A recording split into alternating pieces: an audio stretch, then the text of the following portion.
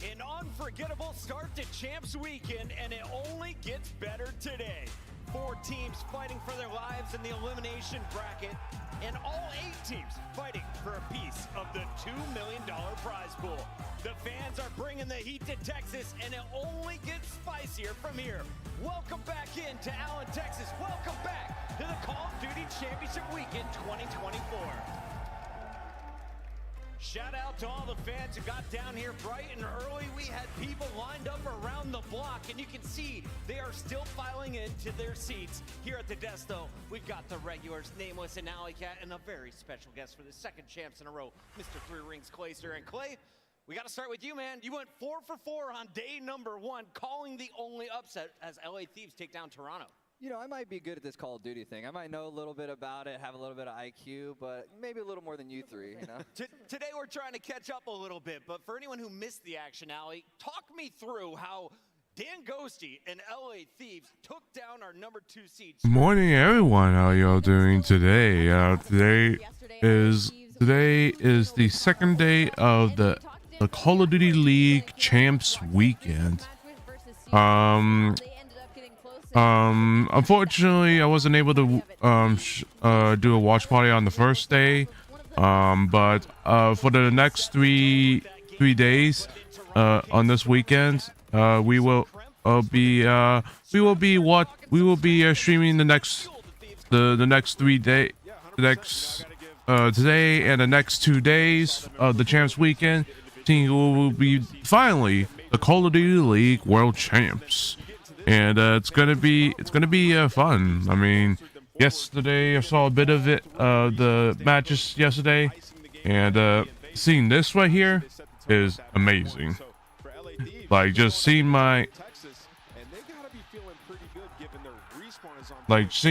the matches that happened yesterday was just amazing. But today, as y'all can see right here, fortunately, that they may end for LA Thieves, but that'll depend if the version of Up to Texas will be. It'll depend on the version of the Up to Texas that we're gonna get today. But I think Up to Texas will still take the cake against LA Thieves, but we will have to see.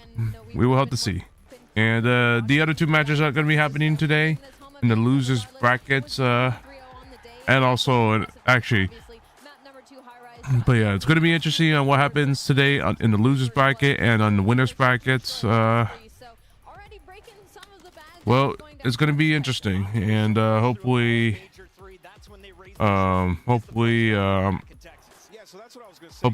we get a knockout on the phase early, but we all know that FaZe is not going to be knocked out easily, so it may take another 2-3 days, but we'll have to see about that. Win a championship with this roster, it's through these two young superstars right here, Shotzzy and Pred. Shotzzy bringing that energy, obviously performing behind it, and then Pred having himself a banger because everybody was criticizing him over this last stage. Love what we saw from the front line. But I mean, yesterday kind of proved, but also yesterday kind of proved that Optic Texas still have got it. They just need a lot more time from last major. So the 2 weeks they had time to improve. Feeling great. They had. Like I had the best series individually, but as a team, feeling confident. Definitely a lackluster last. So I year, have some confidence that Optic Texas may be able to take the cake on today's this tournament, but we'll have to see. And don't break the record. It's not a good one to break, is it? Talk to me about the process, the progress you've also made on S&D to do it like that so cleanly. I think we just had to go back to the basics and kind of go over our strats, kind of get like, I guess, the whole basis down of who's doing what and who's doing when this happens, and so we can use more teamwork. I feel like that was the one thing we were lacking is teamwork in S&D. It looked good there. We had a little sloppy rounds, but we adjusted, so that's the biggest thing. It's day one, last match of the night, and the green wall turned up tremendously. I mean, they were so unbelievably loud. Can you hear them on the stage? Oh yeah, I think it's the loudest crowd we've had ever. The stage is rumbling, and they're not even close to the stage. So for me, it's definitely exhilarating. It's a fun experience, and love the fans. I love that, Kenny. Ride it. Best of luck. Congratulations. So excited to see Optic in full form. Thank you. And I have a feeling we are going to set an all-new decibel record with that Optic LA matchup. That's coming around 5 p.m. Central Time, 6 o'clock Eastern. You'll also see FaZe versus Subliners later tonight. But we start with the elimination bracket. Miami Heretics, Seattle Surge, Toronto Ultra, and LAG. Allie, which one of those matches is tighter? Honestly, Miami versus Surge. I feel like we've been comparing them as kind of the 5th and 6th teams throughout the year near the end, leading into championship weekend. So I think that would be a game 5 for sure. There's so many rookies in action today with an opportunity to double up their money with the win in the first series. To talk about the rookies one step closer, we send it to the stage with Guy Blaze. Thank you so much, Chris. And as we all know, here in championship weekend, we got to honor the best players out there. And when it comes down to the CDL, this is where they land. Now, this year, we had a group of hot-fire rookies that set the stage and our hearts ablaze. But it's my honor to announce the Rookie of the Year from the Carolina Royal Ravens. Make some noise for Gwyn! Every season, new faces appear, new talents emerge. So they actually announced the Rookie of the Year, even though they didn't make it the champ. Witness to the rise of a new star. Your 2024 Call of Duty League Rookie of the Year, Gwyn. Fresh off his Call of Duty 2023 Challengers Finals victory, Gwyn was promoted to the Carolina Royal Ravens 2024 CDL roster. Joining a roster of veterans is never an easy task, especially for a rookie. But Gwyn never looked out of place, often leading his veteran teammates. In fact, this rookie phenom even set a CDL record with the most kills in a 5-map series with an unfathomable 115. Gwyn seals the deal! And that strong play proved consistent, whether online or on LAN. In the 2024 season, Gwyn led all rookies in every major category. Gwyn is different. In 2024, Gwyn separated himself from other rookies, proving he is a future star and truly earning the title of Rookie of the Year. Congratulations to our Call of Duty 2024 Rookie of the Year, Gwyn. I mean, Gwyn is not a man to mess around with, and he definitely deserves it. Just by looking at him play, he's definitely like Ghosty. He is one of the people that you can't mess around with. One of the most consistent players on Carolina Royal Ravens, no offense, Clay. But like he would carry them through series sometimes, and you'd forget sometimes that he was up for rookie. Yeah, I remember when you first picked up Gwyn, and I was asking you, like, what's his potential? And you said through the roof he can take over series, but it was really that search and destroy. It seems like he was able to soak up a lot of knowledge, because from stage 2 to 3, he became one of the best search players in the world almost over a week. How'd you do that? He just wanted to learn more, and I think that's something that Gwyn has that not a lot of rookies coming into the league have. He just was wanting to understand the game at a high level, play the game at a high level, communicate at a high level. And me and Fellow and Brian, we really helped him along the way. Tej too. Him and TJ ended up having a nice duo-ship all year. I'm so proud of Gwyn. It's so awesome to see him get what he deserves. And honestly, like Ali said, I forgot he was a rookie sometimes this year. We were talking to him like he was a vetted pro, and then we're like, oh, wait, it's only his first year. Maybe let's relax just a little bit on him. Well, unfortunately, he is in Cancun right now. Let's talk to him, though, as he sent in a video to accept his honor. Hey everyone, Gwen here. Just want to say, first off, I wanted to say how honored I am to be Rookie of the Year. I couldn't have done it without my teammates, my coaches, anyone that helped me like throughout the year learn how to play the game at a pro level. Wanted to thank Clay, Fellow, Teej. They taught me so much this year, how to be a pro, how to play at a pro level, how to communicate at a pro level, which meant a lot to me. The season kind of ended sad for us since we can't be at champs, but next year I'm not going to miss champs at all, I promise. So thank you for making me the Rookie of the Year. It means a lot. Hopefully I'll be there next year. Incredible stuff from Gwen and our rookies. Give it up for them, everybody, and shout out to the fans showing support, not just for Gwen, but for all the players taking the stage. One of our season honors, though, is the biggest of the year, and Guy Blaze is ready to award it. Let's get it done. Who's going to be I'm so ready season for this one, MVP? Chris, because when it comes down to this award, the MVP, it goes to the most badass player in this league, the one that all of the pro players are scared of. Texas, make some noise from Atlanta FaZe, Chris Simlayer!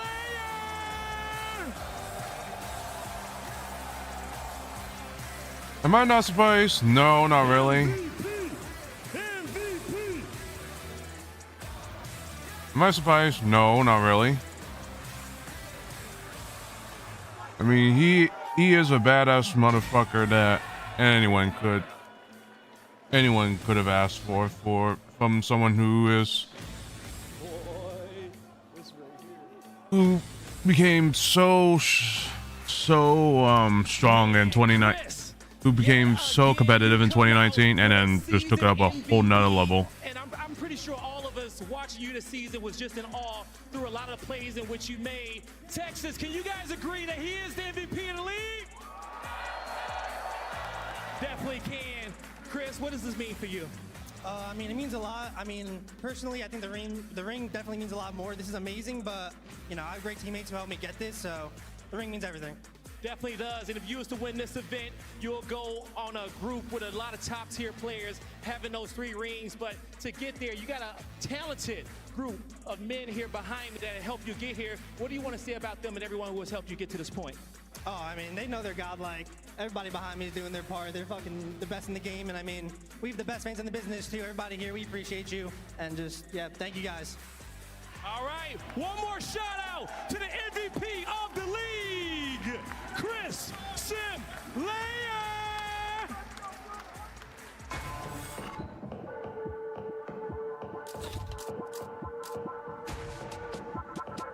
Boys, sorry, real quick. Sorry to interrupt. But the votes are in. Sim, you're the regular season MVP. Let's get it, baby.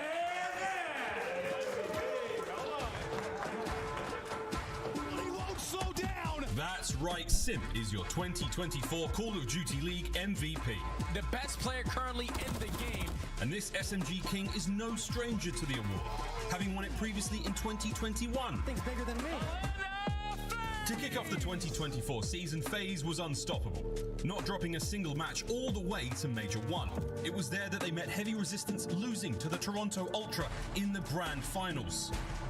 Looking for that sweet, sweet revenge in Major 2, Sim continued his dominance, this time leading the team to victory with a record-setting 13 kill streak in the Grand Finals against Optic Texas. Sim erupting on the main stage. Also claiming the Major 2 MVP crown. You are the MVP.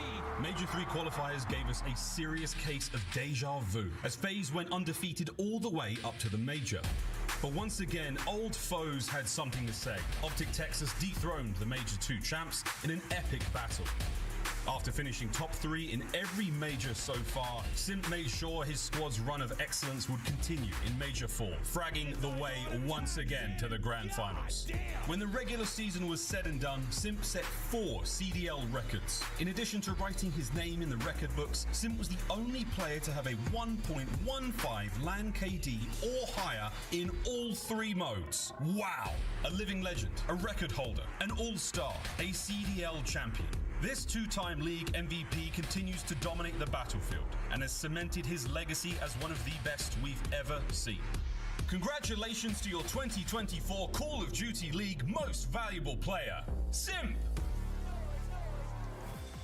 Chris Lair, congratulations, his second regular season MVP award, and last time he won it back in 2021. I will say I do like the animated, like, kind of player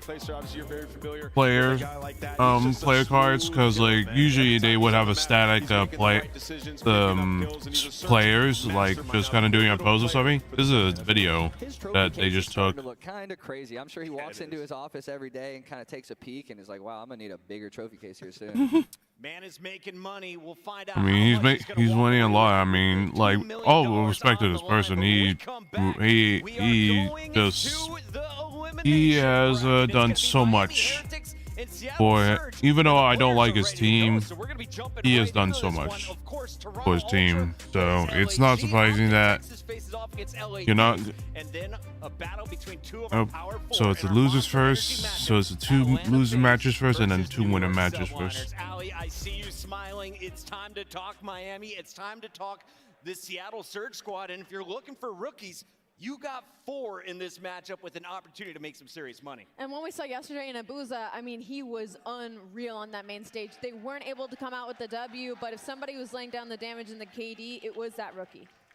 And I would say in this series, you know, Abuza backstage and hearing the whole Rookie of the Year thing with Gwyn, I mean, as a competitor, I know how that would make me feel. Abuza has played incredible throughout this year. I know he's about to come into this series with a vengeance, because what we saw in that first match was he was going for broke, matching the best player on the 6-star crouching invasion, real invasion. And when you look at this map set, This might be a little more leaning towards. Now we saw Miami looking very strong. This map set might lean towards more on the Miami side, but 39 for the L on invasion. Do you think Miami has the edge this time around playing against the Surge, Clayster?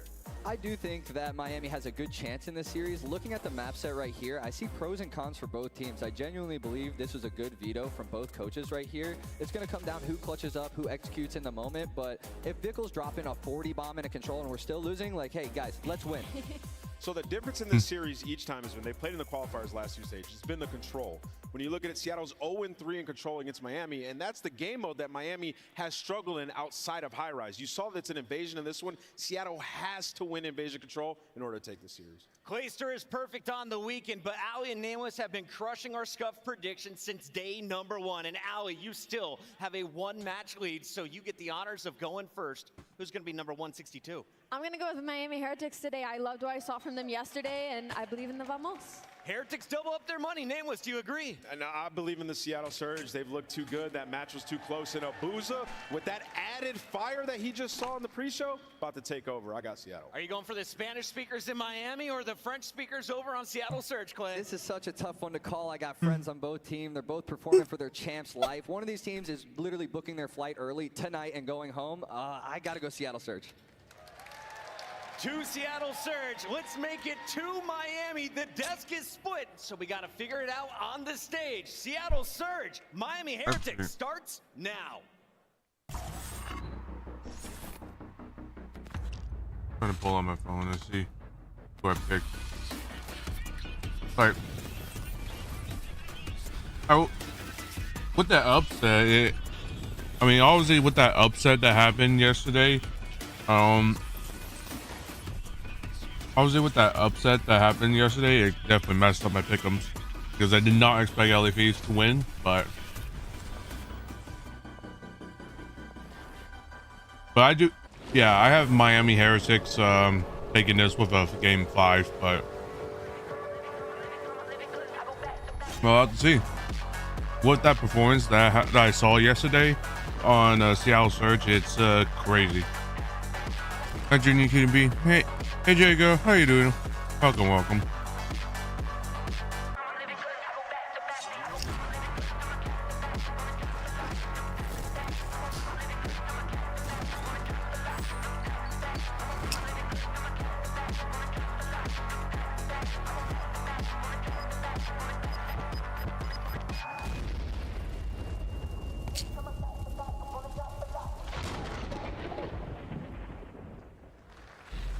All right, Call of Duty fans in Texas, it's day number 2 of championship weekend, and let's warm this venue up. Are you ready to get this first match started? I'm good. That's good.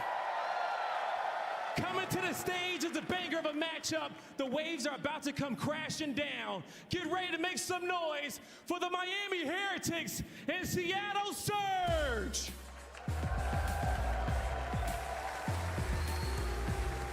Both of these teams considered gatekeepers as of late of the top 4, and now they are both seeking revenge as they find themselves in elimination round 1.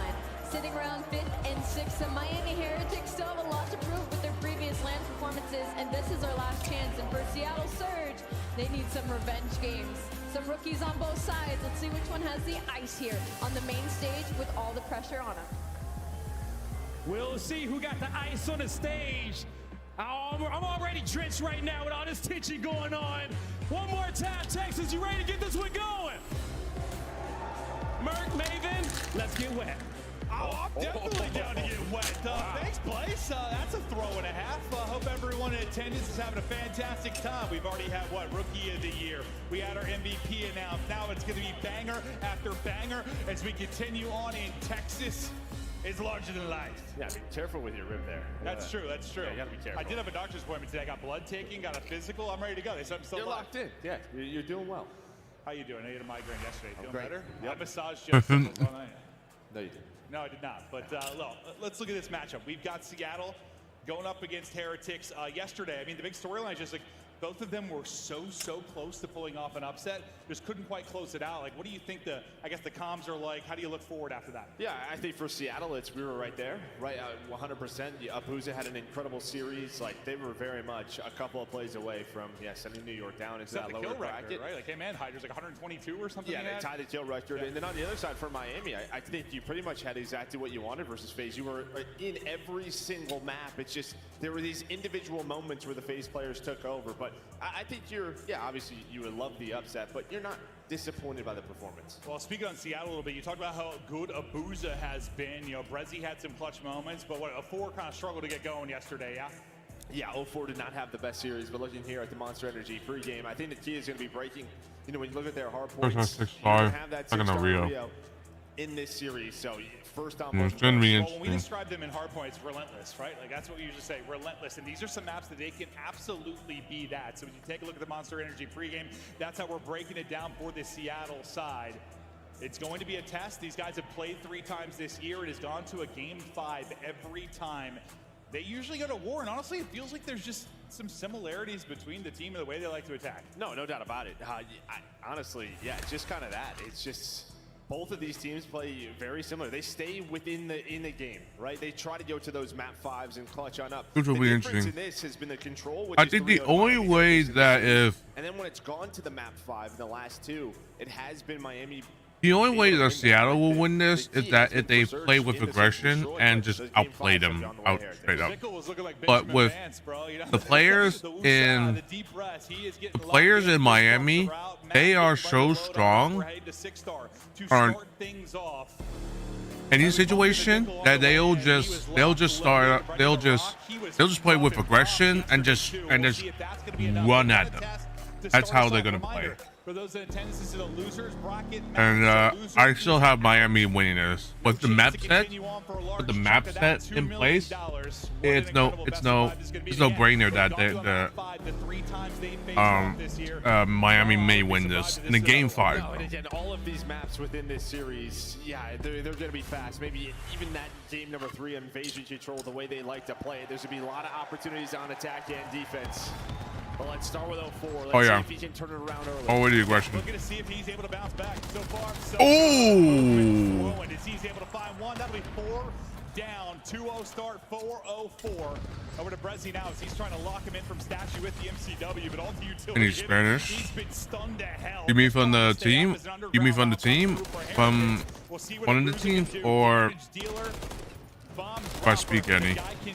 Because I don't, unfortunately. It was what, 4 down for Seattle early, now 4 down for Heretics. I mean, just back to back. Yeah, I mean, get all this time. If you are Seattle Surge, you have spawns 4P2, a great start here. And yeah, it's the ARs that were locking down this setup. Rezzi's on 4 in a row, had the pre-fire in, a nice bait and switch out of Miami Heretics, but Hooch just gonna back down, play his life over towards a rotation. Lucky's gonna win the first gunfight, try to play his life. But 0-4 so quick, the stun was on point for Rezzi. He's gonna find one with snapping earlier, but all about these trades so far. You talked about 0-4 struggles yesterday. Hook too, like he was just getting antsy at times, it felt like. I feel like that's just him. It is, but whether it was like the gun getting away from him sometimes, like his shots, or like just making some poor decisions, like we saw on the controller, the surge at times, maybe he'll be a little more dialed in today. Yeah, I think that's what you're hoping for, right? I think really that one round on invasion control really sticks out where he opts for the gunfight, but this has been all Surge early. They're getting so far pushed up. You do have Lucky and Metal spun out towards the back. Wow. Great gunfight win on to Real. And you're winning on both fronts now. So now if you're Heretics, there's just a choice. What do you want to do? Abuza trying to find a turn and burn, but at least allow time for 0-4 to be there. And he wins another one. Look at that. They just spawned in front of him. What the fuck is that? To step it up, and yeah, it's a nice start there. Taken out from the nade, though, from Lucky as he'll shut it down. Heretics finding a couple of points. They have not been able to find much early on. They are desperately wanting a break here. Look at the pinch on both sides. Looks like an awkward timing down statue side. Is Abuza is able to pick up one side of that. And you got numbers here though, towards the point. 0-4 going to have to deal with two. He's able to get one, back up, wait for the reinforcements of the close spawn to come in. Now they try to retake that. I like that from 0-4. Yeah, on the one side, we've talked about the #1 breaking team. On the other, like Miami, this is not what they normally do. They're not a great breaking team. In the way that you have controlled spawns, if you are Seattle Surge, you're forcing them to do that. But finally, an opening, they're able to get a 4 down. Vigil now on the hill, getting the trophies down. You still have the close spawn, so if you are Surge, they know this. Gun's gonna be up. 2 for 1 so far, but now it's just all down to Vickle. How many can Vickle find? Nearly a second, but that will just come with 1. 40-point advantage for Seattle as they fight back through on rotation. You see people surging across. We go to Metal's POV. He's able to stay up with 38 HP. Then tries to catch someone. He's able to do just that. He gets help actually in the way of Real. You go for 2 for 2 from Statue. Lucky will actually give them numbers, and now you're in a good spot. Is this where the comeback starts? Yeah, finally you have an early hill control. You have a nice hold in the middle of the map. Lucky and Vigil able to take down 3. They're starting to see the spawns though. Are they going to be able to read this? Maybe not, as Real's going to get taken down. He gets shot in the back, so it's down to 2. Metals is going to find the first, and there's the comm. A great reposition. They know where that push is coming from. The spawns flip. Lucky now to reposition. He's on 5 in a row, but a Hook does take down 2.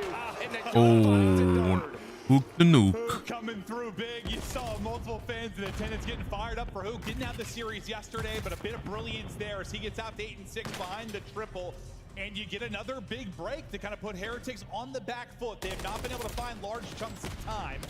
Brezzi trying to deal with multiple. He's not able to do it, but he sets up 0-4 to come through with the double.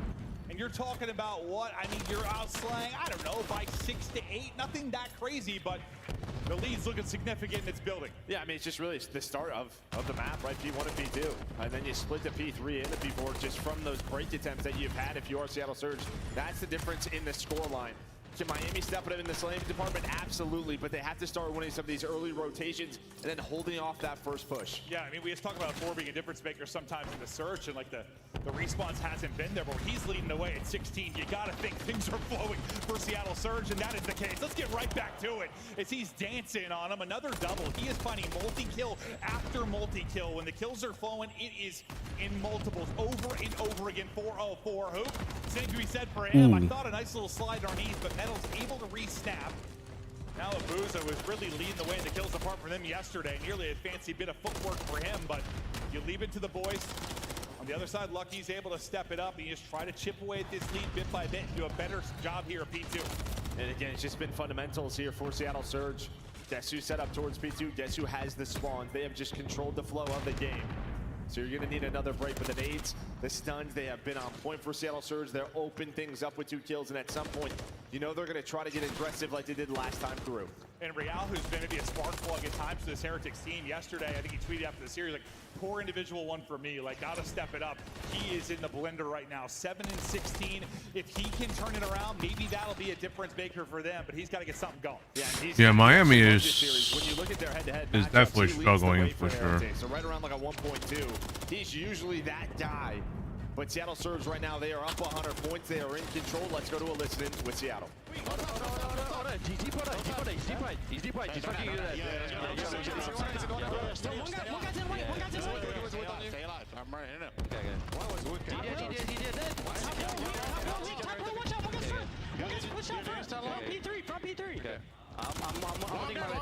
I'm pushing white, bro.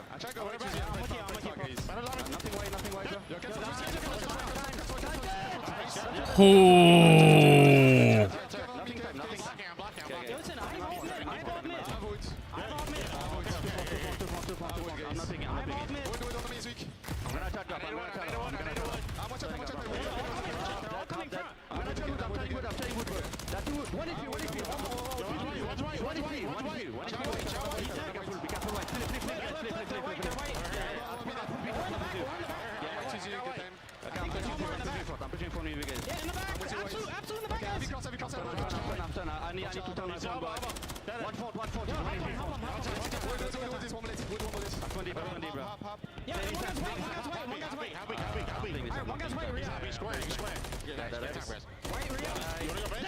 Ooh.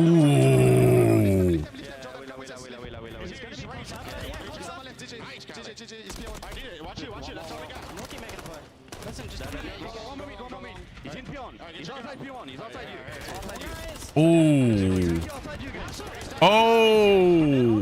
Oh. That is definitely unfortunate on Hook.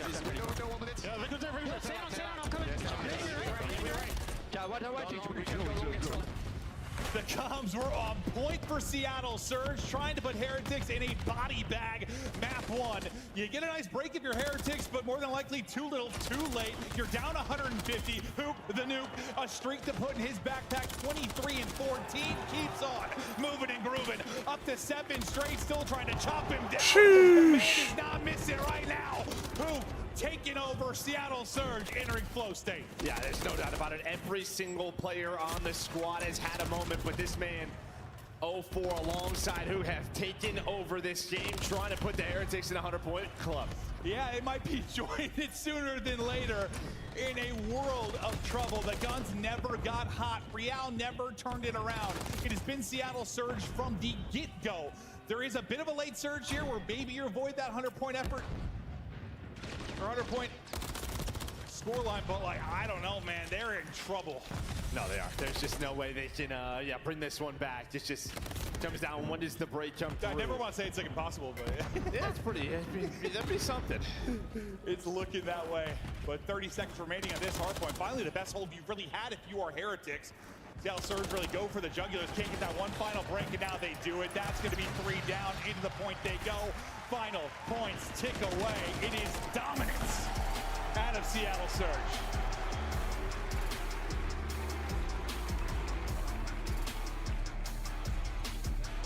Then even in the listen, right? I mean, just very. Who had mid? I know that. Yeah, who did have mid? 7 times he said he had no, mid. but even mid. A lot of the times he's the one repeating calls a lot, being very loud, and it just even felt like he was a little bit more reserved. Everyone else should be, speaking a little bit more freely. And that just, I don't know, turned into a lot of great plays for them. Well, I thought, he said he had all mid. I thought the timing was horrible for him when he kind of gave it up and went to push through the front. He thought everyone was front. One gets through the back, but they picked it up great. They picked up the spawn flip. They dealt with it so well. That was a really, really good listen. We were chatting with our producer. We're like, stay in this for a little bit longer. Like, that was fantastic to hear them chat through it, and just an incredible effort there in map number 1. Dominant stuff out of Seattle Surge. Pook leading the way with 0-4, and you got to think, if your rivals are hitting like that, this might be a long series for Heretics. I mean, just damage. You look across the board, everybody's right there. Like, as good as Hook and 0-4 were, Boots and Brezzy were not far behind whatsoever. This was just very much a team effort that you love to see in Hardpoint. And, when we talked to Ray at Major 4, he just felt like his team had such a good understanding of the way they wanted to play the game. No, absolutely. And like just at this level, especially with two teams that are, around a similar position, we just talk about their skill and everything. Like, you can't have one person not show up. And like, you just got to judge out of Real. You did. 12 kills, 3,000 damage, and with such a balanced effort on the other side of it, it's going to be impossible to win, and that's when you're going to be looking at a 100-point club. But I kept waiting to see if Heretics were going to turn on the Jets a little bit. Guns get hot, maybe Real starts to get going a little. It just never, ever happened. And he's a young player. Can he brush that off going into a search and destroy where they need him to be a difference maker? And this is like, I feel like 6-star, while it can be a clean map, I feel like a lot of the times when we're testing it, it's like 250 to 200, right? Back and forth. Teams are breaking on both sides. Some teams are winning rotations. This was just all Seattle from the start. Well, it can just be hard to get that perfect setup. Hard to spawn people out deep. Like, you get a lot of opportunities to hit the hard point compared to maybe some other maps. And they made it look easy, though. Like, right? They made this look like old school COD. They just had to hike, if you were Heretics, towards every hard point, try to rely on some breaks, and just not really able to do it. They put the foot on the gas early if you're Seattle Surge. Seattle Surge looking so strong. Fantastic stuff there. The fans get hyped up. There'll be many Optic fans in the venue, which I'm sure are excited for their match versus Thieves later in the day. But they were getting behind Hook in this venue. He's always had a big following. Yeah. He's always had a lot of people love to root for him. And he's got to think Kind of surprised on how poorly Miami started out. Like, I seen them play this map. They're really good at it. It's just unfortunately, I mean, the stats obviously don't line up, and just the way how poorly they held their setups, there was just nothing they could really do at that point. A lot of great teams where you want to play like that and you're a very streaky player, like you find out you're hot a lot more often than you aren't because you're in better positions because you're on a better team. I mean, now he's at this point in his career where he's not necessarily on like a top 3 team. He's not going to be playing like that. He's not a Dallas Empire type situation. And yeah, he's sometimes going to hit, sometimes going to miss. It is what it is at this point. Yeah, but he's sort of, become the leader, the vocal guy, just sort of transformed himself into this new and also chat for Seattle Surge. And that's what I think some players struggle. I also really love this setup, like from Major, like some of you probably didn't see Major 4, but Major 4 in the Major 4 tournament setup, this was the setup essentially. I mean, they said that this is the first time that this type of arena was set up before. I mean, that's technically correct because technically that's correct because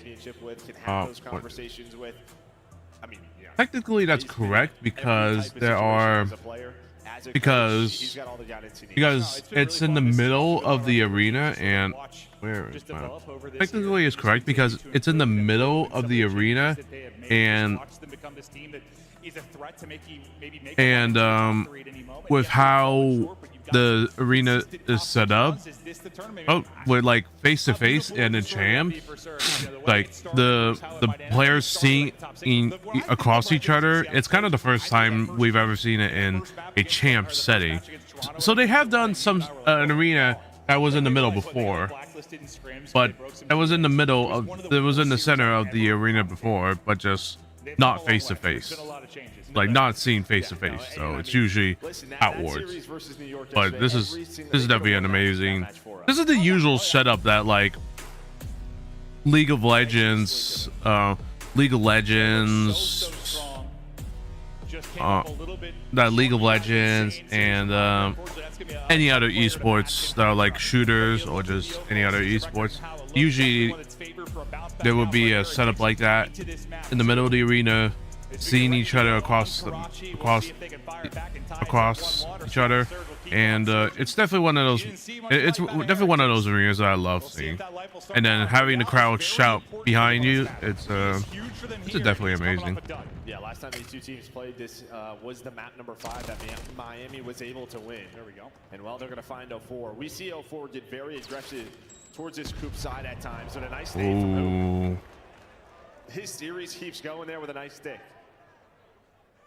Throughout the course of these offenses, you want to keep an eye at times. I say on number 5, what kind of timing he's going to get as he works back towards the boys and tries to catch players. But Brezzy has got the read. He's able to take out Real, put numbers over to Surge after the first blow. Ooh, that's unfortunate. Metal's doing his best to bring this back into a 2 versus 2, but yet to get the square up he wants. Bomb still lurking over towards B. Bickel's able to catch one, so now you get into this 2 versus 2. Metals and Bickel, Abuza and Brezzy. What do you see on the map, Joe? Yeah, I think it's just going to be a question of when you get this bomb down, right? That's really what it is. Abuza has the cross for a minute. He's worried about the transition over towards A. Brezzy going to be the next player up, but Metals is able to find another pick. So huge plays out of Metals and Victor in this 2-on-3. The stun is going to connect. That will allow Victor to get the plan in. Plan in. Now on Abuza, nearly dishes off the haircut. Almost. One into a 1v1, but can't quite finish it. Now the superstar from yesterday with a 122 kill series. Can he clutch up in the 1 versus 2 as he's going hunting? 30 seconds remaining. Looking for the opening. One just tucked away. The snap is there, but a little too late. You win the round for Heretics. You open it with the first blow from Lucky, and then you pull off the 2v3. Yeah, I think both teams just did a good job of finding and isolating the players that like to make the plays and have to make the plays. That was 0-4 for the start, and then Seattle Surge on the opposite end. They find Real, all right? He's going to be inside of red. Everybody knows it. We know it.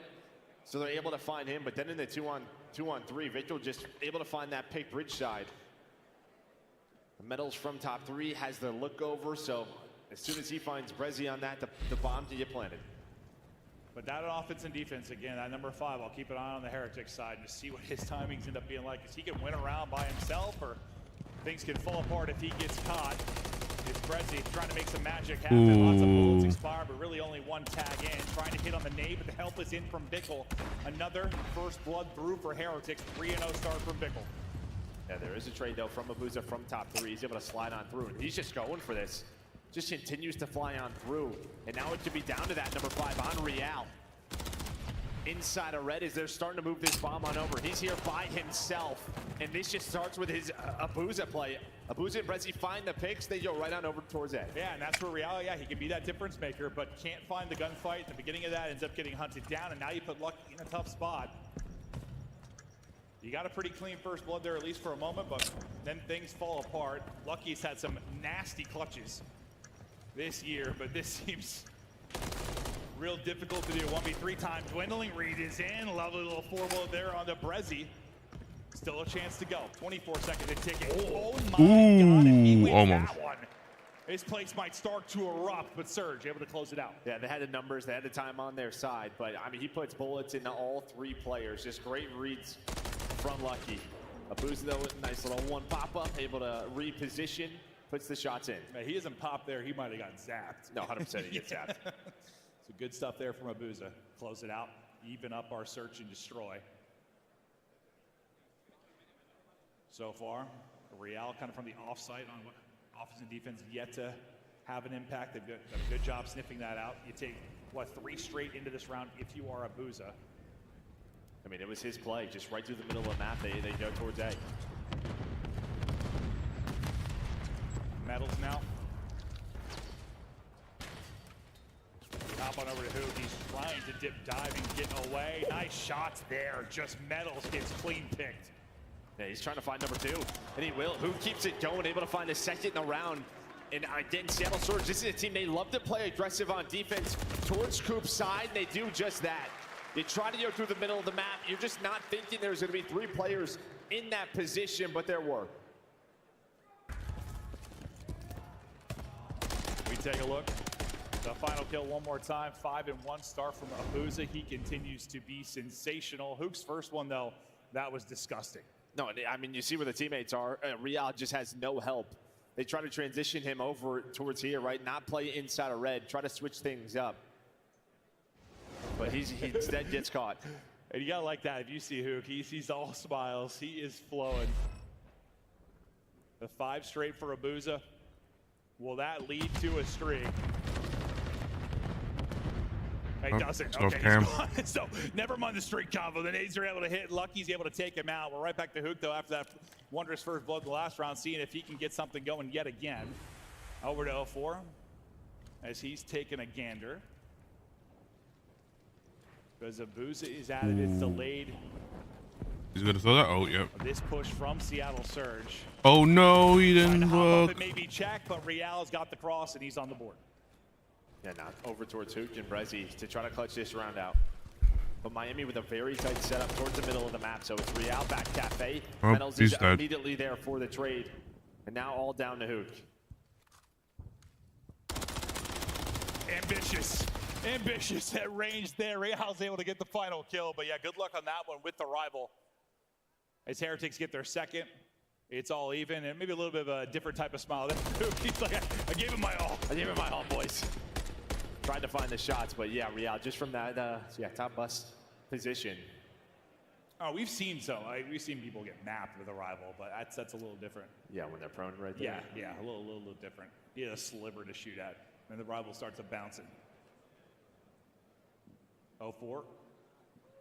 As you mentioned, a tough one yesterday. I mean, for Search is really where he has been a specialist. He's 0-4 right now. 0-4, we'll see if he can get involved a little bit more. Let's say pressure over towards his side of the map. Real just quickly up towards top AC. And well, I think with this, 0-4, unfortunately going to be 0-5 now.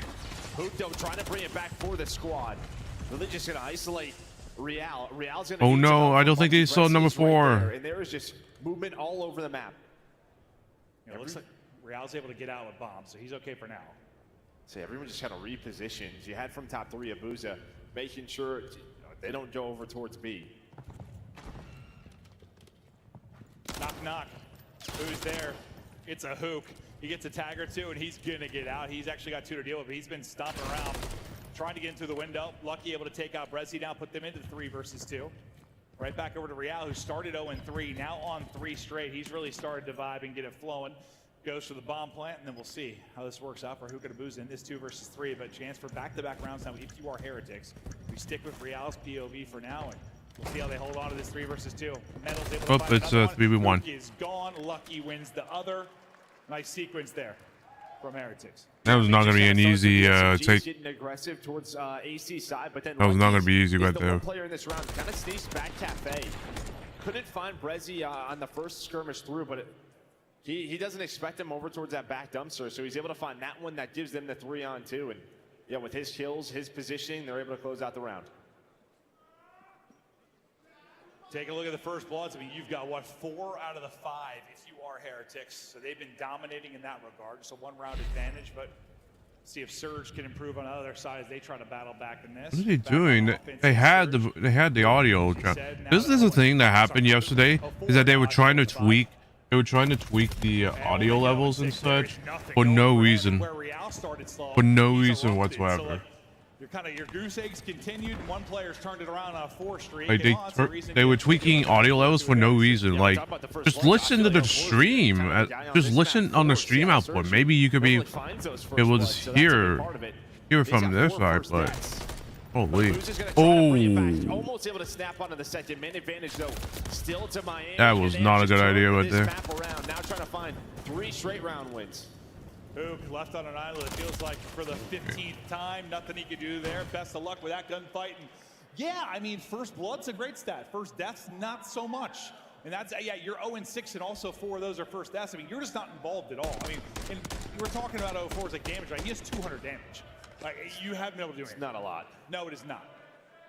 No, it is not. So he'll have to get something positive going in the momentum department, or they're going to be in a world of hurt.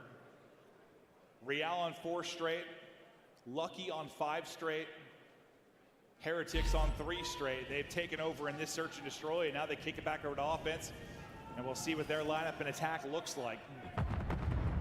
As Metal's looking for info towards mid, Bickle's going to get caught with the nade, so you take early advantage and get a much-needed first blood. Now, if you are Seattle, can you turn this into a round win? Yeah, they've been fantastic with their nades. But, well, Real, we talked about him inside of red. Instead, yeah, he gets gunned by Brezzy. And that's who caught him in round 1, too. Like, Brezzy seems like he's done his homework, maybe on some of the routes and position Real wants to play from. 0-4. That was close. 7. Despite the fact the round's going well for Surge, the map not going so well for 0-4. Is Lucky and now trying to clutch. The crowd's letting him know he's got nothing positive to work with. Now Lucky.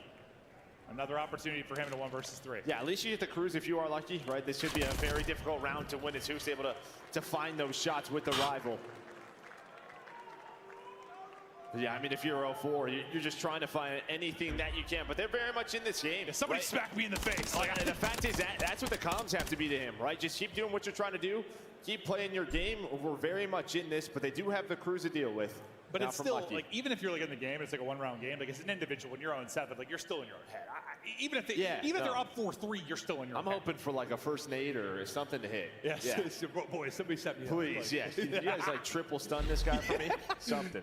Give me a freebie. Give me a freebie. We'll see if he can find his first, but you get the round win, and that's what matters for now. Lucky though, yes, the streak on the other side.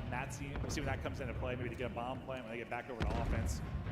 We're in a retake scenario upcoming, but spreading them out is Seattle Surge, and Real going to be that guy on the offside again that may have action early on. They know this, right? They're just trying to hunt him down. Where he likes to play. It's been Brezzy on defense, on offense. Looks like they're starting to lean towards this A site. The thing is Miami know this, right? They have 2 players staring at B towards Coop. They're not seeing anything. So you see number 8, Vtuber is just going to turn this way. And now it just becomes a game of timings. Everyone's starting to transition across from the defense. Metals, hello. In the back that he almost dies there. For another first. Continues. Starts putting on a show. It's all on to Hoop. We'll see you later. Round 5 on the board for Heretics. And now, I mean, if it's in your head, it's getting even more so, up to 292 damage, 0-8. I mean, I hate to keep pointing it out, but it is what it is. I mean, you have to. Yeah, but I think you just look at this run. If you're Seattle, it's like, yeah, I like that you switch it up, go over towards A, but you just made it so obvious. I feel like you have to still have someone, Cooper, top 3, throwing nades, putting some shots presence, in, like some anything. presence, yeah, at all, but they didn't. So instead, you had all 4 players in a position quickly for Miami to be able to trade towards that A site. And Real, once again, making an impact, 3 straight for him as he's able to pounce over towards Red. From offense, This is a good matchup so far. Rounds by Brezzy, playing a little bit different this time. I mean, to be fair, Miami has been very good at S&D. Their respawns kind of sucked yesterday, so not surprising. Going to rapid in, hits, but not able to walk away with the kill, so that won't actually lead to a bomb play. You got 2 safe there under bridge, so you go to wrap this out quickly. Yeah, but this opens up some lanes for Real, right? He's able to work towards top A. See, he loves to play from this position. They know there was 2 bridge sides, so they're going to try to play for the 2 over towards A. It's down to 0-4. And well, the timings. What? Maybe gonna go his way, not gonna go his way. Damn it! 0-9 is 0-4. He can't get anything going. One of the toughest search and destroy performances we've ever seen. Hoop left alone again. Metal scoring with his food. Toy's a little too long. Hoop able to walk away with the gunfights. He's up to 9, but he's only got 2 HP. Somehow, as slippery as a snake as he gets out, but there's 35 seconds remaining, and he's got the world to do. Best of luck with that one. Yeah, just not a lot of options for him, and they're going to keep running at him. Real and Victor on the hunt. Lucky locking down the angles in some of these gunfights for Hoop have not been easy, but a big comeback here for Miami Surge in this map number 2. As fun as like Hoop in 04's like POVs looking the hard point, like they were moving, right? Like they were the opposite. It was the exact opposite. Like I know Hoop still gets 9, but like there were so many times on his POV where it just looked so hard, so many difficult gunfights. And then 04, I mean, I don't know if we really saw his POV because my guy was in the dirt. Does he have to change his name now to 09? I don't know how that works. Yeah, I think legally, he's got to. Okay. No, I mean, 09. Actually, oh god, that's it just went from like early nades were hitting. He was just getting caught on all of his routes. Literally, some of the rounds, his first deaths were 10 seconds into it. Like he literally just had nowhere to go on a lot of those plays. It is tough. I mean, what do you listen? We know Ray is a great coach. He's got these guys into a great position, but is it kind of on him or the teammates to sort of get him back fired up? I think it's just like his own mental, right? You just got to get locked. I mean, he had such a good map 1, so maybe you just kind of laugh it off for what it was. Yeah, I just think like we overgas sometimes like young players on lane. It used to be a very big thing, like back in your era, Joe. Back in my day. Yeah, like, until someone proved himself on land, like they were all dog shit. Like, this guy sucks. Like until he does on land. But for the most part, like a lot of our players, like once they've got the league, even through on, like, they mostly performed on land. And I think like O4's been fine, but when you have a map like this, I think that's when you're a young player, it's like, it's got to get too big. It does. Yeah, again, he struggled yesterday, and yeah, that champ stage it's a different one. It is. Especially we've never had a stage like this too, where you're like in the middle, you're just in the middle of it, right? And then like when you have like an 0-9 map, you don't get to go behind stage and hide. You have to walk through a sea of fans that are all just like. You're number one? Yes. Yeah. But he didn't get one. That's going to do it for the first two. We're going to continue on. We are tied up 1-1. We hope you're enjoying the action. We got control coming up after the break.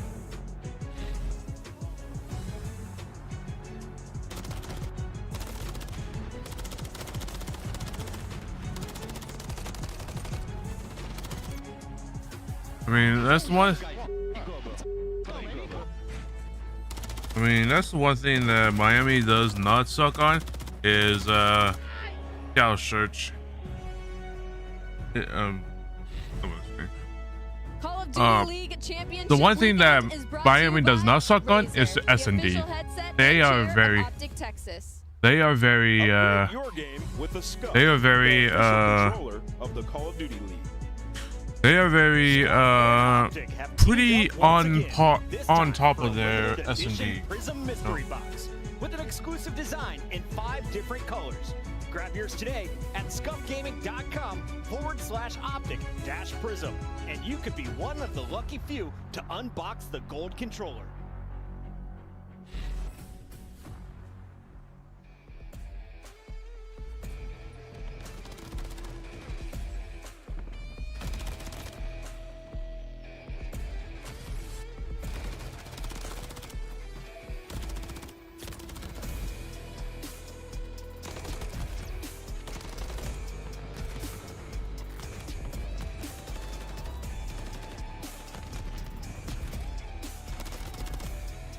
I think that's the only thing that Seattle Surge is going to be able to win is just their respawns, like control and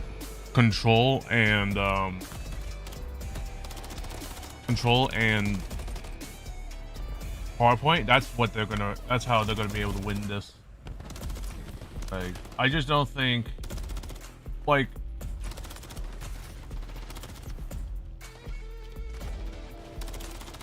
just the way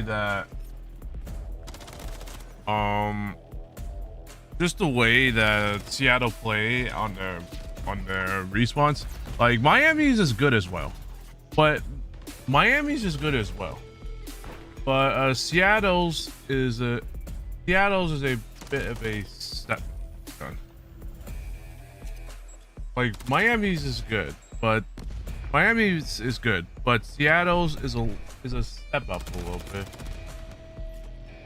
What is my? But Seattle's is a little bit of a step up than Miami. So it's the only way they're really going to be able to win. Like, if it only takes for Seattle to just, if Seattle can only win off of the respawns, you know, that's going to be a problem, because like S&Ds like really help you win so much. But unfortunately, like we've seen, that they can square up on where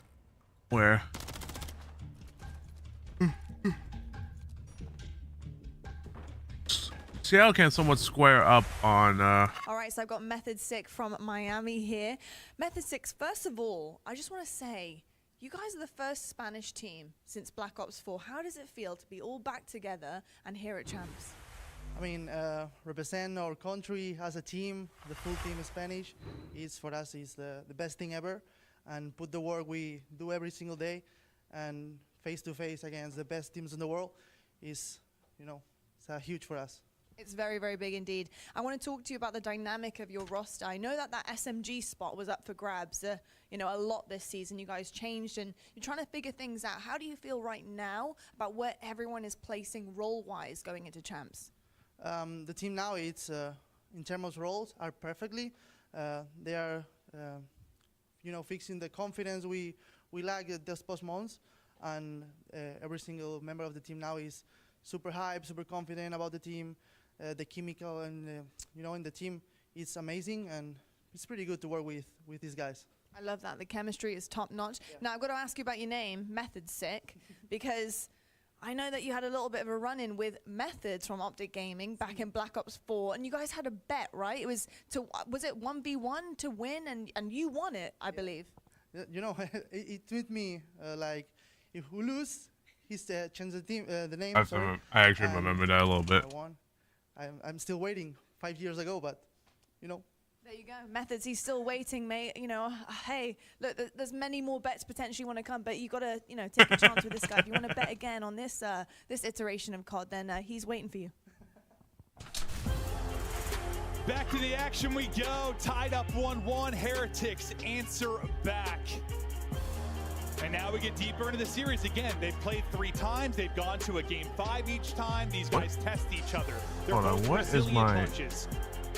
There's a lot of similarities between these squads, and we decided to keep going deeper into this one. Yeah, again, though, if you look at this, matchup head-to-head, Control is owned by Heretics. It has been 3-0 versus the Seattle Surge, so we'll see if Seattle get one back. I don't know what's going on. Listen, I know at times, you know, you guys will watch and be like, "Oh, this map's boring me." Like, as a commentator, my little bowler sometimes, like, if I had is being detected, like, and my bottle is being detected. It was slowly killing me. For some reason, that's my hand. Invasion can be a little sluggish in Control. I don't know why, but it is. Starting to pick up later in the year. Always a little nuts. Yeah, like everyone, like going to round 5, but like offense getting wins. There's been way more offensive victories. It's been a whole hell of a lot of fun. Maybe we got some nutty stuff here, but Joe, take me through the Monster Energy pregame now for Heretics. Well, yeah, I mean, this has been the key. We talked about it yesterday, their matchup versus FaZe. You take away the high rise, it gets ugly. It really does. They are 1-3 outside of it. Haven't had a lot of map wins. They're not going to get high rise. They had a tough match versus FaZe on Invasion. They played them close. We'll see, though. They can finally win one. See if they can. Real had an absolute dud in the map 1, puts up 12 kills, but really starts to fire back in the search and destroy. See if you can carry that momentum over, and sometimes it's just like one map, even one play sometimes for a player, and that's the difference. I think that's far more important for 04. But 4 can get, it was like a BZ yesterday, like he got that triple, it turned around from there, right? Just one play. Yeah, just try to find anything, a little double, just get some momentum. But what's crazy is how good his map 1 was. So maybe it won't matter, but reality is that is not a good start for Seattle. Now 4-0. Can he find number 5 at his 04 again? So looking for the 6 and the cruise. And 04 streak, unfortunately. The poor guy continues. 0-3 start here. No streak, though, for Real. 2 minutes on the clock now to work with. You get a couple of kills to stagger this if you are Seattle Surge. So in an okay position, at least on the push from B, but you do get one that slips through the cracks. That'll be Metals that gets on it for a second. He's plucked by Brezzy almost instantly, so the pressure alleviated for now. Yeah, I mean, Victor was here yesterday versus FaZe was fantastic. He was the reason a lot of those rounds, they were very much in it. Hey. 4 on the board, the crowd showed him some love. Okay, they are trolling now, guys. He was going to get one here eventually. But what do you put up 39, 7K damage, Vickle, yesterday? Like, yes, it was an insane effort, and one, you got to be frustrated you lost considering that effort. Can he do it again? You think if he could do it against FaZe, he could do it against Seattle, but obviously a far different matchup. As you'll see some different styles here, especially on Invasion Control, but you're holding on as long as you can, trying to dwindle this clock on down. Bit over a minute remaining. Now you're looking for any kind of entries if you are Heretics, but not finding anything. Brezzy, Abuza, 04. Sending the Miami, all of the Miami camp back to spawn. And again, like yesterday, the player that allowed them to get past that 50-yard line the majority of the time was Vickle, right? It was like a 2-piece that he would find. Oh, yeah. But they are just not finding anything through the middle of the map. It has been all Seattle Surge. Finally able to get through DVD is Metals and Real. But how different is it as a player, like when you were competing? Like, yes, it's the same map. Yes, the strategies are very similar. But like your gunfights in certain situations against one team versus another, it's just gotta be so different. Yeah, I mean, there's so many just situations in the same match. Like, it's very difficult to replicate it. Well, it's just funny when you think about how Vickle made it look easy against like FaZe, right? And then you're like thinking, oh, he'll push him here, but he hasn't been able to find that opening. Saw another player fall just short of a streak. Real has been kind of their workhorse here in the opening round. He was on 4 straight before he dropped, but you've got what? 2 for Metals, 1 for Lucky. Listen, Lucky is a terrific player, but we've all been part of kind of the offensive blender on Invasion. It can happen to the best players in the world. You hold serve if you are Seattle Surge, 5 life advantage, no time to work with. Only 3 ticks through for Heretics. Now, in that last push, finally you got some aggression from Heretics over towards the zone, but it was Hook who was on a big pinch through Cafe, who was able to find 2. That was pretty much then the round. So what, you give up B, you don't give anything over towards A. I'm dying. You have 10 on Real, he has 1,200 damage. You have 1 on Lucky, he had 1,150. that's invasion offense. That's just his title sometimes, I guess. But yeah, 1,138 damage and 1 kill. That's a tough start for Lucky.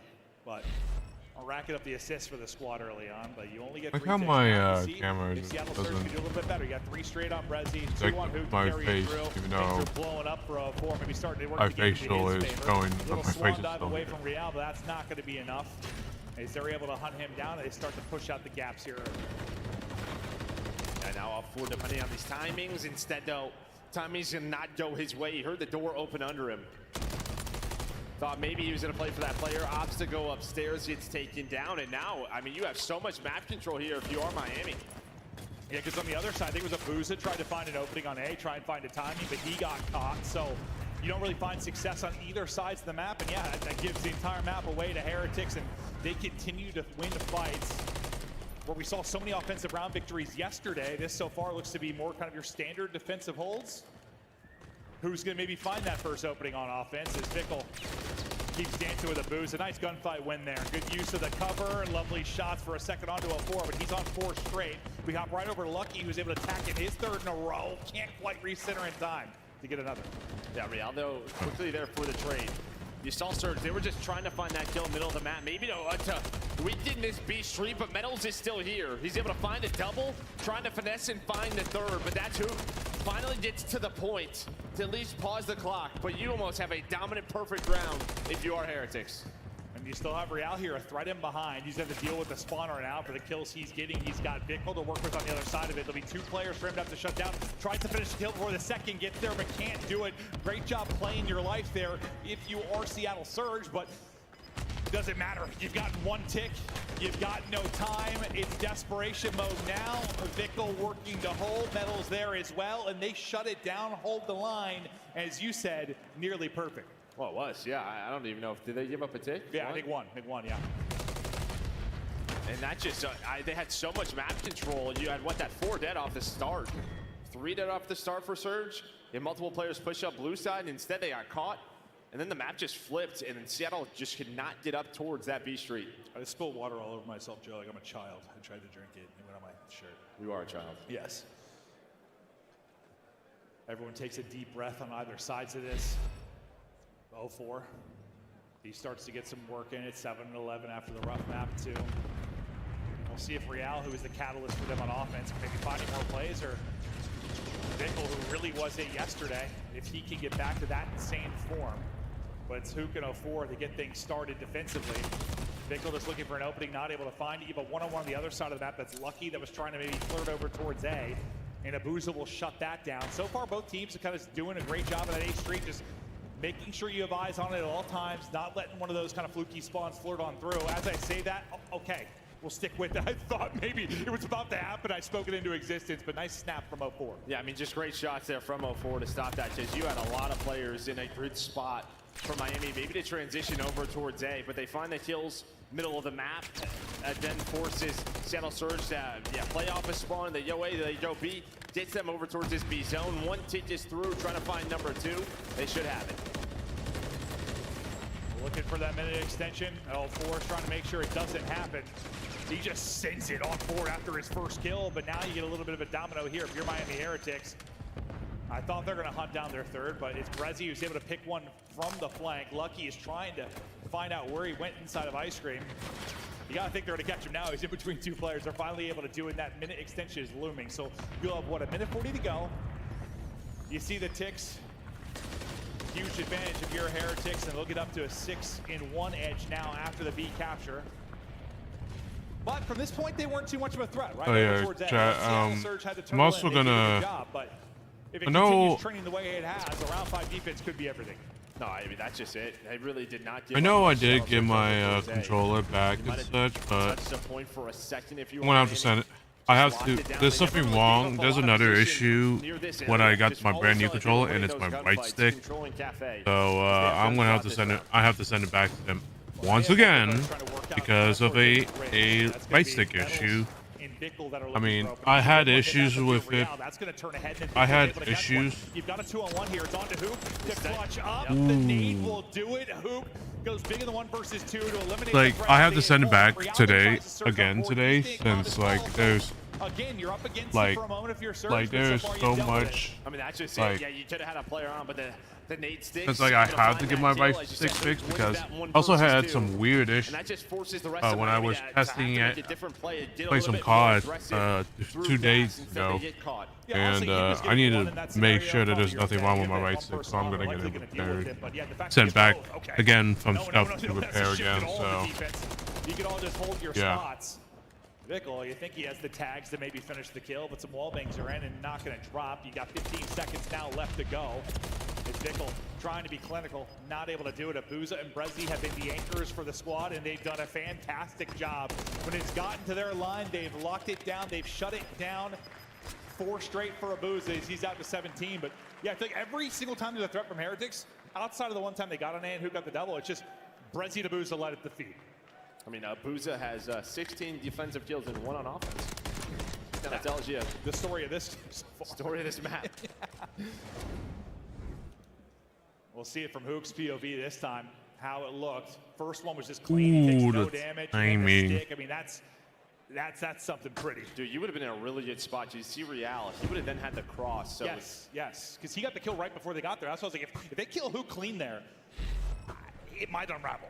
It might. And then you had Lucky around B-Dom, maybe to watch the cross as well. Yeah, could have got to a bit of a different spot, but Hook, the nade hit. Shots hit, a nade hit, and the push was thwarted. I mean, it seems like it's one of these games, these map 3s, where you might get like one good chance on offense. You got to do what you can with it. Abuza will want to get back to full HP because he's on 5 straight looking to get a streak, and you know, that could be the difference. They can be so difficult to use well here, as we saw yesterday. But there's the streak. We'll see when it comes to fruition, when that comes into play. As you're leading the way for the squad, he'll get dropped there in the Renetti close range, but they've already done a better job than they did in the first round. Yeah, it's true, but they don't have B yet. That has been the problem. Miami have done a really good job of retaking this part of the map. And now, again, you're funneling them towards B. You're finding the early kills. Now you can get aggressive. That's going to be all 3 dead. Abuza then has to pop on out, and now you are completely trapped again. Yeah, and like in that 3v3 skirmish on B, like you got to get a kill if you're Surge. It can't be that clean, because then this happens. That sequence forces the streak out, because you're pinned in deep with a minute to work with. You'll get Vickle, and that should allow you to get out of bait. You still have to deal with Metals close, and you're able to do that as well. So you get out, but just great pressure from Heretics to force out the streak rather quickly. As you desperately try to get this minute extension, you've got 0-4 on one side, kind of dancing and trying to stay up. His nade will hit, the crossfire will be through, but that will bring the pressure off of B. That will give you the minute, but you got, what, 90 seconds to go. Yeah, I thought maybe behind the Cruise, because they had the one player over towards the A zone, like maybe they were, you know, Seattle Surge was trying to keep them honest, trying to put pressure over towards A, but I think Lucky was able to find a kill. Now they opt over towards B and get that done, and yeah, the headshots with the Renettis are hitting. That gunfight looked like a joke. That was not a fun one. Real just dancing with him. But you're still just working out of your base. I mean, this has been the story for the Seattle Surge offense really the entire time through both, just trying to battle out of Palace, like the Palace Street. There haven't been really any openings, a testament to the comms and the gunny there from Heretics to keep them locked in. But how often have we seen it? The defense is so good until maybe around 5, and then something wild happens. Yeah, until maybe around 5. We'll see. It's feeling like we're getting there, though. But yeah, I mean, Seattle Surge. Well, yeah, they get 3 takes, they'd win the round. So looking like they're going to have offense here in round 5. Real from top AC. Getting one, staying up. 20 to go. He will fall. Vickle just tucking away in the corner. Great job just being elusive there. You get 2. 0-4 on Brezzy. I was thinking if Real drops, maybe you're going to be able to get across. This will be the last effort to try and get on through.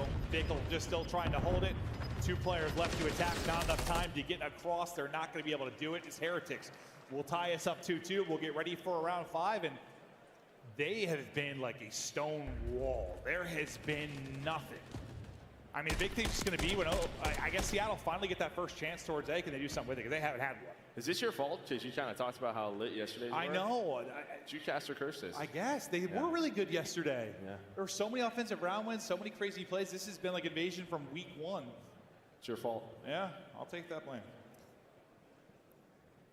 But now this sometimes is where the madness happens. No success on offense if you're Surge. There has been no opening, nothing to work with. Sometimes, you know, you'll throw like a crazy A attack out of the opening. You'll do something a little less standard. Yeah, it's kind of what I was thinking is maybe they go for something over towards A, but it's just going to be that 2-2 split again. Maybe you float hook around this. If you find some kills, you transition that, but Real's going to find the first one. Miami were pretty much playing for it. They're saying, we just trust in our A defense, no matter what. And it's a very different respawn, obviously, from 6-star, but where it was kind of Hook 04 show, they haven't been able to have that same impact. Obviously, very, very different. You have MCW and him, but we'll see. Maybe they start to pop off. 04 is able to win that before the nade connects. You almost get 2 ticks of progress done. Hook rallies over to finish that second tick. Can you do this a bit more efficiently? I mean, even that would be a win, at least within this round 5. It's taken everything to get B. No, it has, and that's just props to Heretics, the way they've handled this. And again, they're going to go for it maybe one more time, but it's going to come on through. So you get that minute extension. You still have Metals all the way pushed up over towards Palace. So he's fighting for spawn kills on one side of the map. On the other, it's 04. It's to find kills. And what the fuck was that? To be the final player in a spot for Heretics. Literally the best situation they've had this entire map with regards to attacking A. This is their moment. Now, what do they do with it? Before just trying to find more. It's actually a team kill that comes through. Hoop's gonna end up taking him out. He tries to scurry away as he's the last one up. So we saw how good the Heretics defense was when it wasn't really pressured. Their first bit of pressure, they deal with it just as well. If you don't have cafe control, so right back to it. They're gonna have to hold the line again. They're able to do it. Metals and Lucky, they find 2 kills. Hoot still get all the way pushed up. Resi though, trying to get behind enemy lines. Does find one. The problem is, I don't know, see Resi. Well, I said to see that part of the map very often. You said not a lot of help, but Ooh, oh! Magic. Of course it was. You still got Resi playing deep. You got one arm to the point. Hoop not able to hit the cross, but as the comms come in, oh no! Just keep shooting down. There's only one on the point. First bit of progress done. They all line up in front of Resi. He's able to take down one. 04 finesses around for another, but you deal with it for now. Just gonna be 1 tick, but you still got a minute to go. Again, just props to Heretics, staying patient on their defense. Vigil able to find that first kill on the Hook was massive. He's able to do it again. Just keeping the pressure off the team. They knew there was only one player on the point that allows them to regroup, and now time on their side. Yeah, you just don't have to panic in those situations, and they don't. Like, it looks crazy. It's a 4 dead, like you're going nuts, but there's just one person across, so it's not the end of the world. And now it's looking troublesome if you're Seattle. You had a great opportunity there. Lives-wise, you still have a fighting chance. There's just not enough time. You have 30 seconds to go. This wave of gunfight's going to be everything. They're going to need another clean, like 3 or 4 down. A couple players stacked up in closets. Can they get both clean? You will lose one in Brezzy. You'll lose another in 04. So you win it on one side, you lose it on the other. Time now under 20 seconds. Yeah, there's nothing that Seattle can do. They're trapped. You just got to go. Someone's got to try to get on it. Hook trying to be a little bit of magic. He's only able to get one. They're trying to get back in, but there's not enough time at all. Not sure what you can do here. Just not enough time to get to a jump. No, nothing you can do. You had Lucky in the middle of the map that was still picking them apart. And Bickle's letting them know. Yeah, he certainly is. I can't read lips perfectly, but I have an idea. I know what he was trying to say, Joe, and he does not think the other players are very good. Yes, along those lines. Yes, and they're very stinky, I think, as well. But no, that was clinical on the defensive side of it. And it reminded me of, kind of earlier in the year invasion. Since some of the new spawns, you get kind of those wild, like A-Street spawns on offense. We've seen a lot more offensive. Teams got better at picking teams apart and sort of setting up the offensive pushes. We've seen a lot more A captures, but it wasn't happening there for Seattle. There were no openings. I mean, it's midway through round 5, and the first time they got a player to gas. Yeah, and I think, if you look at teams like FaZe or New York, I think really set the standard on that map. like players like Hydra and Simp, what they do so well is when they get around like Mannequin and Laundry in that area, they're able to find kills and they finesse their life, right? And that just puts pressure on the defense to, we have to find this. I never love that energy. Another one. I definitely love that energy. Like it's the type of energy that I love Anytime they got near to feed off they were of. usually picked apart or quickly traded. And that's just props to the teamwork there for Heretics. Yeah, there was really like 2 or 3 kind of threats where you had a 3 or 4 down, but they never panicked. They held strong. If you got 2 onto the point, like if 1 more got across maybe, I can't remember who got the kill for Heretics to make sure 2 didn't get through, but like if 2 got across, that becomes a little more desperate. That might be a very different story. I'll be right back, chat. Just give me a sec, chat. Actually, just need to they get both walk over to the to. Real kill. It might have ended a little bit earlier in that round 5, but he deals with it. It all comes down eventually to a final round. But you know, typically, like, I don't know, if you're a good control team, which I'm not saying like either are, I mean they've had their ups and downs, but if you're a good control team, it usually tells you like you're just like a good team. Like, just the comps have got to be there. Like if you take a look at like your 1 through 12 in the league, and then you take a look at S&D and hardpoint rankings, it's usually kind of all over the place for both, but control's usually like almost the same 1 through 12 order. It's very close to it. Man, Heretics were dialed in there. Now 4-0 against Seattle Surge on the year. This in control. It's just what they have owned in this matchup, and doing it differently here on Invasion. You can tell that they prepped big time for this map. And they had a close one versus FaZe yesterday. Not able to close it out this time, able to do so. So maybe for people at home or in the venue that are watching that don't really understand why this happens, why is it that like we have the qualifier and you'll see a lot of Karachi? You'll see, maybe now you know exactly what he said. You'll see a lot of Karachi, you'll see a lot of high rise, but then you get to the event and it's just like invasion. Like what leads to that? Well, I think, well, for this matchup in particular, right, you get rid of high rise and it's just down to Miami's pick. And they know in their matchups, they're not going to see high rise, right? Everybody, maybe like a New York will play them on it or a FaZe, just with how good they have been. But their map pool was, just weaker. But I think, you know, in terms of our top like in teams, general, like I think in our top teams, it's just sort of the safer. Like we feel if you're the better team, you should probably win an invasion. Or if you just like get to it, and also on the other side of it, like the worst team just kind of like that coin flip map at times. Like let's just get to a round 5 defense. So there's like both parts of it that leads to probably a lot of it at majors, but it's a 2-1 edge now for Heretics. Seattle Surge, all too familiar with close maps as they had a ton yesterday. They're having a ton here today. They look to bring it back. Real, who started slow, has dialed it in. As he's just taking press. We saw that from Bickle earlier. You got to think maybe someone on the crew is sort of pushing that for the players. Like, hey, take a deep breath, focus back in. It's not always to slam the most monsters. It's just having the comps on point. Oh. Yeah, I mean, should have covered my face. In practice, right? Should have covered the how many times have my we heard face. that over Webcam. The years? I feel like any team that's ever been struggling, it's like, well, if we can So just that it doesn't replicate what we're freak doing, out correct. on It's like trying you to just think shush my everyone's face. got a 90% win rate somehow in scrims. Somebody's lying. That's why. That's why. Yeah, I think a lot of teams are lying because I've heard that from every team at some point. Like, dude, if we could just replicate what we're doing. Oh, what? You'd be world champs? Yeah. Well, true. Well, we're getting ready now to go to a Rio, a team where both maps, they can kind of continue with that relentless nature they like to play with. Seattle Surge came out with a haymaker kind of early in that map 1. You had a monster map from Hook in 04. This is another map where you're going to need that. Like, yes, he's struggling to search and destroy. You got to brush that off. Try to get it going now, another hard point. Win both these hard points. Get it to a map 5. See if they can do it. Yeah, I mean, you see that, how good he was. You will need it again. Just on the other side, Real is very much alive now. Now you're playing a map like Rio, he can easily take over. Listen, everyone's got value on a team, but there's a reason we've talked about sub players and sub duos.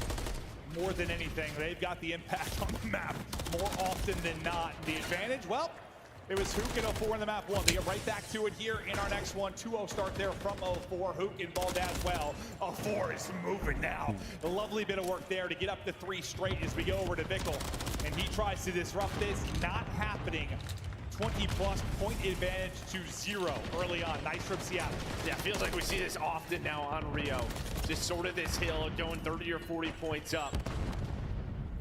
For the player that's, or the team that spawns on that side of the map, and they do just that. You pull out the 3rd sub for Brezzy, allows him to get a little bit more active, allows them to win those trades, and they do just that. They're gonna have a 45-point lead after this first. Oh, God, and they're getting all the kills at the perfect time. Right as the hard point ends, they're able to take out 3. And poor Metals is like, boys, where are you? That was as clean as it gets from Surge. 0-4, you're chained at him earlier while he's firing out. 6 in 1 start. Abuza tucked away as he's finding everybody. Numbers massively here for Seattle Surge. They continue to soak the time. 0 seconds still for Heretics. And you're thinking, like, this is still such an early P2. Hopefully you should at least get them off this time. But Seattle Surge, they've gotten pushed on forward. The nades really haven't connected. Now they do finally, but you hear the trophy in the background.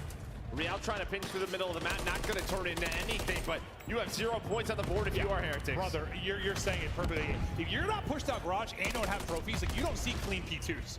Like, that's like the cleanest P2 you're going to get, like, the first set, especially out of a P1 like that where the rotation was in from Heretics. Like, that is nutty stuff. You're looking at 90-0 basically out the gate. Fickle's going to spawn out. Yeah, he spawns all the way out. Luckily, his teammates hold on, because he went for some scrap time. Instead got caught, lost that gunfight. He's 0-6. Brezzy waiting for his team through the middle of the map, and right back to it comes the pressure from Seattle Surge. Yeah, that's where you're lucky. Oh, and they spawn out. That's like great, your teammates won the rest of the fights, but yep, you are right. 6 and 8, Lucky and Bickle both gonna be spawning out. Metals joins the spawn out club as well, as he may be in trouble. A break from Surge early, and yeah, okay, I was thinking maybe Heretics, their plan would be not to go down 100 in the hard point early, but that's going to be the recipe here as well. And again, I think you just kind of give props to Surge with their fundamental hard point. The way that they are playing today is so darn good. We thought the advantage would be in the hard points. That is for sure, and that's why they continue to go to a map 5. That's been the worst mode for Heretics, right? Like, they look better in the control. The search has been there. The hard point has not. 04 has not slowed down since the early going. He's up to 12-6 now, still holding on to that 100-point advantage. But now we have a new hard point. You've got the setup here for Heretics. We asked kind of in the 6-star, is this the moment? It's very similar. Is this the moment? And another break came in. Now it's answer with a Bickle 3-piece. Maybe this is the moment you start to mount the comeback. Yeah, I mean, this is a money hill. You have a great setup. You have a ton of map pressure all over the place. Lucky does get taken down, but yeah, I mean, you control the rest of this. You're within 60 or so. I guess the good thing, like, you didn't give up any streaks, really. Like, yes, you were getting bottled up, but not really any added utility, at least on the Surge side. But here they come, looking for another big break. It's Brezzy that finds the openers. Hook is able to get a third. They break on through again with what is a very healthy chunk of time, considering the lead. You'll take those 20 seconds all day. No doubt about it. Well, you're not going to get him if Lucky gets 2. Yeah, Lucky's able to find it. He's got a little bit of help from Metals, you would think, but Brezzy with a nice 2. This does allow them to win rotation, though, but Seattle Surge, then they're going to gamble it with this lead. I just said you didn't give up any streaks, but Brezzy maybe with a chance to do just that. Real tucked away in a corner. They get everybody. Beautiful from Real, and there's the streak that ends for Brezzy. So another good start to a hard point, someone come back. Another really great first wave, and another chance to chip away at this comeback. This is great from Heretics. So you got punched in the face. Now you're punching back. That's just it. But I mean, they've won the early rotations and they're winning the first fight. This is the #1 breaking team on Rio Hardpoint in Seattle Surge, and they have shut it down these last 2 hills. Yeah, they're breaking their ankles trying to get back to the point as they've just been sprinting. Ooh, that's unfortunate, Nate. There is a team kill that comes in. Brezzy gets one at the same time. So if you rely on 2 people to hold deep, they're not quite able to do it. Well, you still have reality. That's another streak. Sorry, the first streak. I forgot that Brezzy fell a little bit short. But you've chipped away at this. Once down 100 and now down 50. The Seattle Surge, listen, was so good in map 1. I want to hear it from Heretics. So listen and we go. No será del puente, va con Coya. Vale, es uno con Prezi. Brechi en con, se mete su bloque. Aguanta su bloque. Está por el estrella de soda, Tengo racha, acordado. Estoy echando soda yo, tengo soda. Brechi muerto. Tengo soda yo ahora. Meteo yo a la izquierda, van a venir a la izquierda. Estoy en puente esquineo. Echarle desde el balazo. Un tiro muerto, otro más. X, un tiro muerto. Estoy pushando a la izquierda, chavales. Estoy mirando de cagar. Has echado soda. Y fue un tiro. Me van a abrir a mi deep, chavales. Pues no se la ven si quieres. Atrás, tengo una racha. ¿Cómo le voy yo? X. Me matan. Muerto. Tengo el pulsa de por abajo. Uno más por la derecha, bro. Y un cuarto, tiro, ¿vale? Otro info. Le voy a pinchar, chama. Dos infos vamos atrás, dos infos vamos atrás. Otro, vale, ya está. Subo yo ahora. Vete frente si quieres. Pushate frente. Vete al medio. Esperas tú. Tengo el micro. Está uno close, esto un caja. No, está aquí ya. Tengo ya, tengo en la red. Te tengo rampa yo. Sí, te he escuchado.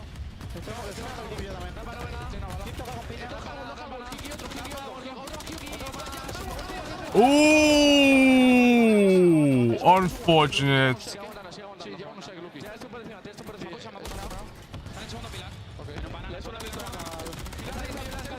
Oh.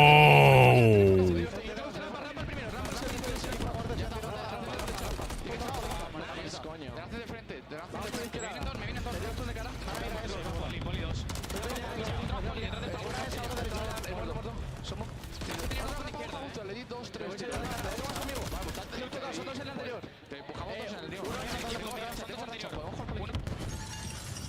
Vamos is in, once down 100, now within 20, but Abusa trying to rally Seattle Surge again as he's on 3 straight, trying to be the superstar for this squad, and you just need some positivity now if you're Seattle Surge. All of your points came early. You've had nothing to work with late. This is a big hard point. Well, they finally have a rotation one. That's really been it. Yeah. I mean, they've relied a lot on their breaking, but they just haven't broken. So now you finally get a rotation. You're set up here towards the P3. This is your chance to cash in. Yeah, when you are a break-heavy team, when you don't get breaks, that's what the scoreline can start to look like as Heretics start to get some great holes, but you finally get something to work with if you are Seattle Surge. Still 20 seconds left in this hard point. You've done a fantastic job. You pushed it out to 50. So they threw the first punch. Heretics, they came back big time, but now you survive it if you are Seattle Surge.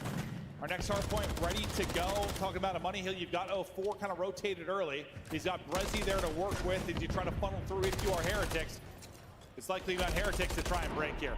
Yeah, you have the Cruise on Real still, so he's going to use it right away.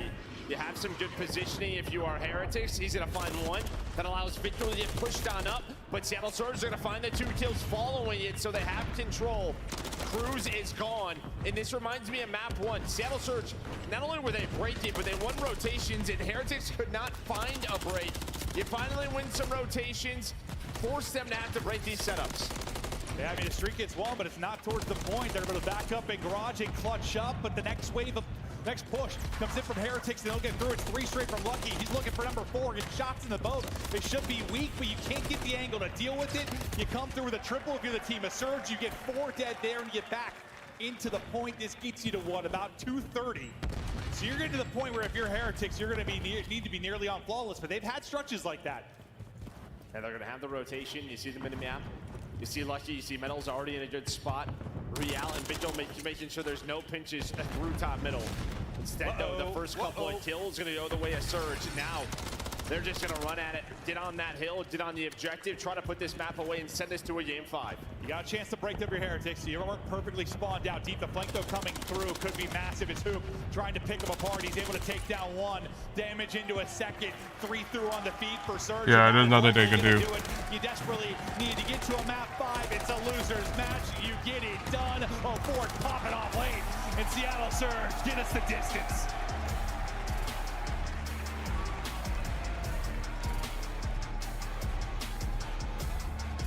And it felt like it was slipping away in the middle of that game. It was a great run from Heretics. We didn't see that really in the map 1. Like, they never really had those fronts. They never had those holds. They just got bottled up and dealt with. Real never really got going. And this one, yeah, you made a run, but it's like Surge had 2. They had the beginning and they had it late where they just took over. Yeah, I mean, yeah, the early start here. What was it, 115 to 15 or something like that? I mean, that's the big difference. You do fight on back if you were Heretics, but what, P3 and P4, even with the Cruise, you just could not find a break throughout that second set. No. Finally, Seattle Surge, I mean, they just got shut out at P1 and P2, but it gives them the spawns for that 3rd hill. And it's like, all right, let's calm down, let's hold them here, and they did just that. No, that's it. You know, you mentioned how good they are at breaking. Break. They love to be relentless, but they had to take a breath and just get a couple early rotations and holds in, and yes, they did it on that side as well. Abusa ends up with, what, 2 minutes in the hard point. 04, I think, really, I mean, I know the damage not really there per se. You'll give that to Brezzy and Abusa, but the volume's been there in the kills department through the map 1 and map 4, and the hard points he's been going. And that's what, I mean, like, he kind of lacked it when he first joined the team. That firepower, like the search was there, but not really the response. He's been getting better and better. Yeah, I mean, a lot of that came down to that role switch, right? He was an AR, so you had to switch to that sub. But here's just a look at this game flow, right? Gets 130 to 49. Yeah, you so start to two bring runs, it back. look, it's just like up, flat, up. Yeah, you get up to 134 if you were Heretics, and then 16 points the rest of the game. Yeah, they just got flatlined at times. Heretics just couldn't do anything. Seattle Surge, such a great job at the beginning and end of that game, and this is how it's looked so far. You've taken both hard points. Heretics, you think if you're going to take it, it's going to be through 2, 3, 5. That's where maybe they have the advantage in this one. They got to do it in a 5th map. They got to go to Invasion. It's one they can be so strong on, but we'll talk about the Invasion Search and Destroy after this quick break. Do not go anywhere.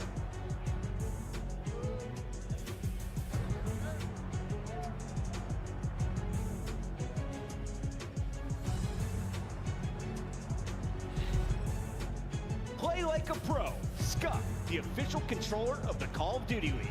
Visit scuffgaming.com for all your gaming needs. Scuff and Optic have teamed up once again, this time for a limited edition Prism Mystery Box with an exclusive design in 5 different colors. Grab yours today at scuffgaming.com/optic-prism, and you could be one of the lucky few to unbox the gold controller. The Champs Tracer Pack is available now. The bundle includes the Reaper Operator Skin, Ripper Weapon Blueprint, Death Stare Weapon Blueprint, Cuts Deep Charm, 2 calling cards, 2 emblems, and 2 weapon stickers. Use these items in both Call of Duty Modern Warfare 3 and Call of Duty Warzone. Available in store now using Call of Duty points.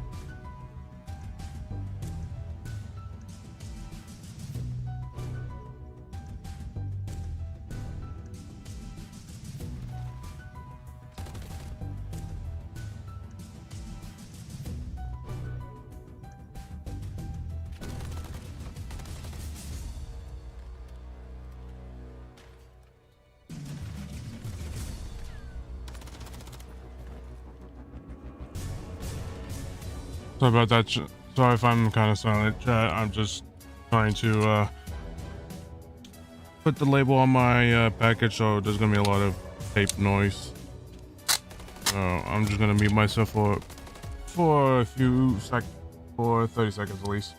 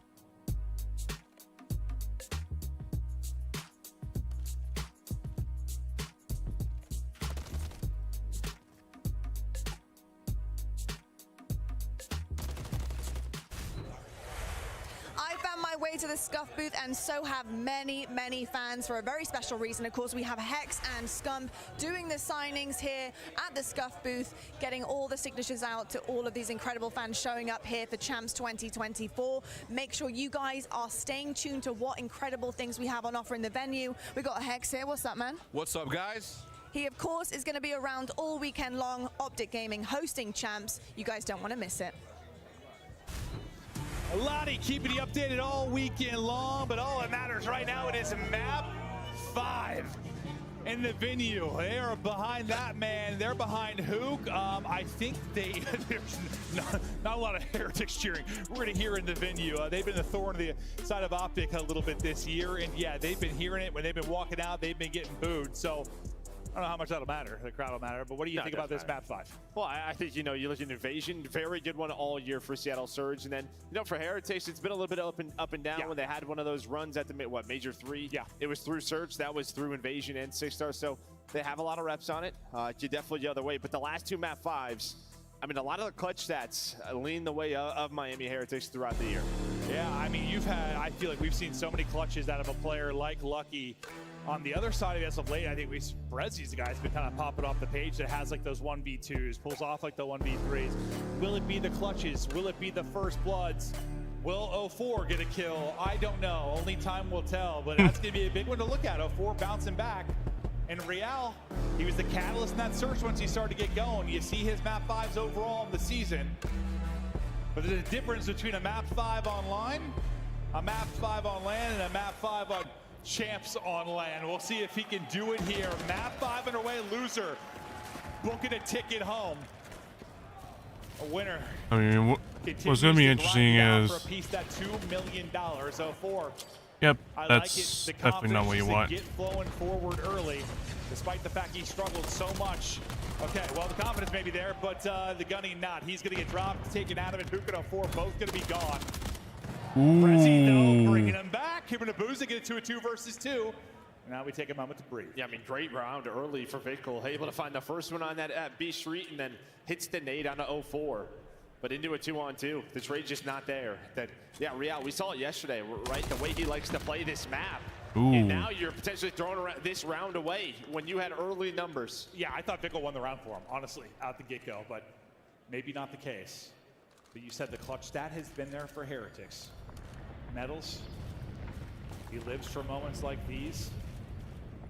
What kind of timing can he find? He's on the hunt, eyes on one, picks it, 1 versus 1. Chow's instantly, damage in, just goes pro to Booza! Drops, and Metals flops. Round 1 to Surge. That is just great repositioning out of Abuza, right? Talking to Clay backstage, he's like, this guy, he shoots straight, but he's so smart with his positioning. Such a tough kill. And you see a why right there. Yeah, I'm thinking he got, 2 or 3 shots into his booties. He's scrambling away. I'm thinking he's just going to keep going. That's what he was thinking. That's exactly what he's thinking. He just drops, gunny up, COD, time to kill. It is quick. And Metals on the receiving end of it there. What a crazy round 1. Abuza ends up with 3. He brought him back and he closed it out. Real's trying to get tags for info through the smoke. One of the big differences too is for Seattle Surge, you're prepping for today's match. You just saw this, right? From Miami, when they were able to take down FaZe yesterday, kind of what they like to do, what Real likes to do, how he likes to play by himself. So there's a lot of kind of counter-stratting going into this. You use that smoke, you get so aggressive on B that now your Heretics are like, whoa, they've gotten into some aggressive position. It just shuts down this push early on. They take a second to rethink things. They still have their smoke to work with. Just trying to figure out how they want to use this. Looks like the call is now. Real, smoke out. Abuza, shots in. Can't find number 4. They're able to get across. You still got Hoop waiting, lurking. Hello, surprise. It's just engagement after engagement where you're just backing out, repositioning. Still no first blood through. There we didn't Metals see. gets 1 traded out instantly to a 3 versus 3. Great shots there from Hoop at range. Can't quite get out of it. Oh, that's so unfortunate. Well. This time, surely. But who's on the other side? Yeah, it's Abuza 3-0, trying to find number 4, number 5. Put some early shots into Vickle, very close to taking him down. Ooh, almost. With the Chow. able to take him out, but great rotation out of Victor. And it looks like Real, they're thinking they're going towards A. Hook gets scared by a teammate, throws out a melee. It doesn't connect, but it pretty much allows Victor to have a free two-piece. Not just all onto this, just finds both of them. And that's great. Just tracking there as he goes prone. Can be so difficult to do in that spot close range. Fantastic job. And I mean, Abuza might have had them both like sub 30 HP. Like, Vickle ripped on the cross. He hits 4, I think. Just no headshot on the second Shao. Almost insanity there out of Abuza, but now we're to 1-1.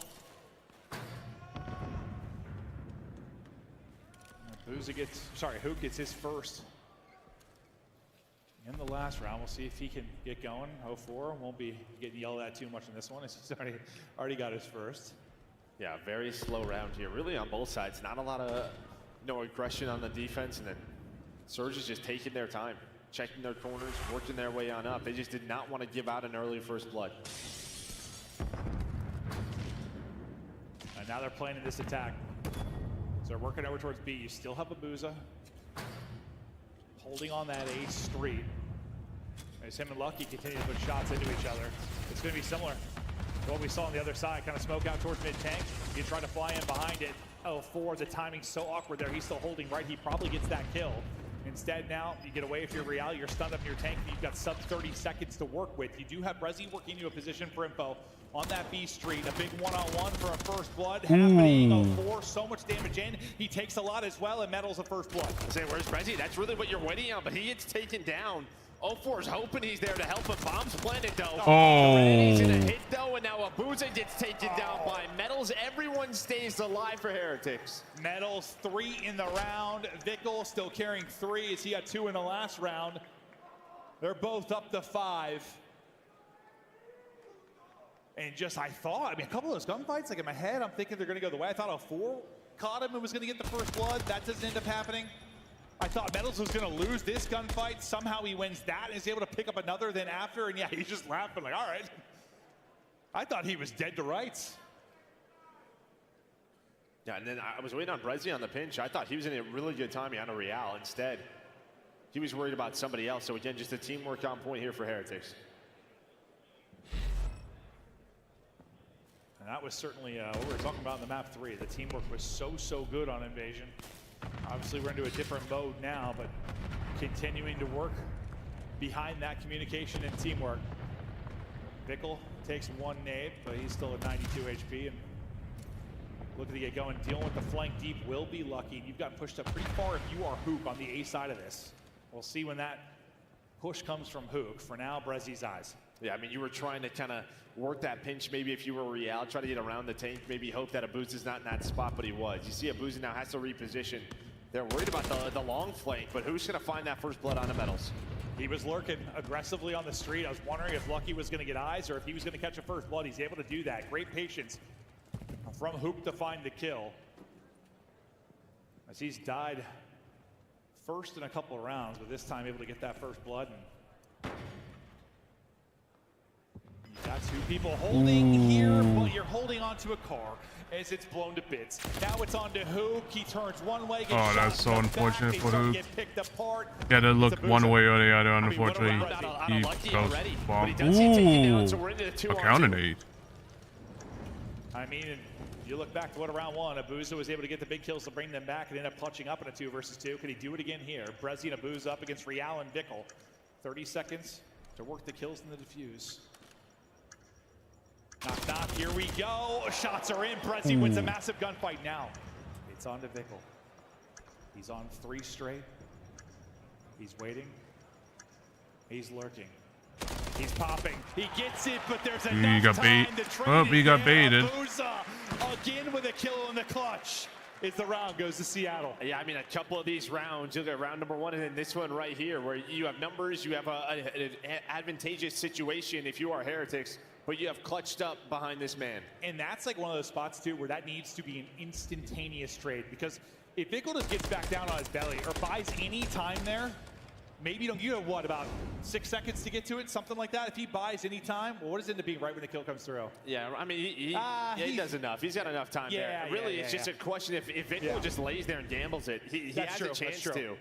I was thinking if he was able to pops up around like 9 seconds, 8 seconds, just hopes they don't go for the defuse, but he gambles it, is hoping somebody's on it, just not able to find both of the players. But yeah, this could be a 4-0 edge to Heretics. It is not.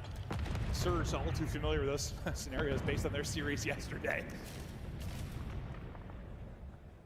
But Abuza out clutches he been up to 5-2. He's like, I didn't get rookie of the year. This is bullshit. I'm about to take over.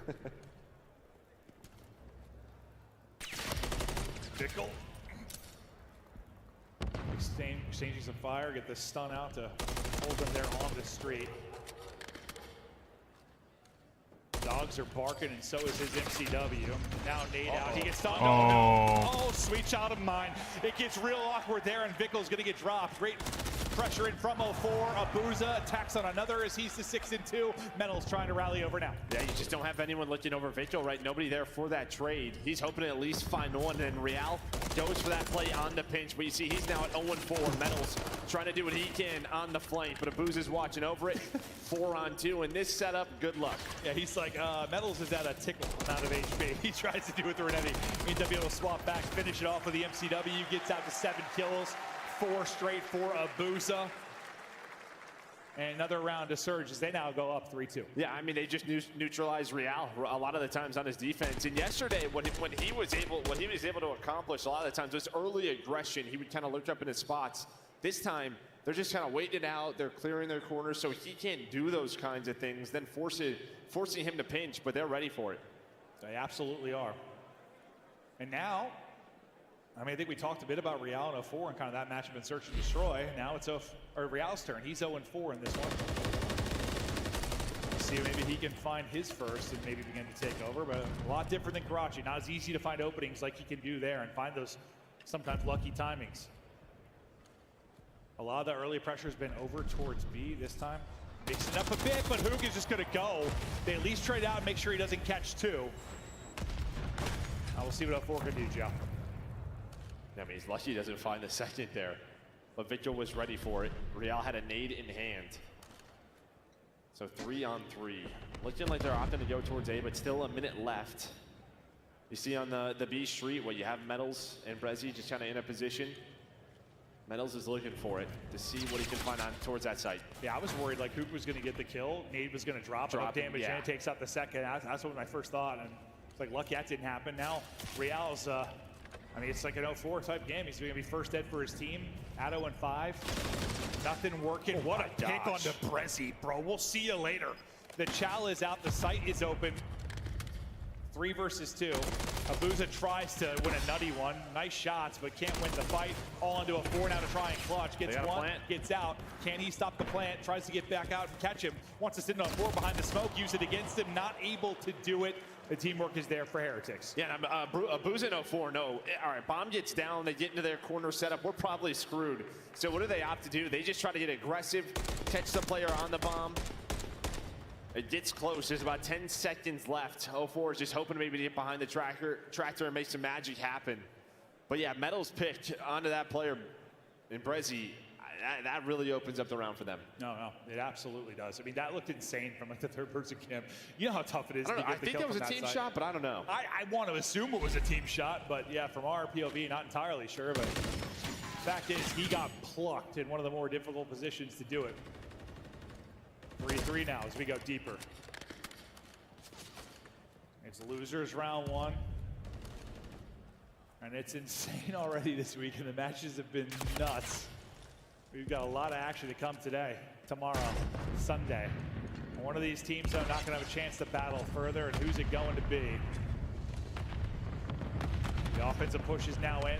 Surge had gotten onto the site. You played it pretty passive over here if you're Heretics. Yeah, this is a change-up. You don't get aggressive behind Vitchell, right? You don't leave him alone towards the B site.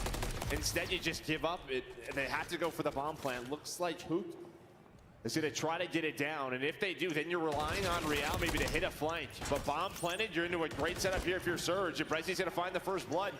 Yeah, I mean, before Real is even really in the play, you're going to lose one player, so you got to bring this back into 3 before it can be so tough to do. Brezzy, though, with another.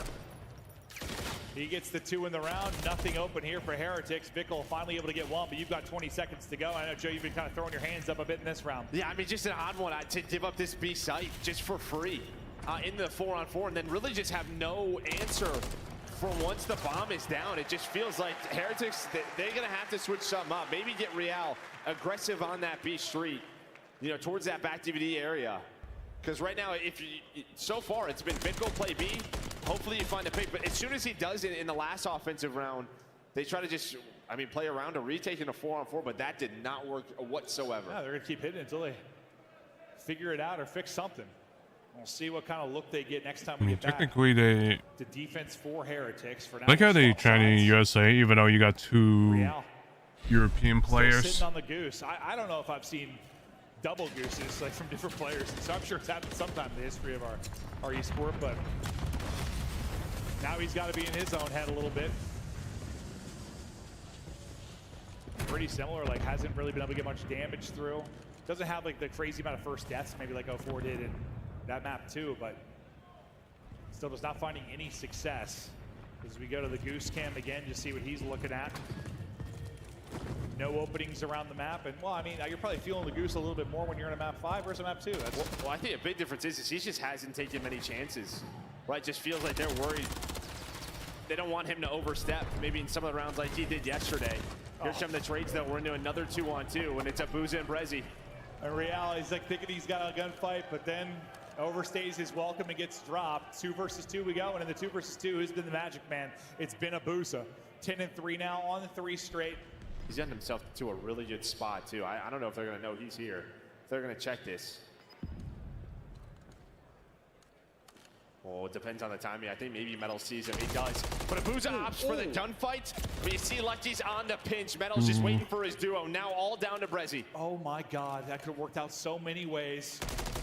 Ooh. He sees his feet. He gets it. It's Brezzy with the 1v2.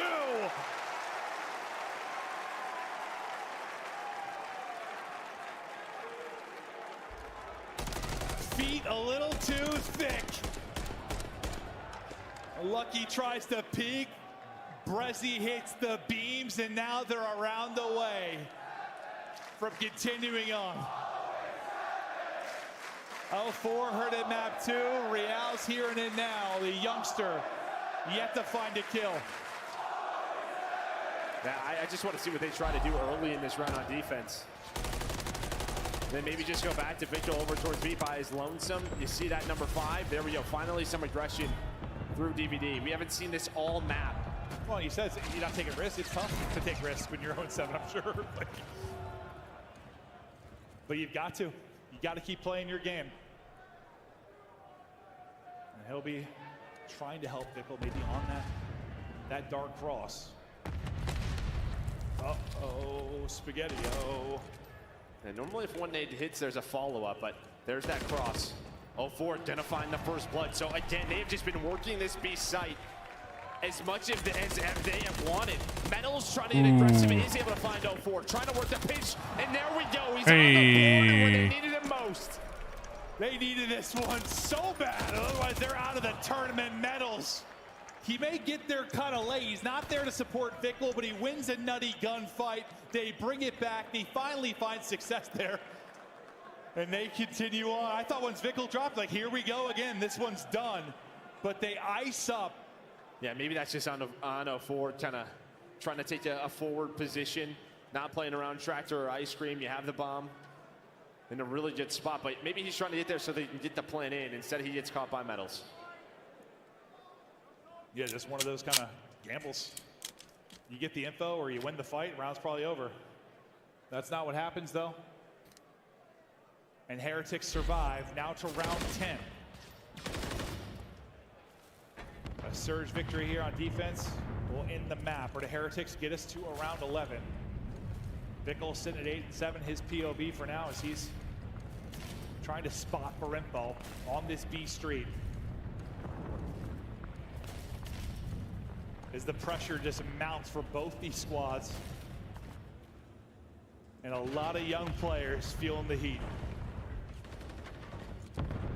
Already 30 seconds off the clock. Again, just both teams have kind of done this.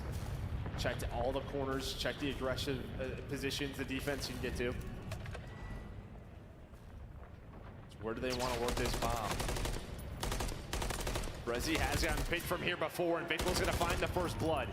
He's had a couple big first bloods over towards this B side. He does it again. Hoop trying to bring it back. He's able to at least get one. Can't get a second, though. You trade that out. Brilliant job from Heretics to make sure. Are you going to be ready for this? No, Abuza gets so far forward behind the timing. Oh, my lordy. There's one. There's a second. Oh! Real. It nearly fell apart. Now it's all on Brezzy. He's already got 1v2. 1v2 in his back. Can he do it again? Vickel continuing to just stay up. Just buy time, and the help comes in. We're going to a round 11.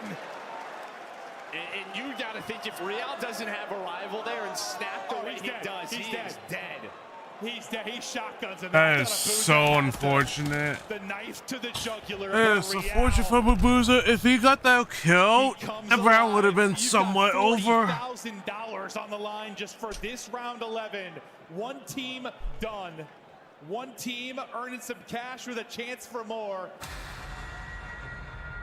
Here we go, baby. Those players shaking on the stage.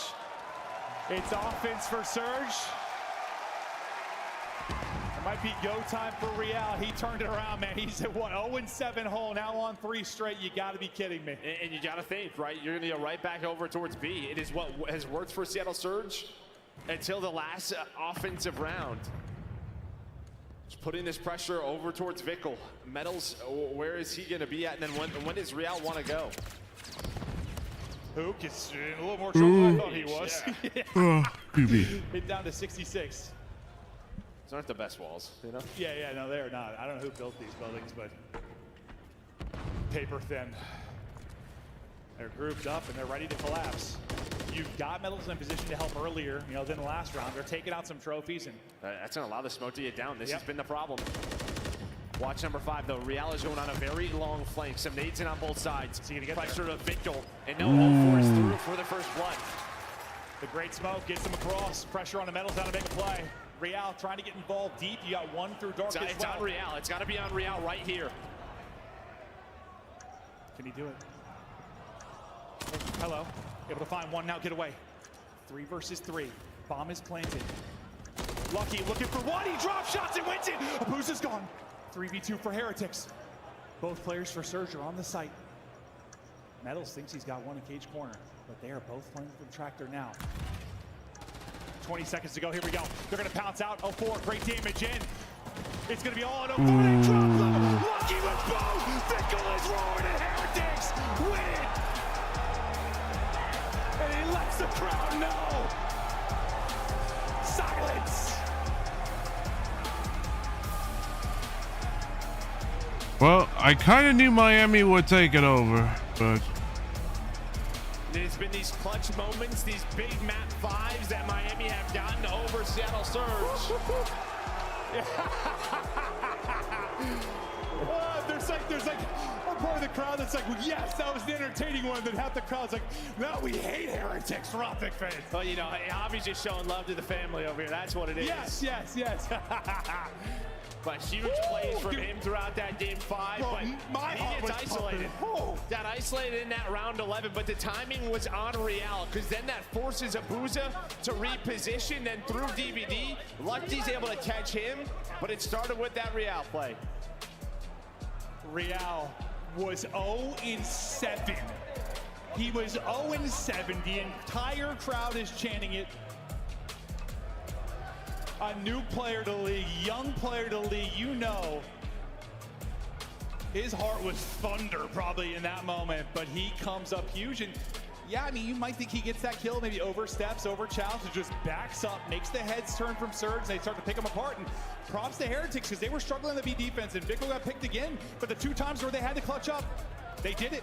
Yeah, I mean, they're going to probably have to work on that trophy placement. The trophy placement there. Probably work on multiple things, really, on B. But don't allow them to shoot the trophies. Yeah. That's a big part of it, but here's a look at the scoreboard. I mean, 11 for Abuza. But on the other side, it's Lucky and Metals. I kind of wanted Seattle to win, but you know, I'd still have my pick on Miami because they are a little bit of the better side of the S&Ds, and it kind of shows. I mean, they let Real. I'm surprised that Seattle didn't even check the flank. Well, actually, no. One was trying to check the flank, but unfortunately, there was a little bit of a hole that they missed, and it just didn't get watched. An old-fashioned Neslo there in the 2-3-5. As Heretics are able to do it, and something about this venue in this moment, I was nervous, bro. Like, whoo! And I think for Miami, they have relied on this search and destroy, but if they want to continue on, that hard point has to get better versus the top dogs. That'll do it for Joe and I in an insane match. Now, we kick it to Blaze and the arena's favorite player. Thank you so much, Merc and Maven. Texas, you can love them or you can hate them, but make some noise for the Miami Heretics as they stay in this tournament. Oh my God. Mickle, what a tough environment to play in, but you guys come through and you clutch up. This was a $40,000 round 11 matchup. Can you walk me through it from your team's POV in that last round? What was the call? I mean, they were bullying me on the left. You know, they played really well with a smoke and just pushing together, so props to them. But my team clutched up. Shout out Real. He started the map 0-7. He was full confident making plays, flanking on a 5-5. So shout out to him. He's my rookie of the year. He's here playing, so that's my boy. Big game time plays from a rookie in a $40,000 round 11 here at Champs. Now, we think about the story of Miami from the beginning of the season. You guys got a lot of slack for your performance, but you're here at Champs. You're top 6. You got over the hump. How does it feel to be at this moment? I mean, as a Spanish team, people counted us out very early. You know, they didn't expect us to be here. But it's good to see that we're capable with competing with the best, full Spanish team. And yeah, I'm happy about being here. Hopefully, we can win some more matches and keep going. You guys definitely can, okay? And you got a Spanish community out there supporting you guys. What do you want to say in Spanish to all the fans out there that's been giving you their vamos all throughout the season?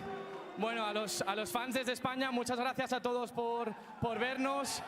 Quiero dar una mención especial a mis padres, que vienen todos los eventos. Siempre están aquí dándome sus ánimos, que los quiero mucho. Y viva España. Y ¡vamos! ¡Vamos! One more time, make some noise for the Miami Heretics. They're still in Champs. Chris, take us away. What an awesome moment. Round 11, Miami gets it done. And Big I'll be right gets back, the chat. dub in front of his Need to use parents. bathroom. They're celebrating out here in the bowl. And what an awesome way to start day 2. We go to a Game 5, Round 11. Nameless, you and Clay thought the Surge had it locked up. Yeah. But it was Miami walking away with the final point. I mean, even in the way that Game 5 was heading, like 5-3, we've seen some huge plays on the side of Brezzi, but then it slows down. You see Heretics on their offense over towards B. They're like, okay, let's take this game back into our hands. The confidence to wrap back. And then also Abuza going for that 2-piece, gets traded out immediately. A massive play to extend that game. Heretics, the resilience and the teamwork really showed in those final rounds of that Game 5. Allie, somehow you and I picked the right team. Let's take a look back at how Miami wins this game number 5. My favorite thing, I think, throughout the entirety of this series for Miami is, like, obviously, majority of the teams have good teamwork, but theirs is just, like, a different level. Every single player in this team aims to play their life in almost every gunfight that they get. If you go back and rewatch this series, it is what won them this map number 5, because they're down 5-3, and for some reason, they're not making the change on the B site to put more than just one player Tractor. So multiple times they were getting overtaken and allowing the bomb plant, but we even saw it in the final 2 rounds where there was a player left alive and he just stayed in that 1v1 for as long as possible to give his teammate time to come help him. And that's how they won the map number 3 as well, is they just kept third-partying each other and waiting for the help instead of taking these unnecessary gunfights and unnecessary deaths. And to Ali's point, like, Real was having a tough game. You've seen in that previous round in the highlights, he's 1-7 at that point. So he's not the first one to engage. He gets over by DVD and he waits for Lucky. Lucky gets there and then it's like, all right, let's pounce, right? Oftentimes you'll see players having a rough game. They try to go out there and challenge and make a huge play. That's not the case with Heretics. So good on them for having good communication and staying calm in these tough rounds. 2,700 damage done by Metals as he leads the lobby with 11 kills. On the other side of the stage, Abuza Rookie of the Year-like performances here at Champs, 2 Game 5s, and he falls just 1 round short. In that Game 5, Abuza went 11-7. He tried to put on for his team and carry them to the next round of Champs. There was that round where Real was 1-7, and Abuza was about to pick up the 2-piece. He jumps out the door, and Real puts him down. I think that was a huge moment, but you love to see the confidence coming out of Abuza. Abuza, the rookie, putting up numbers for Seattle, but it's the old man, Lucky, who has been to the most Champs, 2 in the past. 5 years later, Nameless, he's back, and he's dropping a 1.07. Now 80-75 across the series. And double digits in both search and destroys. You know, on the year, we're looking at clutches, and we're like, okay, Dashy's up there, but it's also Lucky, and he's trying to get his credit where it's due, and he's moving on in the lower bracket here at Champs. There's no telling what they could do. Keep in mind that we've got some highlights for you. One of them, though, is our scuffed play of the game. Let's take a look at this one. It is map number 3. Crucial moments. 4 dead. Doesn't matter. Vehicle and Miami clutching up a 1.3 from the man who dropped 39 kills on the same map just a day ago. And what was so scary about this invasion is they allowed them in that round number 5. You know, Miami Heretics did all this work to solidify defense near the end, and then they allowed B to get captured right away, which allowed 2+ minutes for Seattle Surge to work this A site. And we're talking in the green room, I'm like, it takes 1 down for them to go over to this A site. Unfortunately, Miami Heretics, their defense isn't that solid. What happens? 4 goes down. There's a big 2-piece clutch in the end to bring it back for Miami, allow them to win that round and not let it go to sour. Miami gets it done in a 2-3-5. We call that an old-fashioned Neslo. Clayster, can they keep it going? You look at the bracket here. They're going to be playing the loser of LA Thieves and Optic Texas. So who would Miami be more dangerous for? I think Miami's a dangerous team. If they can keep their energy levels up and play to the level that they know they can perform at, I think that they could make a little run. Obviously, playing one of those 2 teams is going to be kind of scary. I'm not exactly happy for them, but we're at COD Champs. You got to beat the best teams to win the tournament, so like you can't be afraid of anybody. What a way to start a Game 5, Round 11. Heretics send Surge, the first team packing, as they power into the next round. We're going to see Toronto in the next battle, but before that, we got to check in on the Challenger scene. Challengers is kicking off today, and Lottie can tell you all about it. Folks, Challengers starts today. We have 16 teams battling it out all weekend long for a chance to get not only in their grand finals, but to take the championship here at Champs 2024. 4 of these lucky teams, our top 4, will actually qualify for the EWC this year and get their chance to go to Riyadh. Folks, if you are in the arena, if you are here at the event, please come and support these teams who are playing in Challengers and get behind them. So great to have Lottie on board, as well as all the challengers who are here this weekend. The top 4 get invited to EWC to play Modern Warfare 3 on a ridiculous stage, a $1.8 million prize pool going down August 15th to the 18th. And you know, hey, top 4 challenger teams, if your AR didn't perform super well, I know a guy who plays really well on land and might have an opportunity here. I just got to say, that's a huge tournament for these guys to leave a mark and a great opportunity. I know that they're excited, man. They get a COD Champs of their own. I know it might be a little bit early, but congratulations on another Challengers Championships to Purge. With that said, we got to go to a break. Baby. We come back. It's Scrap in Toronto fighting for their lives against LAG, the team that knocked them out of Major 4.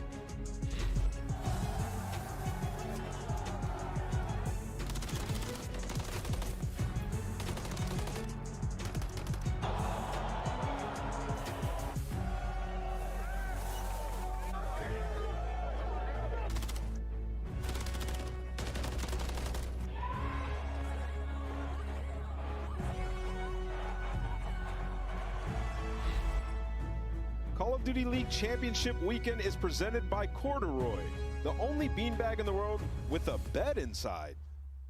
The Call of Duty League is brought to you by Monster Energy, the official energy drink of the CDL. Call of Duty League Championship Weekend is brought to you by Wingstop, the official wings of Optic Texas.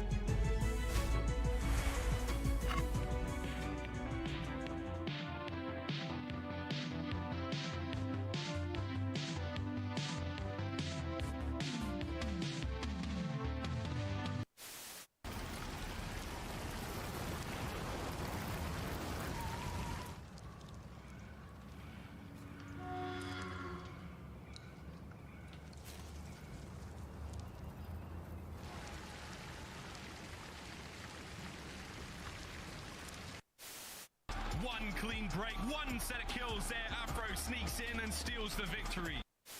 Try and work someone on the flank. He's able to find by criminally the Craigs. They're able to get 2 headshots. They know that Formal is gone. Vivid. Ooh, I think that's a bit of an over challenge. Envoy, he goes to the defensive side. Nobody able to check the bomb. Crim ready for it. Nice shots. Are criminally now going to find all 4 kills? This is Formal for the ace. 3rd, 4. Illy wraps back, and it's Formal with the ace. Did you feel bad about eliminating Vegas Legion from champs? Yes and no, but yes. They're seeing him like, ugh. I don't know, actually. You are lying. I'm lying? Them guys. Yeah. My bad, Clay. Keep that together.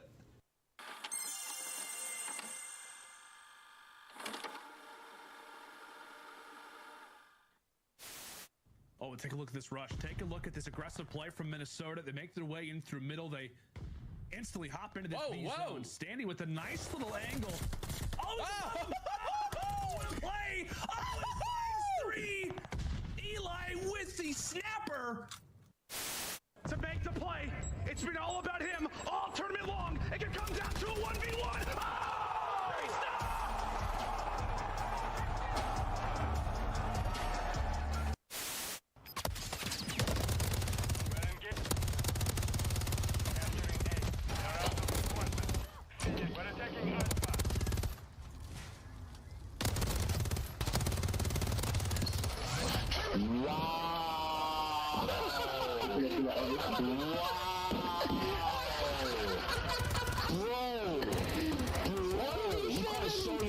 Again.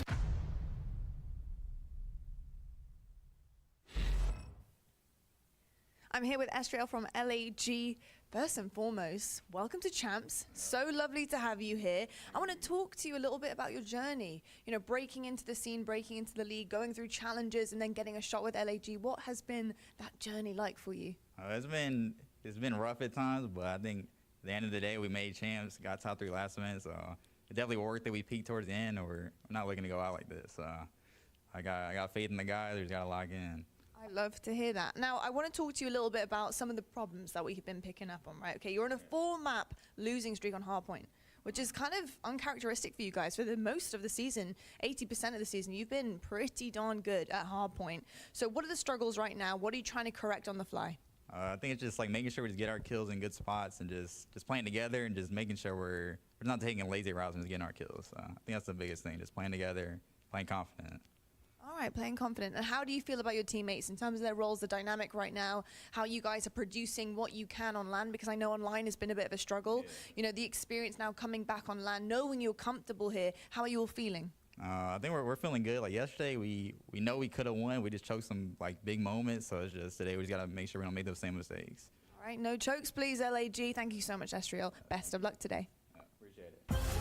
Welcome back, everybody. It's the Call of Duty Championship Weekend 2024, and here in day 2, we've already sent a team packing. Now we say goodbye to either LA Gorillas or their opponents on the other side, number 2 seed on the season, Toronto Ultra. I gotta say, after hearing from Estriel, I'm cheering for the rookie. Toronto are the heavy favorites in here, but LAG pulled off the impossible just 1 major ago. They were the team that sent Toronto down to that elimination bracket on LAG's way to a top 3, Allie. Yeah, honestly, maybe they prefer this pool rather than having to go up against LA Thieves, because we know how those historics have gone. But for LAG, they're a true underdog team. They're not a team anybody during Major 4 had in the contention of making it to champs. They slide their way in, and they're causing a couple of upsets. Unfortunately, they weren't able to get too much off of Optic Texas, but again, that was a hometown crowd advantage, and maybe they got their nerves out on day number 1. So this is their last opportunity. Nameless, if you look at the numbers, online has not been good to LAG. They struggled in the qualifiers, but when it came to LAN, that's where this team comes alive. What are you expecting to see if they're going to come out with the W? Yeah, you know, when you saw Lottie's interview with Estriel, she talked a little bit about their hard point, and that's what they had success in versus the Toronto Ultra, who've been regressing there. So I'm expecting Estriel to come out strong. When we were discussing like the stats versus the top 4 teams, it's actually Estriel amongst all players in the league who performs so well against them, and especially in this match. matchup. When they closed it out, he dropped 36 kills and a ton of damage just 2 weeks ago, so he's comfortable versus Toronto. Yesterday, we're talking with Joe, aka Merck, backstage about Toronto. When they win, it's because they won a game one. Normally, they are dominant in a series when they take that first hard point. But talk to me about Ultra, because this is the team that struggled in both of them against LA Thieves a day ago. They're on a bit of a skid when it comes to hardpoint. I think they've lost 4 in a row now. They're performing near the bottom of the table of these remaining 8 teams at Call of Duty Champs, and I think they need to figure it out quickly. I mean, we're about to start this match. If they haven't figured it out by now, they're in for a rough ride. To your point, I mean, they're 8th in holding, right? Which is bad because you're going up against LAG, who are amongst the best at breaking hills. So on these rotations, when you think you're going to be set up and you're going to have a good time, no, LAG is going to be busting on in there. And the last time, hardpoints weren't relatively that close. So for Toronto Ultra, a team that's been dominating in HP throughout the entire season, seemingly one of the worst, at the worst time to be regressing there. This, of course, is the team that went all the way to the championship match last season. They went there through the winners bracket. Now they need to start their losers bracket climb. Can Scrap help this team lead the way? Scrap can definitely help this team lead the way. This guy is a monster. He's been performing at an extremely high level all year. Like we said yesterday, this guy is the backbone of the Toronto Ultra. I expect him to come out here and go double positive. Ali, he got bopped up on by Dan Ghosty. Is there anyone on LAG who could shut him down again here in day 2? Ooh, maybe there could be some players in LAG in day 2. I'm looking at Fame because we know what his ceiling can be sometimes when it comes to matches like this. But for Toronto Ultra, I look at yesterday's match and I feel like they beat themselves in both those hard points. They had the lead in the first half. In the second half, it just like it all went away. All fundamentals went out the window. I'm sure they did VOD review. I certainly expect to see our actual number 2 seed today on that stage. Nameless, we were questioning the coach's decisions as we take a look at what happened just 2 weeks back in LA. It was a 100-point differential in map number 1. A round 10 victory for Gorillas in map 2. We saw Toronto come back alive on high rise, but then it was a second hard point that sent Toronto to that losers bracket. Maps? Listen, Chris, and they're not afraid. They're going right back to it. Listen, that Karachi hard point for Toronto has been their best map all season. 16-4, same thing with the 6-star, their best search and destroy. And LAG said, we beat you one time, we will do it again. Going right back to those 2 maps. Ali, I know you love the numbers. Who do you give the statistical edge looking at this series? If you just look up the matchup alone, you obviously have to get to LAG 2 Ant's point because of the opening 3, but on the flip side, Toronto Ultra is very happy to play that Rio hardpoint invasion near the later half of the series, so it's almost like they're expecting to at least drop 1, but they want to close it out in 4. Ali, you've got the lead. Yeah. It's time to keep it as we lock in our Scuff Pick'ems. Who are you going with first? I'm going to go with Toronto Ultra. I'm sorry, LAG. You did get me to turn my hair purple at some point this season. I hope you're the best, but I'm going to go with the Ultra boys. What about you, Clay? Ooh, this hurts my soul, but I got to go with Ultra, man. I got to go with the Toronto Ultra. Going with Scrap and Toronto Ultra. Go with Scrap, huh? I am as well. I think Toronto Ultra get it done in front of this crowd. I think it shook LAG a little bit yesterday. I think it'll be a good match, but Ultra in the end. I got Ultra making it to Championship Sunday. They complete the run. Let's see if they can get it started right now. That's it for us here at the desk. Let's get this party started. I love when the good news coming in on a day-to-day. Already know what's happening, I don't gotta shake the hay. Big moves, big stepper in the right direction. The trick continues, every double use a psychedelic. I think they gon' need a minute. Look, I'm interested in making as opposed to making friends. Double bags, I've been paranoid, having a safe place, I'll take a check. Finishing his drink should only take a sec, but Mark just cut me off, he told me that I go on stage and tan. Walk out to my own shit on the main event. Da Vinci, my cologne after the show. She told me that shit was a favorite sin. Sprint a fan of spacious, we could take it friends. What happened next? You could take a guess. All shadows, ground team is mobile. Keep them covered. Hope just arrived in time for the your intros. Long range, yeah, I got the vision. When I'm in the trenches, anyone can get. I'm with the team when they need me. Or out on a dolo mission. Nigga, rocky riding on this road to riches. If I catch you slipping, then it's over finished. War, ready, crew, coming through, heavy. Aim steady, lights out, it's stick till it's not any winner, one out of many. Nope. Toronto versus LA Gorillas. What's going to be before I left, they did mention that they may get first round, and like LG went against Toronto Ultra and they won. against Toronto, first rounded on a winner's bracket. Just a couple of weeks ago, LAG shocked the world and sent Toronto. I mean, it's going to be interesting on what happens. Their backs were against the wall to make it into champs. Are Ultra gonna be like last time where they are LG gonna be like what happened last time? They where they shock everyone in Major 4 that they took out Ultra down to the loser bracket, or they're gonna do the same, or they're gonna come back from what happened last Major and take out LG. This one's going to be interesting. This is going to be a fun one. Of course, the storylines, really, you can just boil it down to 1 point, 1 point only. They met last time. Toronto got upset. LAG, yesterday, even though they didn't get 3-0, you heard it from all their players, they felt like they could win that series. They had opportunities, man. In the Search and Destroy specifically, multiple 3v4 rounds, they ended up losing in those man advantages. You cannot have that today. Then you get to the control. You only needed 1 segment. At that middle point, you had 2 minutes to go. It's just the teamwork really wasn't there yesterday for either squad, because Toronto Ultra, they lose 3 respawns. When the hell has that happened all season long? It hasn't.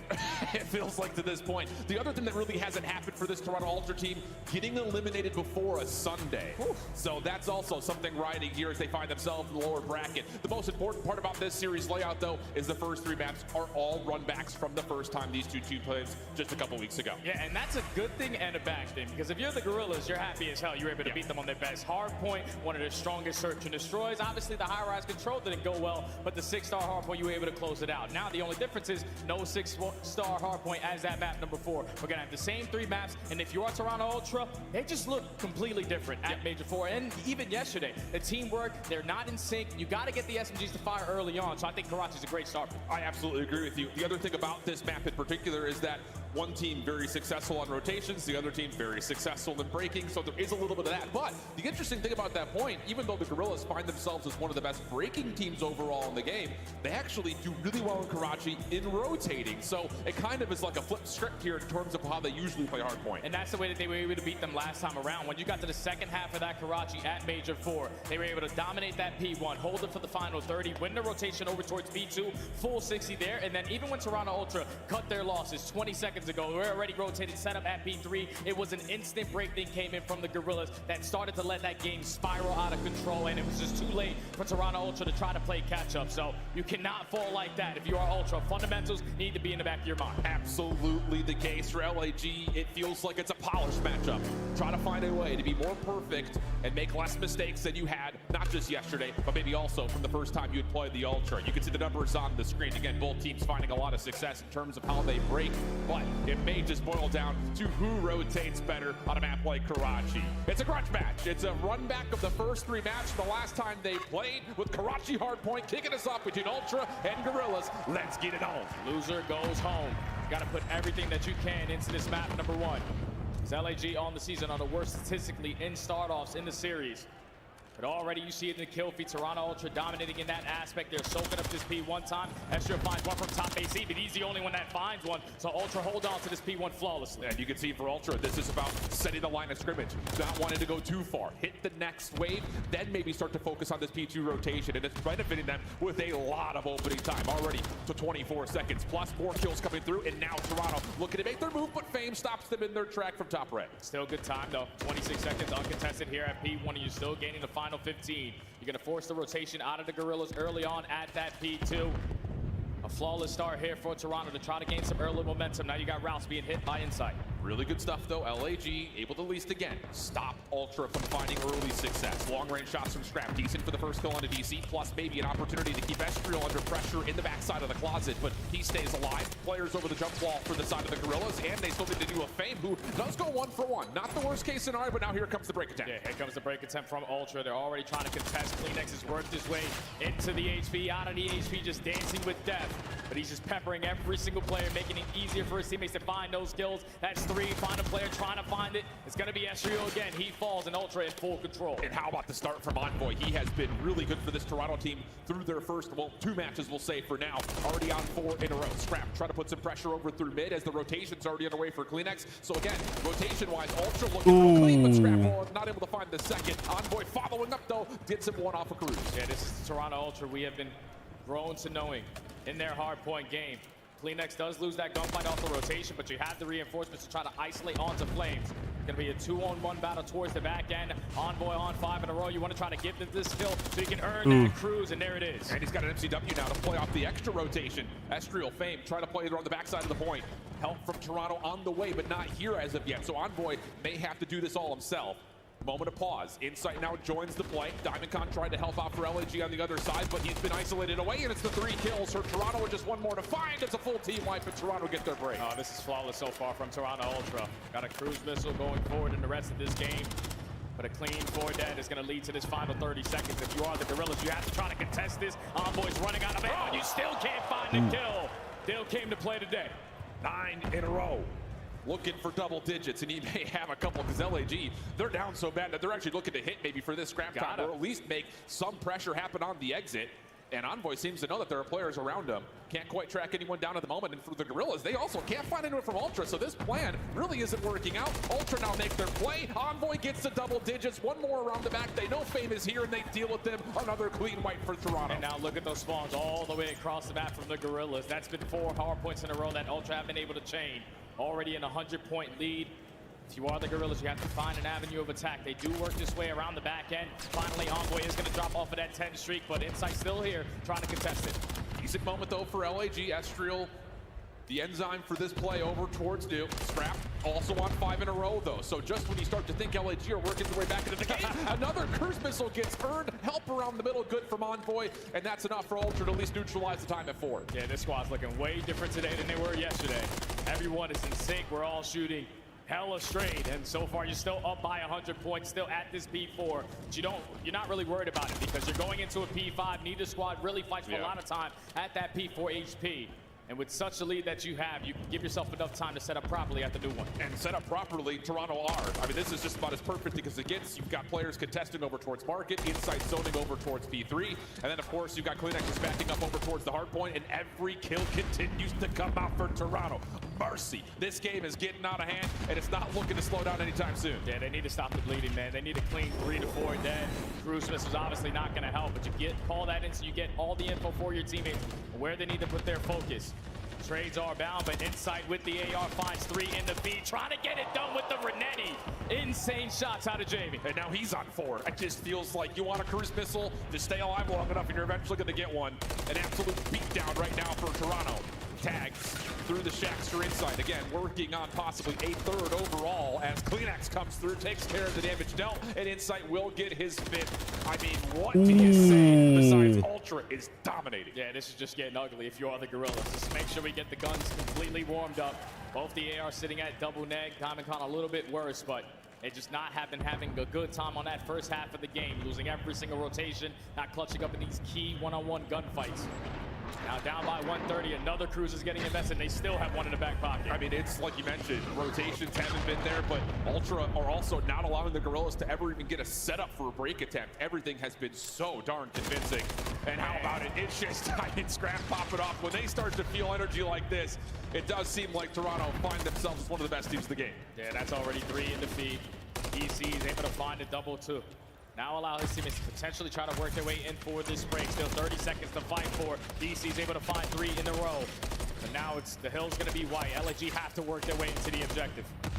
It's just been so clean from Ultra, not over-channeling anything. Everything has been absolutely perfect in terms of decision-making. And you still have 15 seconds to soak. They're going to get over 200 points before we even see our 7th overall total hill. This is ridiculous. Yeah, this is ugly, man. This is completely ugly from the I'm not surprised. You heard the interview from Maestrio. You just had to clutch up in a couple of those kills. Kind of not surprised at this point that Ultra would Ultra would beat LG's ass because, so these spawns you know, for LAG are going to be deep. But that Like, I was kind of surprised that Ultra like played terribly. Well, I didn't really see the LA Thieves versus Ultra match, but the fact that they lost against a LA Thieves that are not well known for, you know, taking so much potential, being so clutch and such, but somewhere down the line in that match, Ultra just couldn't do anything. Have to play for every single second, but as Ultra continued to dominate, a chance for us to take a listen in with Toronto Ultra comes. They stun me top right. One mid. He's running up mid lane. Like to new? Yeah, to new. Yeah, largest. Weak. There's two new. Behind you. Yeah, one's going to L, or it's calf. Calf? Okay, I'm looking at yeah, he's top. Look at street. Look at street pinch. I have it. Just go now. One, they're spawning with you. He's got ultimate. Secret maybe. Flames. Okay. I'm behind him. Give me a sec. I got him. Follow me. Hold on, mid. Hey, hey Jen, how are you? Welcome. I'm 20 killing him. He's gonna be back. 1v5. I have a sniper chipping down. Dead. Wait, one shot. Dead. Nice. 2v5. I like how late they. Yeah, one mid. Stay down, though. Yeah, I am. I need a jump. I'm helping. One mid lane. Mid lane still. Mid lane. Jamming. Blow me. Blow me. One shot, absolute logo PD. Nice. She's not weak. And one still tiles. Nice. I had to jump down. Oh my god, he's absolute. Oh! Flawless break, flawless hold. Ultra come out swinging to map number 1, and that is going to be an absolute beatdown to start the series. Wow. Didn't need the words, but You still caught it. Hold me on, miss. Okay, that's fine. it's just one of on, those miss. maps you How look you at, doing and though your today? only reaction, I think, could be that's more like it, especially if you're a Toronto fan. For LAG, I mean, what do you say? And that's why sometimes just Major 4, you gain that confidence. You beat them on all their best match. You square it up, and we were the better team on that day. But today's a completely different day. Ultra coming off of a very difficult loss versus LAT. I'm doing The good. Gorillas yesterday showed us a little bit of light versus Optic, but we know Toronto all season long had been one of the top 4 for a reason. Absolutely, and the thing about it is we've seen throughout the entirety of this season that when their hard point is on, they're a difficult Scrub is to go. He's a You can giraffe. see it obviously reflected in the Yeah. the non-critted kill percentages Yeah. are unbelievable. He's Scrap definitely the goes giraffe. 21 and 13, 11 assists, and 4,200 damage in a 100-point club fashion. I mean, that's like the equivalent of a Call of Duty hat trick right there. Yeah, they were just dominating in the kill department, in the rotation department, early breaks when they needed to find success. They were able to get it done, especially at that P3. That's where LG last time around were able to find a lot of their success. But even when they hit that early rotation, it took one opportunity for Toronto Ultra, clean 3 dead, you swarm the hill, you find that break, and you close out the game there. That's how you want to start your potential losers bracket run if you're Ultra. And I think the thing that's really Oh yeah, Scrub wasn't saying much yesterday though. I didn't see a lot. I wasn't able to watch because I was watching some national news yesterday. It's a very important national news, but seeing the results from what happened, like I looked at CDL Intel's Twitter. I'm like, and I saw the results that were happening, and then I saw, LE won against Ultra 3-1. That's never really been best at on the top 4 teams, but you know, shit can happen. Oh yeah, I'm so proud of Fees as well. Like I'm surprised, but I'm proud of them. Just being able to beat a top 4 team right off the gate, it's amazing. But I unfortunately, I would like to see Optic still advance in this in the 3rd match, because unfortunately, as much I want to see my hometown team advance, I just don't. Yeah, the battle last time around in that first blood column led in favor of the Gorillas 6-4. The problem with if you put LA Fees, like, yes, they have went up against FaZe like on the game 5 or such, but the problem right there, but the problem still remains. They're just not that good against. I just feel like I have more confidence in LA Fees, Optic Gaming, Optic Texas, but Optic Gaming just being able to beat the top either New York sublaners or FaZe. So it's going to be. I just have more confidence in them winning against. I should have more confidence in Optic winning, going up in the winners finals, and then going and then taking out either FaZe or sublaners. I just don't have that confidence in LA FaZe because yes, they beat them, but it doesn't matter. Yes, it matters, but right now I just don't see any. I just don't see how FaZe can win, go against New York, and how LA FaZe can go against New York and FaZe. So I mean, Optic being the top 3 team, you might as well just let them take the cake. Yesterday, really good stuff on him when they were playing on the high rise. You have to have that as well. Maybe he's the quarterback of the entire setup. This is what I see. Hey, let's make sure we're not losing track of this. Whether it's a post plant or a retake, I think he's got to be the guy to say go as well and make sure that you actually hit the green light together. And the only thing that scares me is the way that Toronto Ultra played yesterday in their search and destroy. The only map that they took versus LAT in a clean 6-0 fashion. Yes. They got that done with using that teamwork all the way to the top. It was multiple first bloods, even in man disadvantages, they were still in sync trying to clutch out these rounds. If they can bring that same exact teamwork game plan into this one, this one might be quick. Very well might be, but on the other front, LAG on land have often randomly come through with great search and destroy. Yeah, and it really has been because of DC right here. His percentage is great, his clutches are great, and of course his overall KD continues to be one of the most consistent in the league. But this feels like a different monster today with Toronto clicking on all cylinders, and they will be on the defense first with a 3-man hit right up the middle and just leaving Scrap over towards his lonesome on patio to make sure nothing comes over towards B. Yeah, for the Gorillas, this is just a split setup. Try to get an early feel on how Ultra are going to decide to play. Attacks are going to gain a little bit of info that they're going to be camping towards the backside of middle, so Ultra's just going to back down from that position, dominate mid-map. I love that from Ultra. You get your information, but you're not going to force any challenges. You say, okay, we know they're still playing passive in their spawn. Let's let this clock drain out a little bit, and then maybe find a way to delay hit once we start to figure out where LAG want to go. Fake nades over towards B, but Ultra not bamboozled by this, still holding their ground in mid. Yeah, they're watching all the crosses. They should have all their bases covered, but Insight should be able to gain this info, and now all those arrows on the mini-map are going to start to turn. Hopefully that they have stuns and nades in their back pocket to try to contest this bomb play. Yeah, this is the interesting thing because DiamondCon knows he has to watch this long flank because of that pressure for mid. So this will essentially be a 4v3 on the point if Ultra full commit with this 2-2 split for both their spawn and their U-Haul. Bomb planted, now it's just down to how the hit happens. We got 2 players approaching from the sky bridge. Envoy not able to find that first kill. Fake trying to get out with his life, but it's instantly a 3v3. Kleenex flies through. Numbers advantage Ultra. DiamondCon's on the way back over, but ooh, is there time for this? Kleenex trying to go long. DiamondCon has to keep his head on a swivel here.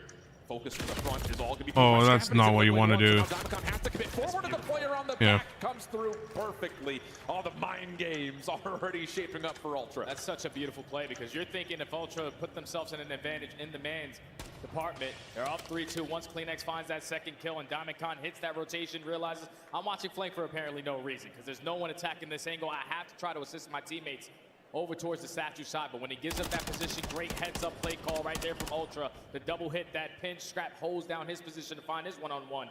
And then DiamondCon stands no chance. Beautiful retake right there from Ultra. Really fun chess game, though, between both those squads. Gorillas don't commit to anything through mid. The fake nades over towards B. Doesn't quite move the defense around. So Ultra feeling steady and confident in what they built on the defense. Can they provide the same offensively? And will it just be hey, we're dominating these guys, let's just hold the joystick down and run at them. And I love this initial play call again from Ultra. Taking a page out of the Gorillas book, just spreading the map, trying to get a feel of what their defensive setup is going to look like. But all this space being taken over towards A, keep in mind that bomb is all the way across the map. Think about it, is Insight may use this as a chance to stop the LAG defense from moving through. But the 1v1 over towards A actually has the Gorillas backing up through mid. So now it's just about who rotates around the map better in the mid round. Now, if you are Insight, you have forced that rotation to come in from the Gorillas. And Envoy simply getting hit by that nade is going to keep them at bay. But Scrap putting out a couple shots. Insight going to start to work that objective. And the pressure from LG starting to push up the middle of the map. And even though Envoy doesn't create any damage, him getting tagged by nades forces LG to say, hey, we're going A. Not to happen at all. And Envoy backs off, finds himself an isolated 1v1. Then he steps away, Escriel. Almost. For the trade, but Scrap all of a sudden, he's in a little bit of trouble here for this 1v2. Very far away from where the bomb is planted, but no hop here from LAG. They're taking their time on this, and all of a sudden, Scrap is going to have a chance to isolate the first. Knows that he's got a little bit of time before the second comes through. Fame down low. It's down to the pistol. And Scrap takes him down, pops off, and lets him know. That's just beautifully timed right there to that young man. Scrap is going to get him and let him know. You almost caught me slipping, but I just shoot 2 damn straight, even with the Renetti. Ends that round on 5 in a row. Great clutch out of Scrap. The Ultra just can do no wrong in this series right now. About as perfect as we've seen. And now all of a sudden we have to ask, is there any life in the lungs here for LAG? Game plan hasn't worked in the first 2. You got to come out with something. We need to see something from the Gorillas here in round 3. Might be a pace change up. Because you saw last time around, Ultra just dominated around that mid-map. So you might just want to say, screw trying to contest that. Let's work our way over towards A. And Ultra going right back to that same exact setup, just playing off of the info on this cross. A little nervy to start here for LAG. Trophy systems are down, nades are coming through, and this is what we often see from the Gorillas. Clear space, try to get an early plant. Fame's going to step up, Bestro going to commit, and now it's just down to Ultra. How do you retake this? A lot of it coming from the backside, Fame in trouble, but stay safe behind the drive artist, watch him Pixels. He's in that same exact position though, so you are Ultra. You did throw a couple stuns in nades to try to gain that info early on. They're going to go for the ISO again, but this time Fame is able to catch a double. SU at the same time finds a third. Now it's all up to Scrap. Already earns that cruise missile, but 1v3. Yeah, tough situation to be sure, especially with only 25 seconds on the clock. But, you know, for Ultra, maybe a round loss, but it comes with shades of gray due to the fact that the cruise missile's been earned. But that's better for girls, and that's what we often see. We talk about this squad. They want to play 4-man hits, get the early smoke, get the early plant, set up a deep post plant, you're good to go. Yeah, and they went back to the same exact setup as well. Yes. Like Fame knew that, all right, I was able to win this first gunfight, but I have to play for a second because they are baiting and switching in that position. Once he's able to find that double, Estriel strikes through mid-connector. And then Scrap. The 1v3 stood no chance, but the adjustments coming in out of this player. Great in search and destroy. Finds that double to finally put one on the board for Gorillas. And that's just, again, one of those things that LAG don't have to worry about that long flank that time. So you get more concentration over the site. Yep, everything better. Okay, so we got what we asked for. A little bit of life from the Gorillas. Fame looking to get aggressive through mid. Kleenex just going to get the read and then back up. Going to hold his life a little while longer. Nades do cause a bit of deterrence, but his stuns also land. So not really anything gained nor lost from either team. Yeah, but 2 nades going to get best to try to take down Kleenex on the flank. Not going to allow them to have those packs to work at this objective, but Estru just flies on in. One-man army to find that first blood on the Envoy. Man advantage Gorillas. Trophy system finding value for Scrap, but as he tries to force the gunfight, Diamond Con takes him off the angle. Now just down to Kleenex inside the middle of the map. Good for the first, but in trouble. Breaks the glass, trying to see if you can maybe head fake a little bit, but not to happen. Great stuff from the Gorillas. Early pressure through mid eventually leads to a clean retake over towards A. That's exactly what happened at Major 4, man. Just smoking out mid-connector, finding the timing, and clutching up in that 50-50 gunfight. Ashley also walks away with his life, so at that point, Toronto Ultra are panicking a little bit. Multiple angles need to be watching, and the collapse comes in for the Gorillas. So they were able to stop the bleeding and some, all tied up at 2. Patterns now start to shift. What does Ultra want to do in this next attempt? First blood battle has also, by the way, been fully dominated by Ultra. They have all 4, or pardon me, that's LAG who have all 4 kills. Ultra, all 4 first deaths. So that could be a part of the symptoms for what Ultra need to figure out here, as once again, trophy down, stuns out, Fame moving forward, look for this to go down. Yeah, Inside watch that cross. He already gains the info, so how do Ultra decide to change this retake scenario? You have Kleenex working on a super deep route all the way up to that pool side, and at the same time, Flames is taking ground through mid. Yeah, Flames in trouble. Can't go 1 for 1. Pulls Diamond Con back to have to watch this flank.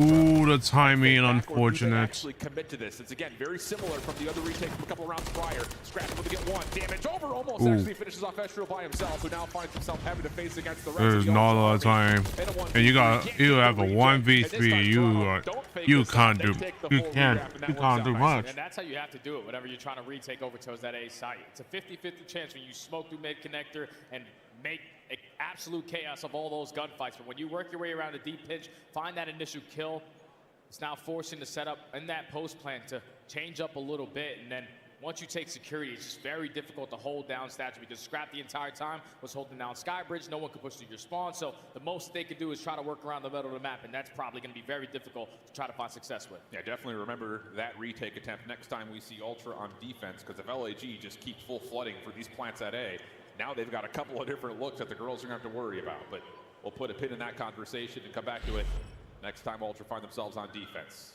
Offensive look. Haven't seen much focus over towards B, but off the get-go, Envoy, Insight, going to try to take an angle over towards Poolside to see if they can catch any of the Gorillas slipping for an early rotation through the flank. Yeah, and they're relying on the other two players across the map to at least draw a couple players from the Gorillas on that side.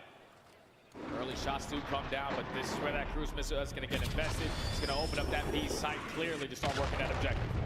Diamond and Estriel going to be over towards the backside. You've got number 7 in Fame over the middle of the map, but Kleenex catches him out of timing. So now all of a sudden it's a 4v3. Estriel seen over the top of the waterfall, but the team shots are great from LAG. We get countered out. Envoy, he's trying to play for the trade. Doesn't quite see the connection, and a little bit of noise made by Ultra has Gorillas completely bamboozled. They're rotated to A. Bomb has not made the same motion, though. They're both thinking about that rotation, and Scrap is going to gain that info. Right back to B we go. As 30 seconds left, that bomb is going to go down. If you are Scrap, you're trying to take a little bit more ground away from the opponent. Pushes up towards top plat, and gonna have a gunfight here soon with DC. Yeah, this post plan is gonna be really difficult to break down, but DC catches perfect timing and takes care of Scrap. That turns Envoy's attention a couple of different directions. Kleenex also has to move over towards Tiki to get back into the play. And now all of a sudden it's down to how LG execute on this retake timing. Good damage from Kleenex, but can't find the kill. Envoy, 1v3 up and over. And for LAG, no nonsense here. Estriel, damage, but not finished, and the bomb will be defused before Envoy could deal any more damage across the top of the site. That's great plays right there from the Gorillas, even falling early on in the numbers. Able to execute the team shots onto Insight, make it a 3v3, and then DC just playing super patient in the back of the spawn, catches the timing onto Scrap. For both the SMG players to now scatter on their setup and trying to watch top plat, trying to watch the flank, trying to watch middle stairs. And unfortunately, Kleenex was not able to find one before falling. So Gorillas, again, successful on a retake. Okay, now we start to talk about what does LAG do with this next offense. It has been 4-man hits towards A every single offense, and it looks like they're setting up for the exact same thing. But keep in mind, Ultra have showed us we're faking the flank coming back over from the front, and also we're committing towards the flank. And with this early motion through B, they're going to get full flank control, and an unfortunate self-save from Estriel now puts a ton of pressure on a Diamond. Not what you want. Alerted to the flank is on the way. Yeah, DC gains that info, and now he's just trying to at least play for one kill before falling. Almost. He almost had that flank, but unfortunately they read that. Even though you have full A side control, Ultra happy as hell to give up this bomb plant. Yeah, this definitely feels like a gifted round just off of the unfortunate circumstances with Estriel's nade. Maybe an opportunity for Fame to say, hey, we got to go around the world here and see if we can make a play through the defensive spawn, but Insight has already read it. He's got help nearby in Envoy, and LG are just trying to force something, trying to create something out of nothing at this point. Yeah, you see Insight gains info on both of the players, not going to commit on a gunfight, waiting for the team push to come in, but with only 25 seconds left, LG had to start thinking about that objective, and Kleenex is in the perfect position to shut it down. I mean, though, he may not actually catch the exit. Lifeline here for LAG. Kleenex on the hunt, but can't find Flames, but prediction is good, and Fame has also made his presence known with the kill over through DJ Booth. No worries for Insight to finish it off, and it is indeed just a gifted round thanks to the teammate. Yeah, just no need to panic there. You know that you have the numbers, especially with Estriel nading himself right off the rip of the game.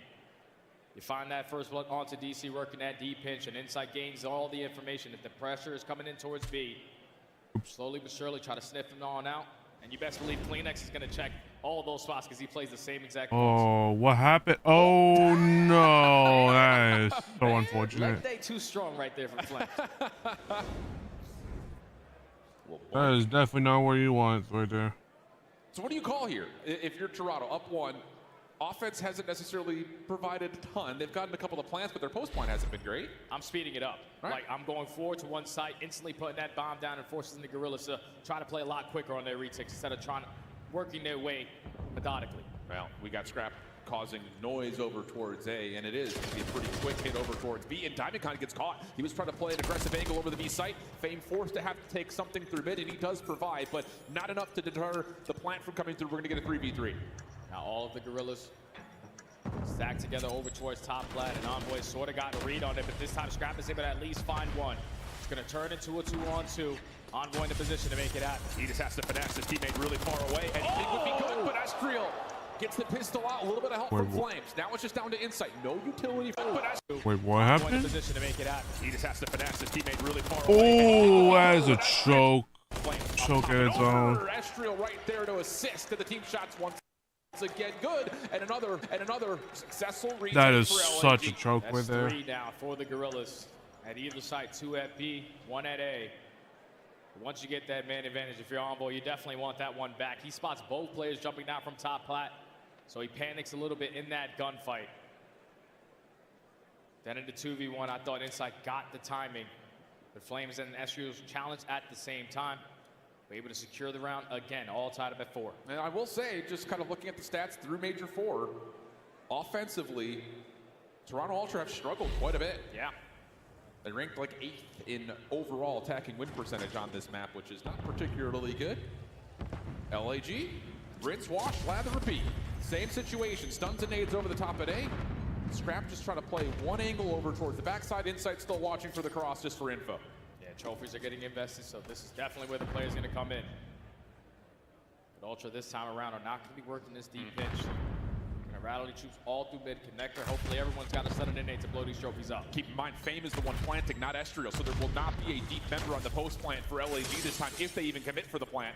Focus for Ultra through mid has thrown some second guessing into the LAG offense, but do they even have the ability to track back? They look like they kind of want to. Diamondcon now alerted on the backside of security that the flank is not just one member, it's a couple.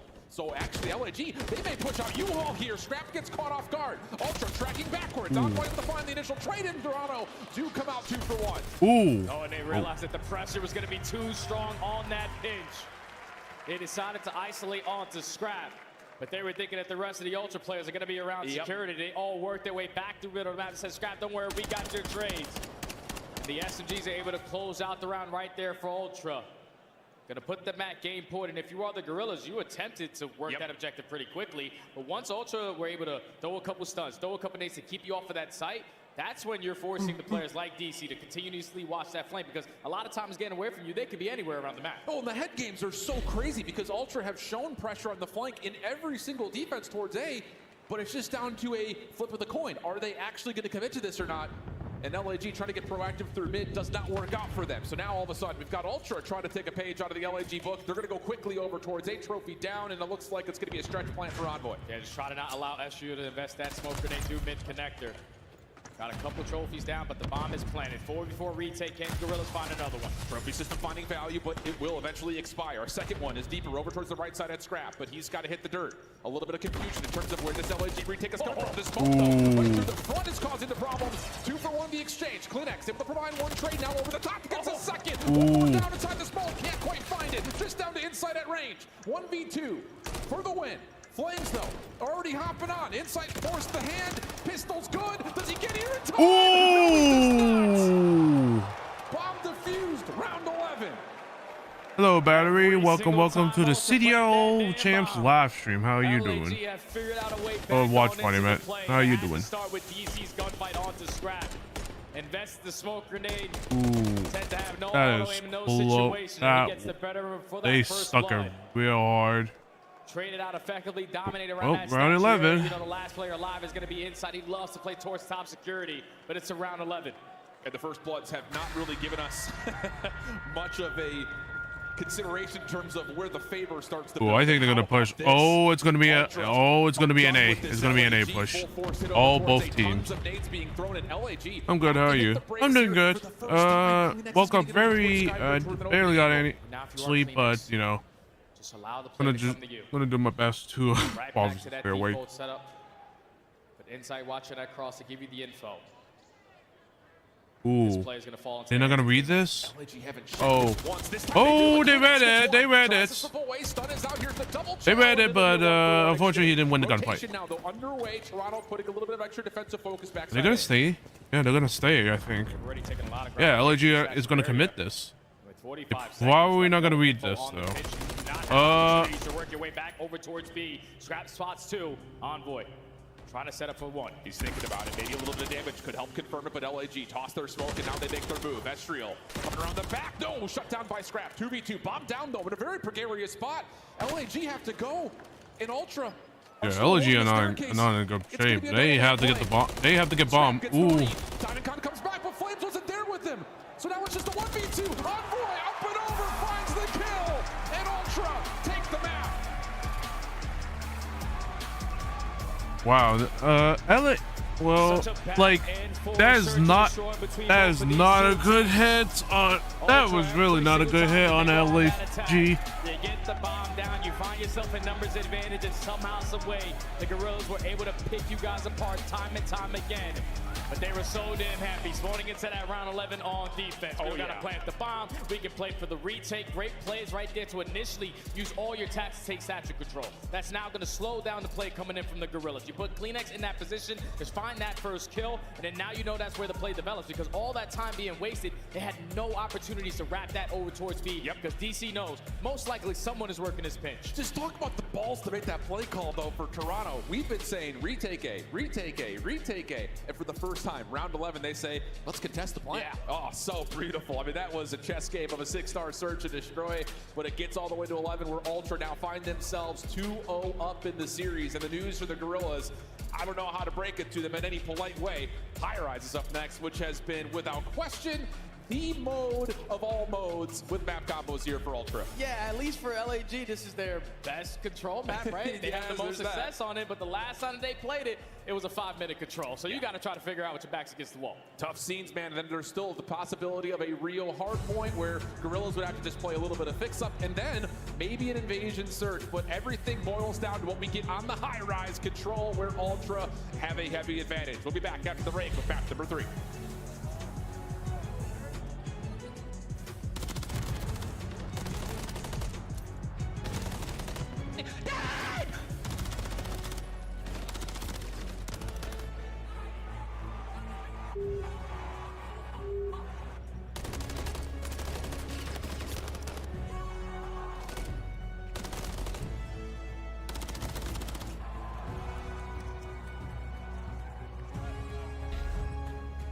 Call of Duty League Championship Weekend is brought to I you by heard something not Razer, the nice, official but headset sure. and chair of Optic Texas.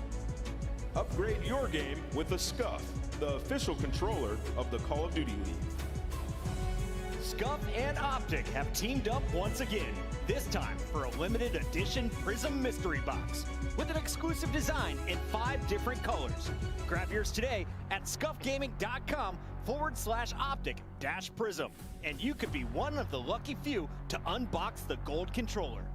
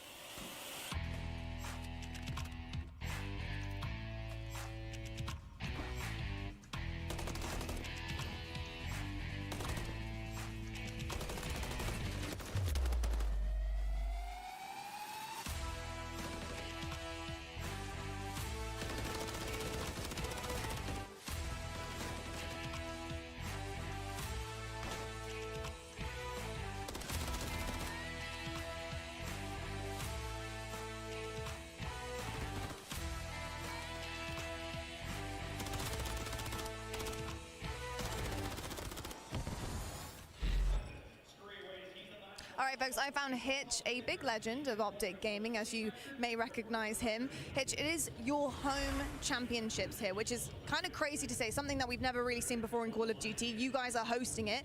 Tell me about the process. What has it been like behind the scenes putting this all together? I mean, it's all hands on deck. You know, usually it's hosted by the CDL. We get the privilege of hosting it this year, and the last couple majors that we've done have been some of the best weekends of my life. So to have the Call of Duty Championships here in Texas, Optic logo everywhere, I mean, it's such a blessing, and I'm excited to see how the rest of the weekend goes. Let's be honest, some of the majors that you guys put on in pretty much all of esports have been the hypest we have seen thus far in esports history. You're usually out with a drum, and the crowd is even louder than that. I mean, it's unbelievable the turnout that you have. At Champs here, what difference do you think the green wall makes? You know, the fans always do a lot for all of our teams, and the Call of Duty team always just feeds off of that energy that the fans are able to bring. So it's great to see them pull up. I mean, there's already so many people here, and it's only Friday. There were people here on Thursday, and I've heard tomorrow and Sunday are going to be unbelievable. So yeah, the boys always play better whenever that momentum is behind them, and Kenny was saying yesterday that the stage was already shaking. So they're excited, we're all excited, the events team is excited, so it's going to be a wonderful rest of the weekend. That means you guys should be very, very excited, whether you're here in the arena or at home. You're going to feel the green wall, that is for sure. Thank you so much, Hitch. Yeah. And best of luck for the rest of the weekend for the boys. Thank you. Welcome back to Allen, Texas, and our second match of the evening, where we unfortunately will have to say farewell to one of our two squads. And I gotta say, the head-to-head 360 panorama of the venue is unreal. If you were on the fence about buying tickets this year and you said, maybe next year, you done messed up. This has been sick. Oh yeah, I've been coming to Call of Duty events for what, 12 years now. This is the best venue without question. Big shout out to Optic for throwing such an insane event so far. I would love to go there. Unfortunately, just, you know, plane tickets is not an option for us, unfortunately. Back and forth, search and destroy, a little more icy in the veins in those closing moments. But now, like, if it was here hosted in LA, I would have been, well, I mean, I prefer to go to Texas and what and see the tournament, but you know, I'm just gonna support my favorite teams at home. So.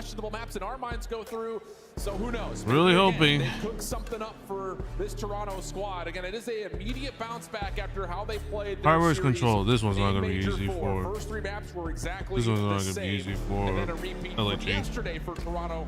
I mean, they kind of piss slammed Optic when they went up on Highways control, but. Oh, and this is where they tend to struggle a little bit on the attacking side. Let's see. They played, both the ARs got QB. shut down by Insight and Scrap. So your LAG trying to find a little bit of success early on. Fade strikes for that first blood. Welcome back. That's one way to do it. Run down mid. Don't worry about that B alley play. Estriel will join him on the zone. Double stack will have them looking to lock down the first tick of progress. Of course, no trophy systems here, so there will be an opportunity for Toronto to contest this from afar. Ooh, nice little snap though from Fade, back to 1 HP. Almost gets the pistol out, but Envoy will clear the zone, and it'll only be one tick of damage done. Right now, a lot of map control in favor of the Gorillas. Estriel's trying to hit that go button. He's able to at least find a little bit of assistance onto that kill on Kleenex. Just slowly working that progression over towards A, but Ultra, they're just trading effectively, dominating around that mid-map. Yeah, Fame has to hold his ground, wait for the regen on his life to come through. Kleenex up top, able to beat him to the angle. And now all of a sudden, Toronto regain the map and have a chance to really put Gorillas into a bit of a blender over towards their spawn side. Envoy just taking control of this back blue alley and actually may want to get aggressive here. He's got help with Insight nearby. Flames will contest the angle for a moment, and another rewrap from Fame through the middle of the map, but the kills just are not there for LAG, and everything again comes to a pause. Yeah, now if you are Fame, the last player alive, you are going to give up your positioning by put yourself on B, but he finds that one-on-one gunfight versus Kleenex, going to send Scrap to find that trade, and now you have accounted for every single player on the side of Gorillas coming off of the respawn. Envoy continuously trying to play for these kills off the spawn, but with only 20 seconds left, LG finding that double, make it a triple. You got to get on B. Yeah, but LG lost track of Insight for a moment, so he tucks himself into the corner at the elevator and finds himself two. One more on the corner. Diamondcon with the trade, but time becoming an issue. 10 seconds on the clock. Trophy system keeps him safe for a moment, but not for long enough. Now the final 5, and LG have to make the mad dash to A. And they can get on it. With only 4.3, you got to make this one be perfect. At least Flames from the top angle. takes down Insight, but Kleenex is just trying to time this flank. He knows there's a couple players coming on the respawn, but Estriel at the perfect time is able to spot him. That's 3 dead. Second about to be it. Insight is just too far away from this, so now it's a 3-man stack up and over. Ooh, Flames almost falls, but he does keep his life, and with that, the extra 60 comes through. Ooh, that The is kills. a A little bit of friendly assistance fire. from the Oh, LG yeah. trophy system leads to now So the now girls we right want. back into spawn, down a life. Team kill on the trophy. Fortunately has the rest of your teammates weak a little bit, and that leads to Ultra now taking map control completely away from you. Gotta be disappointed that they gave up those extra segments at A, but that's 3 dead. And Insight trying to make the play. He finds a double, and that's gonna slow down the play. It's just one of those things. We kind of saw this in the hard point as well. Every time LAG starts to create some momentum, someone just shuts it down for Toronto. It has been absolutely perfect from them. Now a 6v4 situation, and up and over. Yep, that is over for LAG. And no chance for LAG to get back over. At least it got A. Astro That's just trying one to do what thing. he can, and it will not be enough. But all things told, not a bad offense. 4 ticks in total converted. Yeah, with 4.3 seconds, you only had 1 segment, and somehow, some way, you're able to find every single kill off the rotation at A. Extend the time a little bit, and now end this round with 4 to your name. Great plays from the Gorillas, because now they got to go on the defensive side. Yep. Efficiency's been the name of the control here for Ultra, though. Across the season, they are first and second on both sides of the control point in terms of managing lives. And that feels like not just a key to success for them, but it also, again, puts a lot of extra pressure onto LAG to keep up in the slaying, which at the moment, DiamondCon 2-9, you talked about it, that AR differential already coming to play at least a little bit. Yeah, that's so far 2 respawns, but DC isn't having a good time. They're already starting off into this round against wall bang by Kleenex, who is on 4 in a row. You got a route being hit from Envoy. He gets the better of Flames in that scenario. A lot of presence from Ultra over towards B Street. They're getting traded effectively, though. Gorillas now just have to focus on where Kleenex has gone. Oh, and the stun does not hit him, so he will stay a little bit tucked into cover, bottom side of the underground pit. That silence pop up and around the back, gets killed number 5, bounces away, and now may have an opportunity to isolate over towards the B zone. He knows Estriel's nearby, just doesn't know exactly where, and instead values his life, looking to play for the cruise missile, and Flames coming out of spawn nearly gives it to him, but not to be. Estriel also seen, but a teammate takes care of it, and now Toronto looking to put their focus on the objective. And if you are LAG, you got to try to take Kleenex off of this 6th streak. Thankfully, the shots from DiamondCon good enough, but now the game clock at a pause. Slowly but surely trying to work up this aggression in towards B. DC with another big gunfight, this time on the inside. Can he make it a second? No, the effective trade is going to be there for Envoy, but that's job well done. Time is continuously going down. Yeah, LG doing a really nice job, like you mentioned, just keeping them off the zone. It's been a little bit mixy, it's been a little bit messy at times, but overall, LG should be pretty happy with how this defense has gone to this point. Clock, though, possibly to be stopped over towards the B zone. DiamondCon really waking up on this defense. After the 2-10 start, now he's up to 7-12.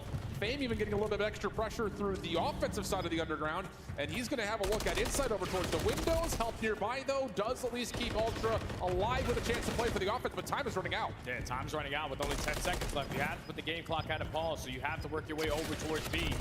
You're able to spot DC. Scrap wins the one-on-one gunfight, but the nade over the top and Fame finding that double. It's basically going to lead to a perfect round right there from the Gorillas on their response.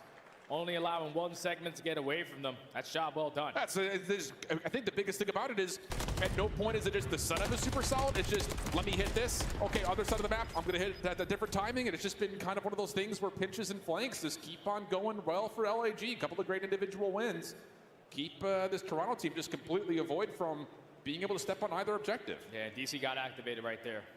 You talk about this Gorillas roster. Astro has been super consistent versus the top 4, but DC all season long has been able to get it done with that AR. So thankfully he was able to turn up in those final moments. Tie the game up at 1, and now if you are the Gorillas, how many more segments can we gain? Yeah, the massive advantage in terms of setting yourself up potentially for a round 5 defense. Don't want to count our chickens before they hatch. A lot can happen. Scrap first blood. Envoy also shuts down part of the play over towards A. Insight following up behind it. And now Estriel, left at his lonesome, is just trying to keep some pressure over towards B out. Yeah, he's just going to take his time. Hold down this position to allow his team to work out of this B Street. They find that kill onto Insight. Estriel takes that topper painted across the map. Flame finds a second, so game clock at a pause. Double stack it towards B. Yeah, absolutely a chance to get more possibly on the zone here. As another kill comes out for Estriel. Up and over on the backside, Kleenex only finds one with the pistol. First tick, gonna get locked in. Second on the way. Trophy systems are more than healthy on top of this side. I mean, they've got all 3 on it, so Fame has stayed very, very safe, and that may lead to a second tick being locked as well. But it's still a 1-man show on this point. That's going to allow Scrap enough time to work his way back into the objective. Now time is still getting away, but ANY again starting to heat up, finds a double before traded by Kleenex. And if you are LAG, you will continuously take this opportunity. You are trading better right now than Ultra. Absolutely, second tick in. And there could be more on the way. I mean, you've got LG just spreading the map over and over again, but Scrap gets to the mix, finds himself a pistol win, and that will now all of a sudden get Ultra their first decent defensive setup. DiamondCon still shooting straight, though. Flames the backside of elevators, and once again, very quickly, LAG find themselves stopping the clock with focus on B. Yeah, they just keep on dominating over towards this B street side. Ultra need to invest more reinforcements on that side of the map. Because it's a trade every single time around, and Gorillas are coming out on top because they have more players in that position. Thankfully, time being extended, it's going to allow them a little bit more time to work out of their base because everyone dropped at the wrong time. Fame just keeps working the middle of the map. Oh my goodness. I mean, after what he did in round number 1, you would have thought that Ultra would have kept a bigger eye over what's going through mid, but Fame continues to just blow right down the middle of the map. And now all of a sudden, Ultra find themselves in a little bit of trouble. Still, like the clock not super healthy for LAG, but the life lead continues to build for the Gorillas. Yeah, you need to guarantee this defense round as well because segments you cannot make up Another for it. two-piece. Try to get defense in that round number 5, so you have to try to clutch up here. You have one player in your spawn trying to contest in DC. Finds himself on 2 in a row, but the Sentex should be good enough to take care of Oh, him. it connects. 10 lives remaining with 45 seconds to go. Ultra still working on getting I think it's already over. Gorillas playing through the previously captured zone on B. Still got time. Flames, Fame, couple of kills, continue to allow them to play this right through mid. Ultra really can only defend this from the A window. Scrap in trouble, but trophy system gets earned. He places that at his feet and at least can hold this ground. But once again, it's just Gorillas just trying to play to stop the clock, play the TDM out. And that's all they're doing. They're just trading. 6 to 9 in lives remaining. Scrap finds one, but eventually he does fall with only 25 seconds left. You just cannot allow Ultra to make it at 3 or 4 dead, because then they're going to take the map away from you, all tied up in lives. Decent shots from DiamondCon from his spawn. Creates a that is unfortunate. Kleenex can just lock this down through blue. Flame's gonna go to the high ground. Someone has to dive on into the point. Kleenex finds the first, the turnover to the other. Last one left. Fame on the zone. No worries for Kleenex. 2v1 situation, but Flames is not gonna have a chance to pursue it. Kleenex. I'm so confused on how LG do that. They had all the advantage right. Like they had all the advantage right there, and they threw it away. Like, what is that? Waiting for the contest to come in at that A point. Lowering the camera down. But they had all the advantage right there. 3v5, and they screwed up by just allowing themselves to be killed at that moment. That's not what you want to happen when you add an advantage. You have to, like anything, you got to play together. And unfortunately, they fucked up. So odds are against each other, or against them. So. And Scrap Envoy first couple of shots are decent. An opportunity to jump onto the B zone. It's the perfect start right here for Ultra. That's 3 dead. Trying to make it 4 onto Fame, but to gain the info, Kleenex still looking for that 1 kill to earn that cruise missile. Able to spot Estriel on the cross, but gotta make sure you're sitting on this beat point to try to earn some seconds, keep the time paused. Get shut down. Flames right over the back, able to turn that into a second. Envoy deep route through A. He does touch the zone, so I'm sure LAG have been made aware of that. But still, the offense for Ultra has not looked particularly great. The kills are fine, but we're just not getting any work done on the OBJ. They just need a couple of kills to go in their favor at the same exact time, so then they can get a stack going. But every single time the Gorillas are just trading effectively around that middle of the map, and no other time and better than now. That's 3 dead in the feed. Ultra and Scrap now have to slow down. Yeah, look where the Gorillas have already pushed up at as well. You've got Fame at the front side of the windows. DiamondCon playing a cheeky angle, backside 3 tarps, and Flames top heli, a little windier up there, but damage is good enough to keep inside off the angle, and the clock, again, is becoming the biggest opponent here for Ultra. A couple of kills will give them a chance to stop it over at A, but this is just a solo play, and LAG are here to contest. Oh, but Envoy wins that one-on-one gunfight, so the game clock is still going to be at a pause because LAG had to split on their defensive look. You win the one-on-one in towards B. So inside, can you withstand this nade coming in? All the tax being invested. You don't want to allow Ultra to extend this time. You have to try to find a break early on if you're Gorillas. Huge win from Scrap. Keeps the Gorillas away from being able to contest through mid-map. Fame. A big huge 2. And now a touch for possibly 3. Scrap able to find Flames, aware of the threat, backs off just a moment, and then Fame gets completely bamboozled by it. Toronto still alive. DiamondCon fighting from inside the zone, not good enough. 2 players on. 60 seconds looking likely unless Flames decides to go for it. And no, we've got a 14 playing 11, a chance here for Ultra to win the match. And a lot of map control as well to go in favor of Ultra. Flames does find one kill. Now he's trying to finesse around that propane area, and he's done a great job of doing so. Repositions himself to the top, hoping that his team is going to assist him now in these gunfights. But Envoy and Scrap, that dynamic duo, are getting it done. That's 3 dead. Here comes the stack. And Ezreal gets completely blindsided by Envoy to the middle of the map, who can now just keep this Gorilla's defense at bay. Scrap also assisting. Double stack over towards the A zone. It's got a war on 2 fronts now for Gorillas. You got to find the kills, but you also need to get him off the zone. Trophy system does not get placed in time. The trophy system topside heli doesn't actually take care of the Semtex. So now everything comes to a bit of a calm 8v5. Yeah, you got to slow this game down if you are the Gorillas. You cannot afford to play trades in this scenario. It's only 1 life until you have none remaining. See Ultra taking their time. Just trying to gain a little bit of info, set up Envoy for this kill. Oh, they actually read that. Oh, shit. They actually read that. B control still. Route by Insight denied. Keep your eye on number 4. Kleenex gets around the back, doesn't finish the first kill, but he still has a chance to transfer for the double. It's definitely over for LAG. Diamond Con inside the zone. Gets a good read on the first. Slips away, but not deep enough to stay away from the second. 1v5. There is no chance. 2 ticks on. Final kill is in, and it's a 3-0 for Ultra.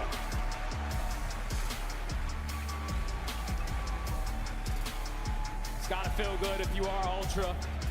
Obviously, at Major 4, they definitely caught you off guard by spraying up on your best maps and taking you down and locking you down to losers bracket. But at the biggest one of the year, you get the better of them on the same exact maps. And now you send them home packing. Good fight from LAG. Unfortunately, it's one of those scenarios where they just... LAG had a good fight right there. Unfortunately, they had scenarios where they should have thrown away. Like there were so many chances that they had at that round 3 that they just completely threw away. Like it could have been gone to a round 5 if they just capitalized on the kills. But what a good fight on well fought again for LG. They fought well. Unfortunately, they just fell short. They just fell short against a top 2 team that, even though they did get first rounded by LACs, they just it's like any scenario. But they did fight all season long. It's just any scenario. They just can't do much. They just started a bit slow. You heard it from the boys. They said that was a winnable series. You saw them say that the same thing on Twitter.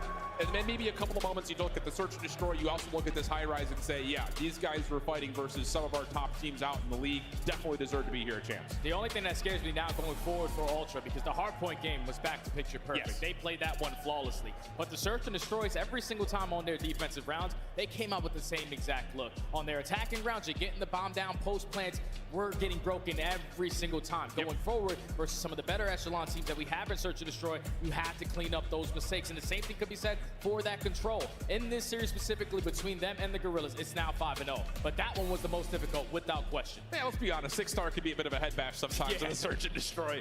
Smoke retakes, things of the nature. But it is Toronto at the end of the day, finding themselves a 3-0 and another extra lease on life going to tomorrow as Blaze has Scrap on the main stage with our post-game reaction. Thank you so much, Alan. Texas, show some love to the Toronto Ultra as they stay alive here in championship weekend. Scrap, it's been a while since I talked to you, but how you feeling getting this 3-0 against a squad that took you guys down in Major 4? I know that revenge gotta feel sweet. I mean, yeah, but like, come on, bro. It's LAG. They're pretty dog shit. We shouldn't have lost to them last time. You know, it is what it is, but, you know, it's a good match to get the ball rolling. Definitely a good match to get the ball rolling, okay? You guys are starting to heat up and just, you know, kind of loosen up here on the stage. Now, going into this series, you guys had the same maps that you had the last time. What was the strategy behind that? You know, just run at them, shit on them. They're horrible. You know, win some gunfights, and we're probably going to win the map. So it's easy as that. The gun skill definitely showed there on the stage. You didn't have to overthink it. Just have confidence in yourself and run it back again, and the results did show. This is a different environment than Major 4. We got fans here. It's loud. Talk to you about the atmosphere and playing on the stage and having the fans out here in the crowd and in the chat. Yeah, no, of course. You know, I'm thriving off this crowd, bro. I can't lie. You guys are amazing, bro. It's probably one of the best venues I played in. I appreciate all the support.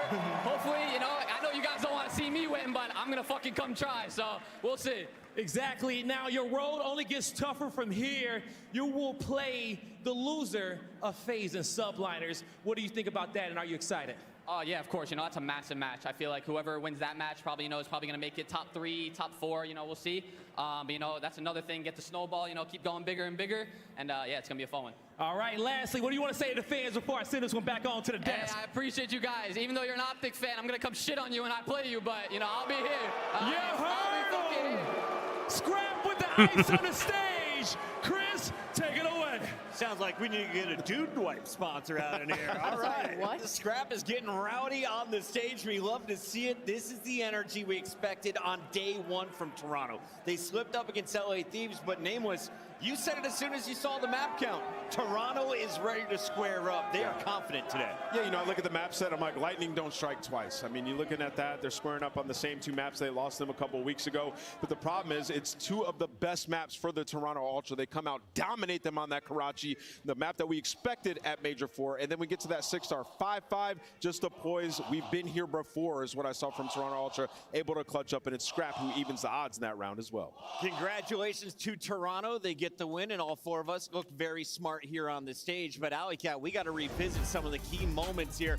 It was a 3-0 last time they matched up on High Rise. This time around, Fame doing everything he could for LAG. The Toronto Ultra just too good at this map. Yeah, High Rise went the same way. The scariest thing about Toronto Ultra right now is they don't really have a control that they're necessarily uncomfortable on. You maybe say Invasion, maybe Karachi as a recent, but overall in the season, they're like 10-3 on all of the maps, and not even to mention High Rise, they were almost undefeated in it during our last split. So I see why LG wanted to go head-to-head again. They already wanted to sign off this map. They were hoping to push for a map 4 or 5 by taking 1 or 2. See, they allowed themselves to be killed off. Toronto Ultra is the and best respawn team in the league when it comes to they had the both momentum. Unfortunately, they just this was just them getting the job done. they just fell short when it came to capitalizing their lives. Short of champs. They're right there on the bubble entering Major 4. They clutched up at Major 4. They got the champs. Play, what can you take away if you're one of these rookies playing in your first ever champs? For LAG, this was a successful season for them. They constantly were getting top 6 on LAN. They got top 3 at the last major. They come out and fall a little flat here at champs, but they made it in their initial roster. If this was their team all year, I would think they would do a lot better. We got our man of the match. It's time to award the honors. Envoy stepping up. They brought in the world champion. He did it 2 years ago with LA Thieves. Can Envoy help lead this team through the losers bracket? 100% he can. And and when Ali mentioned that they've been great at respawn, that's on the season. Lately, it's been tough for them. And Envoy's a guy we've been asking to go that extra mile and step up for them. So seeing that in that match and setting the tone in that hard point like Envoy did is going to be massive for a lower bracket run. Speaking of Envoy, he earns our Scuff Play of the Game, Alley Cat, and I want you to break it down for me. It is Envoy and Scrap with the round 11 ice. This is what we expected when Envoy was initially added to this team and what he was going to bring, and we've all just kind of been sat and wait, I feel like, for him to get comfortable in this game. But this is just great comms out of Toronto Ultra. You talk about the teamwork, you instantly think of this team in purple, and LAG was just a little lost in this situation. They didn't try sending by low. Once they did, they didn't clear it out once they this one. And you see the misdirection early round. Look at this. So all of Toronto This Ultra, is a real confusing thing because LG had Kleenex underground. So for LAG, they're like, LG had so much momentum right there. A little bit, and then Toronto Ultra slow down, wrap back, and it's Scrap with the massive trade here. And this part right here, they were both together. From there, you just see in this situation. But then the question is, all the eggs in their basket. What are we this doing part, going double underground why here? are we challenging? Why are we not challenging together? That That makes no sense. Like, what is Get every momentum. Maybe some nerves got to him, maybe a little anxiety, but the pressure got to him. I don't know what that play was. Good call by Toronto. Toronto able to ice up. They lock in game number 2, and that set up our high-rise game 3 where they complete the 3-0. And that means we now have 2 3-0s officially in the bracket, one here in the elimination, and of course Optic getting it done against their opponent yesterday. So as we look forward though, Toronto Ultra waiting for the loser of Atlanta FaZe and New York Subliners. One of our Power 4 is going to get top 6 here in Texas. One of them is getting top 6. So one of the top 4 that we expected to be top 4 all year long are getting top 6. Who's it going to be, Clay? Come on. Ooh, who's it going to be? You've been on point, bro. Dude, I think, honestly, it's going to be Subliners getting the top 6. I don't know. I think the FaZe You picked them to win, You got 2 hours. You got 2 hours to sort it out. When we come back, though, we've got match number number 3. Don't go anywhere. It's the hometown team, Optic Texas, taking on Dan Ghosty and LA Thieves.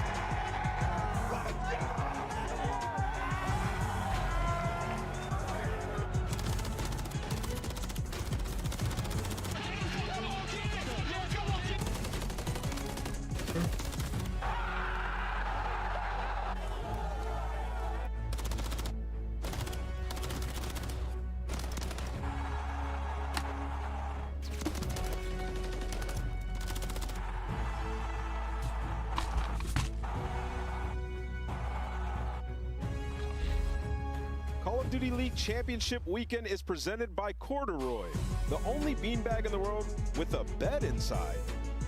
The Call of Duty League is brought to you by Monster Energy, the official energy drink of the CDL.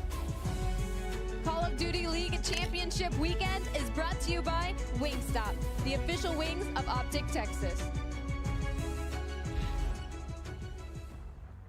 Bro, this thick as hell.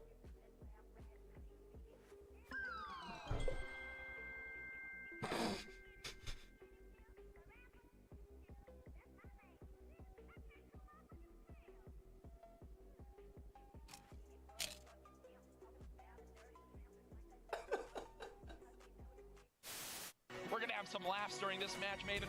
I'm going to openly just ask, who will be the worst player we see in the All-Star game today? The worst player from all of these teams? Oh, this is hard, man. It's the All-Stars. Oh, I got to think about this. It's going to be Octane. You think it's going to be Octane? Yeah. He was a beast yesterday. He was number 2 overall S&D KD. Yeah, yes, he has, but guess what? Octane's had one good event since, like, 2016. I'm going with Nameless just because he can probably hear me right now. He's going to choke big time. A little bit, but composure still there for Gorillas as rotations continue to be the talking point. A little bit of a scary spot as Draza turns on to App off the ground. I don't know how that gunfight was even possible. Back him up, make it on the plays. It's Grim 6.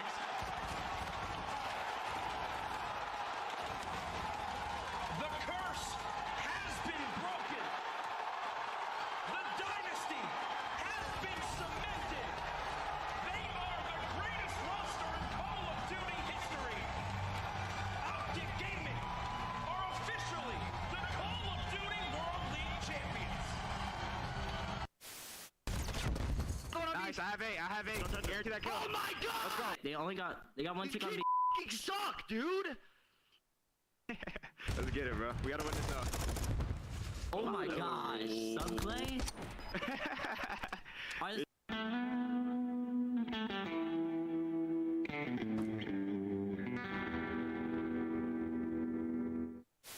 Hydra straight back on it. He's got time to get it done. No one there to watch it. Will it go through? Formal. Oh, he kills him. Oh my God. No! Subliner's got the win. He got the defuse, the kill. Did not come in time. You have the streaks. You have the bomb planted. You have every advantage in the world. But the defuse came through. He got it. He All right, guys, I'm with Shane and Kremp from LA Thieves here just before they're going into day 2 of Champs. First of all, Kremp, I haven't seen you yet. Welcome to Champs. Lovely to have you. And what a show you guys put on yesterday, by the way, for all of your fans. I got to ask you about what went well for your team yesterday and what you're looking to implement into today. I think we just had a great energy and we stuck to the game plan very well. So if we just keep playing our game, keep the energy high, and just keep gassing each other up, make sure we're like staying on point, I think we'll just come out and win again. I like it. And your gassing up is, of course, using your hands quite a lot as well. Shane, I've got to ask you about the S&D because, yeah, not yeah, no, I know, not the best, but of course playing Optic, you know, their crux has also been S&D of recent times. They've managed to get over that hump, but this would be big for you guys to get on top of that and kind of push that to the side yet again. What are you looking for in S&D to fix things from yesterday to really get a leg up over Optic? I mean, Toronto just had our number yesterday, you know, got to give them their props to that. I mean, Rio was a map that we won God knows how many times in a row, and, you know, we've got to lose it eventually. Sadly to lose it like that, but obviously we've had some good conversations about it. We know that just something that doesn't happen if ever, you know, so we're more ready today, and we know Optic have been working on theirs, so we've got to step it up for sure, and we're ready. Love to hear that. Kremp, last question, of course, a hot Optic crowd out today in full force because obviously Optic won yesterday and they were loud. It's only going to be louder today. How are you feeling about that pressure, about all of those fans going against you? You feeding off of it? Feeding off it for sure, but I mean, I'm just there to win. Like, nothing's really going to change me off that path. You know what I mean? Love to hear that. Some fighting words here, strong choices. Thank you both for that, and best of luck. Awesome stuff there from former pro, now coach Shane, and of course the young gun brought over from Boston last year, Kremp in his second season, looking to rake in some serious cash. And their win over Toronto Ultra, it's a huge first step for LA Thieves, but now you're going up not just against Optic Texas, you're going up against this crowd. This crowd is going to be a tough ask for Thieves to get above. Honestly, it's going to be really difficult for some of the rookies or the younger, inexperienced players on LA Thieves to really get past the crowd noise, but I do believe if they can, they might have a shot here. All right, the young guns got to just focus on their game. But Nameless, if you're Optic, are you feeling extra pressure playing here at home? I think you saw one go through the hoop yesterday, and you're feeling so much better, especially that it was through the SMGs and Shotzi and Pred. And historically this year in this matchup, Optic have dominated 6-1 map count, and it has been Pred who's lit it up. We're talking dropping 5,000 damage and over in almost every hardpoint he's played against the Thieves. He feels super confident on that stage. LA Thieves have found a lot of success online. LAN, it wasn't until Major 4 that really happened. Now they've got the first round under their belt. They're going into winners round 2, and this means if you win, you're playing for top 3. So Ali, talk to me a little bit about this squad. Who's going to help them get the job done if they can pull off the upset? Obviously, I think Dan Ghosty is going to be comfortable in this matchup going up against his old team. This is going to be his revenge match, but I have to put the pressure on the SMG duo. That's going to be the biggest difference, I feel like, when it comes to them versus Optic Texas. I'm looking at Pred and Shotzi versus Joe and Kremp, and unfortunately, I would definitely go the Pred and Shotzi route. But the good thing for Thieves, even though they were able to take all 3 respawns yesterday, they are a very good search and destroy team, usually. Nameless, I was so impressed. Kremp drops the donut in search and destroy. He bounces right back in game 3. He did. But it's the man on the right that I'm looking at, Dan Ghosty, taking on Scrap. Now he's got another challenge, and Kenny and friends on the other side. But as you take a look at these two, who do you think has the edge? I mean, Ghosty's been unbelievable, especially in the clutch, right? And he is familiar with the green wall, having played for them before. He's got a tall task in his hand because he has to calm down his teammates, explain to them what it's going to be like in this huge moment. And he's also been the guy they've asked to win them games at the end. We saw it just yesterday, so I couldn't be more excited for this match. This is such a huge matchup. Optic Texas, of course, not just fighting LA Thieves, they're fighting the Optic Curse. For anyone who doesn't know, break it down for us, Clay. We have to mention the Optic curse. Just in the CDL era alone, the players that have been dropped off Optic have gone on to win the next year. Just off the top, Envoy winning Vanguard champs, Arcity's winning in Cold War 3 different times, Formal switching games and winning a world championship, and even recently Sender, the coach, going and winning with New York. It's a curse. Will Dan Ghosty get his revenge right here after getting kicked off the squad? Well, we're going to have to find out, but first we've got to introduce the crowd's favorite, Optic Texas, about to take the stage, and you can already hear the green wall Yeah, kind of glad that they did Real mention quick, about Optic, the Coptic curse of people leaving and then leaving and such, but you know, I do still have hope that Optic can get over that hump and be able to take it, but that's going to be really dependent. That's going to be really dependent on how well Optic plays today. If they play like yesterday, they may have a chance. They're going to have a better chance. If they play like, if they're going to play like shit, like last time, it's going to be hard. So they better hope that they got their shit together. Do you have to look at Shotzi and Pred again? They were #1 and #3 in KDs after day 1. 1000% you got to look at those two guys. I think winning their last match and really getting that monkey off their back and just getting a dub on the board. I know it was a really tight one. It wasn't super convincing, but they really just needed a dub to stop the slide, and I think they might come out here firing. We are just a few moments away. Texas, are you ready to see the best of I feel like five? FaZe has a curse too. FaZe 1 tournament and a bit. Let's take a look at messing up your all the maps time. coming your way from the main stage. We've got Karachi Karachi, High-Rise, Karachi, 6-star, Karachi, all 3 Karachis. In game 5. If it gets to a second this one's gonna be Yeah, 6 stars hard. gonna be very good for Optic, but it's also one of Thieves' favorite maps. And when I look at that map 1 Karachi, that's the one This is that going to be sticks out hard me. for You wanna FaZe, neutralize but I that feel crowd. like Well, that's a map the that High-Rise Texas is have going to be only played hard once for in the last 60 Optic. days. Played it 1 time in stage 4 and didn't didn't play it a whole lot in stage 3. So I'm very interested to see what Thieves have cooking up on that one.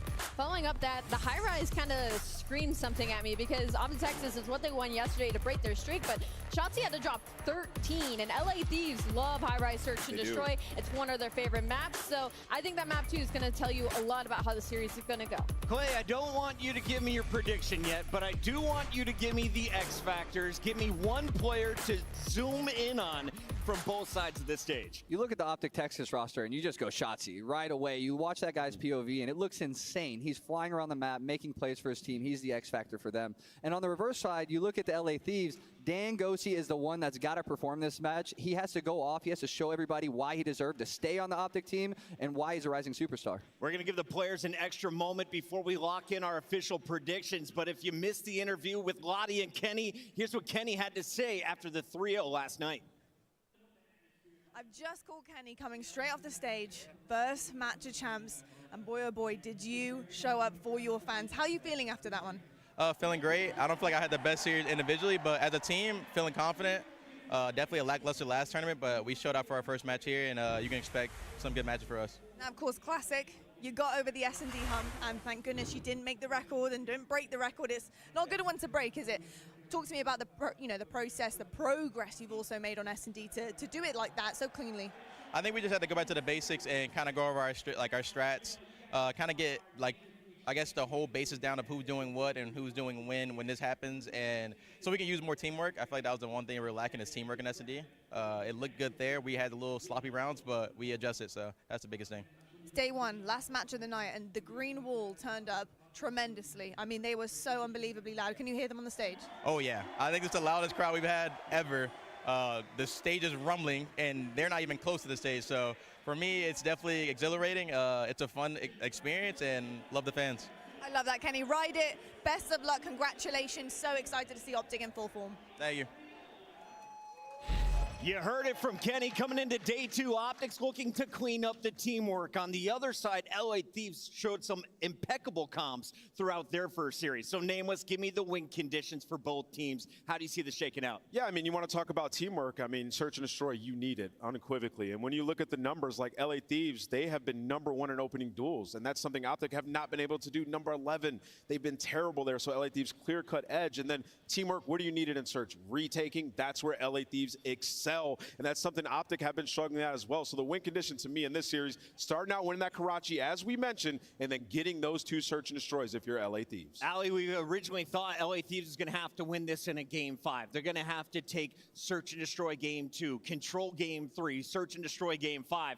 But when they played yesterday, they won all the respawns. Let's revisit some of the highlights. And can Joe Deceives keep this energy up that he displayed on day number 1? That's kind of the biggest question mark I have going into this series because Toronto Ultra, as we just saw, is one of the best respawn teams in the game. Now It's a question of, did they have a bad day yesterday versus LA Thieves in their respawns? They caught them off guard, or did LA Thieves actually get the fruits of their labor that they put into those game modes and were able to take all 3? If they can bring what they brought yesterday to the stage today against Optic Texas, they're feeling unreal in this matchup because they're already so confident in the game 2 and 5, where Optic Texas, the last thing they want is to go to a game number 5.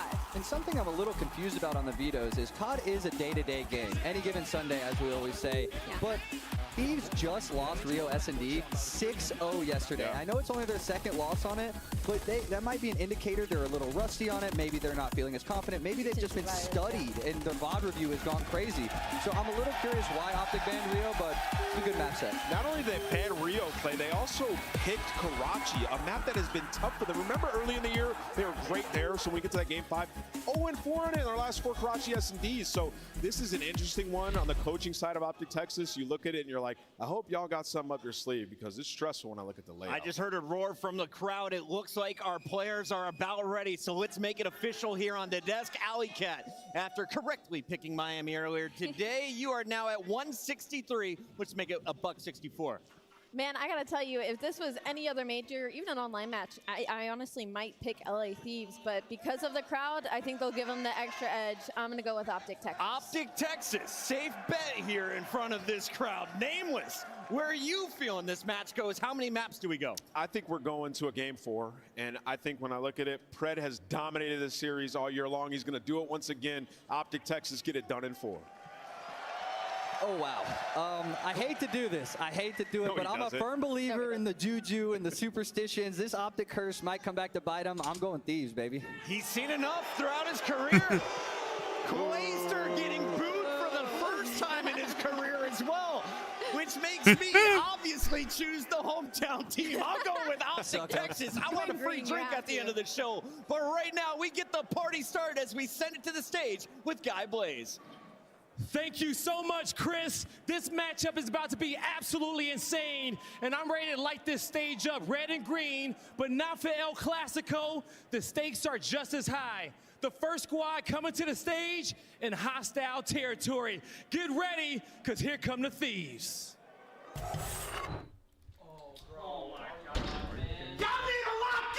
I'm trying to make ends, I don't want to make amends, and I came to the lens. I mean, seriously. 1, 2, 3, 4, 5. Yeah, I'm turning up to the sky. Yeah, I go up till I get right. I ain't really trip till I get by. Yeah, I'm going up to the top, Dubai.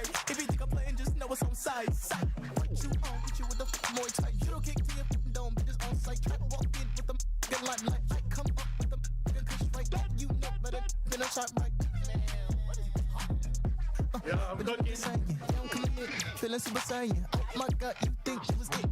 I still believe that Optic can do this, but with the map set, I don't know. Have the goofiest intro video. Well, I mean, they had it when they had the first roster. When they had the first roster, and then they changed it on the second roster. They had the crowd yesterday. The tides have turned. Can these young players deal with that adversity and showcase their skills once again? It's going to be a hard-fought battle, and they're going to have to bounce back in that search and destroy game mode, a mode that has given them so many victories, especially in those game 5s. I'm excited to get this one going, Blaze. Let's bring out Optic. One more time, make some noise for the Heartbreakers, the LA Thieves! All right. Now, it's time to bring out the hometown team. Texas, are you ready? Here they come.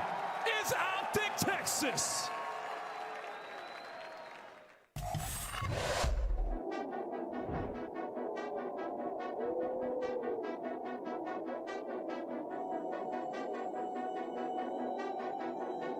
I know they've been doing this intro for so long, but you know, making a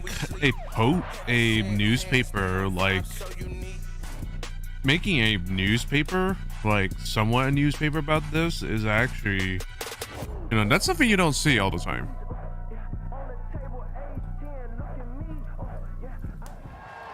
Make some noise for the Major 3 champions, Optic Texas.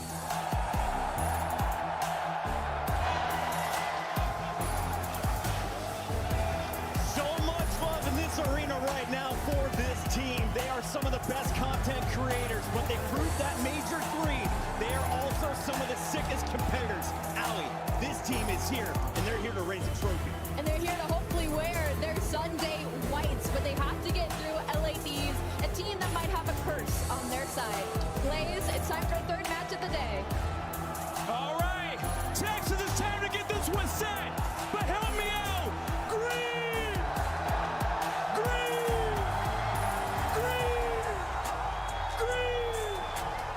Let's get this one started. It's a brick house. Maven, let's go. This place is exploding right now. The energy is unbelievable. Listen, we thought this would be the case.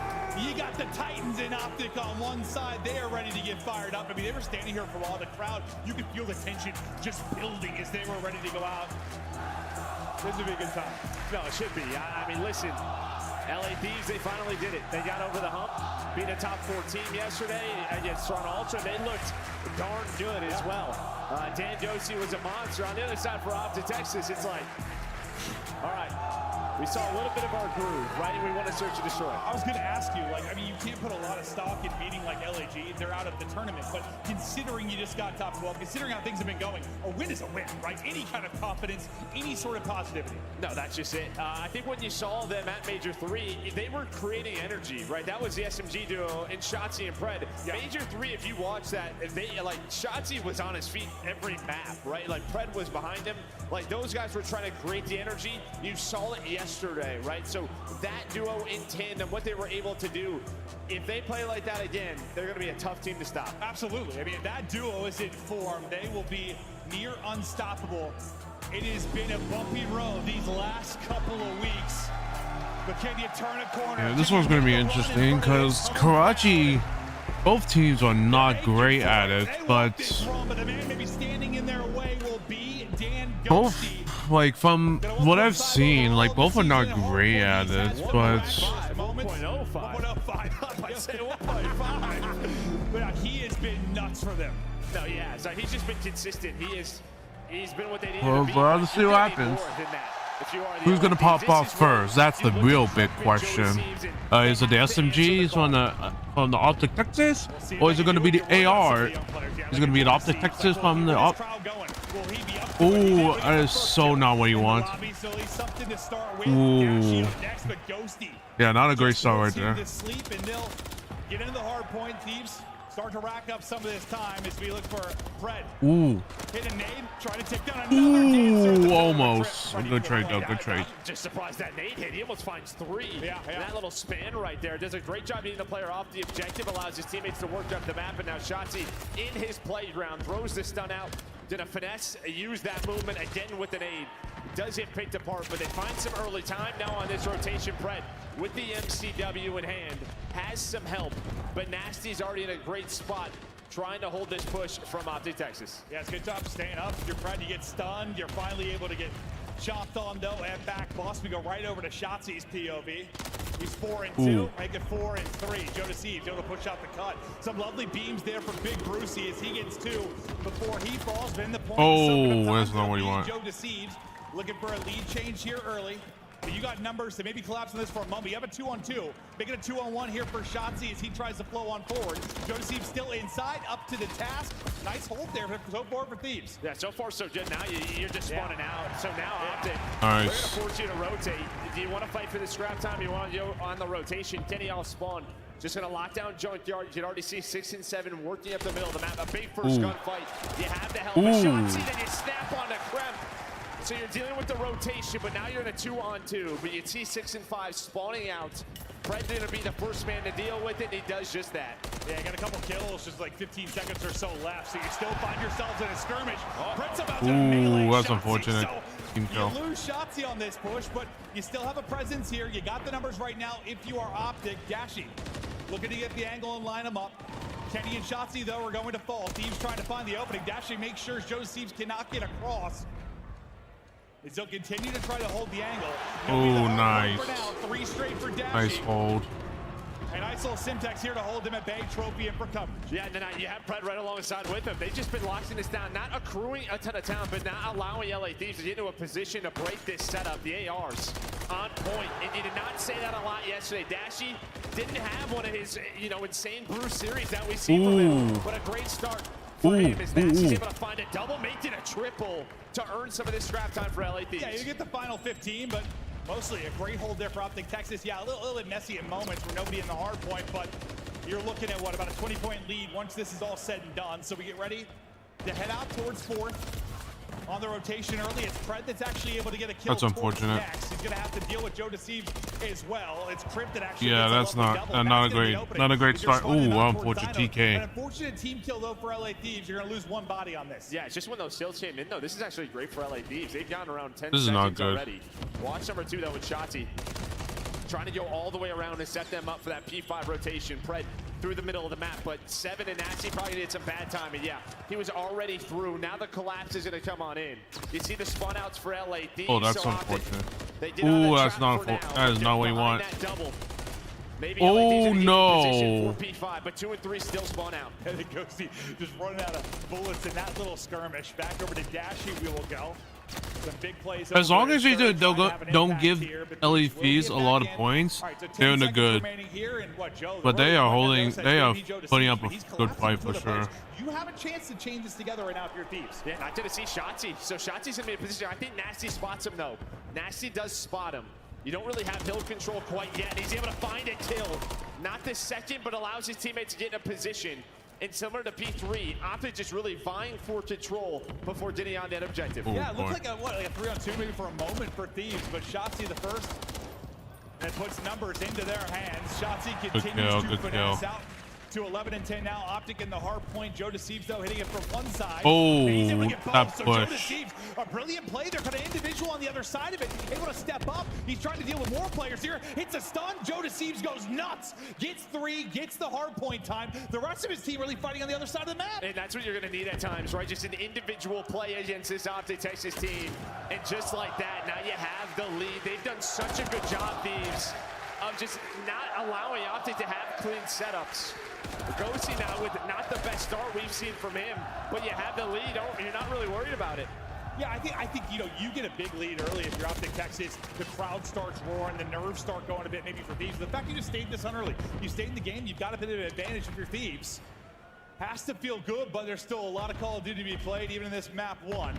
We'll stick with Joe, who's on 3 straight, make it 4. Papa is eating right now and seeing if he can find any more. The answer is no. Fred able to snap with the double. 5 straight. Working on a cruise. That was disgusting. Yeah, we're starting to see this more a lot on this map. Is it 3 MCWs and Pred is thriving with it 16 and 9, trying to find the cruise missile as LA Thieves pushing again. He's Nice cruise. Good kills. Oh. And this is what you wanted to see. They have to go new though. Last stage, but not here. They need to go new. They need to get him. But they need to kill him off first. That's the big thing right now. They just need to kill him off first, and then be able to push in together. He starts to go nuts. He's having an impact now, but you see Texas go out in front. It's going to be Thieves that are trying to rally Good back. break. Good front.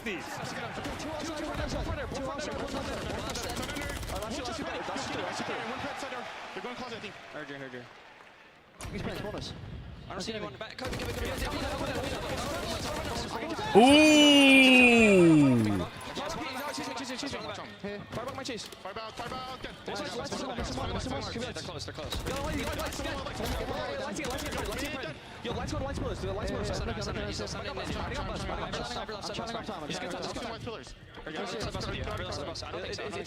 pretty sure he's paid. I'm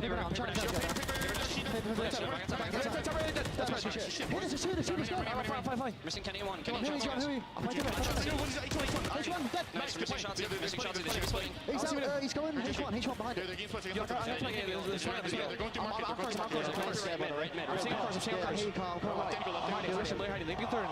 They should spawn out to guys.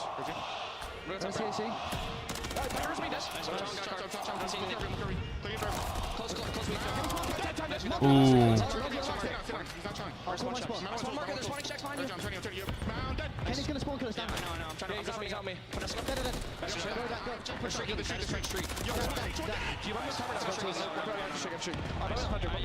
going third now to be safe. Go third to get mid then.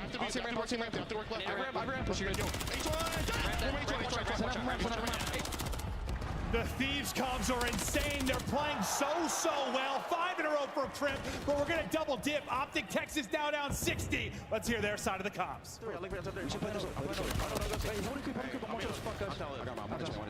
One stop 3. Just jump above us. He's above somewhere. He's low. Let's go now. Play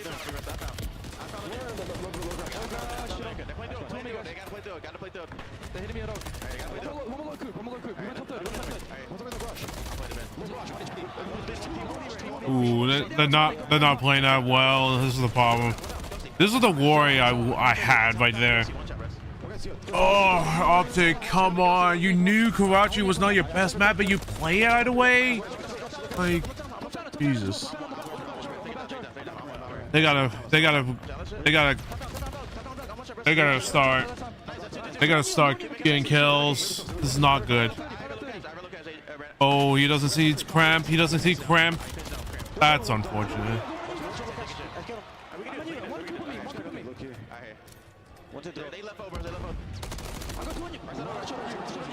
Ooh, that is so unfortunate.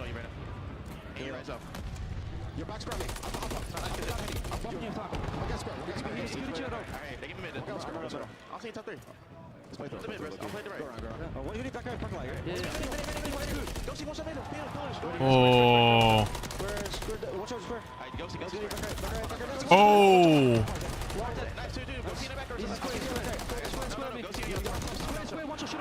Oh. Nice. They have to hold this in one. They have to hold this, and they want to try to at least catch up.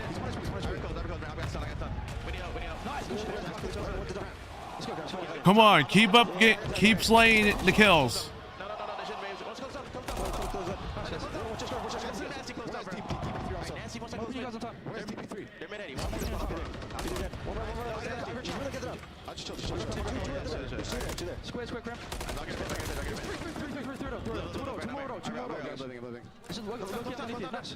I'm going you, Ken. I'm going fan.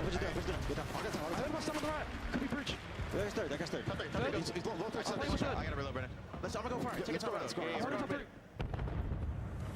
Here we go. 40 points between them. Third set is up.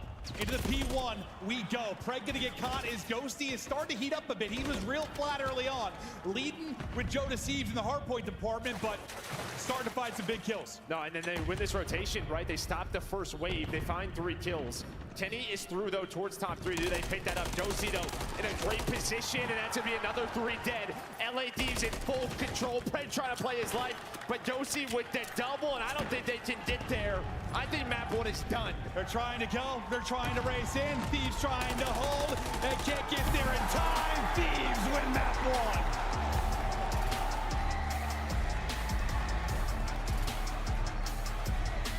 1. And man, it really felt like just when we went to that listening, because you and I were wondering, like, are the nerves going to hit a little bit? Like somebody like Joe Deceives, like he's been in and out of the roster sometimes in big moments, has not lived up to it. But like once we heard the comms for about 30 seconds, I kind of knew this was going to happen because of just the way. I kind of knew this was going to happen just because the way that Optic has played that map on hardpoint has been not good recently. I just so confused on what they were thinking when they were picking the map. Well, a lot of the times we're talking about Optic's individual sort of plays. It was LAD's a lot of the time sticking out for me, or they were just the difference in making it messy for Optic. Yeah, I think we thought, like, listen, especially on a map like Karachi, was hardpoint in general, like Thieves, when they're flowing, they can battle a top team in that particular mode. But that was really the question mark for you. Probably to be like the surge, right? Between these two squads, is that the big question mark?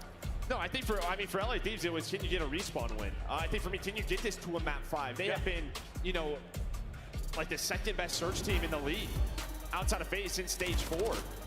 If you can get it to the game 5, you absolutely have a chance, but I mean, they're doing it this way through fundamental hard points, slaying with them. Ghosty didn't even have that great of a map again. It was just sort of these moments where that is so not what you want.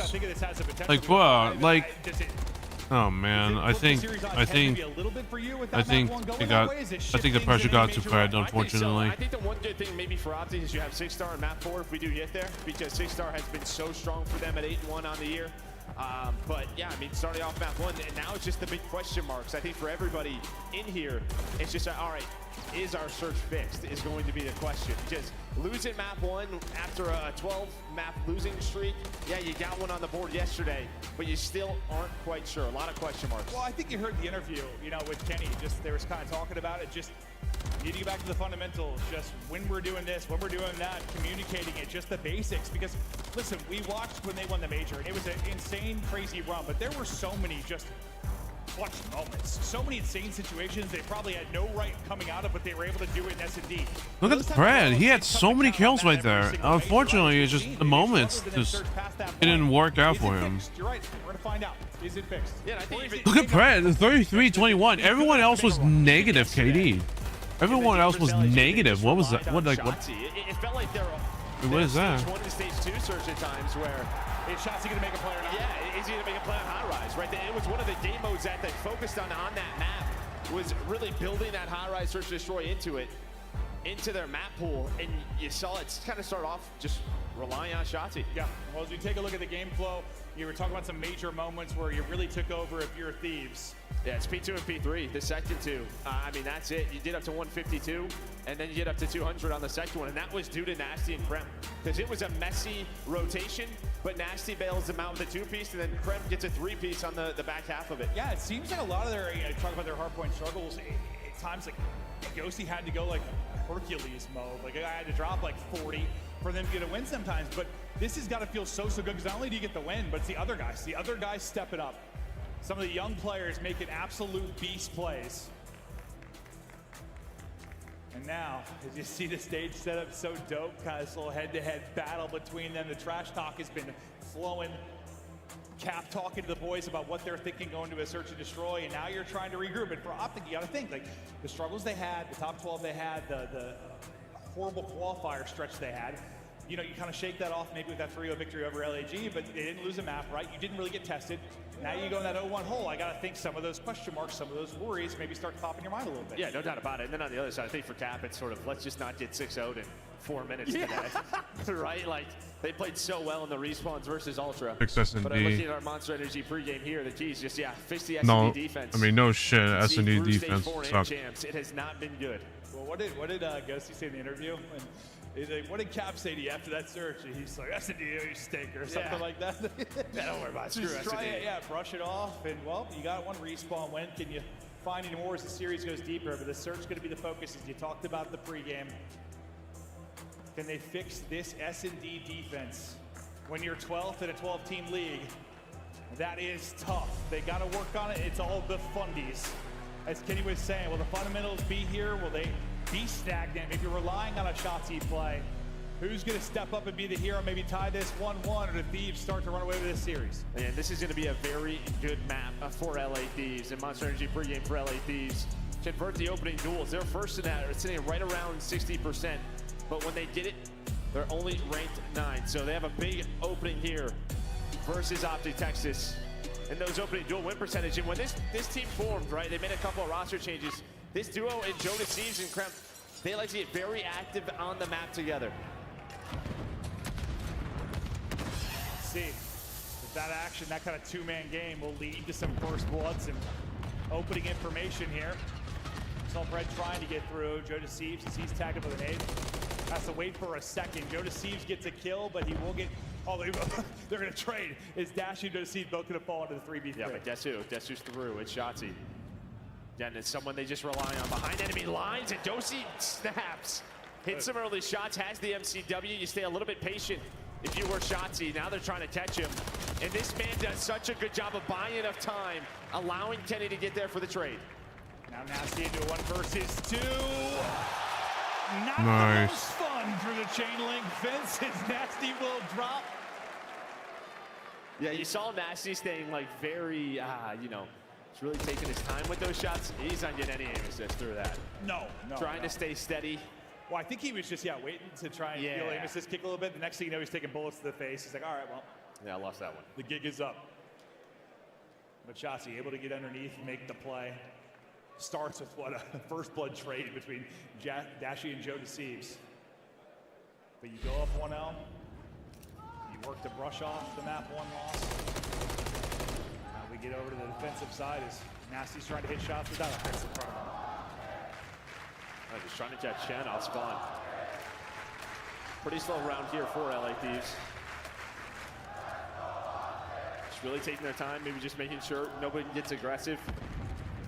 Someone like Shotzi, but Fred, he's in a good spot here, but that stun just gonna hit right away. And they have a great idea. It's just, where's the second nade? I just heard all the nades go off. But no one followed up the one down low. That's a miscomm or a miss nade. Well, you still get the first blood. Nasty trying to make up for the inability to clutch the 1 versus 2. Able to get the first blood here as Dashi gets ripped out of it. See Joe Deceives, Tom big time to the squad. You got Nasty looking over you deep, but Shotzi able to pounce up over the top, takes out Joe Deceives. Ooh, that's unfortunate from Kenny. Falling, so you still have numbers into a 3 versus 2. Shotzi and Fred will be the ones trying to clutch up. Their position is given up. Yeah, problem is you have two rivals, right? This is just not going to be easy. Taking any of these gunfights. Nasty finds one. Now it's all down to Pred. Yeah, after that tough round 1 gunfight, he has bounced back 2 in this one. Ghosty with the final. Thieves answer, and we are all square now at 1-1. You know, I mean, when you're going to have that setup there with two rivals, you're just hoping that, yeah, Shotzzy and Pred can get active a little bit quicker inside of B. Shotzzy was able to define the first, but then there's a quick trade. But yeah, Dashy gets blooded again. Yeah, he hasn't been able to get too involved yet, right? So he's going to have 2 first deaths to start us off. Still dealing some damage, though. Pred looking for his first. And I mean, Pred's been trying to get some sneaky spots. He's done 44 damage so far. He's not been able to do much. He's been getting sniffed out. And so look to get more involved. Offense back over to Texas. A little 2-man game. Towards bomb carriers, worked in underneath. It looks like Pred will actually be playing from up high. Shotzzy will be your bomb carriers. He's dancing down low. Pretty patient and passive so far from Thieves as they look for angles. Yeah, you know, he loves to do this, Pred. Dosy's going to challenge. Instead, he's going to lose it. But yeah, right through the middle of the map, Pred loves to take those fights. He's going to find the first blood, now reposition. Oh, what is that, Pred? They find Joe Deceives. Yeah, I thought I could play a little bit safer, but the wide peak comes in. They were just holding it the entire time. You'd love to maybe get that back if you're Pred, but you at least got that first blood on the board. Now what do you do behind the 3v2? Well, make it 2v2. Nasty trying to go big again. Can't get out, though. Good trade. Hits the shots at range. Crimp now. 1 versus 2. Second 1v2 opportunity for Thieves. See if you get any more luck this time. Crimp so far. Nice 3-1 start out of him. You got 20 seconds, but you got to get a bomb planted here. So there is opportunity for Crimp, but you're going to be stomping. Yeah, maybe you're just hoping to get Shotzzy off the bomb. Force a one-on-one. He's going to spot both players. Shotzi's able to play his life. So now time is ticking. They're just not going to give him many angles to deal with. Kenny in a reposition. He's going to spot him out. Yeah, good luck with that, Hetty. And Hetty just keeps taking the fight all the way down to 9 HP for Krem. Oh, yeah. You got several seconds here back to full, and time is dwindling down to 20 now to work with, and he's just got to go. You've gotten to your spots if you're Texas. It's going to be so tough to clear everything out. Best of luck. They're backed up to all the Headies. They string. Another round. As they'll go up 2-1. Shotzzy leading the way with 4. And just staying very, patient, not forcing bomb plants very quickly, playing, through underground both times on their offense. And even right there for Kremp, you're just hoping to catch the player as soon as he plants, right? That's the difficulty with playing over towards A. Normally it's just so tough to run away from that bomb site with your life. But Shotzzy able to reposition him and Kenny in that 2v1. Play it perfectly. Yeah, I thought he's so close to getting out, right? I mean, you have a little wobbly shots out of Shotzzy. Just maybe get back into the base, but can't do it. Trying to get aggressive now is Shotzzy, but Kremp just holding and waiting, looking for the crack through the barrel. Spot on the 1. Just giving the information to his team for now. Pred loves to try and take the one-on-one. So good at just that fluid drop shot, hitting shots at range. As he works to do it again, some damage through, but not able to get that first blood this time around. No first blood, and now again, Thieves have been very patient on their attack. Looking to work B behind this smoke from Kremp. Smoke is down, now you gotta clear all the different corners, and it looks like he spots Pred. And again, sorry, I thought it was Pred who gets the first blood. It's actually Kenny who's able to find it. Now you're down a man. You're looking at Dosey maybe to make you play on the opposite side of the map. The shot's Pred so weak. But Joe Deceives is as well. Yeah, he's done a 9 HP too. Pred then hits the nade, Nasty out of it. Looking to go back-to-back here in the round count if you are Texas. Get a nice they don't read this. That is not. They don't read that. That's unfortunate. Can he close out this time around? That's going to be a tough one with a rival. All on to Ghosty. Gets 3 bullets into 1. But just so little time now to work with. They'll spread the map. They'll bleed the clock. Ghosty hit some lovely shots there. Man, he get one more into Kenny. He might have that kill as well. Yeah, and I think for Joe Deceives, it's just tough. 12 seconds left. You only have the rival. Dashy's just repositions behind that Hetty. He's got to take the fight. He ends up getting picked. Yeah, I mean, great effort from Ghosty. It's just not enough time on the clock. So what are you thinking so far? The optics search, so far so good. Yeah, especially their defense. I think they've shown a great showing. They haven't given LA Thieves much to work with. And, just that first blood from Kremp. He's hoping to get a little cheeky one way. Instead, it backfires. Well, Ghosty will carry 3 into this, but we'll see if it matters. Crimp gonna get dropped. Kenny. He's able to get his second first blood, very similar fashion. Got 5 in the game, 5 non-traded. So far, so good for Kenny as he's on top of the squad. Shotzi says, hello. Bounces up in, that's a freebie. Ooh, that's Nasty unfortunate drops. from Kenny. Ghosty, well, maybe he'll be the hero this time around. He's gonna need to do basically it all. Ooh, that's unfortunate. 1 versus 1 now. Ooh. Not gonna do it though. Dashy's got the ice and Optic 3 straight rounds. Again, an early first blood, and then Shotzi somehow again gets to the window. I have no idea how, but always finds the routes. And then Yossi's got a chance here, but he's not full HP. Only at 80. The regen doesn't come in, so no cruise. Trades have been on point. Yeah, usually you're working up the base from underground, right? And catching one just right up through the front window. I still was like, how to get there? No, I seriously don't know. Finds a timing, finds a gap. I mean, and, you know, you're watching VOD, you're like, you just can't let this guy get here. Oh, yeah, he's yeah, gonna figure it out, but he always does. I feel like I haven't seen that before. Right up into the prop. But you're flowing. You are Texas. 2 more rounds and you'll tie it up at 1-1. They need the search to be better. So far it is right now, but Thieves, they'll try to rally back. Ghosty is almost bailed them out of some rounds with some crazy plays, but coming up just a little bit short. This time they're working up A side, pretty much wide open. No one there for Texas, so they're starting to rally across. Yeah, so you have A, but are you gonna go for this bomb plant? Probably not.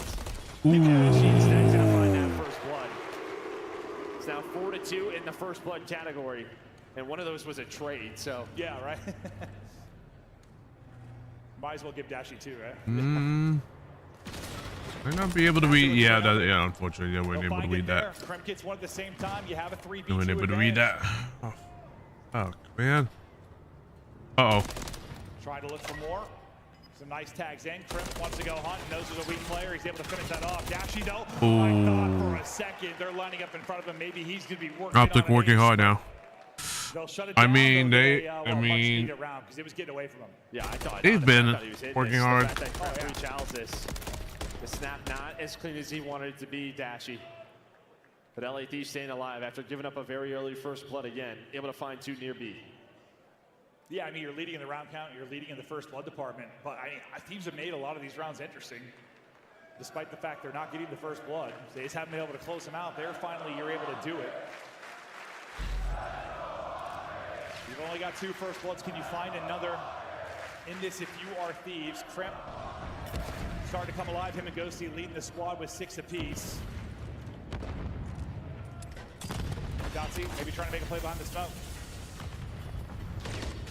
Tries to get underneath. Ooh. Kenny actually finishes the kill. Nice little team shot there. With Shotzi, Joe Deceivs gets 1. Oh no, he's in trouble. Looks to take the fight. He's able to get away. Preg can't quite get the angle.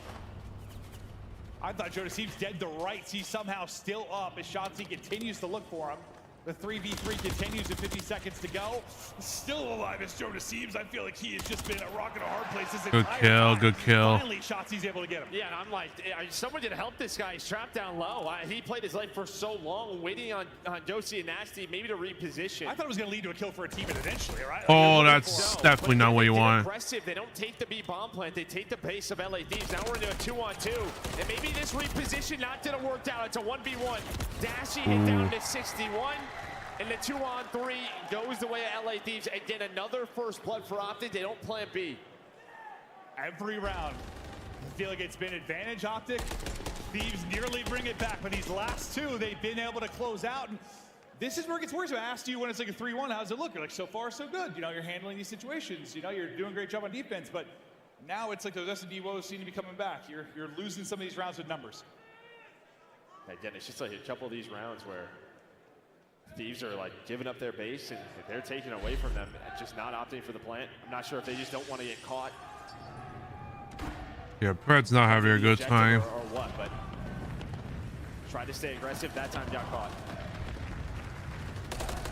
Yeah, they're slowing down for sure. He's just definitely slowing down. They're into Shotzi.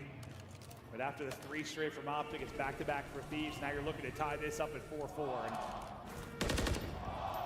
And looking maybe for a double chow here on Adashi. He's able to stay up. inching your way forward. Trophy there for coverage. Ooh, I don't. For Shotzi, right? Watch number 2 on the minute. That is what I was worried about. Ooh. Oh. Great shots on Kenny that he's ready for the second. Pred, though, is going to stop the bomb plan from going in. Finesses his life away. Joe to see. Oh, that's unfortunate. Looking for the ace. He's Joe. All right, he was struggling at 3 and 7, but now he's taking over. Yeah, can he get the ace? Dashi, though, pretty familiar with crazy clutches. Not an opportunity here. I'm not sure who got the final one. If that was a wild ace for Joe Deceives. No, I think Trump ends up getting it. Okay. But that round, just takeover mode from Joe Deceives. A first blood and a second to follow. Now 3 straight rounds for Thieves. We're all square at 4-4. Ooh, this is not what you want. Oh, that's unfortunate. It's so clean on it, Kenny. And then hits the slide. 2 HP. Down to 2 HP. Maybe Pred stops shooting. Woo. You know how nutty those close range MCW fights can be. The tracking there on point as he's able to win it. A monster round. Optic better call, gets up, and there's the first kill. He hits it a little bit too many times. But if we've learned anything throughout the course of this map too, the first blood for Optic hasn't always meant much. No, it hasn't meant anything because Krem's going to bring it back, I thought, but Dosey's able to find one onto Dashi. First blood disappears again into a 3v3 week, yo. Still tons of time as Optic works for info and eventually a bomb plan. Going to be Deddy out from Krem. Maybe he tries to find an opening. Bomb starting to work its way up on that B street. And you kind of have like a 2-1-3 on this side of the map. I mean, Ghosty really not in the play too much now. Might be able to get shots in from deep from the base as he looks to reposition, and that'll be the play now. So you get the bomb plan in. You back up in the 3 versus 3 and you try to hold. Pred will be playing from top propane. Smokey's out to try and get Crimp across. Shotzi able to get one. Kenny, though, going to fall. Shotzi gets the second. Trade is in. 1 versus 1. The Smokey's out. He loses him for a second. Into the elevator we go. Who's going to win it? 1-on-1. It's Ghosty. It's Ghosty. It's Ghosty. And it's another round here for LA Thieves. Like, he had time. Oh, God. Like, he had time. Why would you push? 3, 4. It's a lot. You could have baited. Then you get the bomb down. You have a great setup, but Trem smoked. I think he gets the one-way on the Kenny. That's the first kill. The trades were in. And it's down to the one-on-one, and Pred just kind of loses him as the smoke was dissipating. Shotzi got the first kill, I believe, right before. Trem got it. Then gets a second. And then it just comes down to this. I mean, Ghosty is regenning, and that regen was just enough. It was a difference. I mean, he got back to, what, about 80 HP or so? 80 HP, yeah. And you just sort of, I mean, that's a tough situation for Pred. You're shooting down into a smoke. You lose him as you go to drop. It's just awkward. Now Thieves a round away from potentially taking a 2-0 advantage in this series.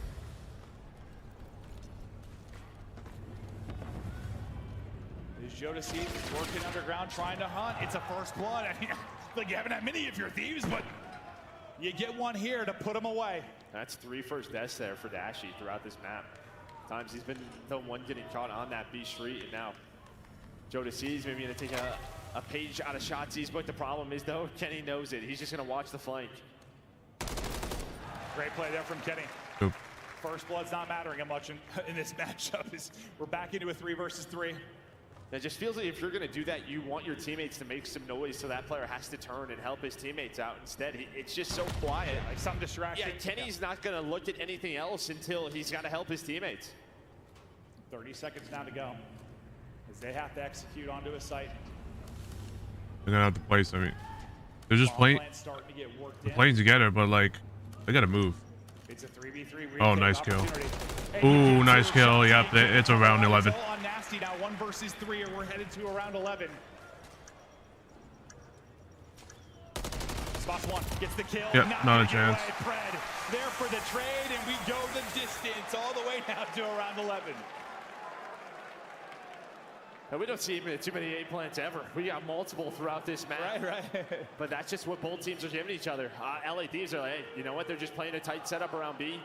Let's take the ace out of the map. But the problem is like, if that's going to be your play, you're hoping to play it alongside Joe. Instead, his play's so isolated, turns into nothing.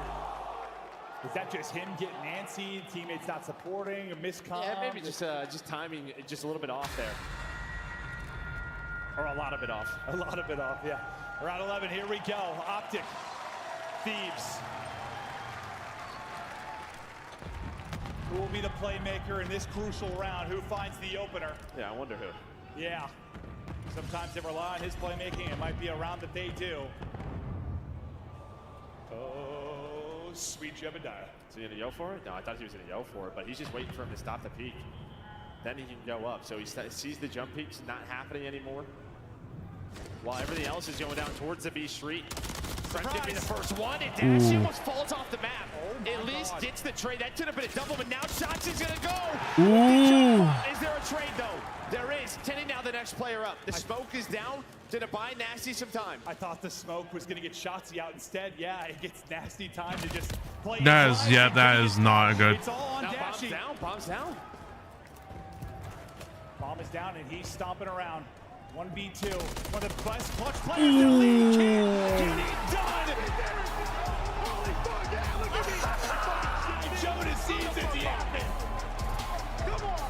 And if you thought he'd be feeling the pressure on the main stage, he sure as hell isn't. Thieves up 2-0. Ooh, this is definitely, that is so unfortunate on Kenny. He should have just, that's so unfortunate on Kenny. He had no info on A bomb. I thought that was going to be two. He only knew one. That was unfortunately, they just didn't he didn't think that there would be someone right by under heli. So he can't get pushed out and traded. That's unfortunate. And then I'm thinking, all right, vintage Big Bruce. I thought that was going to be a double chow, and he was just going to, I mean, he's one of the best at it. Just perfect spray transfer and pry both. But they chow together, and that's somewhere Thieves has at times struggled. Like those scenarios, the timing's a little bit off. There it was not. They closed it out, and that is a team effort out of Thieves. Everybody producing. Woo! And there's somebody fired up. Somebody fired up. They shot. LA Thieves, hold on now. They got him fired up yesterday with an upset. You would have told me Thieves come in and they go through ultra without that. What? Hey, you never know. Clicking at the right time. Yeah, clicking at the right time. Sometimes it's all it is. But I think that last round, like, I think you should just see sort of maybe Optic struggles with the fundamentals with the comms. It just felt like they weren't on the same page. Like Kenny was gonna go help out Shotzi, but then he gets caught. And then bombs down right at the front windows, and Dashy's like, okay, what do I do here? I don't have a lot of options. Yeah, and I think there was a lot of worry around Optic coming into this just because typically, I mean, it's the same reason that we think like, you know, FaZe in New York, probably best chance for this event because the last event, when you only have like a week and a half, there's not a lot of chance for things to change. Like there's some scrims, but not a lot of time. Usually what you had at Major 4 is kind of what you're gonna bring here to Champs. And for Optic, you know, you hope they can turn it around. They've been trying to get back to the fundamentals, but there's not a lot of time to do it. A lot of time to like rebuild from the base up. No, and I think maybe that's why you're seeing them play a lot of high rise or letting it through because what is high rise? It's just sort of this trade heavy play around, you know, those trades. And that time LAD is even with all the first bloods that Optic had, able to win a lot of those rounds. Yeah, it felt like it was 4 straight basically at one point. Unbelievable there from Thieves as they bring it from the depths in many rounds. They go up 2-0. They are dominating here. They have silenced the building, but you know, if Optic gets it going, it's their major, it's their house. This place can come alive with the quickness. We'll be back after this quick break.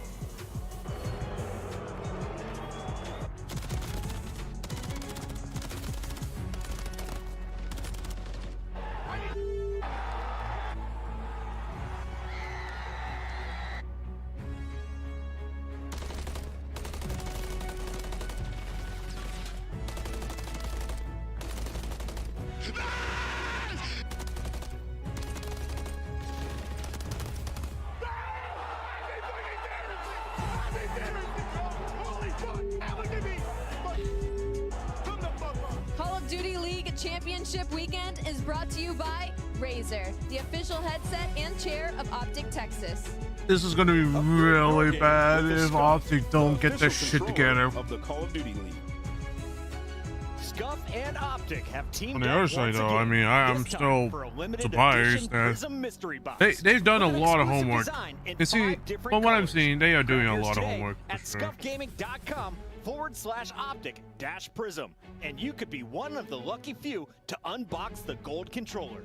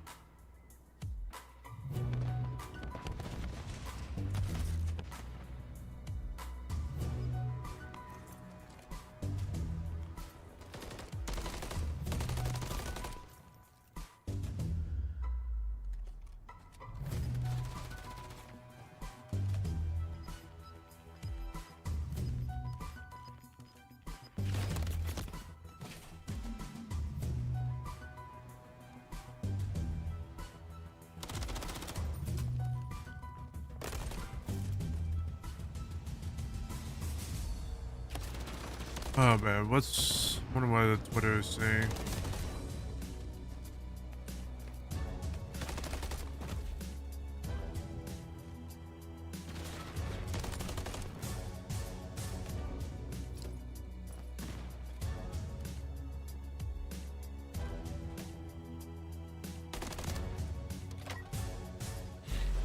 Call of Duty Championships, of course, are hosted by Optic Gaming, and it would be rude to not come over to their merch booth. There are some incredible things on sale here, and they're already going out pretty hot. I mean, you're looking at all the incredible shirts, the merch. We've got Allen bobbleheads on sale as well. You guys need one of those for your car, I'm telling you. It's going to be absolutely incredible, so make sure you guys get your hands on it while it is here and while it lasts, because this queue is bigger than one I've ever seen before. Make sure you come check it out.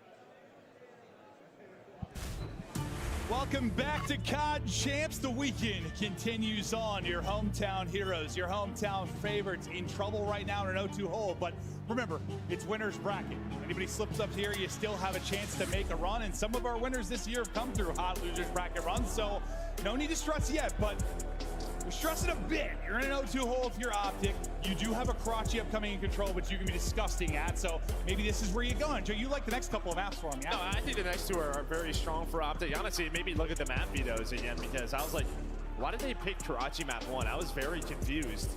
But Subbase was open. Yeah, those are my boys. Obviously, it could just be due to recent scrim results or whatever, but I was like, I'm a little surprised with that. Able to that the LFEs are doing so well. In terms of long term, I just need Optic to be able to hold, because like the thing is,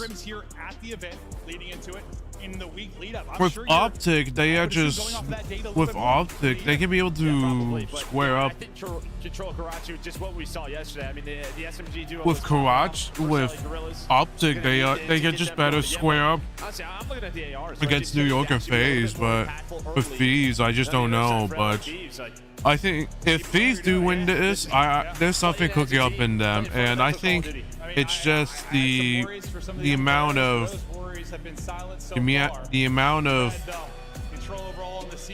practice and like just going over everything is it's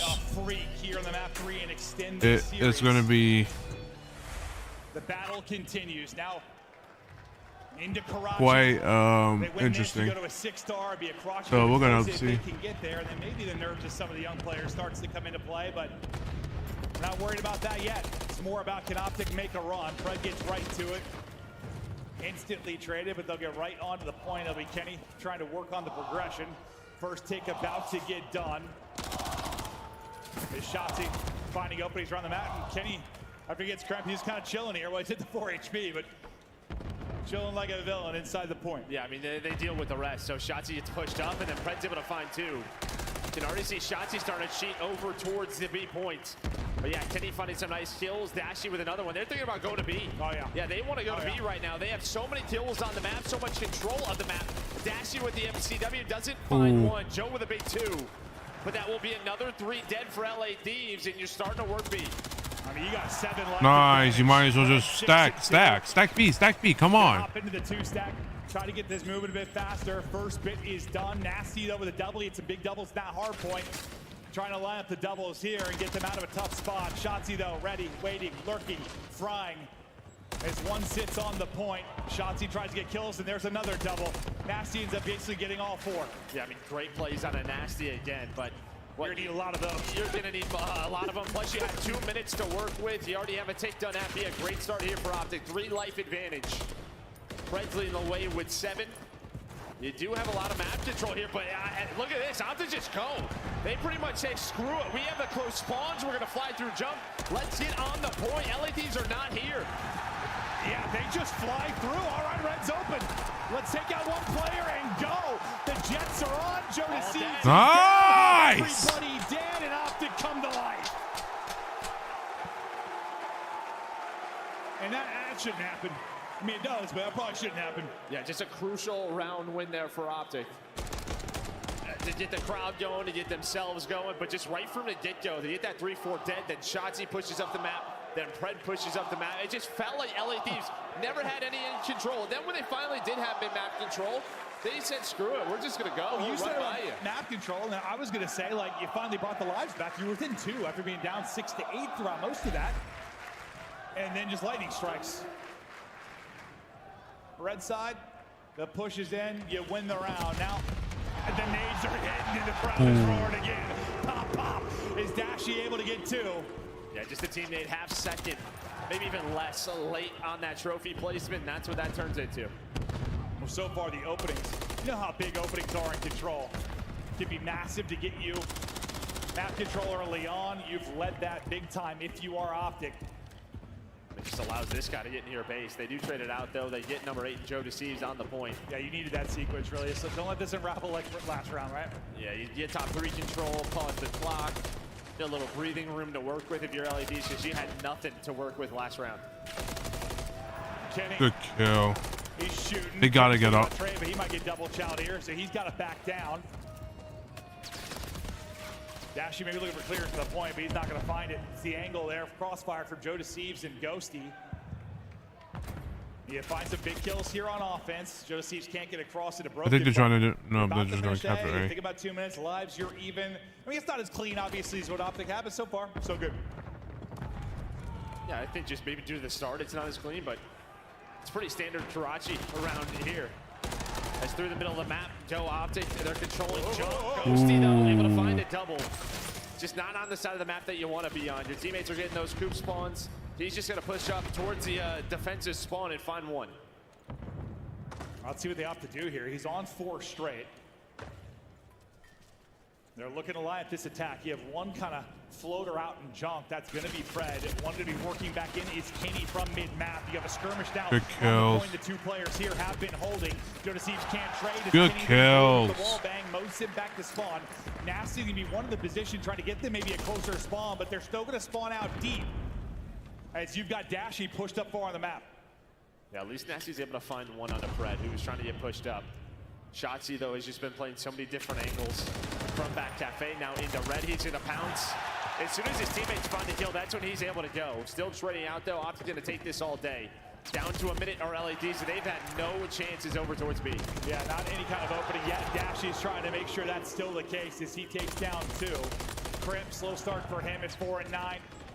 You wanted to see the AR step up a bit, and they have been if you are Optic Texas. I say that Ghosty is able to get 2, and now you've got Red. They have a chance maybe to kind of hit this and get off the races, similar to what we saw Optic able to do. But the problem is you've got Dashy top AC with vision and maybe with the ice, but now 2 players have dropped. Dashy gonna need to be the hero. He's at least able to take down 1, but then he will drop. Opening to make a play. Ghosty's able to get another. He's on 4 straight. Again, Pred trying to cross. Best of luck. He gets shut down.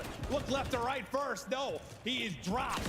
Kenny falls. Every kill going their way. It's 5 straight in a 1 life advantage now for Thieves. They are on to the point, and you've got to deal with Ghosty first. They're trying to isolate him. It looks like they're just going to stun him and go. Leave him and pounce toward the point, and they're doing just that. Dashy gets 1. Shotzzy another. The streak from Ghosty is nice! Nasty's going to be the last guy here, and now it's an issue of time, Joe. Yeah, but you have the close spawn, so honestly, not worst case scenario. You know Karachi control. It takes 1 attempt, and the round is over with.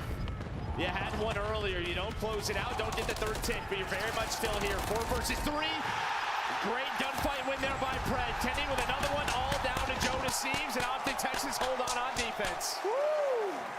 By their chinny chin chin. It gets close there late. The opportunities were in for Thieves, but the ice simply too cold from Optic. They hold on, they shut it down, they take a 2-0. I mean, the way they played that retake towards B, it comes down to seconds. And yeah, you kind of called it out. They just left Ghosty, stunned him up, and then just pushed forward. Well, I thought at first they were going to like deal with him first. Once he got stunned, they were like, screw it. And just kind of had to go. Yeah. They knew his position. I think they were just trying to figure out where he was gonna go. Ghosty got an insane amount of kills there on that offense, but they found a cruise. They don't get the round victory. Now they're going to have to chain together too. Shotzzy, he's hitting it. It's Cruz immediately out of Ghosty. Trying to give them some clearance at mid and maybe apply some pressure. Joe Deceived a little bit awkward there as Brett gets underneath. Ooh, that timing for Joe. Trade, but can't quite get the angle. Now we go to Ghosty, who is about to be in between a rock and a hard place. Yeah, 10 shots. He's able to find the route to get through. So he's going to find one. Now just buys time. All the focus over towards him. Nice play by Joe Deceives. Immediately know his position and locked him down. For him. Yeah, I'd say it was like 5 and 9 or whatever it was. Even when they made that run, he didn't find a kill. So out to 5 and 14. Can he come alive and rally a comeback? Shotzi stunned up, but still dancing. The chow out, not gonna be enough. Another multi-kill from Nasty, but now Pred serves. He gets 3, and Papa and the boys are on the point, and they're stacking it here at B. Pred, the Terminator right now, is he's on 7 straight, a streak to use, and in the respawns, he has been nuts. Yeah, now it's Shotzi's turn with the double. You have the cruise on the Pred. Now you get done with B, you start to work over towards A. Shotzi gonna deal with the players off spawn. Just try to keep them locked as long as he can. Joe does bring it back, but they're already down to 8 lives. Shotzi and Nasty with 2. Now it's just down to Ghosty and Nasty, middle of the map. Trying to hold on. And it felt like after that round 11 loss, the map 1 loss, they need to come in and slam them, and they are doing that. Up 11. Going to be a quick control is the way it's looking. You win out towards mid, you win it in the alley. Nasty gets 1, but you're on to the point, and progress is flowing. First bit looking to get done, as Kenny will do just that. The pistol hits for Shotzi. He's on 5 straight. Now Pred wants to go nuclear. Kenny wipes out the map. Shotzi is out, but he takes out Ghosty and Joe Deceives. Gunfight's going to be coming to Kenny here shortly. Second bit is done. Crossfire is in. Kenny looks to bounce, and Shotzi kill. There's a third there. I thought maybe he's going to take it, but there's always one more body, or isn't there? Ghosty breathes some life into him for a moment, but guess what? Yeah. No respawns left. Yeah, have no fear. There's 3 lives already. Yeah. You got to this Karachi control. I think you were smiling a bit. LA Thieves, they have been struggling on invasion, so you don't see it picked. Optic's gonna be happy with Karachi all day long, and they're gonna be happy with this 3-0. Ghosty and Joe Deceives, the last 2 off the bat, but it's been clinical here from Optic. They needed a map. They're trying to extend it. It's all down to Joe Deceives. Shots at range. She is gone. Optic. There's the life they needed.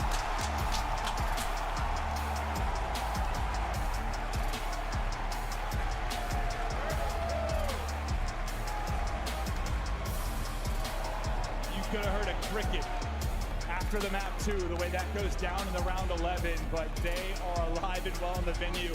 The Optic fans going nuts, as that was just a destruction, a dismantling, whatever you want to call it. It was dominant. Triple D.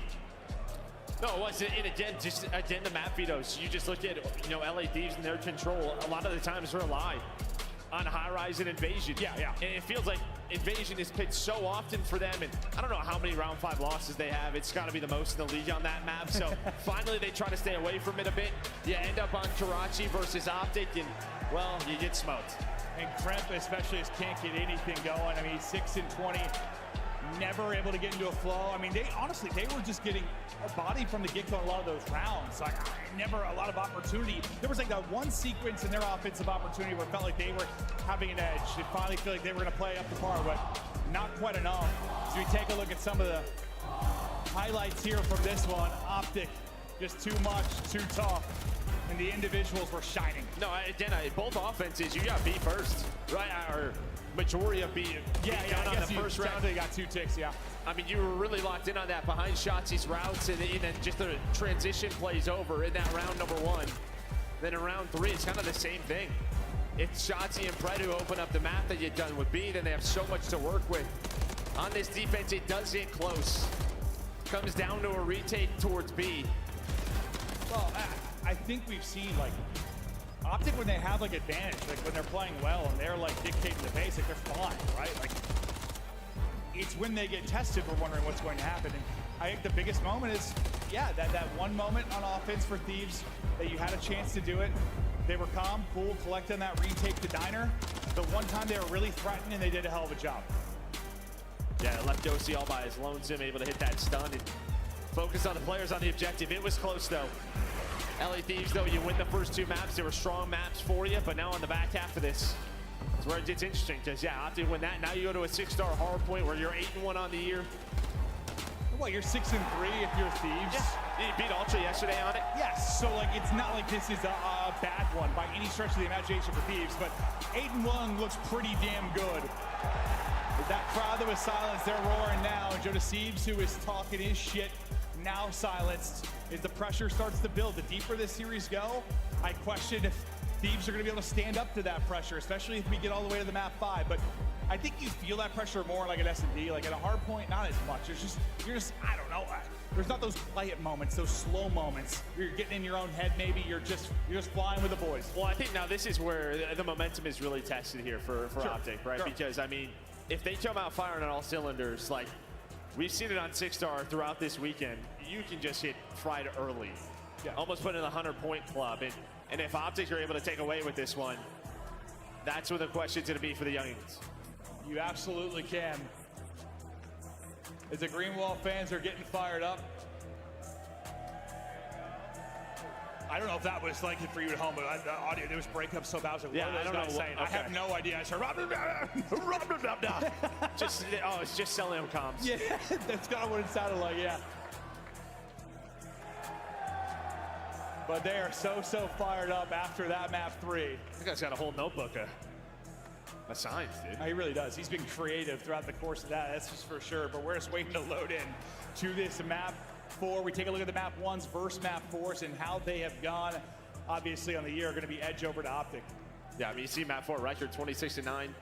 The average margin, a massive for Optic Texas. And this is a team, again, I think they just build off of momentum.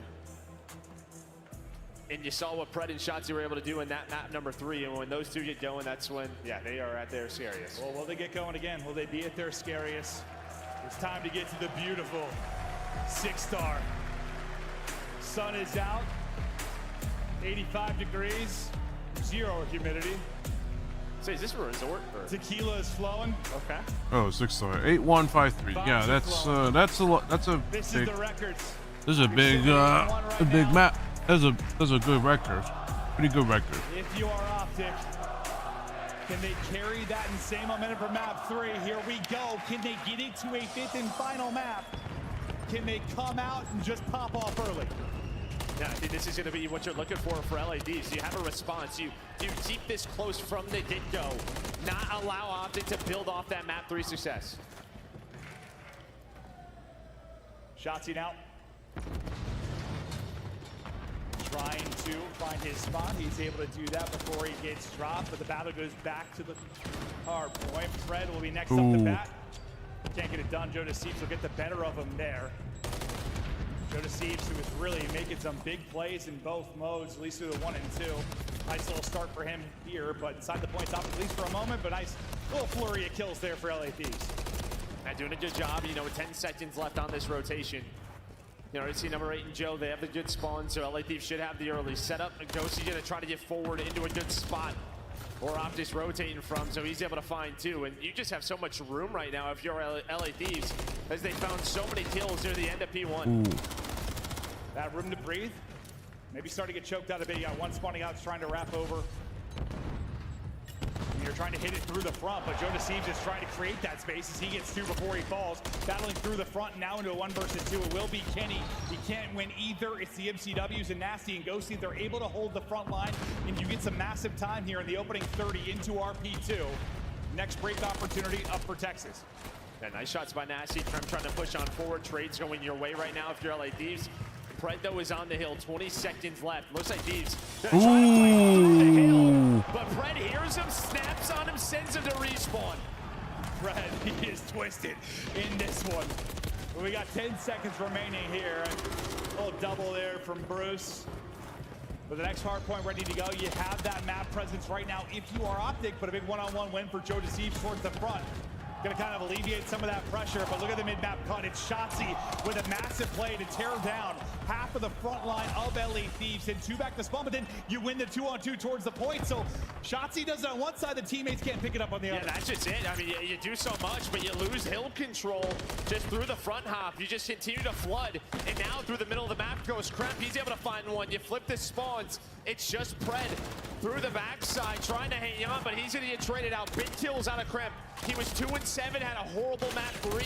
If he gets going, it'll be tough to beat the LAD squad. And where Dan Ghosty really, he was not fine in that map 1. He struggled, one of his worst statistically. He's got out to a much better who start. needs good spots? Screw it. Yeah, we'll just battle through the front hop over and over again, but they will get in again and bring it within 10 points after this remaining time. We'll stick with Shotzi's POV. He's on 4 straight. Trying to do what he can as he rotates over towards Nash. Just playing close. The read is there, though. Joe Deceives just rips him up. Nearly finding another as he looks to the angle there for Fred, but Fred does get one. They're trading back and forth, though, as Ghosty gets one. Fred right there directly after it. And you got the numbers in the closer spawn if you're Optic Texas. Fred wins the one big one-on-one, then pushes it out to alleviate the pressure from the other side. Lead change looming. Texas about to go out in front. Yeah, I like that from LA Deeps, though. They kind of slow down there, a little bit staggered in 2x2. Joe got picked again, so they just wait a few seconds off spawn. Now they go together. Trades are going down, but again, the final one-on-one looking to go Optic sway, and Shotzi finds a double. Nice. He's up to 13, leading the lobby. I felt like deja vu, just spread into Shotzi. Your last guy up, but then you take down another to make sure you get a ton of time. That is great from Optic Texas. It's a great hard point there for Shotzi, who's on 4 in a row again. You want the SMGs to get into their groove, and guess what? They're doing it again right now. 15 and 8 from Shotzi, 13 and 12 from Fred. Shotzi looking for number 5. Ooh, unfortunate. Able to find that and continue the streak. But now as we head into our second set, anything major from either team that stands out? I think it was a massive P4. I think LADs did a great job at P2 and P3. But that P4 is so big, and we see a lot of the times when this map gets out of hand, it's the P4 into the next P1, where our teams chain those together and just gain a massive lead. So LA Thieves gonna need a break here soon. See if they can find it, but Shotzi just keeps being tucked away in corners, just shooting people in the back, trying to frustrate them. Kremp, nice double for him there. He's on 4 straight now as they get back into the hard point. Shotzi, I'm probably going to caught swapping weapons for a second, but he at least gets one before he drops. Now you've got position in the point, maybe position at the next hard point, but you have some tough deaths coming, at least with like 10 seconds left, so you're still going to spawn up near new if you're LA Thieves. Yeah, you're just not going to have a ton of map control. The pressure is going to be early here for Optic. Nasty maybe not going to expect this first player to be pushed on up. That's going to be Pred who's going to find the first. Immediately over towards the point are the gunfights, and it's the SMGs leading the way. Brucey with number 3, all 4 dead.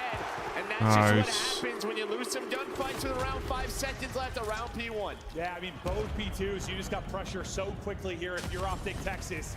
A chance to really build a significant lead, but as I say that, the Nasty go off, Joe Deceives gets involved, the double maybe not enough from Pred. You do battle back into the point if you are Thieves.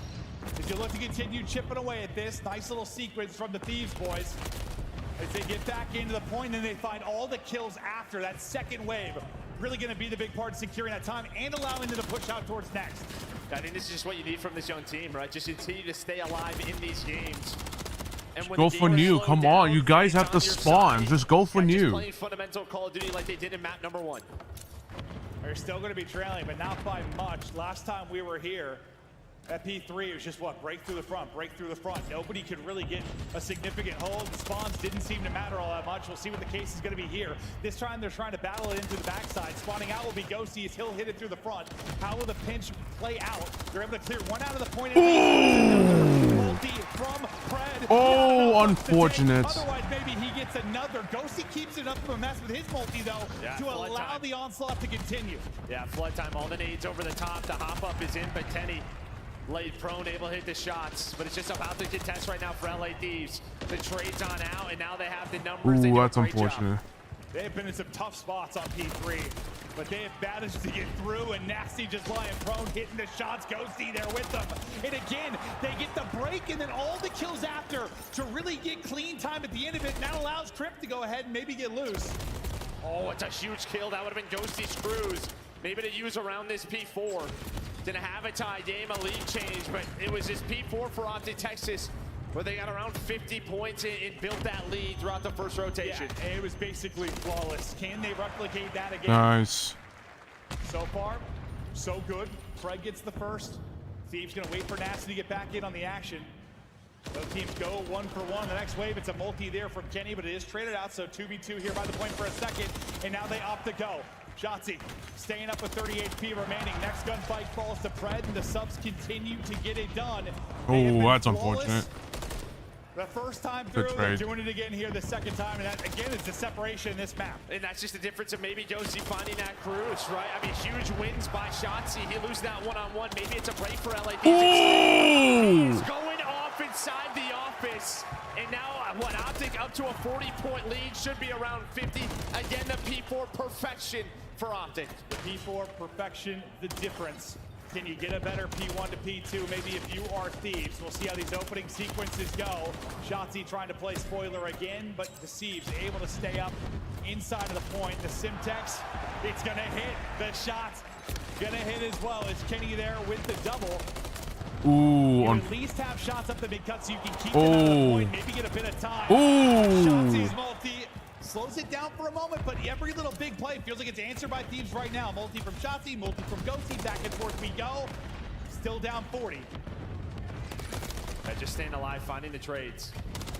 Not allowing these multi-kills really to turn in a lot of time, but maybe that's the difference. It'll be a 3 dead, Nasty, last player alive. Oh, you're spotting a Narnia too. Yeah, so far away. Plus 20 seconds left. You have to make the decision. Do you want to fight for the scrap time? You probably don't want to give up 20 to put them at 230 or so if you are LA Thieves. So they're going to fight through lower stairs. But Dashi on the point, starting to beam, hitting those transfers you were talking about earlier. You'll get these final couple of seconds, but when you look over towards P2, it's all Optic Texas. They need 30 for the win. They've got the opening moments in the hard point. This upcoming push so massive, but Kenny keeps finding angles to pick them apart. Make sure they can have a 4-man push. Second by second, it starts to get ugly, but Ghosty and Trent now open it up. Can't finish the kills in the water. It's 72 hit markers, but finally Dash is finally able to finish it. They surge on through the front, though, as the gunfight takes so long. It is what feels like the 20th double for Shotzzy. He's up to 31. As he is taking over, we're looking to be headed to a map 5. Optic Texas ripping and roaring, just 6 away from victory. Nice! Keeps them in the fight here on the point. They're back in. Enough time to win. You can't get there fast enough if you're Thieves. And we go the distance here at Champs.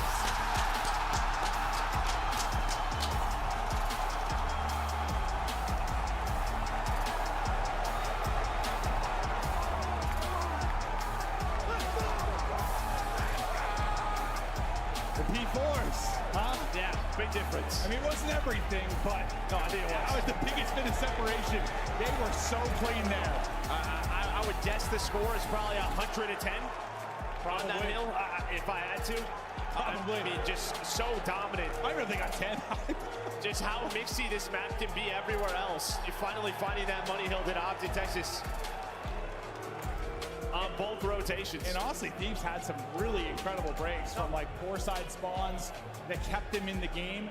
You just think with that dominance at P4 and how mixy it can be really at the rest, that you might get more of a blowout here if you are Optic Texas, but you did such a good job keeping it scrappy if you're Thieves. But yeah, the P4, I just don't know if you touch it. Yeah, I think for a few seconds you had it, like some contest, but not much at all. But I think if you're Thieves, all right, you got to your game 5. That's to me a mission accomplished, but maybe not in the way you go up 2-0. Now momentum is against you. It absolutely is, but you got a breakup coming. We just saw Optic rebound when the momentum was, against them, obviously. They're able to do it, so you take a breather, you talk to your coach, you dial it back in, you're ready for a map 5, but what pops off the page for you when you talk about the stats from that map 4? I mean, it's going to be a slaying, obviously, for Optic, but I think when you look at map 1 compared to map 4, there were just some multi-kills that LA Thieves found that they just didn't find at all throughout this map, and you'd see just sort of the game flow. I mean, just look at the P4s, right? You go from, 57 to 102, and then on the second one, I don't know what that number is, but all the way up to 205. Yeah, you're basically all square, 153. All right, in that ballpark, and then you just take over late in the game, a real back and forth one, but, well, I mean, there were some lead changes, but it felt like Optic were in control for the most part, especially just because of those P4s, but now, I mean, I don't know, momentum a little bit more important maybe for Optic because you have the home crowd, you have them behind you, but like, I just don't know how much that matters in Search. That's the beauty, I think, of our esport. I think like momentum is everything when you're in a respawn, blood is flowing and you're feeling it, but like in the round-based game mode, it's like, yes, I know maybe it'll give you some confidence or something, but honestly, we've seen people play overconfident, make a mistake. They're a little too riled up. Deep breaths, make good decisions. Yeah, I think maybe the confidence could help them just because, yeah, I think... Just because the search has been bad? Yeah, it's been bad, right? Just to make some key decisions. But you saw in the high rise, not the best, especially on offense. Well, what got the victory for them, if you think about their major win, it was the S&D run on Sunday. They're looking to get back to S&D form. S&D has been the question mark for this Optic Texas team. It comes down to this map 5. Do they have a date in the winner's bracket final? They've made the run. The reverse sweep is looming. The question is, can they close it out? Do not go anywhere. We're back after the break.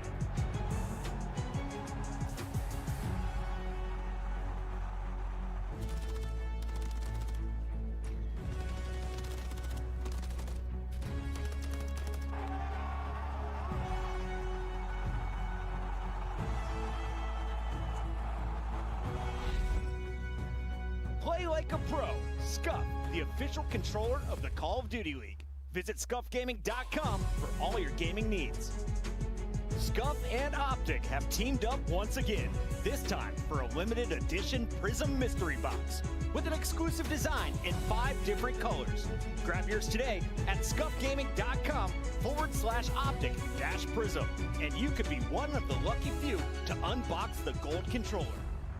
The Champs Tracer Pack is available now. The bundle includes the Reaper Operator Skin, Ripper Weapon Blueprint, Death Stare Weapon Blueprint, Cuts Deep Charm, 2 calling cards, 2 emblems, and 2 weapon stickers. Use these items in both Call of Duty Modern Warfare 3 and Call of Duty Warzone. Available in store now using Call of Duty points.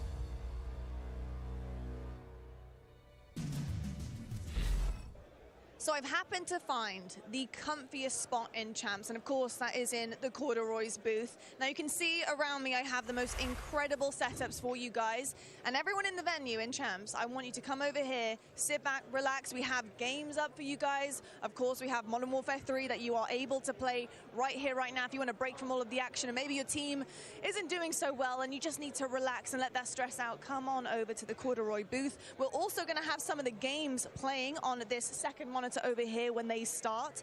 So this is literally a life of luxury, and it's absolutely amazing. Of course, Corduroy's, come check it out, guys. I'll be showing you plenty more around Champs 2024, and we'll check it out next time. Welcome back to Texas. It's Champs time, and it's another game of 5. We're going the distance.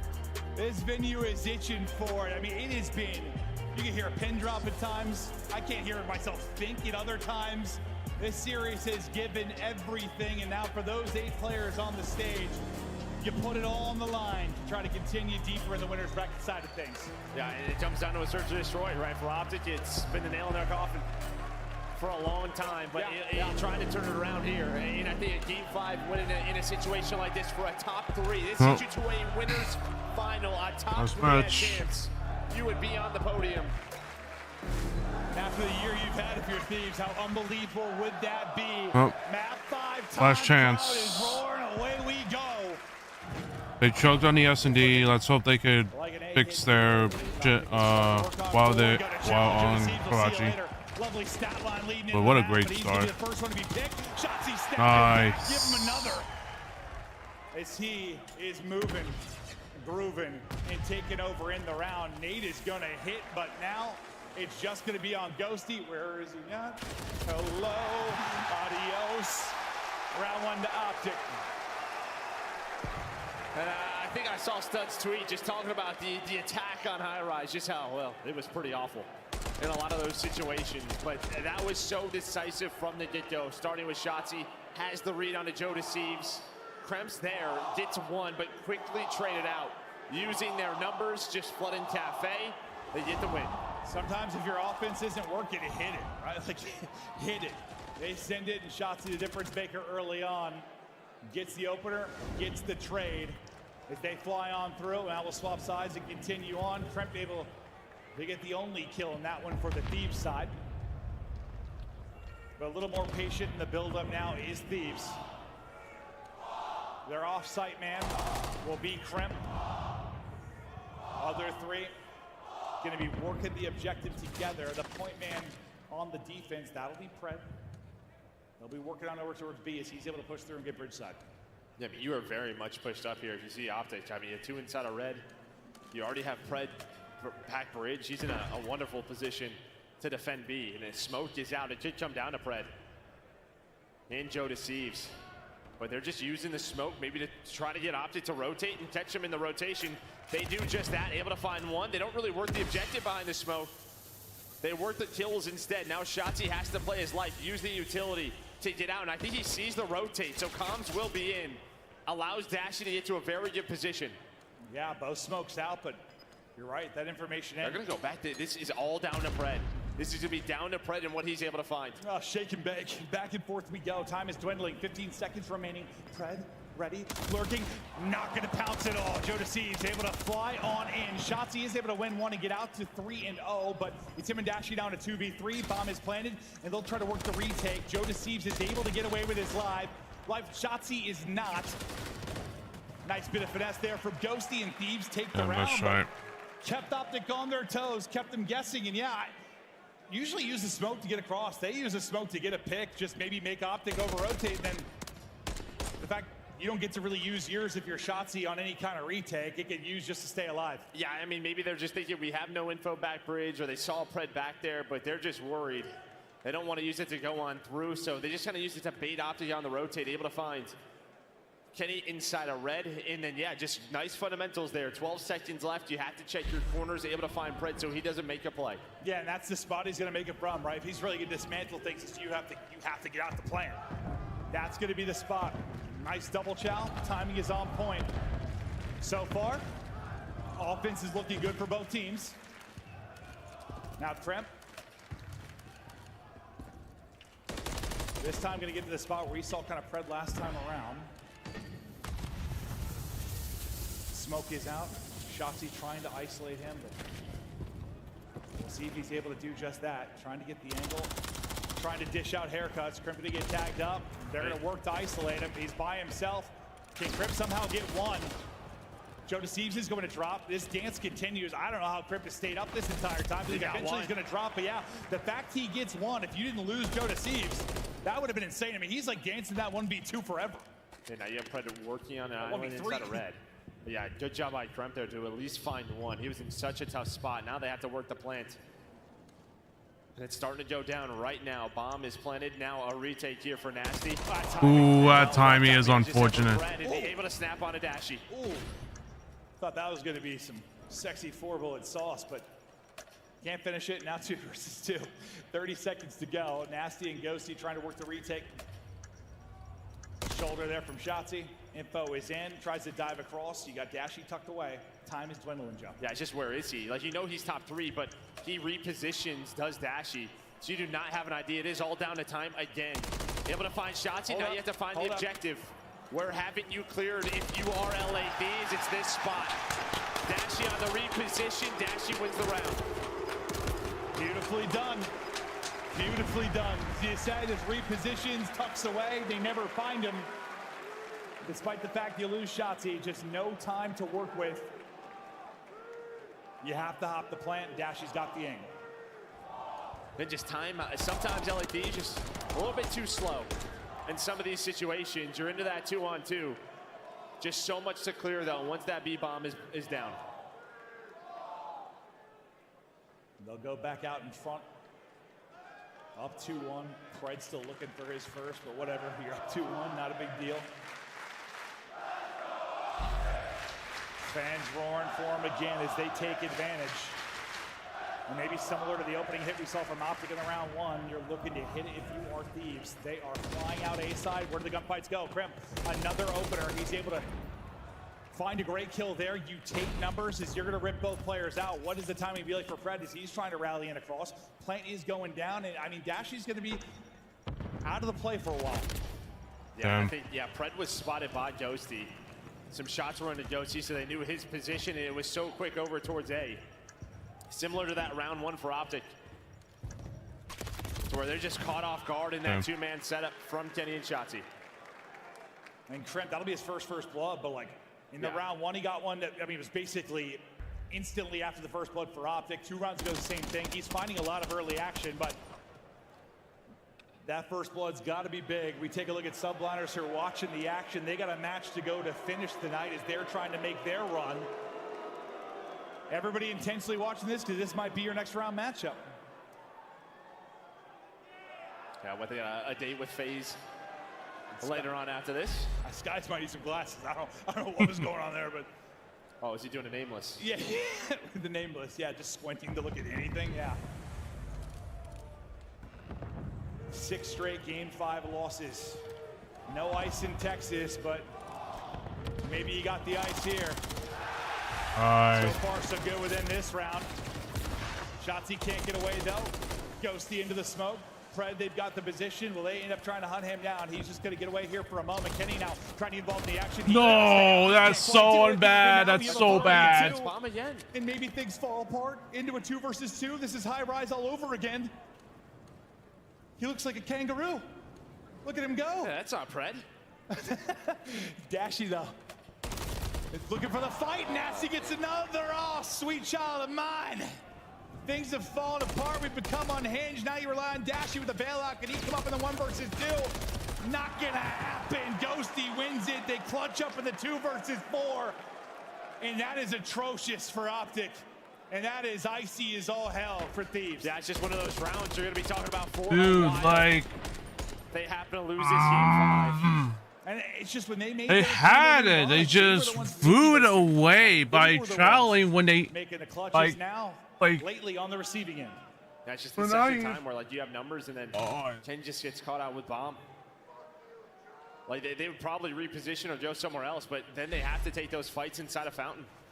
Fred, who's had a pretty solid series. 0-5 right now. I feel like for our casting, it's a day of goose eggs. We had like basically 2 going deep in our first series we casted today. Fred carrying 1 pretty deep into this, but it'll be round advantage now for Thieves. And after that fast A hit, keep them guessing, spread it out. There you are, 4 in a row for Dosey, 5 in a row for Nasty. Shotzi's in a really forward position. Do they know he's here? It looks like they must. He's trying to get out now, and there we go, gonna use the dive. So strong to get out of specific places. On the other side of the map, it's Kremp, maybe just trying to find an angle instead. He gets caught by Kenny. You got numbers again. And now Thieves, I mean, yes, you can win the 3v4, but you're probably thinking about these streaks. Maybe more than anything. You got 5 straight for Nasty, 4 for Ghosty, as you said. Playing it slow to try and find a pick, and for Optic Texas, they know they're not trying to give them anything for free. Time dwindling, under 30 seconds to go. Fred looking for his first. Smoke goes down, but there was immediate stun, I think, from Dashy, where Ghosty just has to stop moving. Ghosty channels it, can't win it. Nasty be the last one up, maybe working for that cruise. Nice. The last player alive, so it's going to be for the cruise. He's able to get it. So, I mean, that's what I was thinking even after they got first blood. And maybe you get 1 cruise, maybe you can get 2. You're up around. Not that you want to throw one away, but it just gets hard when you're in that 3v4 and offense and Crotchety gets up to going. So at least you walk away with a cruise. And they're just staying so patient. Is this LA Thieves team on their offenses, where a lot of the times coming down to the clock, they're just trying to catch maybe if Optic overstep. That round, that doesn't happen behind that first blood from Kenny.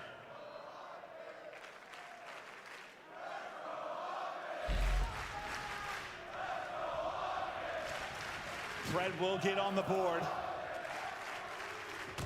Fans roaring again, and you saw kind of an all-out A hit from Optic Texas this time. Everybody kind of stacked up over towards B. Don't really have that roaming player on the A side that might catch somebody, so you'll have numbers in some of these sequences out towards B. Dashy just trying to spot him. Timing ends up being insane. Now he's able to spot, and Dashy's able to get a lovely first blood from him there. Over to Fred we will go. What's the timing going to be like for him? It's wondrous. A 3v there for Fred. Dashy with a second in the round, and suddenly Ghosty. Best of luck, sir. Well, this would be something. Yeah, Pred behind him, and then everyone else in a bunch of different angles. Does find one, and he finds the second. Shotzi goes for it. Oh, God.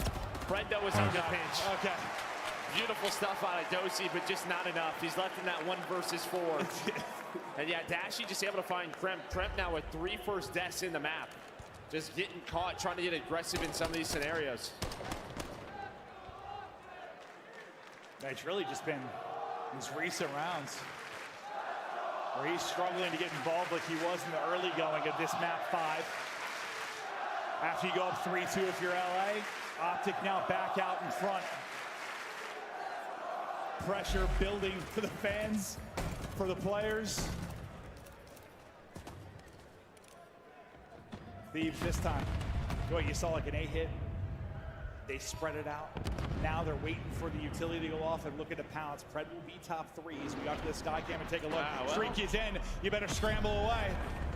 Pred trying to hop away and get to safety. They look to hit it out mid-map, but this will set up the plant. And that's what the play is around. So you get the plant, you go into this 4v4 scenario. Thieves looking to hold on here and tie it up, and Shotzi will find the first blood. Ghosty can't train it out. Lovely shots from Shotzi to damage him. He wants to just keep on going. He is sending it all forward. And he's going to get dropped. Down to a 3 versus 3 we go.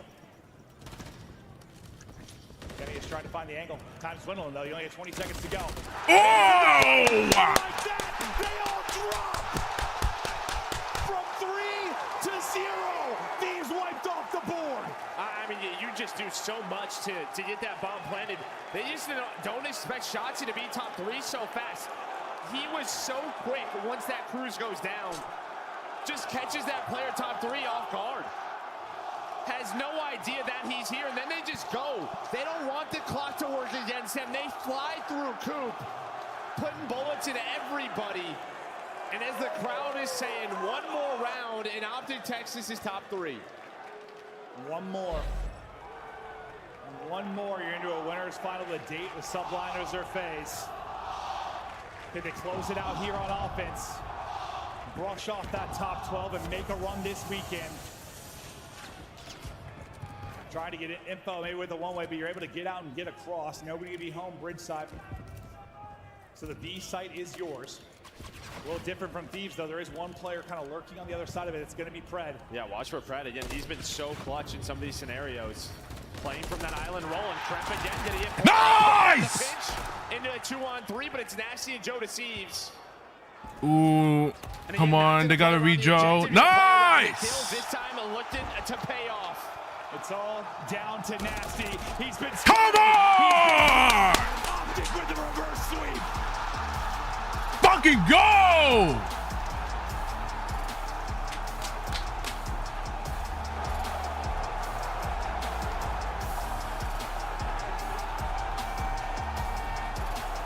Choke indeed, choke.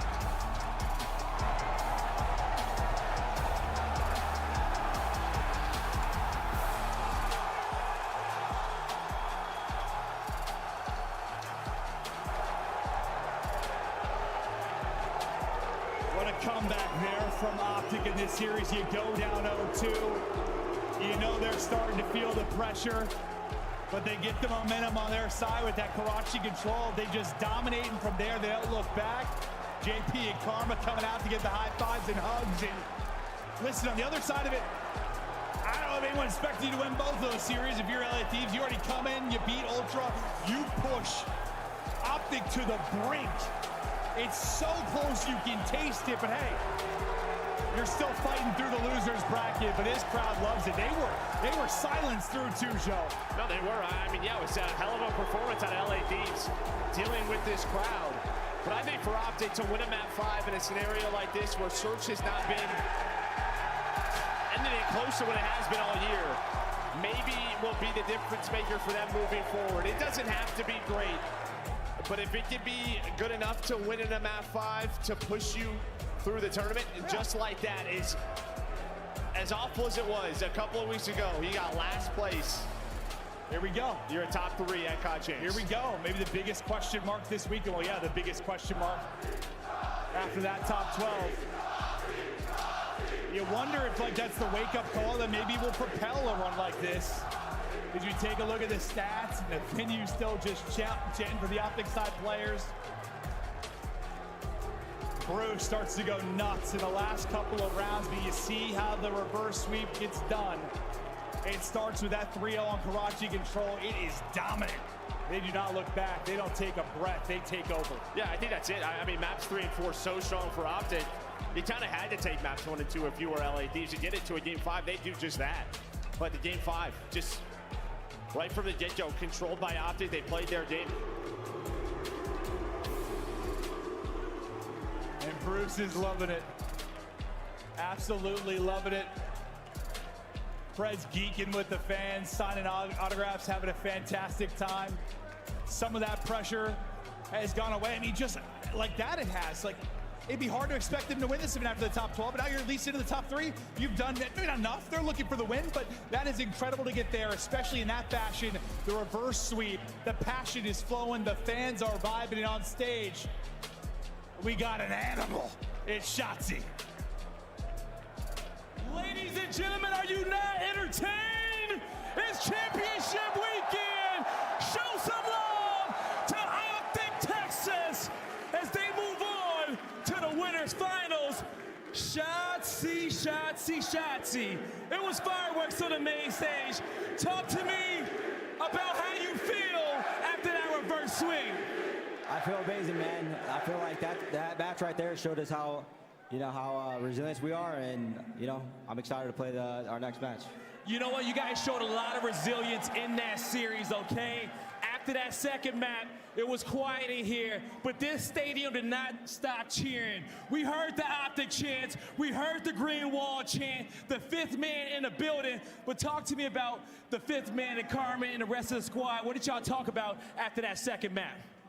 I mean, we did a lot of prep. We knew what they were going to do going into maps 3, 4, 5. So we kind of just put our heads up, and we knew that we could obviously reverse sweep. I mean, look at the players on our team. Yeah. We could get anything done. So I appreciate you guys for going crazy as always. Love you guys, man. There you go. Okay. You guys said, look at them. We can do this. This is our house. Now we want to keep this place fortified. Talk to the fans. What do you want them to know as you guys get ready for tomorrow? Just know that we put a lot of hours in going to the champs, so we appreciate you guys, going crazy as always. And, go crazy tomorrow, as always. You heard it here from Shotzi. That's going to do it for me and him on the stage. Chris, break it down. Welcome back. And welcome, Allen, Texas, to the performance you needed from Optic Texas. It wasn't their game 1 or 2, but this team came alive, a clean 3-0 in the control, and then, of course, cleaning up their attack finally in a game 5 search and destroy. Nameless, you were on the fence. We were looking at it. Can Optic pull it out? You sided with Optic. You saw this one coming. How'd they pull it through? Yeah, we talked about it, like the win condition for Thieves is 1, 2, and 5, and they did just enough to get there to that game 5. And for Optic Texas, Karachi S&D, a map they haven't been able to win, 0-4 in their last 4. You said it, Chris. Their offenses, they fixed it at the very end. They're playing around Dashy on that top 3. Finding that first blood in back-to-back offensive rounds, opening it up for them, massive plays. And once Preg got going, it was pretty much over. I will say, Optic, as soon as you finish this match, please go and watch VOD and figure out how to clutch up in some of these search rounds, because you had the fans having palpitations. Clay, I had it. You called LA Thieves. They did it against Toronto. Almost took down another powerhouse 4 team. When they went to the game 5, I was pretty sure that Thieves was going to win it. The last game 5 Optics won was back in the middle of May. So it's been a while since they've won a game 5. And I actually thought that Thieves were going to take it.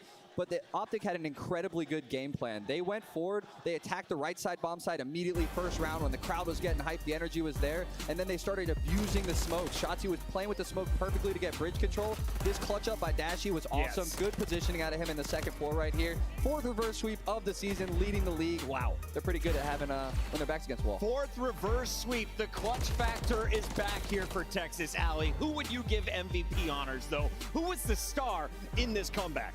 You got to say Shotzi, because he was doing it from the start of the match all the way up until the end. But honestly, I do want to tip my hat to the Texas ARs, because in the first map, they were the ones that were getting slammed. Pred and Shotzi were continuation from what we saw yesterday. It was an SMG diff, but unfortunately, Dashy and Kenny had a very slow beginning here. By the time we get to that Karachi, they regained their confidence, and it felt like Optic Texas once again. And also, I do want to tip, obviously, Dashy in that clutch moment. Dashy's one of the clutchest players in the league. There was a time we were talking about he had like over 7 clutches on the year for this team. He's going to be that guy when you need him at the end of the day. If you're looking at from LA Thieves' point of view here, Clayster, what are you going to be thinking about as you try and go to sleep tonight? When you go to sleep after choking a reverse sweep, all you think about is, wow, we should have won that match. And that's all that's going through your head. It's so hard to reset and focus for tomorrow when you lose such a close match like that for top 3, especially when this arena was roaring like they were. It was the most electric I've ever heard a COD crowd in here. I'm so excited for the rest of the weekend. This crowd has been amazing. My guy in front of me just held up his 5th empty cup. They are celebrating with Optic Texas, and Pred is giving them a good reason to do it. A 1.26. He takes our man of the match honors with a 1.37 in that hard point. Yeah, even in the map 1, they lost like he was frying, like 33-18 at one point, just going absolutely off. You get to the game 4, and that's where Optic won by almost 90 points, and it was him and Shotzi just willing their team to victory, dropping 30 bombs. It's exactly what you want to see. And then also starting off in that search, 0-4 to bounce back, to be the man that was on an island is huge. Despite some wonky plays on him early on, he got comfortable later in that game. If you're looking at the big picture, what does this mean for Optic Texas? You are guaranteed a spot on the podium. Huge. You are getting bronze, silver, or gold here at 2024 champs. But let's take a look at our Scuff play of the game. This one, we couldn't decide. So many great moments. So we said, how about we just give it both to Shotzi and Pred? Allie, walk me through some of these multi-kills. It was a Karachi control. I mean, you're talking about they're down 0-2 in this series. They unfortunately weren't able to clutch till round 11 in the search and destroy, getting flashbacks. And Pred and Shotzi's like, all right, don't worry. I'm going to put the ARs in the backpack. And this one, they're going to drop some bombs, some 3 pieces, and some streaks. Give them a big 3-0. They look very comfortable on 6-star as well. Do you expect these to be the maps for Optic moving forward? Yeah, I mean, they love 6-star. I'm actually kind of confused that it made it through this series. They're now 9-1 on that when it comes to hardpoint. And then in the search and destroy,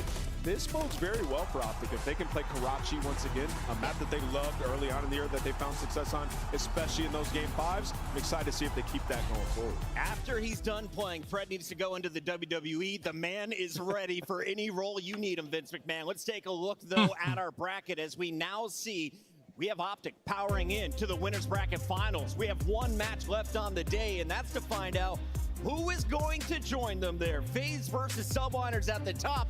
And of course, we now know Miami Heretics has to play against LA Thieves to stay alive tomorrow. Something I've noticed as this bracket has progressed is the speed of the gameplay is going up like crazy. Something we always talk about at Champs is thriving in the chaos. And I think you see all the teams doing it here. Even in some of those S&D retakes in that Optic match, it was chaos. People flying everywhere in 5 seconds, the round is over. So whoever can really keep it together in the stressful moments, I think they're going to pull it out. Allen, Texas will give you about 4 minutes to hit the bathroom. As when we come back, the action continues live from Allen, Texas. This is the Call of Duty League Championship Weekend.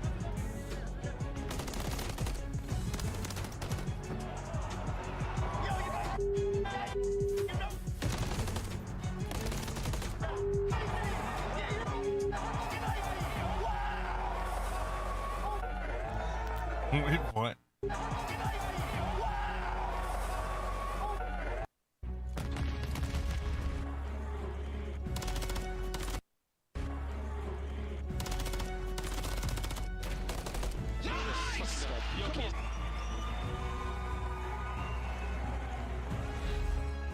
Call of Duty League Championship Weekend is presented by Corduroy, the only beanbag in the world with a bed inside.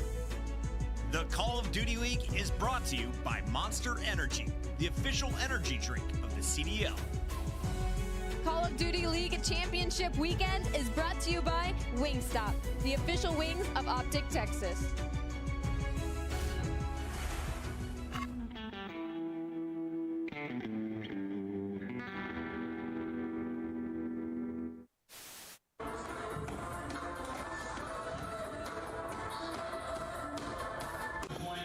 Absolute love of the Rio edition to the asset, and you get into the Karachi S&D just so.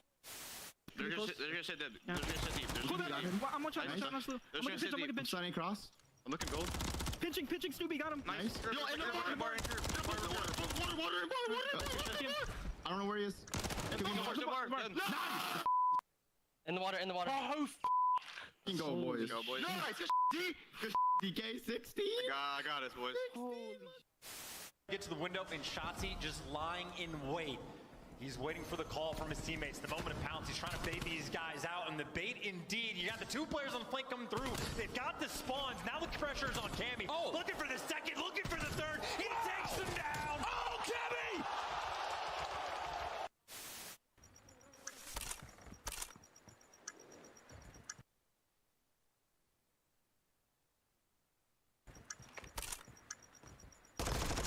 Just push you out. To your right. Oh my god. He jumped right in front of you, my boy. That was unlucky. He literally jumped in front of you. That's him. Bro, there's more than just the game on the line. It's like, you know, a lot more bragging rights. I think the very first map is the most important map. If you go down that first map to Optic, I like how one series, like I think they have like looking at the tweets on the CDL, and they retweeted Miles Ross, and it's like, this is some heavyweight shit in the venue. We've been practicing pretty hard, and you know, watching a lot of film and stuff like that. So though, I'm just fully confident we're gonna walk though out with the W. They bleep that out.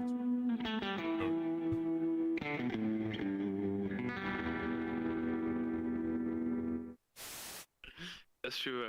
Well, why are you going? Why are you going? You're gonna get in trouble, bro. Why are you gonna get behind? Right. What the f is that?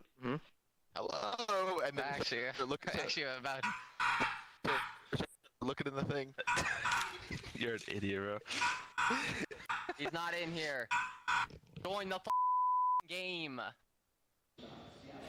All right, I've caught Skies backstage after that grueling Game 5, that battle. Talk to me a little bit about going into that matchup, what you were expecting, because you guys came really hot off it, and it just kind of, it was a battle right from the get-go. Well, going into it, we knew they were like a very aggressive team, so we knew we had to slow down situations, but we just weren't doing that, so it was like making it chaos. But I think that's all we got to do is working on tightening up, like not tweaking. Like once we get to do the easy part, just let them come to us, because I feel like that match we were just like overcomplicated in small situations. 100%. I wanted to ask you about the S&D as well. Of course, you guys have played each other many times before. That was your 5th time. S&D, you always have their number, but in map 2, you let it slip. What was the difference between map 2 and that last game 5 that really you had to tighten up on? I think map 2 we played really good. We were up 5-3, we were 4-2, and then it's just another thing. Like, we just got overexcited, and then we just started pushing them. I had a pinch, but we didn't stay down. And right there, we would have closed the 6-3, but I feel like we played it good, and then we let that round get to us like the next coming rounds from that, and they ended up taking that. But I feel like our S&D is really, really good in general. Like throughout the whole year, I think we're gonna have like a slump major too, but we got there right on track. I love that so much. And last question for you guys is, mentally, you guys are up there with the best of the best. You know exactly what you need to do and how to deal the damage. How do you overcome problems within a series like we just saw, the first one for champs, to really start to push that dub over the line, knowing that this is do or die here? I feel like this is gonna sound cocky, but like, I feel like we're the only team in the top 4 that actually has ice consistently. And like, if we get to Sunday, we're the only team that's consistent on Sunday. And like, we usually come out. If we make it to finals, we're gonna win. I love the confidence. Thank you so much, guys. Best of luck with you the rest of champs. I appreciate it. That was Skies last night after their win over Seattle Surge. They're coming into day 2, and the question I have, fam, can 99 kids show up on back-to-back days? We got Clayster, Alley Cat, and Nameless here on the desk. I'm your host, Chris Bucket, and Nameless, I want to start with you. Can Kismet keep it going? Because the man took over to get them here into winners round. Yesterday in that game 5, and I expect them to continue that up on that stage. They played these guys a couple of weeks ago, Chris, in a grand final and mopped the floor with them 4-2 when most people were picking Atlanta, so they're ready to go. Guess what the total map count was for that event against each other, though? It was 5-4 in favor of Atlanta, because they 3-0 bopped them in the first best of 5. So this one could go either way. But Clay, you got to think the Subliners are the underdogs, right? Atlanta has been to all 4 of our major winners bracket finals. That kind of consistency is unheard of. I mean, 100% they're in the winners bracket finals, Atlanta FaZe is. So I'm curious if we're going to get 99 kids or if we're going to get the Ben J. Arf kids, you know? So we have to see. We have to wait and see. New York Subliners, Hydra, Kismet, Skies, and of course Sib. And we have a very exciting matchup here because you have the #1 SMG versus the #2 SMG when it comes to the number. We are going to see Sib taking on Hydra. Allie, walk me through the digits, because both these players have been playing MVP caliber, with that trophy, of course, going to Simp earlier today. Yeah, this is unreal. This is Champs Day 1 stats, by the way. Hydra, again, rocking 1.37. None of those stats shock me, to be honest. These two, always head-to-head. We talked with Simp before the matchup, and this is what he had to say to Lottie. I have Simp here from Atlanta FaZe. First and foremost, Simp, congratulations, regular season MVP. I don't think there's many people surprised at that. You are always absolutely insane in every single Call of Duty that we see. But how are you feeling about winning this regular seasons? Oh, I mean, it feels amazing. I feel like the last couple of seasons, Vanguard more specifically, I feel like I didn't play my best. And I feel like since I've been trying to get back to my BO4 form, my Cold War form, and I feel like this is a year I've done that. I love to hear that. And what is it about your team in particular that really elevates your individual skill level? You guys have been kind of a core 3 for quite some time now. I know you change ARs every now and then to see what's working and what you can refresh. But what do they bring to the table for you specifically? I feel like I'm in more of like an open role this year where I can do a lot more of like plays I was used to doing. I feel like I was kind of objective-minded more in the past, whereas now I have more of a green light. And I feel like it's helped me a lot, and I feel like as a team, just everyone helping out each other just, helps me a lot. It's that team dynamic, right, that you guys have and have definitely secured, because a lot of teams are very afraid of kind of what you guys have built upon. Now, talking about what you're building upon, of course, here at Champs in your journey, you're up against Subliners next, and Subliners looked pretty good in the last major. They're peaking at the right time. How are you guys taking this matchup? What are the plans? I know you can't give me too much strategy, but where's the head at? I mean, we're going to treat it just like every other match. I feel like it's Champs. Every team's going to come out with a fire. Even our match against Miami, every match yesterday, I feel like was just a crazy match. I feel like every team's playing with the fire, like I said, and just got to treat every team equally like that. I love to hear it. All right, you're going to take everyone as serious as the best of the best. I appreciate that, Sim. Thank you so much. Best of luck today, and congratulations. Thank you. 46 matches on the season, only 8 losses to go with their 38 wins. There's been no one better than Simp, Draza, Abizi, and Celium. That is up until Championship Sunday. Clay, though, this is a Friday. What are you expecting from this team across these 5 maps? I expect, like Chris just said in his interview, he says he has the green light now. We have real hardpoint, a bang out map, first map. It's about to get chaotic in this arena. Allie? I see that Rio hardpoint, and I'm just thinking back to the rematch of Grand Finals, and New York Subliners won by almost 100. Rio, S6R invasion, Karachi invasion.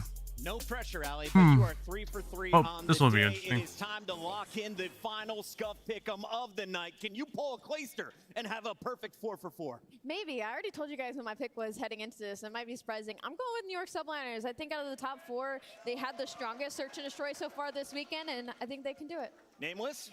I'm going to go with Atlanta FaZe. I think they went over that match time and time again in these last couple of weeks, and they're out for vengeance. They get it done. Clay. I'm a stats guy. If you've made winners bracket final 100% of the time, I think you're going to do it again. Atlanta FaZe. Atlanta FaZe has been to 4 straight winners finals. I think it's going to be 5, but it's going to take a game 5. It's Atlanta FaZe. It's New York Subliners, and it starts now.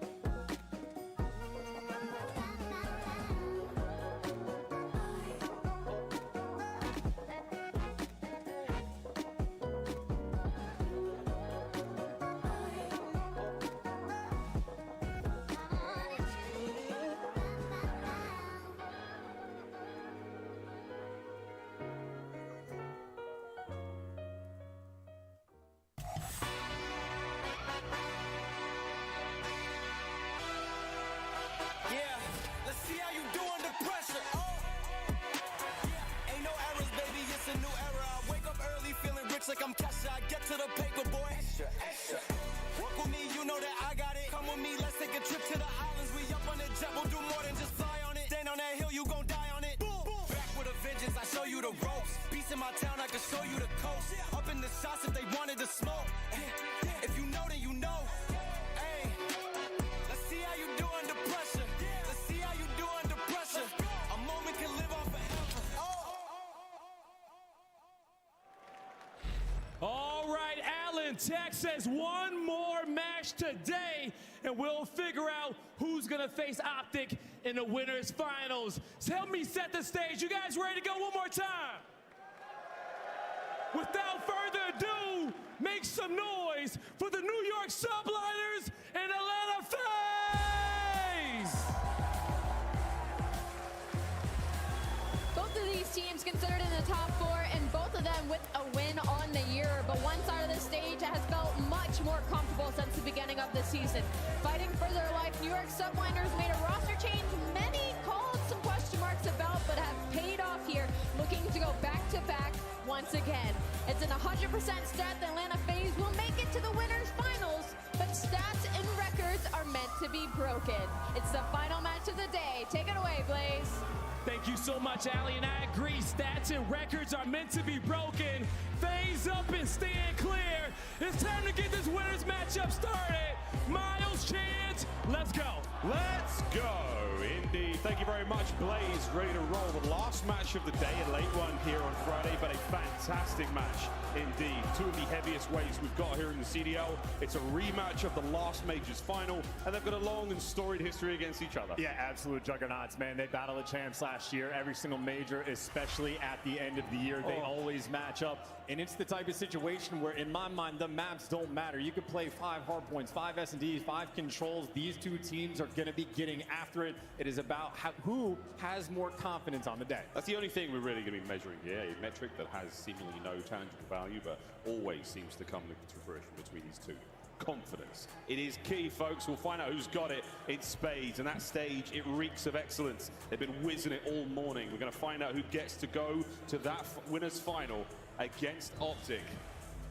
Our Monster Energy matchup, folks, it is going to be a treat. And you need the confidence to steamroll through Optic potentially, because the crowd right now has been the MVP. So you're going to need a little bit extra to try to take down that green wall. And maybe even more importantly, if you lose this series, you drop down into the grasp of Toronto Ultra, a killer right now sitting in the loser's bracket. So this right now, the most important match of the tournament. You need that extra edge. Set yourself apart, because again, it could be a grand finals match between these two squads. You need the confidence. You need the extra edge. We do. Well, that's the coaches leaving the stage here. Sender and D-Real for the New York Subliners and Crowder for Atlanta FaZe. We'll see a slight change there when it comes to the coaching staff in S&D. More on that later, folks. Now it's time to go into Rio for map number 1. This should be an absolute blowout. Again, both teams incredibly well rehearsed on the map and mode. Monster Energy pregame there for the New York Subliners. Eyes on the hard point. It's been looking pretty good so far, right? I mean, more than pretty good. Phenomenal. 18-8 record, but not only have they improved their rotations, their holds as well. And this is a map that is going to be played at absolute light speed. This might be the slowest man on the map, but he's going to be having a lot of square-ups with Celium, and he's going to be doing weird stuff the entire time. That might be the best of the player cards we've seen. Well done, Skies. Opening nades here for the New York Subliners. Some tricky stuff. But the same thing could be said there on the point as Hydra, Sip, and Skies all find theirs, and it's only Celium to battle back for FaZe. And it seems almost, you know, to fruition that it's Hydra taking down Sim for that first blood. It is the MVP of this year going against the MVP of last year. So literally, Titans heavyweights getting after it, and New York Subliners inside the hill, able to hold for the moment. But those steps have been a dagger. Hydra, last man standing, but that's who you want in the spot. Goes toe-to-toe with Mr. MVP himself, gets brought down, keeps the New York Subliners trainer rolling. Celium, a difficult man to kill, even with his back turned. Hardpoint once again back in the hands of New York. It's been a slippery one. FaZe have done everything they can to battle in, but there we go. A big break, 5 seconds to go. Rotation already underway. Yeah, not able to flip those spawns though. So Subliners are at least going to have the quicker reinforcements. You can see Hydra taking his time. He knows when to play fast. He knows when to slow it down, and knows when he got to gun Celium off of the head. He can't get it done. Draws up for the final kill, and he might have the spawns, but right now, time for Atlanta. They're keeping him in bed. Shots as well. Cell runs right into it. Here come the reinforcements for the New York Subliners flying towards P2. FaZe working on the comeback. The opening hardpoint was so productive there for New York. We're about to see that lead change. Skies looking for the reinforcements. Nobody home. Celium there on the time, cleaned up. An open hardpoint. And here comes the counter. That's so patient as well. He was waiting a year for Sim to go in that spot, but the fact that Subliners had these spawns in Atlanta FaZe more or less just bullied them off the hill. That is fantastic work coming in from Atlanta. Teamwork on point and forcing the bad team shots coming through there from the Subliners. A team kill, and that just means final 15 seconds. That is easy scrap time for Atlanta on the rotation though. Hydra making sneaky plays. No one from Atlanta able to sneak their way through. Subliners, they're going to get the pure hold as the hill. Lovely shots from everyone there. The Subliners winning the ones. Can it be easy to get one at least? Yeah, he does. Can he get two? We'll find out in a second. Over towards the new point we go though. Far left-hand side of the minimap. New York Subliners once again first in. They won P1. FaZe win P2. Let's see what happens at P3. I mean, this is just complete aggression. Atlanta FaZe has spent the first 20 seconds just to try to get nearby the hill. Subliners absolutely setting pace, but on the retake, at least you make it to 50-50. Celium can't get it done. Subliners clean house, and that was a massive effort from Atlanta FaZe to get absolutely nothing. Well, second go. Sim not able to get the two-piece over there once again. Strong on the defense. Beautiful work. Again, it's a two-piece for the French Phenom. 10-6. Oh, 10-7 overall here at P3. Very solid for the Subliners so far. I mean, yeah, a near perfect hold. And yeah, Celium gets caught. Red stun lands on his face, and you're trying to set yourself up on rotation as well. Atlanta FaZe, they're going to have to chalk that time. They will be here first, and we talk about the rotations and holds. Both these teams phenomenal. Maybe looking for that first break. Garage now open. Sim is going to be the man inside it as FaZe starts to get themselves back into this, and it is a wonderful back and forth hardpoint. Sim looking to make the entry. Can't keep the run going. Simpendraza find theirs, but New York, one man in. Ooh. He was still one shot. Now you're looking for the trades, though, and they're going to roll through, selling with a nice little Kobe, and Atlanta FaZe just have the numbers. 4 versus 2 around the point, and Sim, well, might not have got the extra little flashy kill, but they have done enough. This has been a dagger right now of a hill over by Garage, and these teams literally taking turns back and forth, trading full 60s. It is wonderful work. I'd say lead change FaZe now in control. 20 seconds to go. Hydra over the top. Trades are done. New York are in. Late break. Great work. That's going to give them the lead.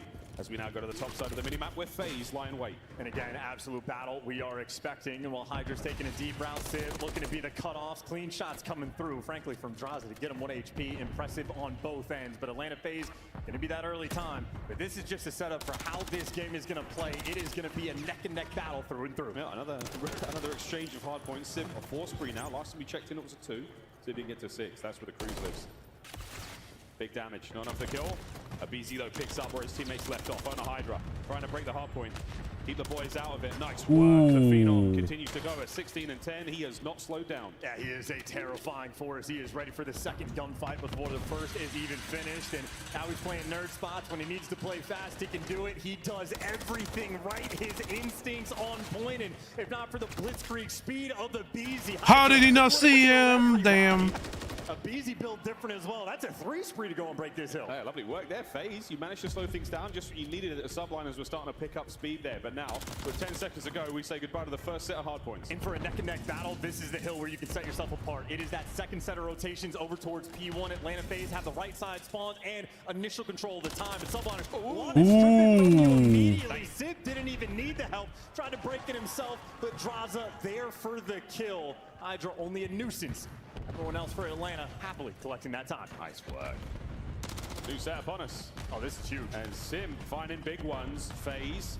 It's a new look here in the second set. Yeah, this is the most control Atlanta have had of the map the entire time. Subliners need to regroup to break it down. Can they find the regroup? Nice 2 piece from Sim that gives you the numbers over to the point. You now fly back and forth. Trades done. New York in control. And that's exactly what it takes. A single overchow on Sib. And Sib, one of the best shots in the league there to drop him. Abizi might get the trades, but at least for New York, you break the hill, and instead of giving away a full 60, you keep things close. And on rotation, Hydra has got behind enemy lines. Instead of taking gunfights, Subliners now are playing sneaky. So Hydra, you talk about an MVP battle, high IQ plays. Atlanta FaZe, if anybody falls, they'll spawn across the map. Oh, we'll keep an eye on that minimap in a moment, but for now, there you go. Subliners far and few away from the hard point. Lead change once again. FaZe rocking it. P2 up and about. Last time was an absolute contest. And this is the decision making. Nobody on his team was getting any kills, so we had to wait to make his move. But as soon as he strikes, it's 3 down in the feed. He's not actually there to block the spawns, but they're there to get the time. Time now ticking away. New York subliners are in it, and we're going to see another lead change. You know what's going to look great? Chance that game flow at the end of this map. It's going to look absolutely insane. Intertwined between both teams. Abizi, I think 2 piece there on the point, as now Sid looking to get himself into it. Sib's there to back him up, and the Terrors clean house. Yeah, tiny Terrors, absolute bulldozers. You had Hydra making the high IQ plays, and then he'd get run over like a Mack truck. But for the final 25, you still got New York players attempting to swarm. They lose every single gunfight. And now on rotation, you might get picked apart. 2 players spawning out. Civ is going to find the exact same fate. Atlanta FaZe going to have a 30-point lead and the rotation towards New. Towards New, P3, a Mixie 1 indeed. Kismet has come out a little slow today. That's 9 and 23 for the Bulldog. 99 kills not found yet. We'll find out though, as Atlanta FaZe have not stopped. They haven't slowed down. The subliners are starting to trail behind. And if you have a small moment, a little mishap for New York, you need to bail out, and that bailout might be Hydra. He just runs you down, picks up 2, and how quickly the spawns turn. Now Atlanta FaZe gonna have to hike across the map. Draza doesn't know what direction to look, and that is bully ball being played by the subliners. Hydra strips it from you. 24 kills, dominating this lobby. Busy trying to make something happen there on the back line. He's managed to sneak on through. Time not on their side. 33 seconds on it. This could be enough to get players in. No, it's Sid with the win on the point, and that's going to be still Abizi in the back. Is it going to matter? Here comes Hydra. 19 in the magazine. Only needed a few. Sib's on a 5. He is so clean though. He's just dragging everybody's attention his direction. But Abizi, he buys you everything, but no one can pick him up for the time. Kismet wins the fight in the old hill. Sid now winning the fights in the new hill. Cruise missile already secured, and that means his teammates, even if they lose these next few gunfights, Sid, he will be there for the bailout. Hydra, 2 piece on New. Lead in the hands of the New York subliners. Hardpoint now ready to rock, and Sib has been cooking all map long. 22 and 18. What a masterclass of a hill. I mean, Hydra was the one to kick it off to sort of break it through, and Sib absolutely there for the follow-up. It is a 20-point gap and then some. Subliners running away with the game. Subliners looking hot. Let's see how they sound with a very quick listen in. Last one, missing Zach, missing Zach. P3, missing Zach, P3, two boxes. Stay alive. Got you. He told me. Is that what he did? Get the last guy. My bad if I need you. You're good. Yo, come beat. There's 3 on 3. The short steps. Oh!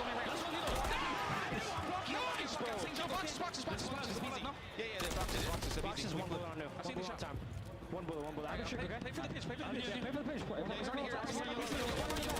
They're in the back of me, guys. Whoa. Is he weak? On the right side of me.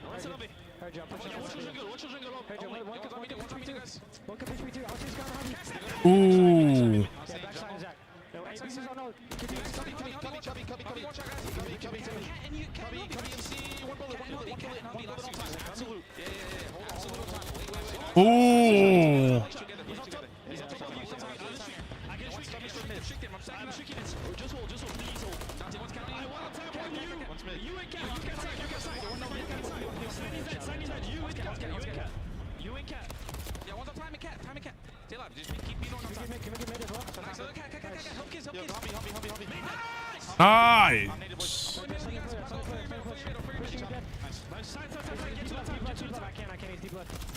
He went towards mid. MC, watch out back left. Two of them. They're both one shot. No one there back left. Back left side, MC. Nice. Watch missing one. You beat your steps. Two con.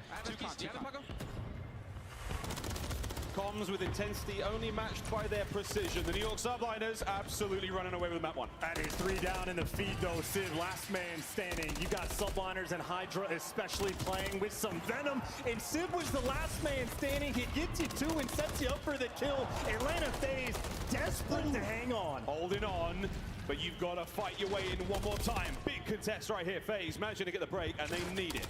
I mean, look, this is going to just need so much extra because Subliners, they're just going to be able to play this safe game. 30 seconds left. They can slow it down, play for the kills because they'll have that rotation. Contain Sim, you'll be good to go, but this is the gunfight. Sim trying to dance. That is an MVP gunfight. Atlanta FaZe to break P1. One does not simply contain Sim. Final few moments here. P2 on its way. Sim has to be the man right now for FaZe. One comes through, and they bring him down. That's rotation 1 by New York. But it's at least opened the door. Abizi can be set in for the kill. He's got a few teammates there from the help, just not enough bullets in the clip. You have New York Subliners will win this on P2 if Atlanta FaZe can't break. FaZe now on the attack. Draws, can't find an opening. His kids, they lock it down. Hydra on the inside. Abizi cracks through, gets taken care of. Sim, the next man forward, but not enough time. FaZe, nobody home. They cannot get close to the point. Kids on the win. Sim on the flank down. An open hard point, and no one's in there. 9 more seconds.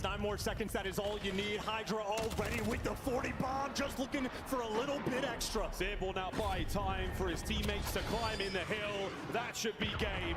Bang! 2 in the feed. Final 5 seconds, and the New York Subliners start the series off right.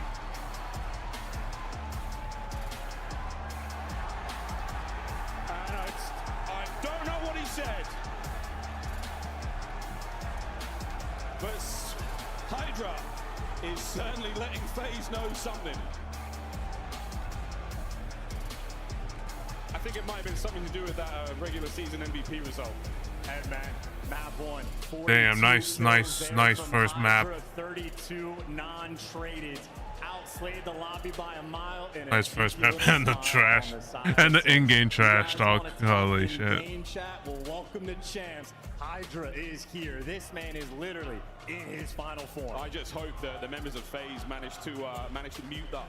That's one thing that I've heard a few of the pros do. They mute up everyone in the lobby before these games get started. I don't know if that was part of the FaZe ritual, because I tell you what, Hydra was just spitting pure fire into the game chat. Map 1 goes to New York. And this is what I'm saying, man. These two teams, it is a battle of confidence. It could very well be a rematch in the grand finals, and they're getting active. You just had Kismet double negative. The damage output not there. Granted, he did his job 2 minutes in the hill, but a lackluster performance, and it didn't matter because Civ and Hydra picked him up and then some. Damage output from Civ, absolutely crazy. Man earns 2 cruise missiles in a crucial moment. You had New York Subliners on the second. Sorry, my mouth is moving. I'm 20 playing. seconds. I'm just They lose the watching rotation. something on my phone. Everybody spawn out. Well, who comes to run over? It was Hydra. Almost in this exact moment, Atlanta FaZe lose the spawns, lose control of the game. Hydra, he is making montages. One of the best teams of all time on the main stage. Yeah, we're looking at it right now, folks. The highlights from that opening map. A very, very hot Rio to get things rolling here. Again, we're looking to play for a date with Optic in the winners finals, and right now the New York Subliners have come to play more than just games in-game. The mind games out of game, certainly vibrant, let's say. But these highlights are something, man. Hydra 2-piece after 2-piece. 42 kills overall in the final map there. Disgusting work. He is completely undeniable. And again, when you talk about Hydra's gameplay, it's so pure. There's literally no weakness. Any moment he has to slow things down, he does so. Need to block spawns, he can do it. He can take routes. It is literally like he just dials it in. It is perfection by the end of the year. And again, 42 bomb just to kick these series off. I mean, this is the man. Someone for Atlanta FaZe has to match him. You gotta slow him down. There's plenty of players on FaZe that can do, but right now, Hydra's doing everything he can to create that separation, and that's what we saw there towards the second set. Man, back and forth to begin things, and then FaZe just started to lose pace, unable to keep up with the might of the New York Subliners. A close finish indeed, but my word, fantastic start to the series. And again, it is that P3, that second one, where you had Atlanta FaZe win the rotation, and on the hill they went from 153, and at the end of it, they had 153. They get flatline back-to-back kills, and that is the type of momentum-based mistake you cannot afford to make against a team like this. And that is devastating stuff, but that is just the teaser for what I expect to be a long series. These teams have been getting after it. They trade series year over year. There's no secrets. Everybody knows each other's play styles. You know what to expect. You plan for these teams 2 weeks before the tournament starts. It's all about that execution. Yeah, execution. Not a lot of luck involved, but there was some luck involved in a big monster giveaway that LVP was involved with a moment ago. We have another Monster Energy row where one lucky row here at Champs has won some Monster merchandise, a swag bag. It is absolutely incredible. These guys are very hyped, very happy with everything that they've got. I believe they have a beanie, a t-shirt, and 2 stickers. Just make sure you guys are here, you're sat down, enjoying all of our matches, because your row could be the next lucky one. Thank you so much, Lockie, and congratulations to that entire row getting all that good swag. Chance, you and I were talking in the break there. You were just saying about like a bit of trash talk. Hydra doesn't seem that kind of guy, but he's been awoken since Major 4. And it's also like Simp is also not that kind of guy as well, but he was the one that started chirping at Hydra specifically, literally from the first series. Atlanta FaZe 3-0'd him, and there's basically nobody on the planet that can shot across the stage and tell Hydra he sucks. Simp is on that short list, and also might regret that mistake of trash talking that young French phenom, because they lost in the grand finals, got beat down 4-2, and Hydra has been awoken. You're looking to bark back though, and again, someone needs to step up. 6-star especially earlier, before New York Subliners had hit that final form, which they appear to be in now, Atlanta FaZe would beat them down. And on this map specifically, they were teeing off on them. Subliners had almost no answer, if not for Kismet barking and making those insane plays that we have seen 99 5-5-5-3. Atlanta FaZe would have dominated. 6-0 performance, but a little chirping. A little bit balanced, a little more better record for New York, but we'll have to see. Because you may never know. You never know. Atlanta FaZe, be do a little more study on them on this map. Ooh. Perfect position for first blood. And again, well, they read that for sure. An A+ for the coaches. They knew exactly where Kismet was going to be played. 0 time wasted for the first blood. Still have to execute. A minute left in the round. We'll see what happens here on the counter attack towards A. The bomb still teetering that direction. Skies the lone man over towards the B bomb site. He might run into a bit of trouble, but oh yeah, trouble. His name was Simp. His counterpart Abizi in the middle of the map as FaZe now repositioned for the 1v4 for Simp. Everybody lining up. He just spotted all 3. Good luck trying to win any of these gunfights. Just a lot of jumps. Atlanta FaZe, you can see, dialed in. These guys are going to be attempting to play perfect S&D. So far, so good. Civ just wants a little bit extra. I mean, Civ is going to tag these players up every time. He's never going to be able to learn enough to get a kill. FaZe will not let that happen, and FaZe will take the round. And it is going to be treating each other with the utmost respect, even in a 1 versus 4. No one's over-challenged. No one's bringing ego into this match. You will sit on that heady, and you will wait for the easy gunfight. Atlanta FaZe, exactly how you want to break him down in round 1. Cool and calm. Oh, Dra's having a great time. Oh, he's been sat next to the DJ booth for like 30 seconds. Of course he's bumping like that. I wonder how loud his game sound was. That would have been quite annoying. He'll be deaf. What are you doing?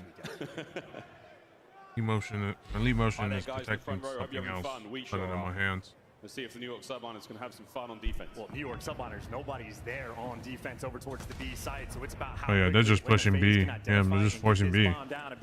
Oh, I think he spotted. Yeah, number one spotting. Uh-oh. And bomb goes down, but you don't get the first blood. Atlanta FaZe trying to hold on to 3 versus 4, and Kismet that's not good. 3v3. Bad news, Civ now has to try to get in there. Anybody home? 3v3. Oh, Beezy flying through the air. He soars, he shoots, he scores. And they've also never spotted Sim. Sim's the island player for this squad, but he's already cleared out so much map space. Everybody can turn. You know, it's the flank. Yeah, watch out for that. Smoke check. Hydra all tagged up. Whoa! Ooh! Over to Sim. Can he find anything here with 15 seconds on it? Hide and seek. Oh my good God, what a round. It's not done yet though. Celium now sends it over towards the bomb. And we gave a little bit of extra love after Hydra's sensational 2-piece. I don't know how many times I've ever seen a BZ get absolutely gunned, but Hydra showing extra love. There is Celium showing the extra love for the stamp on the round. It was a nail biter where they're just chasing a ghost. And I know things got spicy, but if Simp had not made the play to clear out the entire side of the map to force it through on the flank, Celium would not be in that spot. So well orchestrated. Atlanta FaZe up 2-0. They're having to work for it. These are good rounds. Round 3, New York on attack. Square up.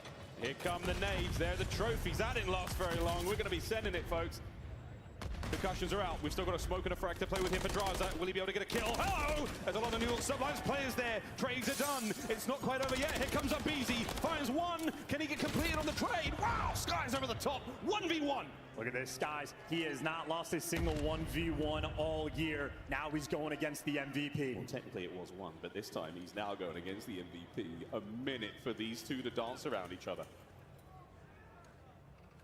Good trigger discipline as well. Simp just knows he has to have this bomb down. Yeah, keep an eye on that rotation towards the new bomb site. B might be the play. Quick recovery from Skies, and we're looking towards A once again. The question is, how long do you wait for the bomb plant? Well, Skies spotted him. So now we just reposition real quick. And the patience now from either player as 30 seconds elapse. We're all enjoying the DJ here, but no one's enjoying the tension.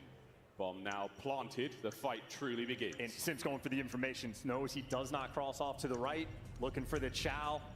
How well can you read this? Doesn't see any barrel whatsoever, and there you go. Skies is on the hunt, Skies is on the prowl. Here's the 1v1! And it's enough damage to make it nearly impossible. Nice job. Mind game for nearly 40 seconds between these two. Skies does not lose his ones. That is why he is on this team. He was an S&D kid way back in the day. Now he is a world champion with ice in his veins. And that was a great indicator of how tight this search and destroy is going to be, folks. FaZe first 2 rounds, explosive. What a round there from New York. And again, Skies has been one of the more criticized players. Even he himself, after Major 4, said, I don't know how we won that. My teammates are gross. I was playing like crap. Well, these are the moments where he delivers, stops the bleeding of the rounds. 3 members of New York Sublines right through the middle of the map. The Island Man Sim once again towards the top side. Draz is now moving in a reinforce. Their spidey sense is more than tingling. It's a huge wound there for the Subliners as Hydra manages to stay alive. You really want to chase Hydra into the pit, though. There was a thought to try to jump on it, but instead... They're going to go for a B again. Yep, they're just the B play. They're just the B play. They're just constantly doing B plays. They know what they know they're all at A, so they're just going to plan B. Faster rotation there from the New York Subliners. They are there and ready. I don't think anyone can FaZe really able to move out of position. Sim. The first man to strike, the smoke is here. An awkward gunfight, Hydra walks away the victor. Alqua do hop the bomb. Selly not in the picture for the moment either. They're waiting for the flank. You see number 3 in the minimap, Sid. He keeps turning for it, but the timing not on his side. Tries to give you the extra. Now he needs to stay alive and get Cellian back in the mix. He does his job, but he didn't get the kill. Doesn't get the kill, managed to get a lot of damage. Cellian, no, he can't win against Skies. Another 1v1, 15 on the clock. All the grinding, but now you're going against the kid. Here we have it. Draws, waits for the peak, has to check something here in Skies. Got the time. He might not lose it. That's the round phase. 3-1. Skies might not win the fight. And that's a big one for FaZe. And I'm telling you, though, that's man advantage. That is a 4v3 that just gets so spicy. New York Subliners looking lethal on these retakes. It's just the Bloods that have been a problem. Capable of making moves, capable of making things interesting, but Draza, the ultimate grinder in the league. Hard work pays off, knows the timing in the end. 3-1 advantage right now to FaZe. And we need to get Kismet on the board as well. 99 Kiz has yet to be found. He's had a decent turnaround there in the hard point, but Search and Destroy 0-4 doesn't do you a whole lot of favors. We've seen some stats today, some not necessarily records broken, but let's see if we can't get on the board. I love it. Abizi's one shot from the nade just holds the irons. Slow but surely. We go over towards the backside of the B-bomb site. Wide open for now. Sim again. With an aggressive angle as well. So he is taking so much map space. And he's got the early drop on Skies, but wisely needs to back down or gets caught. Look at that stun grenade. Skies built different. Skies holds it to get the massive work there. The whole Subliners roster appears out. No! Oh my! Cellium now 1v4. 1v3. And he's got 15 left in the mag. How about this? Potentially a round won by a stun grenade unless Cellium can do the impossible, but just slides into death. Too good of a setup in literally a stun grenade that wins you that round. That's huge. New York, a desperate bounce back there. Cellium, the position that the Subliners put them in towards this area, the end of the round, their Skies absolutely guarantees the bomb plant unless Cell somehow teleports into the pool. So New York, one round at a time, searching for the equalizer. This is going to be an interesting round as well, because Atlanta FaZe have been very successful at getting the bomb down towards B, but the retakes have been just ridiculous, and that's with the first bloods rolling through. Imagine New York Subliners is going to play a little bit more passive. Kismet's gotten caught twice in the first blood category, and they'll do the same thing. They're trusting the retakes over the B bomb site. It's just a matter of the first blood by A. Watch out for the trophies. Again, nobody drops just yet. We take a lot of damage. That just slows the play, but it doesn't matter for Cellium, who somehow manages to peel the sieve from atop the statue. Yeah, that man is godlike. Gives you the first blood. Ooh. Yeah, that's... They are in a little bit of trouble. Yeah, that round's over. This round's over. Damage on the retreat, immediate turn. Oh dear, he's dancing, and no way was he walking away with a win there. Yep, they were dancing. They had to work so difficult to get him in the There was end. no way he was. There was no way he was going to be able to win that. These first bloods have just been the absolute difference maker. Getting them on the attacking rounds, able to open up whatever site they want, but he has been a little bit spicy. You can see the nerves. It does not make a difference. Doesn't matter how many rings you have. You are on champs on the main stage. Everybody fighting the adrenaline internally. Got to keep making the good plays. FaZe fans here in Allen, Texas. But I think there's even more Green fans who have something to say about that. Right back through the middle of the map we go for the Subliner stuns and frags. Connect. Wow. Oh, that's a Damn. lot. Cellium, the 1-2 punch. Wow, they read that real hard. Staff and the play call there coming in from Atlanta FaZe. Every single nade the Subliners just threw off the rip. They even left the bomb because they wanted to get that mid-map space. Atlanta FaZe read the pressure and dominate you. Another round that should be won just off of the bumpers. Look out. Well, wonderful patience from Skies. However, now he finds himself in a 1v2. Spots Abizi. Can he get it? As the Terrors will now whittle down Sky's resolve. Biggest benefit, he has bomb in hand and he can isolate these gunfights. Got to do what he can though, Sim. Oh, okay, that's some pretty good information. That helps a lot. Can he turn it into something meaningful? Yep, no, he knew Mr. it. MVP puts him down. And there was a glimmer of hope there for Skies, but bad news, New York. It's map point FaZe. It is map point FaZe with Kismet still on the donut cam. 0-7 in 3 first deaths. He is the X factor for the squad of the New York Subliners. and they need him now. But again, They definitely read that. They decided to be like, okay, let's just throw. They definitely knew that was going to happen, so they just threw all nades. They get met with all the stuns. There was nothing they could. There was nothing they could do. On the homework excitement, as if that's Tupac. Forward we go, FaZe. It feels like you can't do anything wrong in this search and destroy. Kismet, a license to kill, not in this map. And I love this. I mean, it's map point. You think the New York Subliners might get squirrely, a little too aggressive. You spread the map and play for picks, and maybe feeling the middle of the map pressure. Got guys like Draza creeping up over towards that. Cell's not creeping anymore. He's hopped in. He's let a couple of rounds rip from the MCW. You know the play is on. Here come New York. All about the inside. Yeah, that just he just got a car with his pants down. Yep, that's over. As well, and now Kismet now alone. He gets on the board. Can he clutch the round and keep his team in it? 1v2, and these players are separated. And has a stun grenade to work with. He's gonna have to use it perfectly. Deddy in the back pocket as well, so we'll find out how useful that could be. Rival 9 at this range, not ideal. And you can see Atlanta FaZe, they have no intel. They're still checking every single corner. They have not seen Kismet this round. They're still waiting for it, playing it close. Ooh. Wow, how did he see him? Unbelievable reaction time from Atlanta FaZe. 6-2 the final score. And Kiz, hey look, hey, no donuts in this house. Yeah, he's laughing about it. He knows he had a tough one there on the S&D, but Atlanta FaZe, the homework, too good on 6-star, too dominant of rounds. They got the first bloods when they needed them, outplayed and outgunned. They got a tied series, and as expected, 2 Titans in the league getting after it. Man, I had the call ready and everything from 0 kills to hero and everything that Kiz could not clutch up against the terrorists. Somehow it easy. If we have a replay of that, I mean, unbelievable. We would have seen the tip of his head for a fraction of a second before he eviscerated him on the hop up. And, you know, something underrated, I would say, about this New York Subliner squad is the vibes and how important that has been to the team. We've seen quite a few players. It's champs. You have those moments where you have a poor performance, and so many teams. You look It's at your square. Could be the game. Could be another game 5. Unless if New York just take all respawns, could be something else. But Atlanta FaZe is definitely not gonna let this slip.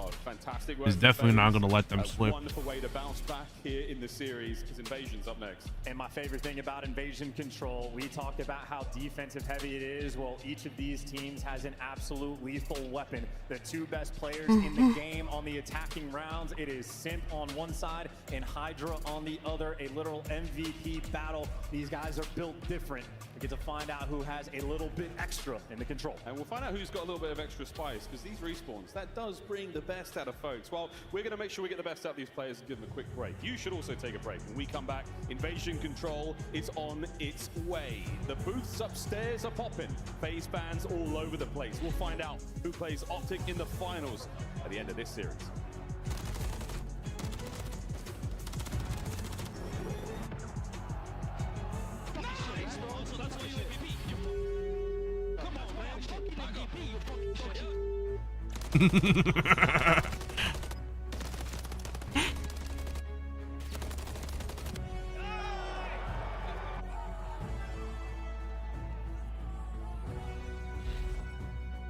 Call of Duty League Championship Weekend is brought to you by Razer, the official headset and chair of Optic Texas. Upgrade your game with the Scuff, the official controller of the Call of Duty League. Scuff and Optic have teamed up once again, this time for a limited edition Prism Mystery Box with an exclusive design in 5 different colors. Grab yours today at scuffgaming.com/optic-prism, and you could be one of the lucky few to unbox the gold controller.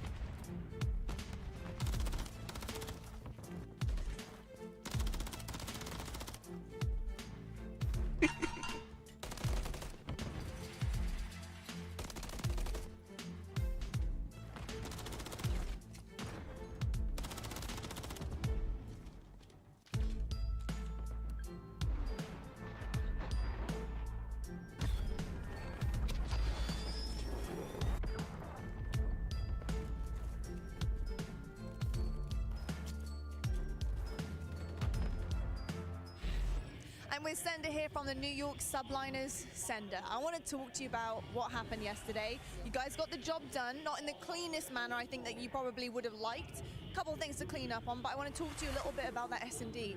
Round 11, you went game 5, of course, with Surge. Round 11, things were a little bit shaky, even with some individual superstars kind of even popping off there on that mode. Talk about the cleanup. What happened afterwards? What were you talking through in order to kind of clean things up for today? I feel like it's just a lot of our situationals that we're not playing super confident and decisive on. So that's like one of the main focal points that I feel like we talk about. I feel like for us, our scrims are always kind of iffy sometimes. So we go from a tournament, we win the event, and we go into scrims, and sometimes the flow just isn't the same. So it's about trying to get back into that flow and like confidence and just our decision making, how we're adapting situations. So, you know, I say like play confident, be decisive, don't play desperate. Like we don't have to do anything crazy. We just have to make sure we're playing our game and just focusing on adapting when we need to. So. On that same token, yesterday we saw a big Kismet bailout in Invasion Control. That round 1 was crazy. And I kind of want to talk about the fact that you guys could have decimated them on defense on that first round. It was insane. So what are you guys doing right now to work on taking those opportunities and capitalizing on them, especially as we get deeper into champs? Well, I feel like all these guys have insane pop-off potential. So I feel like going into a lot of these matches, we're not really thinking like that. If it happens, cool. But if not, we don't want to try to win off just bailouts alone. You know, these guys are all super talented. I feel like going into a lot of these pressure situations, we won champs last year. We just won the last event. Everyone's scared to play us. So we're going to a lot of these matches with the confidence that nobody's messing with us, you know? So. I love that confidence, Sender. I absolutely love it. Last question for you is just talking about how to rework things. You guys are such an experienced team. You have accolades under your belt, like you said, coming into this off a win as well. How hard is it to rework things during a tournament? If you see something that the team needs to really try to expose or work on, what is it like to do that? Sometimes you just gotta play devil's advocate and look at your own gameplay instead of just watching other teams and just really see how you could counter yourself. And I feel like that's really how you nitpick certain things or like work on certain things that you feel like could be better or could be more consistent or just basically how you play the game, like how you elevate the strategy, how you set the meta for a lot of the situations. So I feel like we're really good at doing that, and that's what keeps us ahead strategically, like against other teams, I would say. Amazing, Sender. Thank you so much for your wise words, the confidence for the Subliners fans as well. Best of luck. I appreciate it. Thank you. Wise words there from Sender as our teams now get back to the stage, back to the ring in the middle of the arena phase. I would imagine feeling particularly confident after the S&D win. Yeah, and these guys are having so much fun as well. This is a tried and true traditional game of Call of Duty right now. It is you're taking turns chirping in the game comms. We've heard stories behind the scenes of players, even in text chat, will stop in the middle of the game and type out a not so sweet message. So if you have the experience of toxicity in ranked play with kids just screaming at you, welcome to COD Champs in a battle for top 3. So much money on the line, so much pressure, and these guys, they love it. They live for it. They're having so much fun. To Invasion Control we go. And to Invasion Control we go, which can actually be very unfun for at least one team. That's the key in our Monster Energy pregame there for Atlanta FaZe. Civ has not had a bad control. Oh! That's the first time I've ever seen him smile. Yeah, he had none of that. He left right away. Well, into the game we go straight away, and Abeezy's already dead. Yeah, and Kismet, by the way, making up for it. Just gunned someone off the cross. It's not easy to get those rips, but Kismet there to give you a little bit extra. A little bit extra. The extra is what you need right now, especially at this level. Skies gives you barely anything. It takes everything away from Draza. Kiz right back into it, and the Hydra out and about. And I was going to say, he's out of position, not for long. Look at this suffocating attack right now from New York. I mean, it's a foot race right now. One player's made it over towards Day. That gunfight, things could have spiraled out of control, but now it's up to Cellium to make the hero play. Hydra, he's just here to play cutoffs. You got to be careful about this extra tick, and that's a big gunfight. Skies gets it. The tick controlled, and the play now over towards B. Okay. Might seem like a small moment, but that was a massive one. No subliners there. Again, giving you just a little bit extra. That's that little extra. It's what you're really going to need. We're going to keep saying it until we don't get any more of it. We're about to get an additional minute of play if we can capture the B zone. One segment nearly done. This is nice work from FaZe to maintain as much map pressure as they possibly can, and they're cutting down the subliners left, right, and center. One more in spawn, one more in the middle of the map. Look at this read, too. Knows the pressure is going to come through. Hydra doesn't even want to deal with it. He's taking a route to go all the way around Laundry. They know what BZ's inside, but if BZ's not the first man to deal with, Simp there to pick up 2, and now you're putting on so much pressure. I mean, the clock has been paused for so long, and you're starting to just drain their lives. Well, okay, we're into the point for a brief second there. And in the meantime, though, we have got Draza finishing the capture at B. So that's done. 1 minute 45 to play. 21 lives for FaZe on the attack. I don't know if his spidey senses are going to be tingling, but Selim has an opportunity to sort of get out of dodge and create a little bit of space. I mean, subliners have left so much of this open, and if Selim gets this trade, which he does, now you can try to hit that go button. As the BZ wants to clear out bridge, can't get it done, so you might solve one problem. You see Selim picking up kills in a feed. Now Hydra's taken care of. Finally, all of Atlanta FaZe can get in the mix. And keep in mind, subliners, 13 lives remaining. It is a delicate moment. You cannot lose around on defense. Just a little bit extra, man. That's what we're asking for here, and that 12th life difference. For right now, the subliners down to 12. But oh, what a win from Kids there on the zone. Again, don't want to die on the zone. The spawns are going to be far and few between. Cell, pressure on now. One man left alive on the point. There's only Cell here for FaZe. Oh, what a win again. Spin away. Now he's got everybody looking at him. 55 seconds is so much time, too, and 2 players looking for the hunt. Hydra on the chase, but oh, behold, it's actually Selim, the man that's making moves, doesn't win the gunfight. Civ there to shred him, in Atlanta FaZe back to square one. Yeah, right back to it. 8 lives, take on 12. New York subliners are doing everything they can with the little they've got. Speaking of little, 35 seconds to go. You got to be on point right now. Might not be a life game as well. And they just can't win any more gunfights. Subliners have stabilized on the defensive end, and now they're able to just play the credits. Trades rolling through as well. Draza, last man standing aggressive on the map. Nowhere he can go. Standard round of invasion control. Ooh, the timing didn't work out. Not at all. That's unfortunate. FaZe should not be able to get close to the zone. All these kills are lovely. Oh, why? 3, 4 nearly in the feed, but that's it.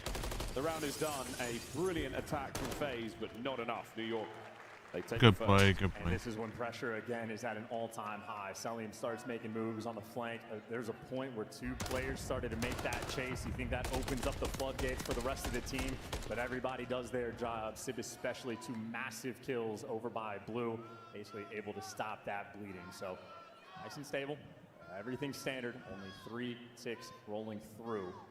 Now it's the subliners' turn to attack. And again, these are the 2 best attacking teams in the game. If you make a mistake, either one will punish you for it. New York, let's see what you got. Creeping towards the B zone. First and foremost, the 2 players through mid. Any kill you get is going to be a big win. Draz really went for the reach out, but it wasn't going to be enough. Now 1 man standing between you and the A zone, but that man is Selim, and at times we're often wondering if he is a man at all. Oh, that stun might be the dagger, just enough to catch him on the cross. New York subliner still pawing over towards A. I mean, Hydra creeping up the map. He's getting the intel. Good trigger discipline. He's looking to make a sort of hero-esque play. Look who's picking it up, though. Draza. Easy reads there coming in from Atlanta. Staying ahead of the game. Yeah, they're big wins. 10 and 10 out of Kiz. You say what you will about his search and destroy performance. He's very involved in this game of control so far. Ooh, that's unfortunate. Kiz keeping the play roll in progress at B there. That's the single segment in the bag. And Kismet is just the guy going to make sure that he can play out past the B zone, tells his teammates what directions to look, and he is sort of the safety net to make sure you can guarantee the B zone. A little bit pressure on the flank throw, so Atlanta FaZe attempting to swarm, and this is where Kismet has to be on point. Headset working, extra 2 kills rolling through for him. Ooh, unfortunate. Shut him down and over towards B. Atlanta FaZe Oh. give you a little bit extra you're looking for. Now you can win this game 1 of 2 ways. If you stop him over towards B, it'll be a thing of beauty. Subliners, pressure's on. You got 30 seconds to get through. Great coverage there, able to get Skies forward. Here we go, right back under the zone. Draft's got to go absolutely huge here. Trophies in play, going to help out reinforcements in the form of a BZ right up the street. Celium's got the mid-map coverage, and that's the slow and steady capture, not a head to be found. And you see how respectful Atlanta FaZe are being on the defensive end and still trying to flood through the pressure and push past the B zone. They're worried about any sort of A hit rolling through. So paying respects to your opponent, playing a standard game, and Draza with the two-piece, and Draza not quite for three, but now Kismet's last man standing, 12 seconds on the clock. This is desperation hour for the subliners. They managed to stop it. Here come the reinforcements. Abizi's got to go huge. Doesn't get it, and that might be the B zone in the bag for New York. I mean, things got desperate. One last hit. The pressure is still on. Hydra stopping the clock. Less than 10 on it. He's got to win this fight, and he does. Sip has to run. Dive under the zone. Nobody's there. Stops it. 5.9. Turns into a minute 5. By the hair of their chinny chins, Atlanta FaZe maybe a small missed opportunity. And now on the life count, you still have the extra edge for New York subliners. This is the moment to try to push the pace and see what you can find. New York trying to roll off the momentum. Quick capture there, immediate counterattack, fly through the middle of the map. Do what you can, but FaZe pump the brakes, fill the corners. There's Celium, the master. No one can track him down, and now the New York plays stunned. Yeah, funny enough, Celium actually had a moment of blindness too. Couldn't quite see Kismet land in the corner, but picks him up and finds that second one. 30 seconds left. You can see how much subliners have slowed down the pace until they're grouped up together. The go button has been hit. Final 30 seconds. We're back in the reds. 25 to now roll. You're looking for one good kill, and then you get on the A zone. And you got a BZ watching the flank, and you got Celium in the depths of his spawn. But now it's a BZ on the cross. Big responsibility here. It needs to get at least one. New York know they need to find at least one. 2 would be absolutely ideal. A BZ is going to be a problem. Problem dealt with. Hydra now flying forward. They managed to keep the zone safe. Sib now on the roll. Ooh, they just gotta go. They gotta go. They gotta go. They gotta go right now. He's far from over. And the more ticks you get right now, the better. It is a 9v5. You only have 1 trophy on the zone. 2 trophies now in play. The car blows up the back line. The garage is full of points. Dive onto the zone. Selling with a nade. Drowser with a wall bang. The contest. Oh my! 2 seconds. FaZe. Well, that's over. Round. And they know they got lucky in that moment. The second trophy was a massive one for the subliners to have to stop those extra grenades, and they get 2 extra ticks. And again, that's a big moment. We're looking at the setup from Atlanta. Abizi is basically forced to have to get at least 1, and the shots on Skies were clean. It was simply not enough in subliners. The teamwork and coordination and timing was perfect. And 2 ticks might not seem like a lot, but this is now a massive advantage they have on this invasion control. And a FaZe forced to respond. Wow. Well, 1-1. We told you the attacking rounds were good. Nobody does it better than these 2. Celium battling for his life in the middle of the map. Hydra takes it from him. That first blood, we'll see if it accounts for much. It's the battle for both of these sort of streets. The top and bottom side of the map, so important. A BZ cut down. They got a bit of space to play with here by B. And what a 2-piece that was. Yeah, big 2 as well. Now it's going to be Skies trying to pierce that setup. He gets cut down as well. And Draza, time to fly, time to die. Gets caught by Kismet, soaring in with the Renetti. And this is so much more pressure being put on the B zone. Atlanta FaZe have 2 players leaning towards A, and it's only Skies here for the defensive. If Abizi wins 1 gunfight, pressure is going to be on, and you don't have to win it if you just sneak past. 2 different styles being played, and Skies on point, tags him up, and Hydra there to take him down. And this is subliners looking for the dagger. You're not as sneaky as you thought you were. Lovely shots there from Draws. You got to keep kids at bay. You have to open an avenue to get in towards the B zone right now, and that's not happening. Sky's now picking up the pinch. FaZe, you're running out of options here on the attack. In 42 seconds as well. Kismet can't get you one. Now you got to swing back over at Sid, the final man on defense. Can't get it done. The trades are through. Atlanta FaZe took a good bit of effort, but at least the attack on the B zone continues. We're in business. You break down the defense of the subliners, and now you go on a B. 1 segment gone. Second segment on the way out. Still a single man on the capture. The gunfight's now so important. Sim picks up the flank. Beautiful work. Kismet still trying to find something here on the inside. Skies from upstairs, and Celium just keeping him at bay. Quick contest. Trades are done. FaZe have got to hold it. Still though, you hear that time ticking down. The pressure is on, but when the pressure is on, Simp achieves his all-time high. B zone still not secured though. The double stack crawling through, there you go. Added minute to the clock. You still need those extra 2 ticks though if you're Atlanta FaZe. Kismet somehow holding it together there. So much damage into those players, the back and forth. And there we go, top side of the map. A little bit safer for now. New York spawned very close though, so there we go. Down to the A side, that streak full of FaZe. And Simp's gonna be able to get to the zone. There's the car bomb for the explosion. He's got 1 trophy in the zone. He needs 2 extra ticks. Simp now looking for his first. Empty your pockets onto the A zone, lads. That's gonna be the game plan off of spawn. Absolutely send it forward. Simp will now get nearly the first segment. Nice work from Kiz there. They finally break down the trophy, and now they're inside. Yeah, and you're playing a little bit passive, trying to watch him on the cross, basically forcing Simp to win that first gunfight, but he gets overwhelmed. And now Selim is just playing a spot where he's waiting for his teammates to make moves, and Abizi doing exactly that, has the pressure on the flank. 1 life differential may not matter. 45 seconds on the clock. Big wins here from Abe, cutting his way through spawn, desperately trying to get on this one. Kismet, he's doing everything he can, but FaZe push the pace. FaZe now onto the zone. And how many trophies do they have? It's not going to be enough, and the gunfight's rolling through. The first going to connect, and Celian trying to stay alive. The explosion started to connect, and it's only a single tick before Subliners clear the point. FaZe still need a little bit extra. You're happy to take at least one of those, but for now, 30 seconds and not a lot of lives here in the final moments of round 3. This is a game that is going to be won by the thinnest of margins. This is the round that sets you apart. 20 seconds. Red dot. Chased. Sim flies forward, takes a bit of damage. He's managed to make it in, and he has a trophy to play they with. got 3 down. 3 down. Is anyone able to get there? Sim sends it.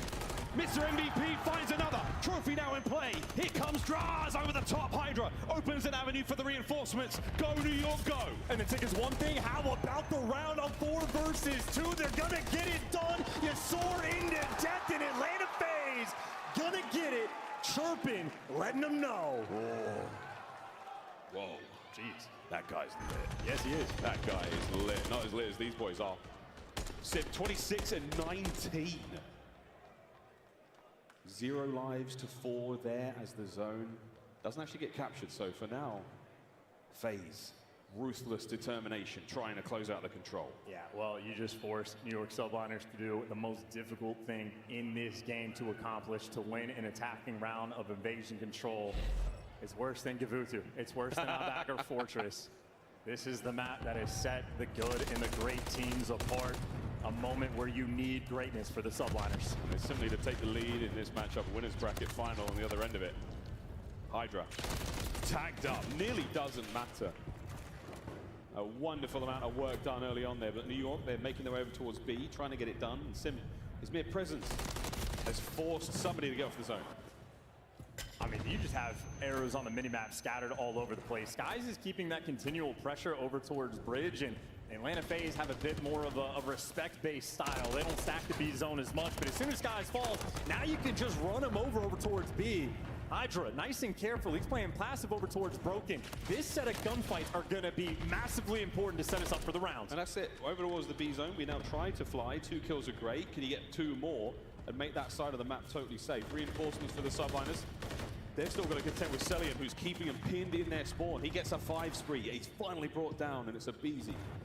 Keeping this side of the map very, very much unsafe for New York. Hydra, the savior. They just cannot find Hydra. He has been alive inside of Broken for so long in a 4 spree when you need him the most. Atlanta FaZe could have called game right there, but Hydra doing everything he can to keep his team alive, but they need a trophy as well. He couldn't stop those nades. Couldn't stop Draz either. Couldn't stop Cell, who brings him down. Big work there from Skies, who's been pushed right back. Ooh! Easy, my goodness. Halfway through the B zone, the New York Subliners zone are still being cut down. Final 20. And what direction do you want to go? You got Kismet trying to make the play over towards A. He's going to have a 1v1 against the BZ over towards the B zone. Sid shreds you. That's Kismet over. To get towards A. Stops the clock. 14.2. And who's that? Abizi turns around, easy read, a little bit of good timing. Anyone close enough towards the B zone. Final 10 to go. The extra edge in this series, it is Atlanta FaZe. They are chomping at the bit. Here we go, final stop. You have to capture the zone, but nobody was watching. Draza gets a freebie. Here comes a nade. That's going to be a problem. Trophy in. Second point. Can they finish the capture? This is to stay alive. With the absolute depths, and now Hydra calling out theirs too, and they've got the B zone. Problem is, they now have 10 lives remaining to capture Red. So a bit of an advantage there. Lovely shots from Kismet. FaZe nestle in for the defense. And Atlanta FaZe have gifted them some space on the map as well. So when we're playing potentially a game of effective TDM, New York subliners are now looking to strike and swarm in the moment, but they lose the Problem is right now they are 8 lives, like 8 lives gone. They're in a hell of a trouble right now. Eyes are on. Kiz finds it. Can they? No, they can't. Track down Selim. He brings down another kill. Draza finds his. 27 on the clock. And you just need this perfect coordination. You're looking for a clean 3 or 4 down. Kismet looking to start, but the trades are there. Atlanta FaZe hold strong. Sibs trying to just maintain position. That big kill on Uabizi helps. 15 seconds now to go. Soon forward New York. You got a lot of damage in the sim. Anyone there to clean up? No. Selim on the flank, causing problems. Spawners now from FaZe are going to be to keep you out of this one, and that should be the map, folks. Wow, FaZe. Whoa, Selim. He's been doing it for a while, folks.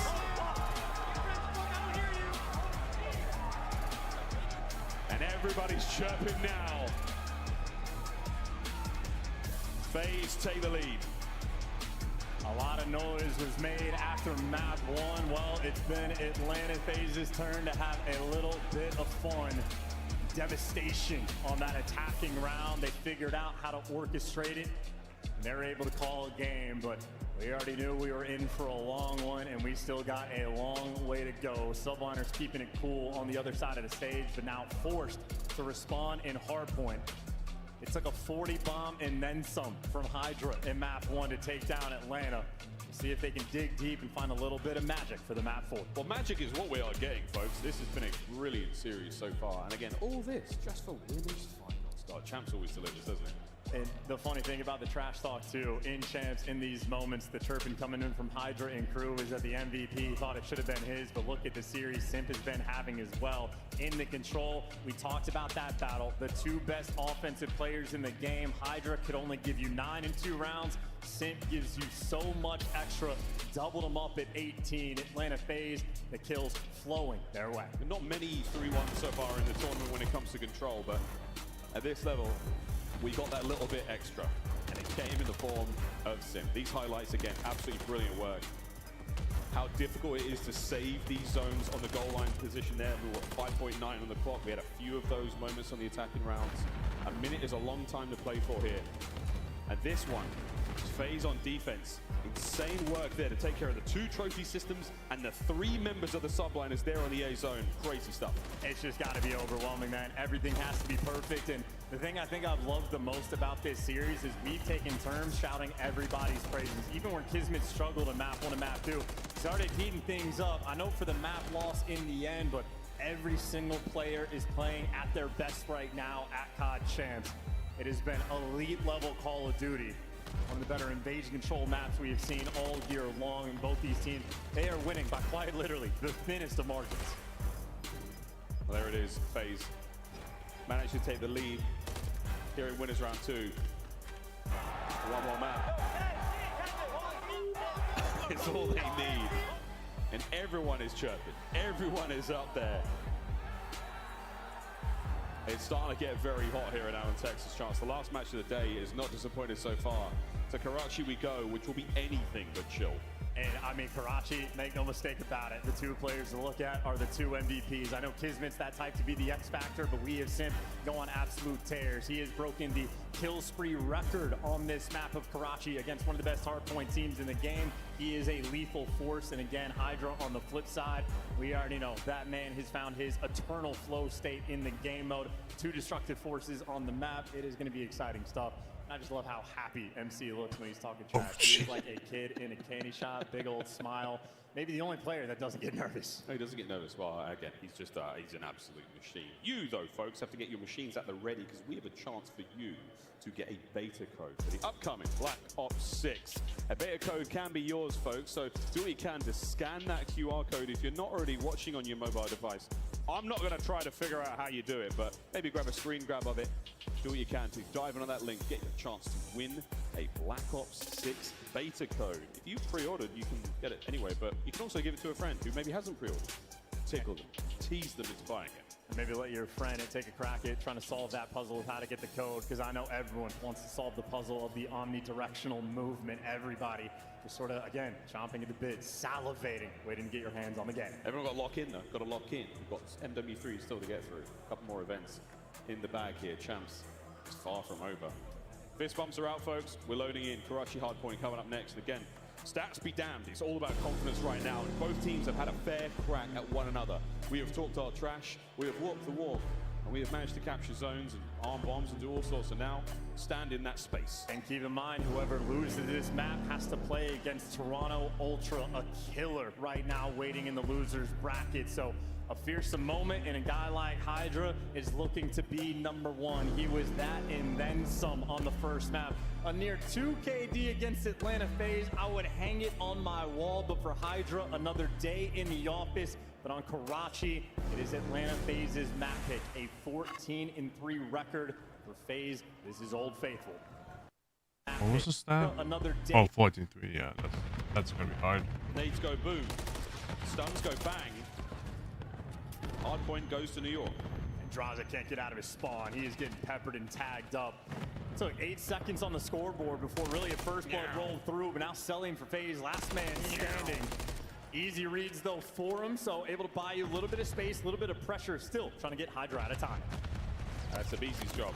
And that job is made really, really difficult by the New York subliners setup. Lovely coverage there. No one's getting close to the hard point.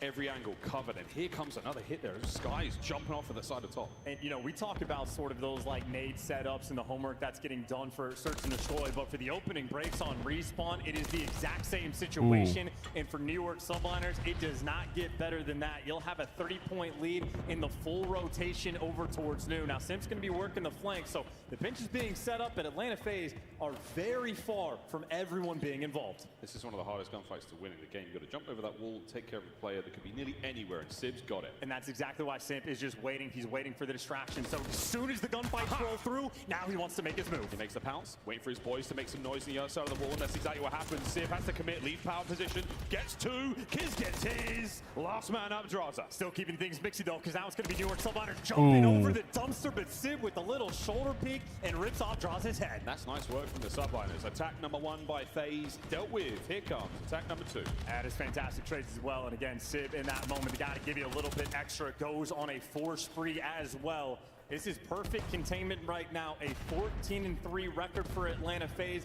Their single best map that they have, and right now subliners picking them apart. Looks like attack #2 got stuck in the mail because they did not manage to get there in time, and that is why the scoreline is so big. 92-7 going into P3. And he just got met with every single stun and nade in the game, and now Atlanta FaZe pushing pace and getting those cutoff kills. Kismet, nice movement. Maybe to see if he can find just the timing to get through. Ooh, that's unfortunate. Easy heads-up gameplay. Atlanta FaZe, the whole perfect thus far. Ooh. So far, sweet, and they really needed to get back into this one. Sim, your order is up, and he's not going to get it. Skies backs away, waiting for the teammates. Another angle of attack here. Kismet making the middle of the map all good, and you're looking for those little spots to find Sim. Draws taken out. Skies, just enough space for Kiz to get in. Sim versus the world as well. He's remained behind enemy lines. He got 3 players going to hunt him down, and well, you see in the feed, Simp there to give you 1, can't get the second, but again, he just plays his life so effectively to get his teammates back in the mix. So that's New York subliners. They got a break, but only for 5 seconds. And Atlanta FaZe still on top towards the end. Subliners chipping away at it. Nice little break moment in a 70-point gap. Draza 3 in the feed looks sweet, but already Kismet roaming over towards New. Nice work from Draza. That 3 spree certainly helps. Again, slowly but surely, FaZe crawling back into this. 1 fight at a time, and this hardpoint has not been great for nearly any team throughout this entire season. Wide open hill. Let's see if FaZe can find some of that time and get back into it. And they're going to need to as well. Right now, this is a perfect opportunity to get back in the game. Subliners going to be spawning on the deep left side of the map, and a moment maybe to watch Hydra on the minimap. If he wants to take a route and flip those spawns while his teammates collect the time, that is exactly what he's doing. So the minimap is telling one story, and Kismet telling the other right now. Atlanta FaZe letting these subliners players through. This is a strange look. And now they're all down and out. Spawns are going to get crazy in a mo. And again, you are looking in a good spot. That hard point comes to a close. In all those routes taken, though, no one actually went there to block this spawn. So 2 players got through, but Atlanta FaZe still have those spawns for New. FaZe still fighting tooth and nail over towards the new hard point. They've managed to get secure. Set up now in position. The New York subliners coming through the middle of the map. And I think that could be a punishing mistake, though, not actually taking the route to go get those spawns, because, again, it's a massive lead right now for the subliners, but, I mean, one extra gunfight win from Simp. If they just catch Hydra, and they do, this could be Atlanta FaZe's route to get right back in this game. It's a single point of failure on the hard point, though. Here come the reinforcements. FaZe should be fighting fit now for the next attack the subliners have got for him. Trophies, one in position. Draza with a nice shots there. He's keeping these players on the inside of red. That's exactly where you want them to be. Don't let them get that player out the point. And you just have New York subliners trying to like take their time and get everybody in the mix, but everybody just keeps falling. They can never win these entry gunfights, and everybody else falls like dominoes. That was the route for Atlanta FaZe to get back in the game. They're gonna have to be Still a perfect deficit, for the but next we got few. ourselves again. Draza can't get the 6th kill. Nice work, though, and we have certainly got ourselves a hard point right now. First set done. Second set begins now. What a comeback from FaZe. Yeah, BZ though getting caught over towards bridge. It's that battle for the control, but Sid gets caught sprinting as well. You see how much pressure they want on it, because if you have bridge control, you get the power positions, and Skies fighting Draza for it, and he's gonna get it. Skies, the overseer from up top, keeping Hydra safe inside the hill. Overseer and overachiever. Beautiful work there. The 3-spree right now, and Celium spots him, deals with it. Over towards the point we now go, and Hydra, a lethal force on the inside of that point. Over a minute of hard point time accrued. FaZe now, one by one, fighting their way in. And now you got Celium able to push through and maybe look for a couple of these cutoff kills. The rotation to New going to be important, but he's going to get gunned down. Ranetti OP, but inside the point of BZ. No trades rolling through. Sid Bull sends it without the backup, and subliners after it. Everybody starts to fall. Uncharacteristic mistakes rolling through. Atlanta, they are turning up the heat. Turning the heat up now and desperately trying to take the lead back. FaZe, the gameplay's not bad. Let's see how good the comms sound. Dante's already. How many mil tower? Yeah, I will. I'm coming. So what do you think? I can pitch you all them, see. Like, I'll see a mil. I'm waiting for mil tower. I'm gonna pay for you, okay? Or pay for me. I have an AR. It's fine. Caesar could be like playing. Hey, mail on the head. I had him once. Nice, good one. On the dash. I'll see him all. Nothing wrong. Ali, come here. Watch out, Ali. Oh. Just a long. I'm stunning him. He's deep. He's not watching coach. You can work it. You can work it. He's on the back alley head. Yes, it's done. Back alley. I'll see him long.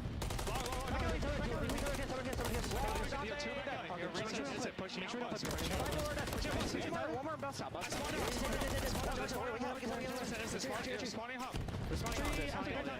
gonna hit this from plat. No. I see nothing going on. I've read. I didn't say Sure. Nice. Once we lost the point. I'm gonna hit this. I hear. Red Caesar. Done. Nice. I'm in this. I'm playing like a rat top 3. He said top 3's open. You have top 3? Yeah. He's up there. Kismet up there going top left. He went low tools. He jumped down low tools. He's going to I'm trying to hold him. Caesar playing me on spawn. I have your push. Caesar's top TV. Peacock went mid alley. You're third Navy. I'm one shot. He's in jump. Jump down. One shot. You can be third. You're pressing Dante. I see him. All 21. Caesar's up there. Look him in. He's rushing. He's like here. I'm mid side. Mid Dante.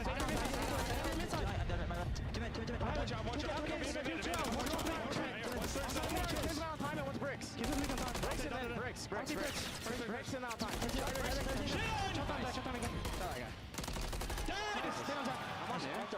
Come on, just go for new. Come on, go for new. Come on, try to go for new. Sub. Come on, New York. Go for new. Okay, yeah, I'm gonna have to deliver my controller for tomorrow. Draza trying to course Too late. the boys, but the New York subliners are having none of it. They're over 200. Yeah, Draza's comms have been phenomenal, but still a gap. This, to me, looks like a game that is going to get decided on the Junkyard Hill, but if we're thinking that far ahead, Subliners right now, an opportunity to run it up. They got the power positions. They're getting so much time on an open street hill. This lead is starting to become insurmountable. Almost done. Hydra on a 3-3 now in the middle of the map. Nobody home just yet. FaZe still trying to find something towards the point. Kismet's not going to last too much longer here. Skies Good coverage, not enough to get into the point just yet. Here comes FaZe, out of the time for now. Another big win. And FaZe have to keep these players at bay, and Draza is gonna do exactly that. Ooh. 2 massive gunfights won, but 17 seconds of scrap time is too much, so Abizi wants to take it from you. And while Abizi is trying to play keep away, he falls for 10. It is gonna be 240 seconds right now for the subliner. So the Junkyard Hill, they can make null and void. A single break is good, but if subliners need to, cut your losses and set up for P1. Subliners in an amazing position now to walk away with the dub and get ourselves to a game 5. We'll find Missed out. a little. So it's FaZe. We now test not only the hold here at Junk, the rotation. My delay reaction is kicking in. Nice, nice, nice, nice, nice. They may be able to break it in if they just play together. They kill the person on top, and that's ooh. And that's unfortunate. That's unfortunate. And again, a nice play from subliners, maybe to strip away. They're gonna have to just go. They're gonna have. If they want to play this, they're gonna have to just play for new, somewhat. Play for power positions, and then just play for new. 25 seconds in advance. Abizi might fall, but gives you those 2 initial kills.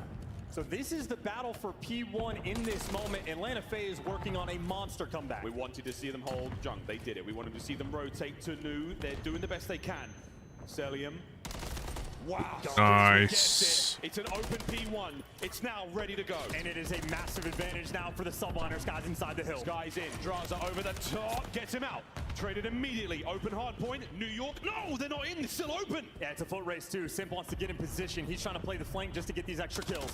Nice work from Sim. Keep the high ground safe. Keep it steady. Now FaZe are back in there. 40 seconds to go. And this is where the pressure really starts to mount up. Skies wins a big one. And down the street there, Draza as well. He gets shot down. So much pressure now on Abizi. Celium has to do what he can to cover Abizi. Can't keep Abizi alive. It's all Skies. And now the trades. New York flood. New York win the fights. New York pushing the game 5. Last one for Draza. He's going on the flank. It's going to have to be a hero play. Running towards the time. 2 men to beat. He gets inside and he gets it done. The space has been cleared. Wow, Celium gets another one out of there. Over the top. Here comes Skies once again. Oh! Game 5. Close, but no cigar for FaZe. New York subliners. Somebody did something funny. The funny thing is making a comeback. All the trash that has been talked, subliners knew. Well, that I mean, it was well, destiny. let's hope it's not. This is not a 2-3-5 situation. Winners finals, we were destined But for game 5. 250 to 220. because this is going to be tough. The S&D is going to be tough. I forgot which map they were doing, but game 5, which we are moments away from, folks. What a contest this has been. 2 teams that have really gone at each other all season long. Of course, Major 4 finals goes the way of the New York subliners. Now they've got another chance to fight through this series. Game 5, we're going to Invasion. Yeah, and I tell you, those P2s on this hill were something special as well. I mean, if you're looking at the kills column, Atlanta FaZe just outslayed them by what, maybe 15 total kills, but look at the New York subliners coordination, outslayed, but still win the map in 2 near perfect full 60s on a P2. Atlanta FaZe just couldn't get it done in so many small moments. The first go around, Atlanta FaZe had the perfect swarm around the hill. Sims waiting over back dumpster, but Sib slams them with a 4-piece on the hill. And then the second go around, Sib was also that cutoff man. Draza's calling out. He's deep long. He's playing the angle passive. No one on Atlanta FaZe pounced and punished for their lack of aggression. They faltered. Those P2s, a massive difference maker in the game. I mean, what a game flow that is, folks. Big old start there from the New York subliners. 92-7. What a deficit. FaZe creeping back into it. But again, New York, just these great sprints, these fantastic holds in that race to 250. 224 though, close, but not enough. For game 5, folks, we get to forget all about it. All this faffing around. One more here in the series. Nothing else matters, man. And no, again, it doesn't. Winner gets to play against Optic. Loser has to fall into the hands of Toronto Ultra. Again, a killer in the loser's bracket. You want this invasion. You feel like you need it. Toronto's lips might be salivating. We'll find out, though, who falls down and who marches forward. Game 5. I think actually Twitter. The 2024 Championship weekend here in the Call of Duty League, far from over. But the last match of the day, the last map of the day, we'll find out who wins after the break. Oh, Invasion is just S&D.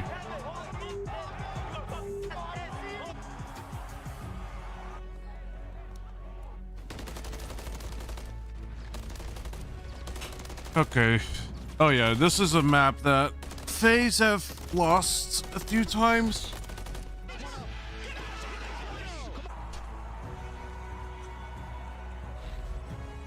Play like a pro. Scuff, the official controller of the Call of Duty League. Visit scuffgaming.com for all your gaming needs. Scuff and Optic have teamed up once again, this time for a limited edition Prism Mystery Box with an exclusive design in 5 different colors. Grab yours today at scuffgaming.com/optic-prism, and you could be one of the lucky few to unbox the gold controller. The Champs Tracer Pack is available now. The bundle includes the Reaper Operator skin, Ripper Weapon Blueprint, Death Stare Weapon Blueprint, Cuts Deep Charm. Oh yeah, I bought this. I bought the Champs Tracer Pack. Stickers. Use these items in both Call of Duty Modern Warfare 3 and Call of Duty Warzone. Available in store now using Call of Duty points.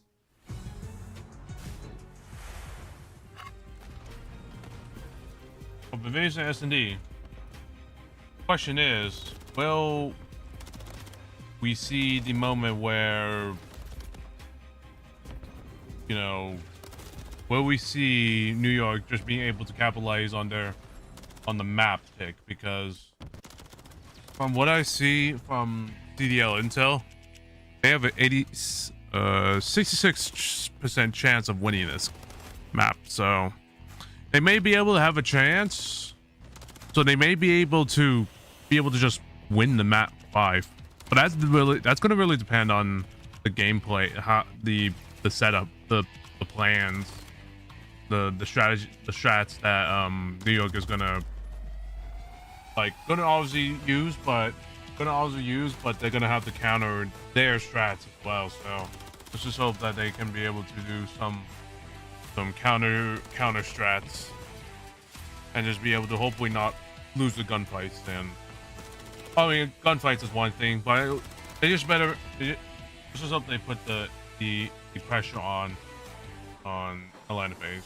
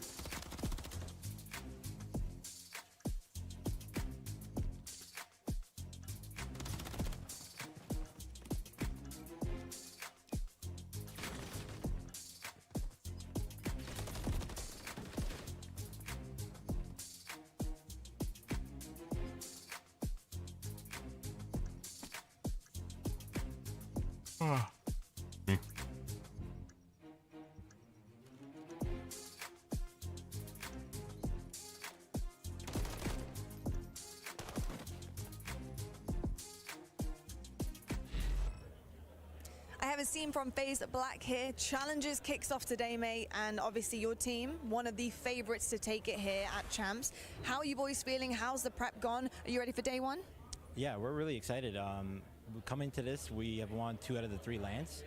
So we have a lot of championship DNA and a lot of chemistry. So we just want to ride that for the end of the year, end it off with a bang, and win champs. What are your strengths of the roster? What is it about these guys that really excel you to be one of those fan favorites and to hopefully lift that trophy? I think it's a little bit of chemistry and just like ice ability. We have been able to clutch a lot this year, especially with a lot of comebacks and a lot of setbacks in hardpoint, S&D control. But these guys are really calm, cool, and collected, and we know what it takes to win. And we don't sit here and play for stats. We actually play for the win, and it shows. Asim, you've been around for such a long time. I've watched you in many different iterations of COD. Are you the most experienced player on your team right now? Do you bring something to the table that the boys kind of look up to and kind of want to kind of lean on your shoulder towards, especially in big situations like Champs? Yeah, definitely. I do a really good job of like leading in a more compassionate way, and I think they take it really well.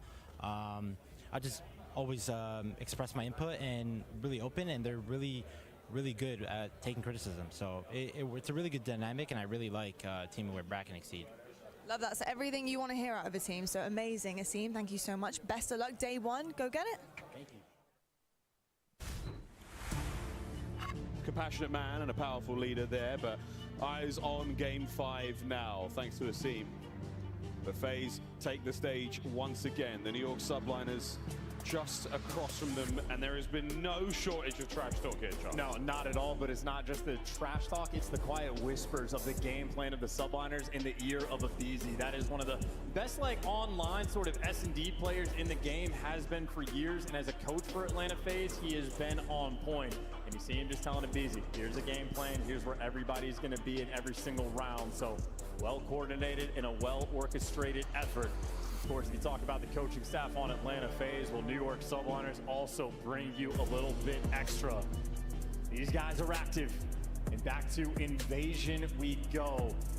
And this is truly a map where you can isolate different players on the map. You can have different points of attack. You do get options, and you're gonna be taking it slow. Kismet, the man to look out for. Well, Nearly dropped the donut map 5. in the map too, but when you Will they need be him the able most to, in the map 5, well, either Atlanta FaZe or 1.25 KD. New York strike back? He's got the bomb as well. Here we go. We're full sending it to B. FaZe are going to be able to get there to, at the very least, get eyes on. Draza will be in the fight. Hydra will struggle to catch up with them, though, as the pace being set by both our teams. Magnificent smoke down. Forward we go. Dude, and another stun that just completely stops you in your tracks. And Subliners are so concerned about the flank that Kismet's the only man with the bomb that's made it out towards B. So you don't have options. You have to force this through to this site, and Hydra with 1 HP, able to make it through. Stays alive. Here comes the plant. FaZe stacked up. Now trying to find the retake. Simps long gone on the other side of the map. The bomb yet to be planted, so we're going to wait and fight this one out. Don't worry about the bomb plant, folks. Hydra finding one through the smoke. He can't get the second player as well. Celium gone. New York strike first. An Invasion can, or sorry, Search and Destroy rather, plays differently in the round ones. There's no trophies. The utility can give you that much extra, and it is a huge opportunity to be offense in round number 1. Subliners take full advantage of it, and just joy on their faces as well. You take care of Simp on the flank, it is all guns forward, and if there's a smoke on the map, you just shoot through it. Another kill there for FaZe. 2 go to Hydra that round. Kids the sky, it's fun together. Simp on the flank could have been a real problem. But they deal with him, and now you find yourselves up around. Attacking round for FaZe. Honest Abe with the bomb.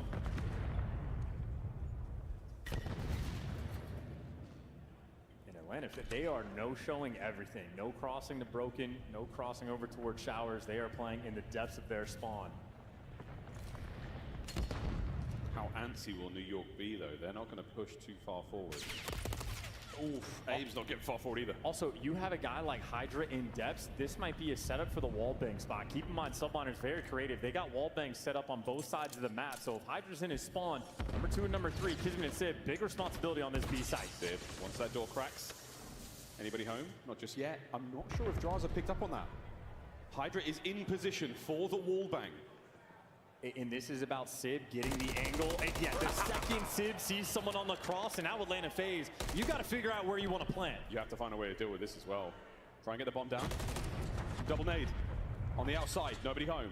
And Sib still in position to hit something here. 20 to go. And the second he sees somebody, the bullets are going to ring through. Wait for it. Yep, they're going to have to plant the bomb. Patience. The flank is safe. Here we go. FaZe, send it. Oh, it's a death trap. That's trade out. That's bomb down in Ice Cream as well. Now you got to reposition and go pick it back up. And with 8 seconds on the clock, can you play in a spot where you don't get shot? Draza somehow able to get it down. He's getting it done with Simp helping him now. The bomb plant, finally. Smoke now. 2 options keep the play. Allow these players from Subliners to fly forward. And they're spotted on the cross. They're spotted on the cross in another offensive round. Yeah, that's definitely not. That is definitely unfortunate. By Atlanta. If a bomb gets dropped in Ice Cream, Yeah, good play on FaZe. They pushed that. They pushed aggressive. They pushed a little bit aggressive. 17 seconds left on the clock. They found a way. Man, they really wanted that straight up fight. FaZe were like, get out of this position. The game plan from New York was allow that bomb to maybe go down and be able to cover them from the wallbang spot there.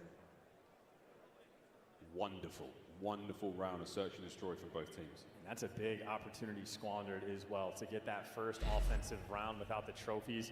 It feels fantastic. But to lose the next one, well, back to square one. Trophy's out to protect the van. That means you can be aggressive down this street. Draza already feeling the pressure. The Trophy's V and everything. Hydra dips in. The problem is behind you. Can he get any more out of this life? Kiz down as well. Damn, that's so unfortunate. They just, oh man, the middle, that mid cut, they just completely, New York just completely ignored it. You had to look at the mid. You had to look at mid cut. Guys, now it's about making sure that's unfortunate. Yeah. Better not to die to Draza. Simp gonna shred you. That is just a gangster round. That was gangster. Sky's alive for a brief second there. Sim might have heard the door pop. Takes care of business real fast. And again, these are the differences, the small little things the pros are dealing with. If they're throwing trophies to block that first van, that just allows you to hit that space so much quicker. But Atlanta Faye is able to read the pressure. We heard Draza's columns in the hard point well in search and destroy. It's also going to ring true. Faye's on the attack. And we've seen a busy be taken care of there on the cross in the control. Not going to happen this time around in the search and destroy. Nades connect this time. The vans are long gone, but nobody drops. And again, that's the scary van. Got to play slow if you don't want to explode to it. And even though they saw the Dolphin dive coming across the B site, Atlanta Faye still seems happy to lean this direction. Faye's just wait now, make sure I've got full regen, see if the subliners fight forward. And now the slow and very steady crawl up the street. Kids, it's going to be that first man in line, but backing down as well. A turtle set up an ice cream. And Atlanta Faye's, I mean, they're repositioning. You can see they're starting to roam over towards this A site. All this utility is just a distraction. I think that nade hit Draza, so he's pushed back. Bad news. Ooh, that's so unfortunate. Taylor's got him. That is the perfect double chow. Everybody hits the deck. Again, wait for the regen. One step at a time. Forward you go. Now look at this for Draza. Maybe on the cross towards B, he's just spotting out that maybe these players crossed out. Atlanta Faye is making the decision. You are running out of time. 20 seconds left on the clock, and well, they've backed him down. Simp gets an extra kill. Might get traded out. This will be a 2v4 clutch attempt from Kismet and Sib. Kismet and Sib are doing everything they can as the bomb planted, though. Now they've got Ooh, he's about to run out of ammo. There's not a lot to throw. We do have dead silence for Kismet, though. And this is Celium's job right now to watch the pinch for his teammates. Smooth moves. Found him. Oh, there you go. Found him. Yep, picks it up. 2v2. Running out of time, though. Sib going to be near the tank. Kismet working together. Trying to play for the trade, though. Who's going to win? Who's going to walk away with the first? Draws, spree, doesn't get it, but he's still fighting. And then we go. Sib from the hip. 15 seconds to roll. Regen, gotta gun him. And we the MCW get the headshots. It's a classic. It's the dozer. And it's up close and personal for Sib. Over the top he goes. And that's the 2v4 clutch, but not enough time. Damn. They win the kills, but Abizi smiles the round away. And I tell you, it is so much fun watching some of the best players in the world in S&D 8s at night. I was listening to Scrap and Dashy and Sib talk about who has the best movement amongst the ARs. A small little misstep there from Sib. And we get a second look to see if he would have had the time. It would have been a buzzer beater. It was close. I mean, I don't know. I don't think he would have had it either way. I think Abizi did enough, but little things like that go such a long way. He doesn't get caught sprinting, running towards the dozer. There's 3 or 4 very difficult decisions he's got to make, and FaZe 3-1 up here in game 5. Yeah, this is not good for New York. They're trying their best, but they're just getting outsmart. They're getting outplayed. On New York there to eye him down. Eyes, no damage. Hydra pushes him back, and again, similar situation to be right now, but Sid keeps that push through connector safe. And Abizi thought he had some timing. He absolutely did not. 2 guns up there to take him down and sell him. His turn to shoot through the walls, but too little, too late.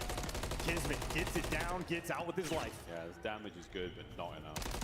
Sid though, oh, a freebie, and he gets away with the pick.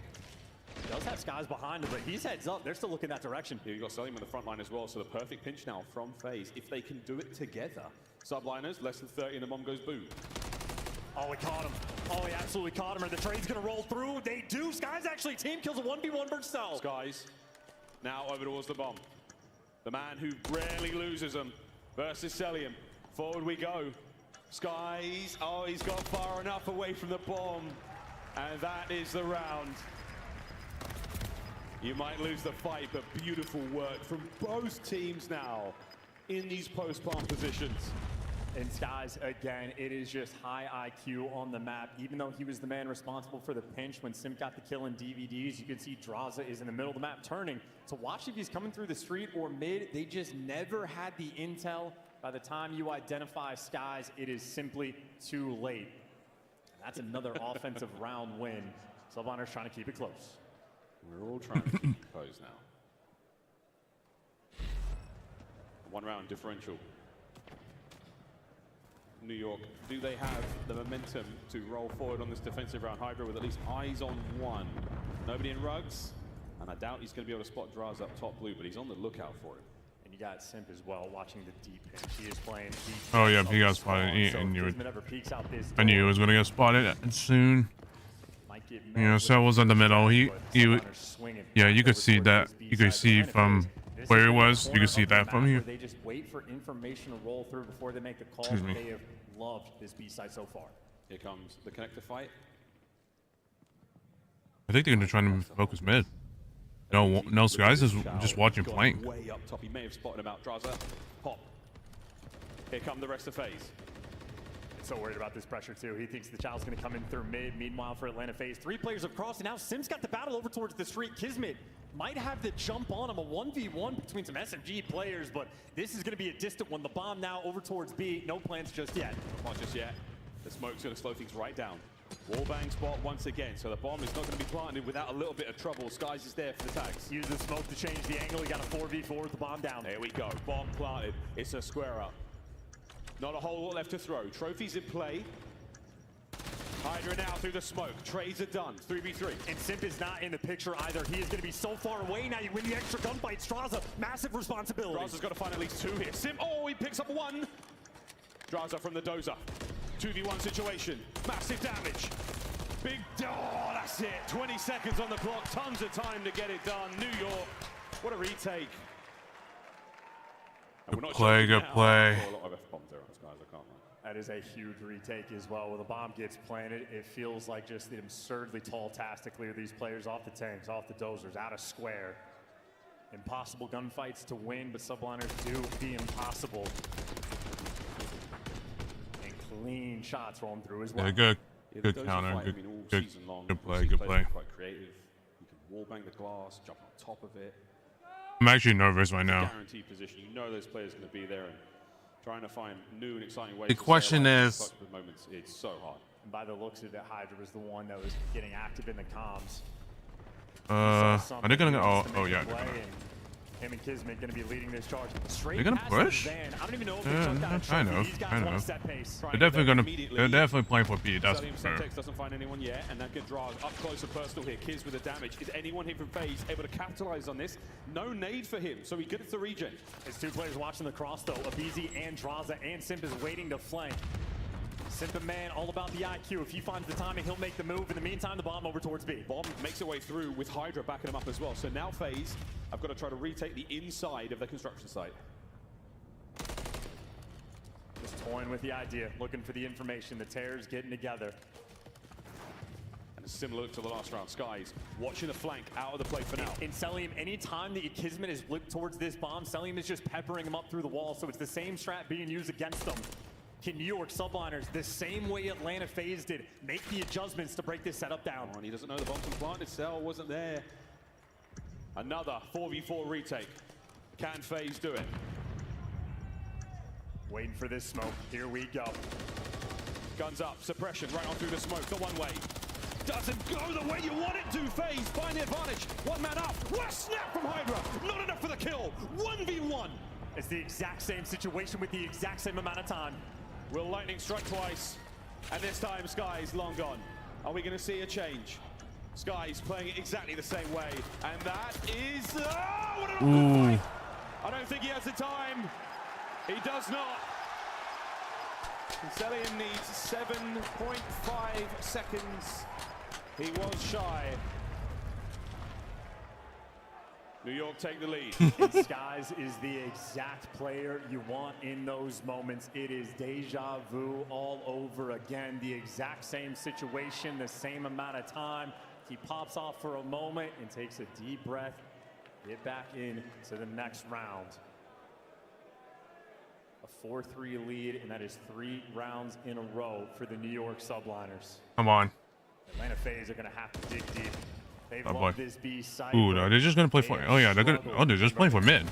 Oh, I think this might be a. Ooh. Oh, number 3 actually gets through. Ooh. Damage on the opening run. We're starting to run out of Yeah, things Sip to gets throw. through. The difference maker, Ooh, Sip's I don't think this he. time, Oh, he's selling yeah, his she is. job to watch the flanks. They're going to be a little bit more aggressive. Lone man Oh yeah, on they're B. gonna. No, oh yeah, they're going aggressive. He went too aggressive and he dies. Sib, a stalwart of defense here for New York. That was the lone defender on the side before he had Skies for the help. Sib might have just won you this round. We'll find out what happens on the other side of the map. It's a battle, and Celium has managed to make it a little bit more even. Can they recover the bomb? And now Kismet, he might be getting squirrely. These are interesting moves. Kismet has the timing. He has gotten through the setup. He is firmly on the pinch. In Atlanta FaZe, nobody is turned. They've got no idea, no senses of any kind tingling into his mid. Oh, he can taste it. A 2-piece with his name on it. There's one. 30 seconds to go. And he knows Celium's going to be nearby. Pick a corner and wait for the chow. Here we go. The second, no. Celium turns it into 2v2. Clock ticking, though. In what direction you go? They're leaning towards B. Sib is repositioned. He's playing a guarantee. Sib, he managed to find the first kill in the round. Can he get the bomb carry as well? He does. One more. And Sib, what a round you have had. Can he bring Celium? Oh! And he's feeling good after that one. Match point. New York Subliners. The man they brought on the squad, the pack-a-punch they were looking for against Atlanta FaZe, calls the round. A 9-4 performance in a rare moment. Sib is typically the iciest player we have. That is the stone-cold face we are accustomed to. The moment he popped off, Sky said, simmer down, refocus up. We're 1 round away from the winner's bracket from top 3. We still need to finish. Job ain't done. It's a 3-1 comeback, by the way. New York on a tear. They're starting to feel it. Winners bracket final. 1 more round is all they need. It's a late pickup from the bomb here, but it's right through the middle of the map we go. Abizi does get a first blood. Can he find a second? Damage! And there it is. Nice. Nice trade. Nice Towards the trade. as well, atypical setup, but you still have Drazik here. He looking at might the go cross for towards no. there. Cells Gonna be on the working with outside. them, but I think they spotted side him. itself, wide out in the open. I just bought you that space. First time this map as well. Looks like we might be going towards A, and better late than never. Subliners, flip it. Uh-oh. You have to finish what you start. Nice. Does that. Whoa! 2-piece! That is unbelievable! It could be the map unless MC. Can Celium Just save go for the B. FaZe? Come on. Just plan. Go for B. Come on. Sky's now looking for the bomb plant. Celium, what kind of magic can you conjure up? Doesn't get the plant. Waiting for the reach out. Knows one guy's on bomb, knows the other one's by broken. The other one by broken might be up next. Well, that's the bomb plant. Sib, lay prone. Let destiny come to you. Oh, ooh, that's unfortunate. Hydra sends it forward. Oh my God! You're shit, Atlanta FaZe! Get the fuck out of here, FaZe! New York have done it. Fuck off! They've once again Get the fuck out of here, FaZe! Let's go, baby! Let's go, New York! Let's go! And now they will be playing Arctic Texas in the winners bracket final. Holy shit! Nice fucking comeback!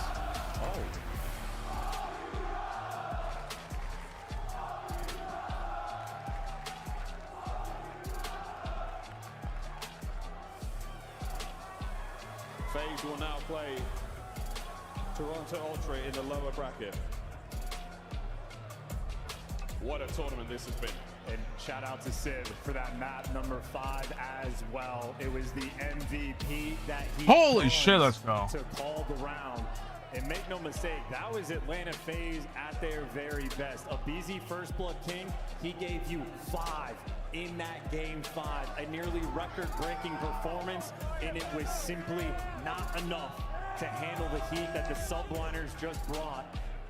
You had the opportunity in Major 4. Atlanta FaZe 3-0'd them. Sent them into the loser's bracket. You could have killed their confidence, but you missed. Time and time again. New York Subliners looking to repeat back-to-back championships at the world stage. Unbelievable stuff right now from New York. We may be calling it a little early, but it has never been done before, and the Subliners are poised. Optics stand in their way tomorrow. And on Sunday, we crown a champion, but wow, what a map that Oh was. man, 6-3, the what final score a in day. Invasion. 3-2, the final score in the series. New York take a bow. What a play that was. And again, 5 first bloods from Abizi, only 4 total there from the subliners. The scoreboard looks even across the board, except for Sib. 10 non-traded, 2 separate rounds, the final ones where he calls them. The extra work is there. The Pack-a-Punch delivers. A phenomenal performance from one of the most criticized players in the league. In the league, that's the series score, folks. FaZe, wonderful stuff in the 6-star and the invasion, but man, the hard points going the way of New York. And again, that was one of the deciding factors again in the Monster Energy pregame. We said the hard points were great, and man, did they not disappoint. Beautiful work there as New York march forward. Their play Optic tomorrow. Can't wait to see how that one goes, Chance. It is going to be a destructive game. I know the arena is going to be popping, and I know Optic fans looking at a performance like that might be a little bit shook. They know they're going to be in for a treat. Yeah, they're in for a treat. We're in for a treat right now. We've got Blaze on stage with Sib for our after-game interview. Thank you so much, Miles and Chance. Stand clear, because Sib and the New York Subliners are going to the winners finals to play up against Optic. Man, Sib, in this series, you absolutely popped off. Talk to me about how does it feel to take down FaZe yet again, and talk to me about what's going on through your head through that map 5. Feels really good to take them down. We always lose to them in winners and come back and lose it, so being able to actually just come through winners and actually beat them, and this feels pretty good. We did a lot of preparation to beat them, so I feel like that's good as well. And then just that map 5, they kept leaving B open, so we just kept capitalizing and kept exposing them. So if it ain't broke, don't fix it, right? Exactly. You know, some amazing plays from Skies and yourself there, especially down that B lane, to really close it out. Now, the last 2 times, you guys have taken down the terrors of FaZe. How do you guys do it? Is it in the hard points? Is it just a fast play gun skill? What is it? I think it's just whoever makes less mistakes. We both play fast. We both play efficient. So just out on that given day, who's going to pop off. All right, there you go. Now, even after you win in this series, it was quiet in the venue because everyone knows you got to go up against the home team tomorrow, and they saw how good you guys looked on that stage. How does it feel to be able to play against them in the winners finals? Listen, I'm coming for Amir. He beat me last time. Hey, this time I'm due. So he do. Hey, this time I'm due. He do. So me, you know I'm coming. You know what I'm saying? All right. Now, lastly, what do you want to say to the New York Subliners fans in the chat, in the venue, and everyone who came out to support you? You guys are the best, the greatest of all time. You guys support us like none other, and I want to shout out my family for coming out as well. Ain't nothing better than repping your home city, so I'm glad they can come out.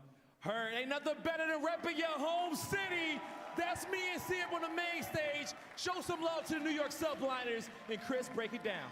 Thank you so much, Blaze. Congratulations to the Subliners. They will face off against Optic for a spot in our championship match. They're guaranteed top 3, and what I'm excited about is Sib just touched on it. We get to see the former duo now go head-to-head with Pred going up against Sib. Yeah, it's going to be a banger, especially when Sib's playing like that. You love to see that, especially in a Game 5, a player that's been criticized all year long, and particularly in the Search and Destroy, something New York dominated last year. They've been up and down throughout the season, and they made some adjustments to where he plays positioned on that map, and he fried, man. Shout out to Sib, MVP of the series for me when you talk about closing out a Game 5. Ali, I don't know who is more excited about the Subliners when Coach Sender, this fan who is yelling, "You suck, Celium, stand clear," or you who came out and danced. A perfect 4 for 4 at the end of the day. How do you see this one breaking down? To be honest, I didn't expect it to go to a Game 5, but I do have to tip my hat at least to the vetoes from the coaches side of things, because Atlanta FaZe hate playing Invasion Search and Destroy. It's usually their auto veto. If it does make it into a series, it's made into that Game 5, and they're hoping not to even get to that point, as they are typically 3-0ing or 3-1ing their opponents. For New York Subliners, saw that they lost it to Miami in a map number 2 during this weekend and said, we're not that great at Invasion SMG either. However, we will take your test because of recency bias, and it comes out and pays in dividends. In Clayster, normally we're looking at Hydra to have a pop-off Game 5, or maybe Kismet to go into 99 Kismet mode. Tonight, Sib showcased he's got one of the best ARs in the game. Sib showed why this New York Subliners made a roster change for him after winning champs last year. In that Game 5, he dropped double digits, 2,700 damage with 10 non-traded. You can't ask for much more. He was their B anchor and just absolutely frying. And I don't know if a lot of people noticed the change that they made. Earlier throughout the year, they would have him playing tractor almost every round. Just like staying alive, you have a good shot, just stay alive here in finesse. Well, they had him in ice cream, and now he had the ability to play with his teammates. Kismet got involved playing trades with him there when you saw Atlanta FaZe getting a little bit more aggressive. You're just not so confined to one area on the map, and you can wrap back, get over towards mid, and Sib, with that extra wiggle room, was able to do so much damage on this map. I love that adjustment. Shout out to D-Real and Sender, the coaching staff always cooking up. Honestly, I also want to tip my hat to Kismet just for keeping composure throughout the entirety of this series. Even like after map number 1, he went 15 and 32. There was still a smile on his face. Map number 2, he wasn't able to get much on the board. So the fact he was able to keep his composure and still help out his team throughout the entirety of it speaks to the veteran that he is. Great stuff from Oh, what a Kismet, day, and of y'all. course, Yeah, Skies clutching like up in this those was 2 1v1s definitely, versus Selly. We it know definitely Selly's gonna went, be thinking about I that was, as he it goes to definitely bed went the tonight. way I Everyone who wanted missed it the to be, earlier action, let's and catch you up with the I play of the game. It's your actually think, play of the game for the final match of the night. Your actually, winner semis I think I champions, did. New York Subliners popping off in this one. Yeah, Let's take a actually, look at how I they did see clutched FaZe up going this game against, four. I did see FaZe winning this one, but I did, in my heart, I wanted New York to win, then they did. My pick'em is kind of screwed up now. But I did see them, I did see New York winning just because they had that edge of just being able to just adapt, and it shows. They were able to do so many retakes. It's amazing on how resilient New York is, and I am super proud of them. Just being able to take out the #1 team. I mean, he got it. The end of the hard point, he got it. Kiz was giggling, Paco was talking smack to Simp. This has been an insane champs, and we are only 2 days in. Let's recap all of the action here on day number 2, because we started with an elimination bracket banger, a Game 5, Round 11 between Seattle Surge and Miami Heretics. Clay, it's Miami now in our top 6 playing tomorrow. It's Miami trying to take the Vamos to the top, and that series felt like it was ages ago. I can't believe that was our first match of the day. Real showed up for his boys, as Vickle said on stage. He's the rookie that's playing here. He's his MVP, and I think this Heretics team is kind of going to get scary as we go on here. Yeah, you know, to me, it's all about that Game 5. I mean, a situation where Real, like your young gun who's been a star in your team, is struggling. So you had to rally back, you had to calm down, and you're also down in this map. What do you see from them? Just boys, man. Like, they act like they've been here before when they really just have some young players who haven't went far at champs, and they're able to come back and win this game against all odds. So for Miami Heretics, there's no telling how far they can go. They clearly believe in themselves, and they are not shaken by the crowd. They were getting booed from start to finish. This Optic crowd does not like Vickle, did not shake him. Vickle was talking trash to this Optic crowd. That might be a little bit of the rivalry, but they've exchanged words online as well. Does Vickle get another chance to laugh at his opponents in the venue tomorrow? They play LA Thieves. I don't know. It'll be tough because this time it's the hometown crowd, right? And because Optic Texas won't be on this other side, they'll be cheering very loudly for Dan Coasty, a former Greenwall member. This is the reaction. Miami Heretics in their first ever champs, and they get a big win. Nothing but Vamos, baby. Everyone's excited back home. Yeah, we had some family in the venue too. They got super hyped. Chris, you jumped up, gave him a couple of high fives. Yeah, Papa Vic. The energy in here has just been so special. One of the best champs we've ever had. The energy got sucked out of match number 2 if you're an LAG fan, though, because Toronto came in and gave the boppity bop we all expected on day number 1. Toronto finally finding their form. Toronto came back this major, this Call of Duty Championships, and revenged themselves from getting knocked down by LAG last event. I think they came out, took care of business. They're like, we're not losing to these guys. You see on your screen right now, Scrap went Super Saiyan. He dropped a 1.6 in hard point. Whoa, very good, incredibly good. This guy is a monster. I think he showed that they probably should not have lost that winners round 1 at Major 4. Toronto came in with the number 2 seed. Currently, they're only guaranteed top 6, and now they're going to have to play Atlanta FaZe. Are they in trouble tomorrow, Nameless? Nope, because they dominated Atlanta FaZe on land. You know they're feeling super confident. And they know, like, if you're Toronto Ultra, and you mentioned it in the pre-show today, Clay, you got to beat everybody to get a championship. And when you get a win like that, it can bolster you forward in the lower bracket. So for Toronto Ultra, I think things are shaping up just how they want it. Toronto celebrating after the win, and Lottie caught up with them. Here's what they had to say backstage. They had a lot of fun. It's like coming off a 3-0. That's a bit more like it, isn't it? Yeah, that's what we're used to, you know. yesterday was a bit sloppy, wasn't us, but today we came up with some passion, a bit of fire, and got the 3-0. You really did. I want to talk a little bit about yesterday, and I think the main thing is how to completely rework something overnight. You know, things didn't go your way at all. I think it shocked a lot of people, to be honest, a big upset on the day. How do you go away as a team, rework, clean up, figure things out, and then come back like that in a 3-0? To be honest, I said to the boys, you know, in Cold War, I dropped to losers round 1 at Champs. I made it all the way to Grand Finals. I said, listen, like, it can happen, just lock in, and like, it makes it every win better now because we're sending everyone home. Now, I love the confidence coming out of you, and I think that you're going to need that going into the next round because it's either FaZe or subliners. Are you ready for both of them? Absolutely. I mean, if you want to win Champs, you got to be the best, so we're ready. It's very, very true insight. Thank you so much, and best of luck going forward. Thank you very much. Man, we love having Lottie back on the team here at CDL. And, of course, big W for Toronto keeps them in the tournament tomorrow. Well, they'll be fighting for their lives. On the other side of this bracket, we saw Optic in the winner's bracket, and they stay there after a comeback. They went down 0-2, Clay. No one really saw the heat from LA Thieves, but you predicted that team to give Optic trouble today. Honestly, this match was a banger through and through. LAT going up 2-0, talking all their trash, and then Optic with the classic reverse sweep. Big Bruce, you see at the bottom of the screen, 2.0 KD, had 4 bloods, 2K damage. He was going hard for that dub, and honestly, Optic needed that. They needed that to propel them. Yeah, and you know, I saw on Twitter, you know, everybody got some shots, and rightfully so, he played great, played in the respawns, but Bruce, to me, in that game 5, incredibly special. Like, on their offensive rounds, going up top 3 and finding that first blood, it was so tense in here. So many mistakes were being made in that game 5, but he stayed poised, stayed calm, and made sure they got that W. And not only that, I think for the team of Optic Texas, adding that crouchy S&D and getting that confidence in that map pool, LA Thieves is no search and destroy team to sneeze at. They are very good, top 3 in the league. So the fact they were able to break their game 5 curse, add a map to the map pool, and hopefully never put high-rise S&D in a series again because they won it once, they're looking good moving forward. Optic taking care of business. They are guaranteed a spot on the podium as they are still playing for gold. LA Thieves still very much in the mix as they take on the Heretics tomorrow. So much awesome stuff, but we had to catch up with Shotzi at the end of the matchup, and here's how young Ant was feeling after the dub. All right, I'm here with Shotzi off an incredible reverse sweep, the first we've seen all of Champs. I want to ask you a little about the composure. What was said in that game 5? Because you guys have lost 6 game 5 so far in a row. So what were you chatting about going into that S&D?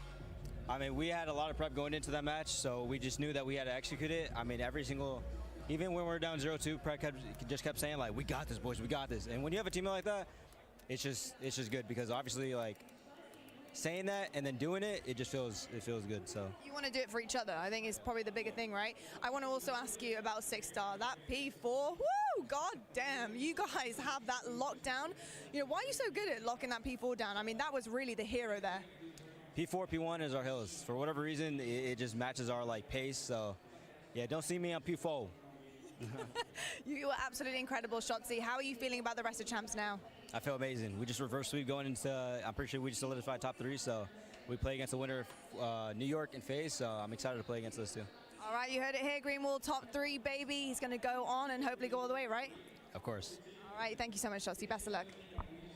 I'll be honest, it's not often you see Shotzi looking tired, but the man should be exhausted after dropping these numbers, Clay. He tops all players coming into day 3, and he's got his good buddy Pred right behind him. Optic 1 and 2 on the KD leaders right now. This is what we wanted to see out of this duel all year long. Yep. We saw glimpses of it when they won their major previously in the year, and we're seeing it here at Call of Duty Championships. 1 and 2 out of Shotzi and Pred. You love to see that. To be fair, they did play the 2 LA teams, but Dan Ghosty gets up there in the number 7 spot. Yeah, you know, gave them a run for their money all the way down to a game 5. I honestly, when we got to game 5, I thought LA Thieves were going to win. But for Optic Tech to be closing out game 5s, it bodes well going into Saturday. Optic has had an arguably easy road to the winners bracket finals, but tomorrow we're going to see the showdown between Pred and Civ as Optic Texas matches up against the New York Subliners. But of course, we'll be kicking things off with that elimination bracket. Who powers into the Final 4? Heretics versus Thieves, Ultra versus FaZe, still to come.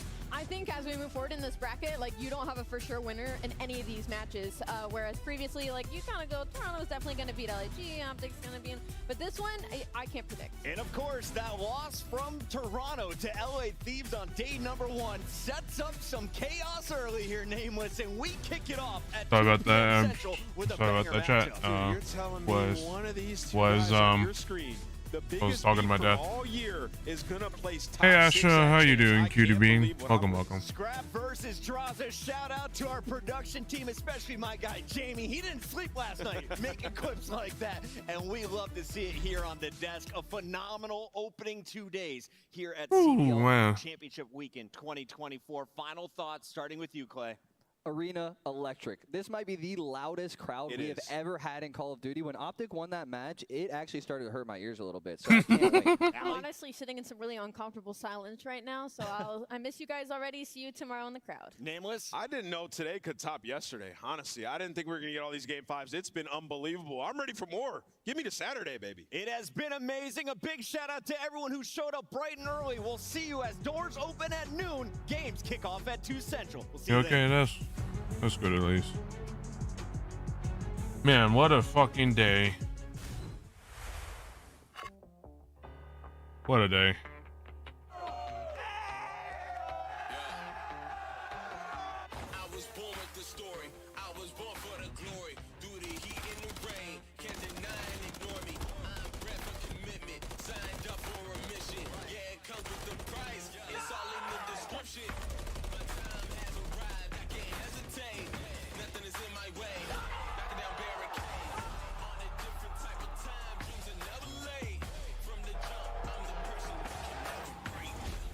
I ain't got time for indecision. Yeah, also he spelled Hydra's name wrong in the banner. Oh yeah, I saw Tactical Vaps video about it. I'm like, whoa, how do you not spell? How do you accidentally press a extra key? And how do you press an extra letter? Like, I don't understand now. Oh man, I am exhausted, y'all.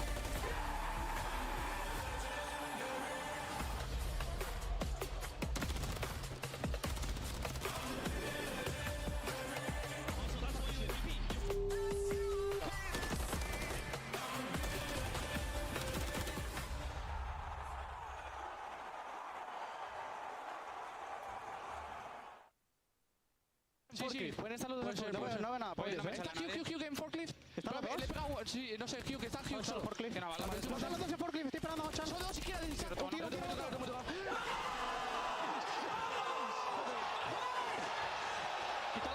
Sí, tranquilo.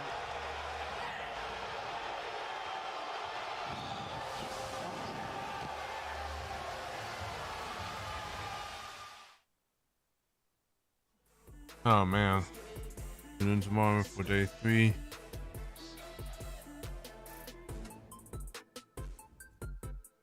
What a day, chat. What a fucking day.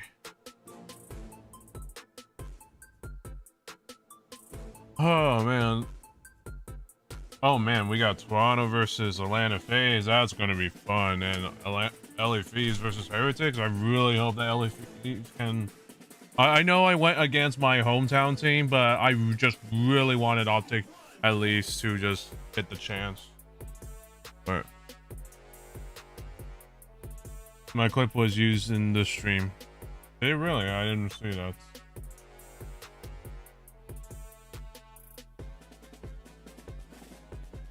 But yeah, Toronto versus Atlanta FaZe, that's going to be a banger. I really hope that Ultra just kick their fucking ass. We'll have to see though. Let's see, Ultra don't get their ass kicked. They'll get their ass handed still. What are you doing? Leave motion. And then LA FaZe, I still really hope that LA FaZe can at least somewhat win. But we'll have to see. Then Optic versus New York. Y'all know who I'm going to choose for that. Hopefully Optic just don't, fall. Hopefully Optic Texas just don't, falter. So we'll have to see.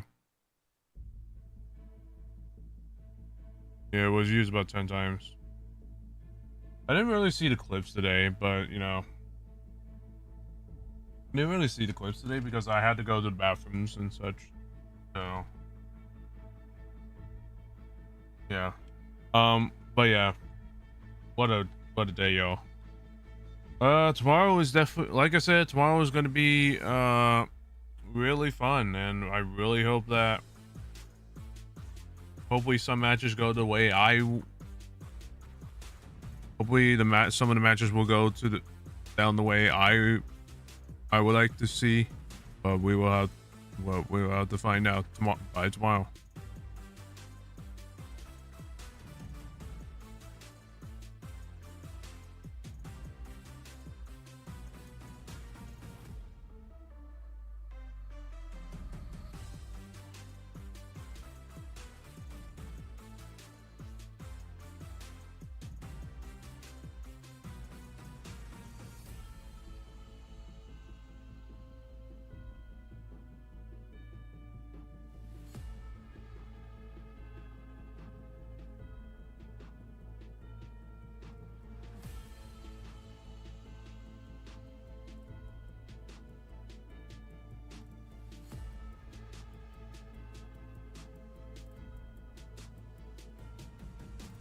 Yeah.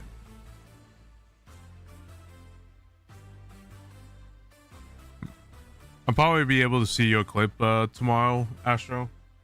But yeah. Anyways, y'all. That's gonna be it for tonight, everyone. Thank you all so much for coming to the stream. I really appreciate y'all really appreciate y'all. And it's today, like I said, today was very, very fun. Glad that the matches went the way I wanted it to go. But tomorrow, let's hope that I'm really hoping that the matches go the way I would like it to go. Like Texas being able to go to the grand finals, and let's hope that Optic Texas don't lose in the grand finals, depending on who's going to be going against. But we'll have to see. All right. Anyways, y'all, don't forget to follow my socials right here, everyone. And Nigel, you have a good night, Artemis. It was a fun stream, y'all. Check out my socials right here for those who are new here. If you like the stream, make sure you like this stream and subscribe to my YouTube channel for future VTuber content, and also future actually 2 more watch parties. And hopefully in the future once I debut, hopefully I'll be able to multi-stream at some point. But we'll have to see. We'll have to see when hopefully things turn out well. And make sure, for those who are new here, make sure you follow my Twitter, and if you want to, you could join my Discord channel and check out the spawns. And also for those who are new here as well, do be sure to follow my Twitch as well, where I mainly stream at. Do also check out the sponsors that my esports org that I'm a part of, Godslayers, is sponsored by, and check out their merch line, and check out the Godslayers merch line as well. But because do be sure to check out the Godslayers merch line as well. We have jerseys, we have t-shirts, we have a bunch of other stuff that we have in store. And for the sponsors, check out W Energy, where we are sponsored by them. Use discount code Godslayers for a certain amount of percentage off. And yeah, that's all for tonight, everyone. Thank you all so much for coming. I will see you all tomorrow, same time. I have the stream scheduled for about 10:30. Do be sure to put a reminder on your schedule for those that want to see for tomorrow's stream. And yeah, like I said, lots of fun. Anyways, y'all stay frosty and stay tuned for tomorrow's stream. And We all have a good rest of your Friday, everyone. I will see you all tomorrow. Stay frosty. Have a good night, everyone.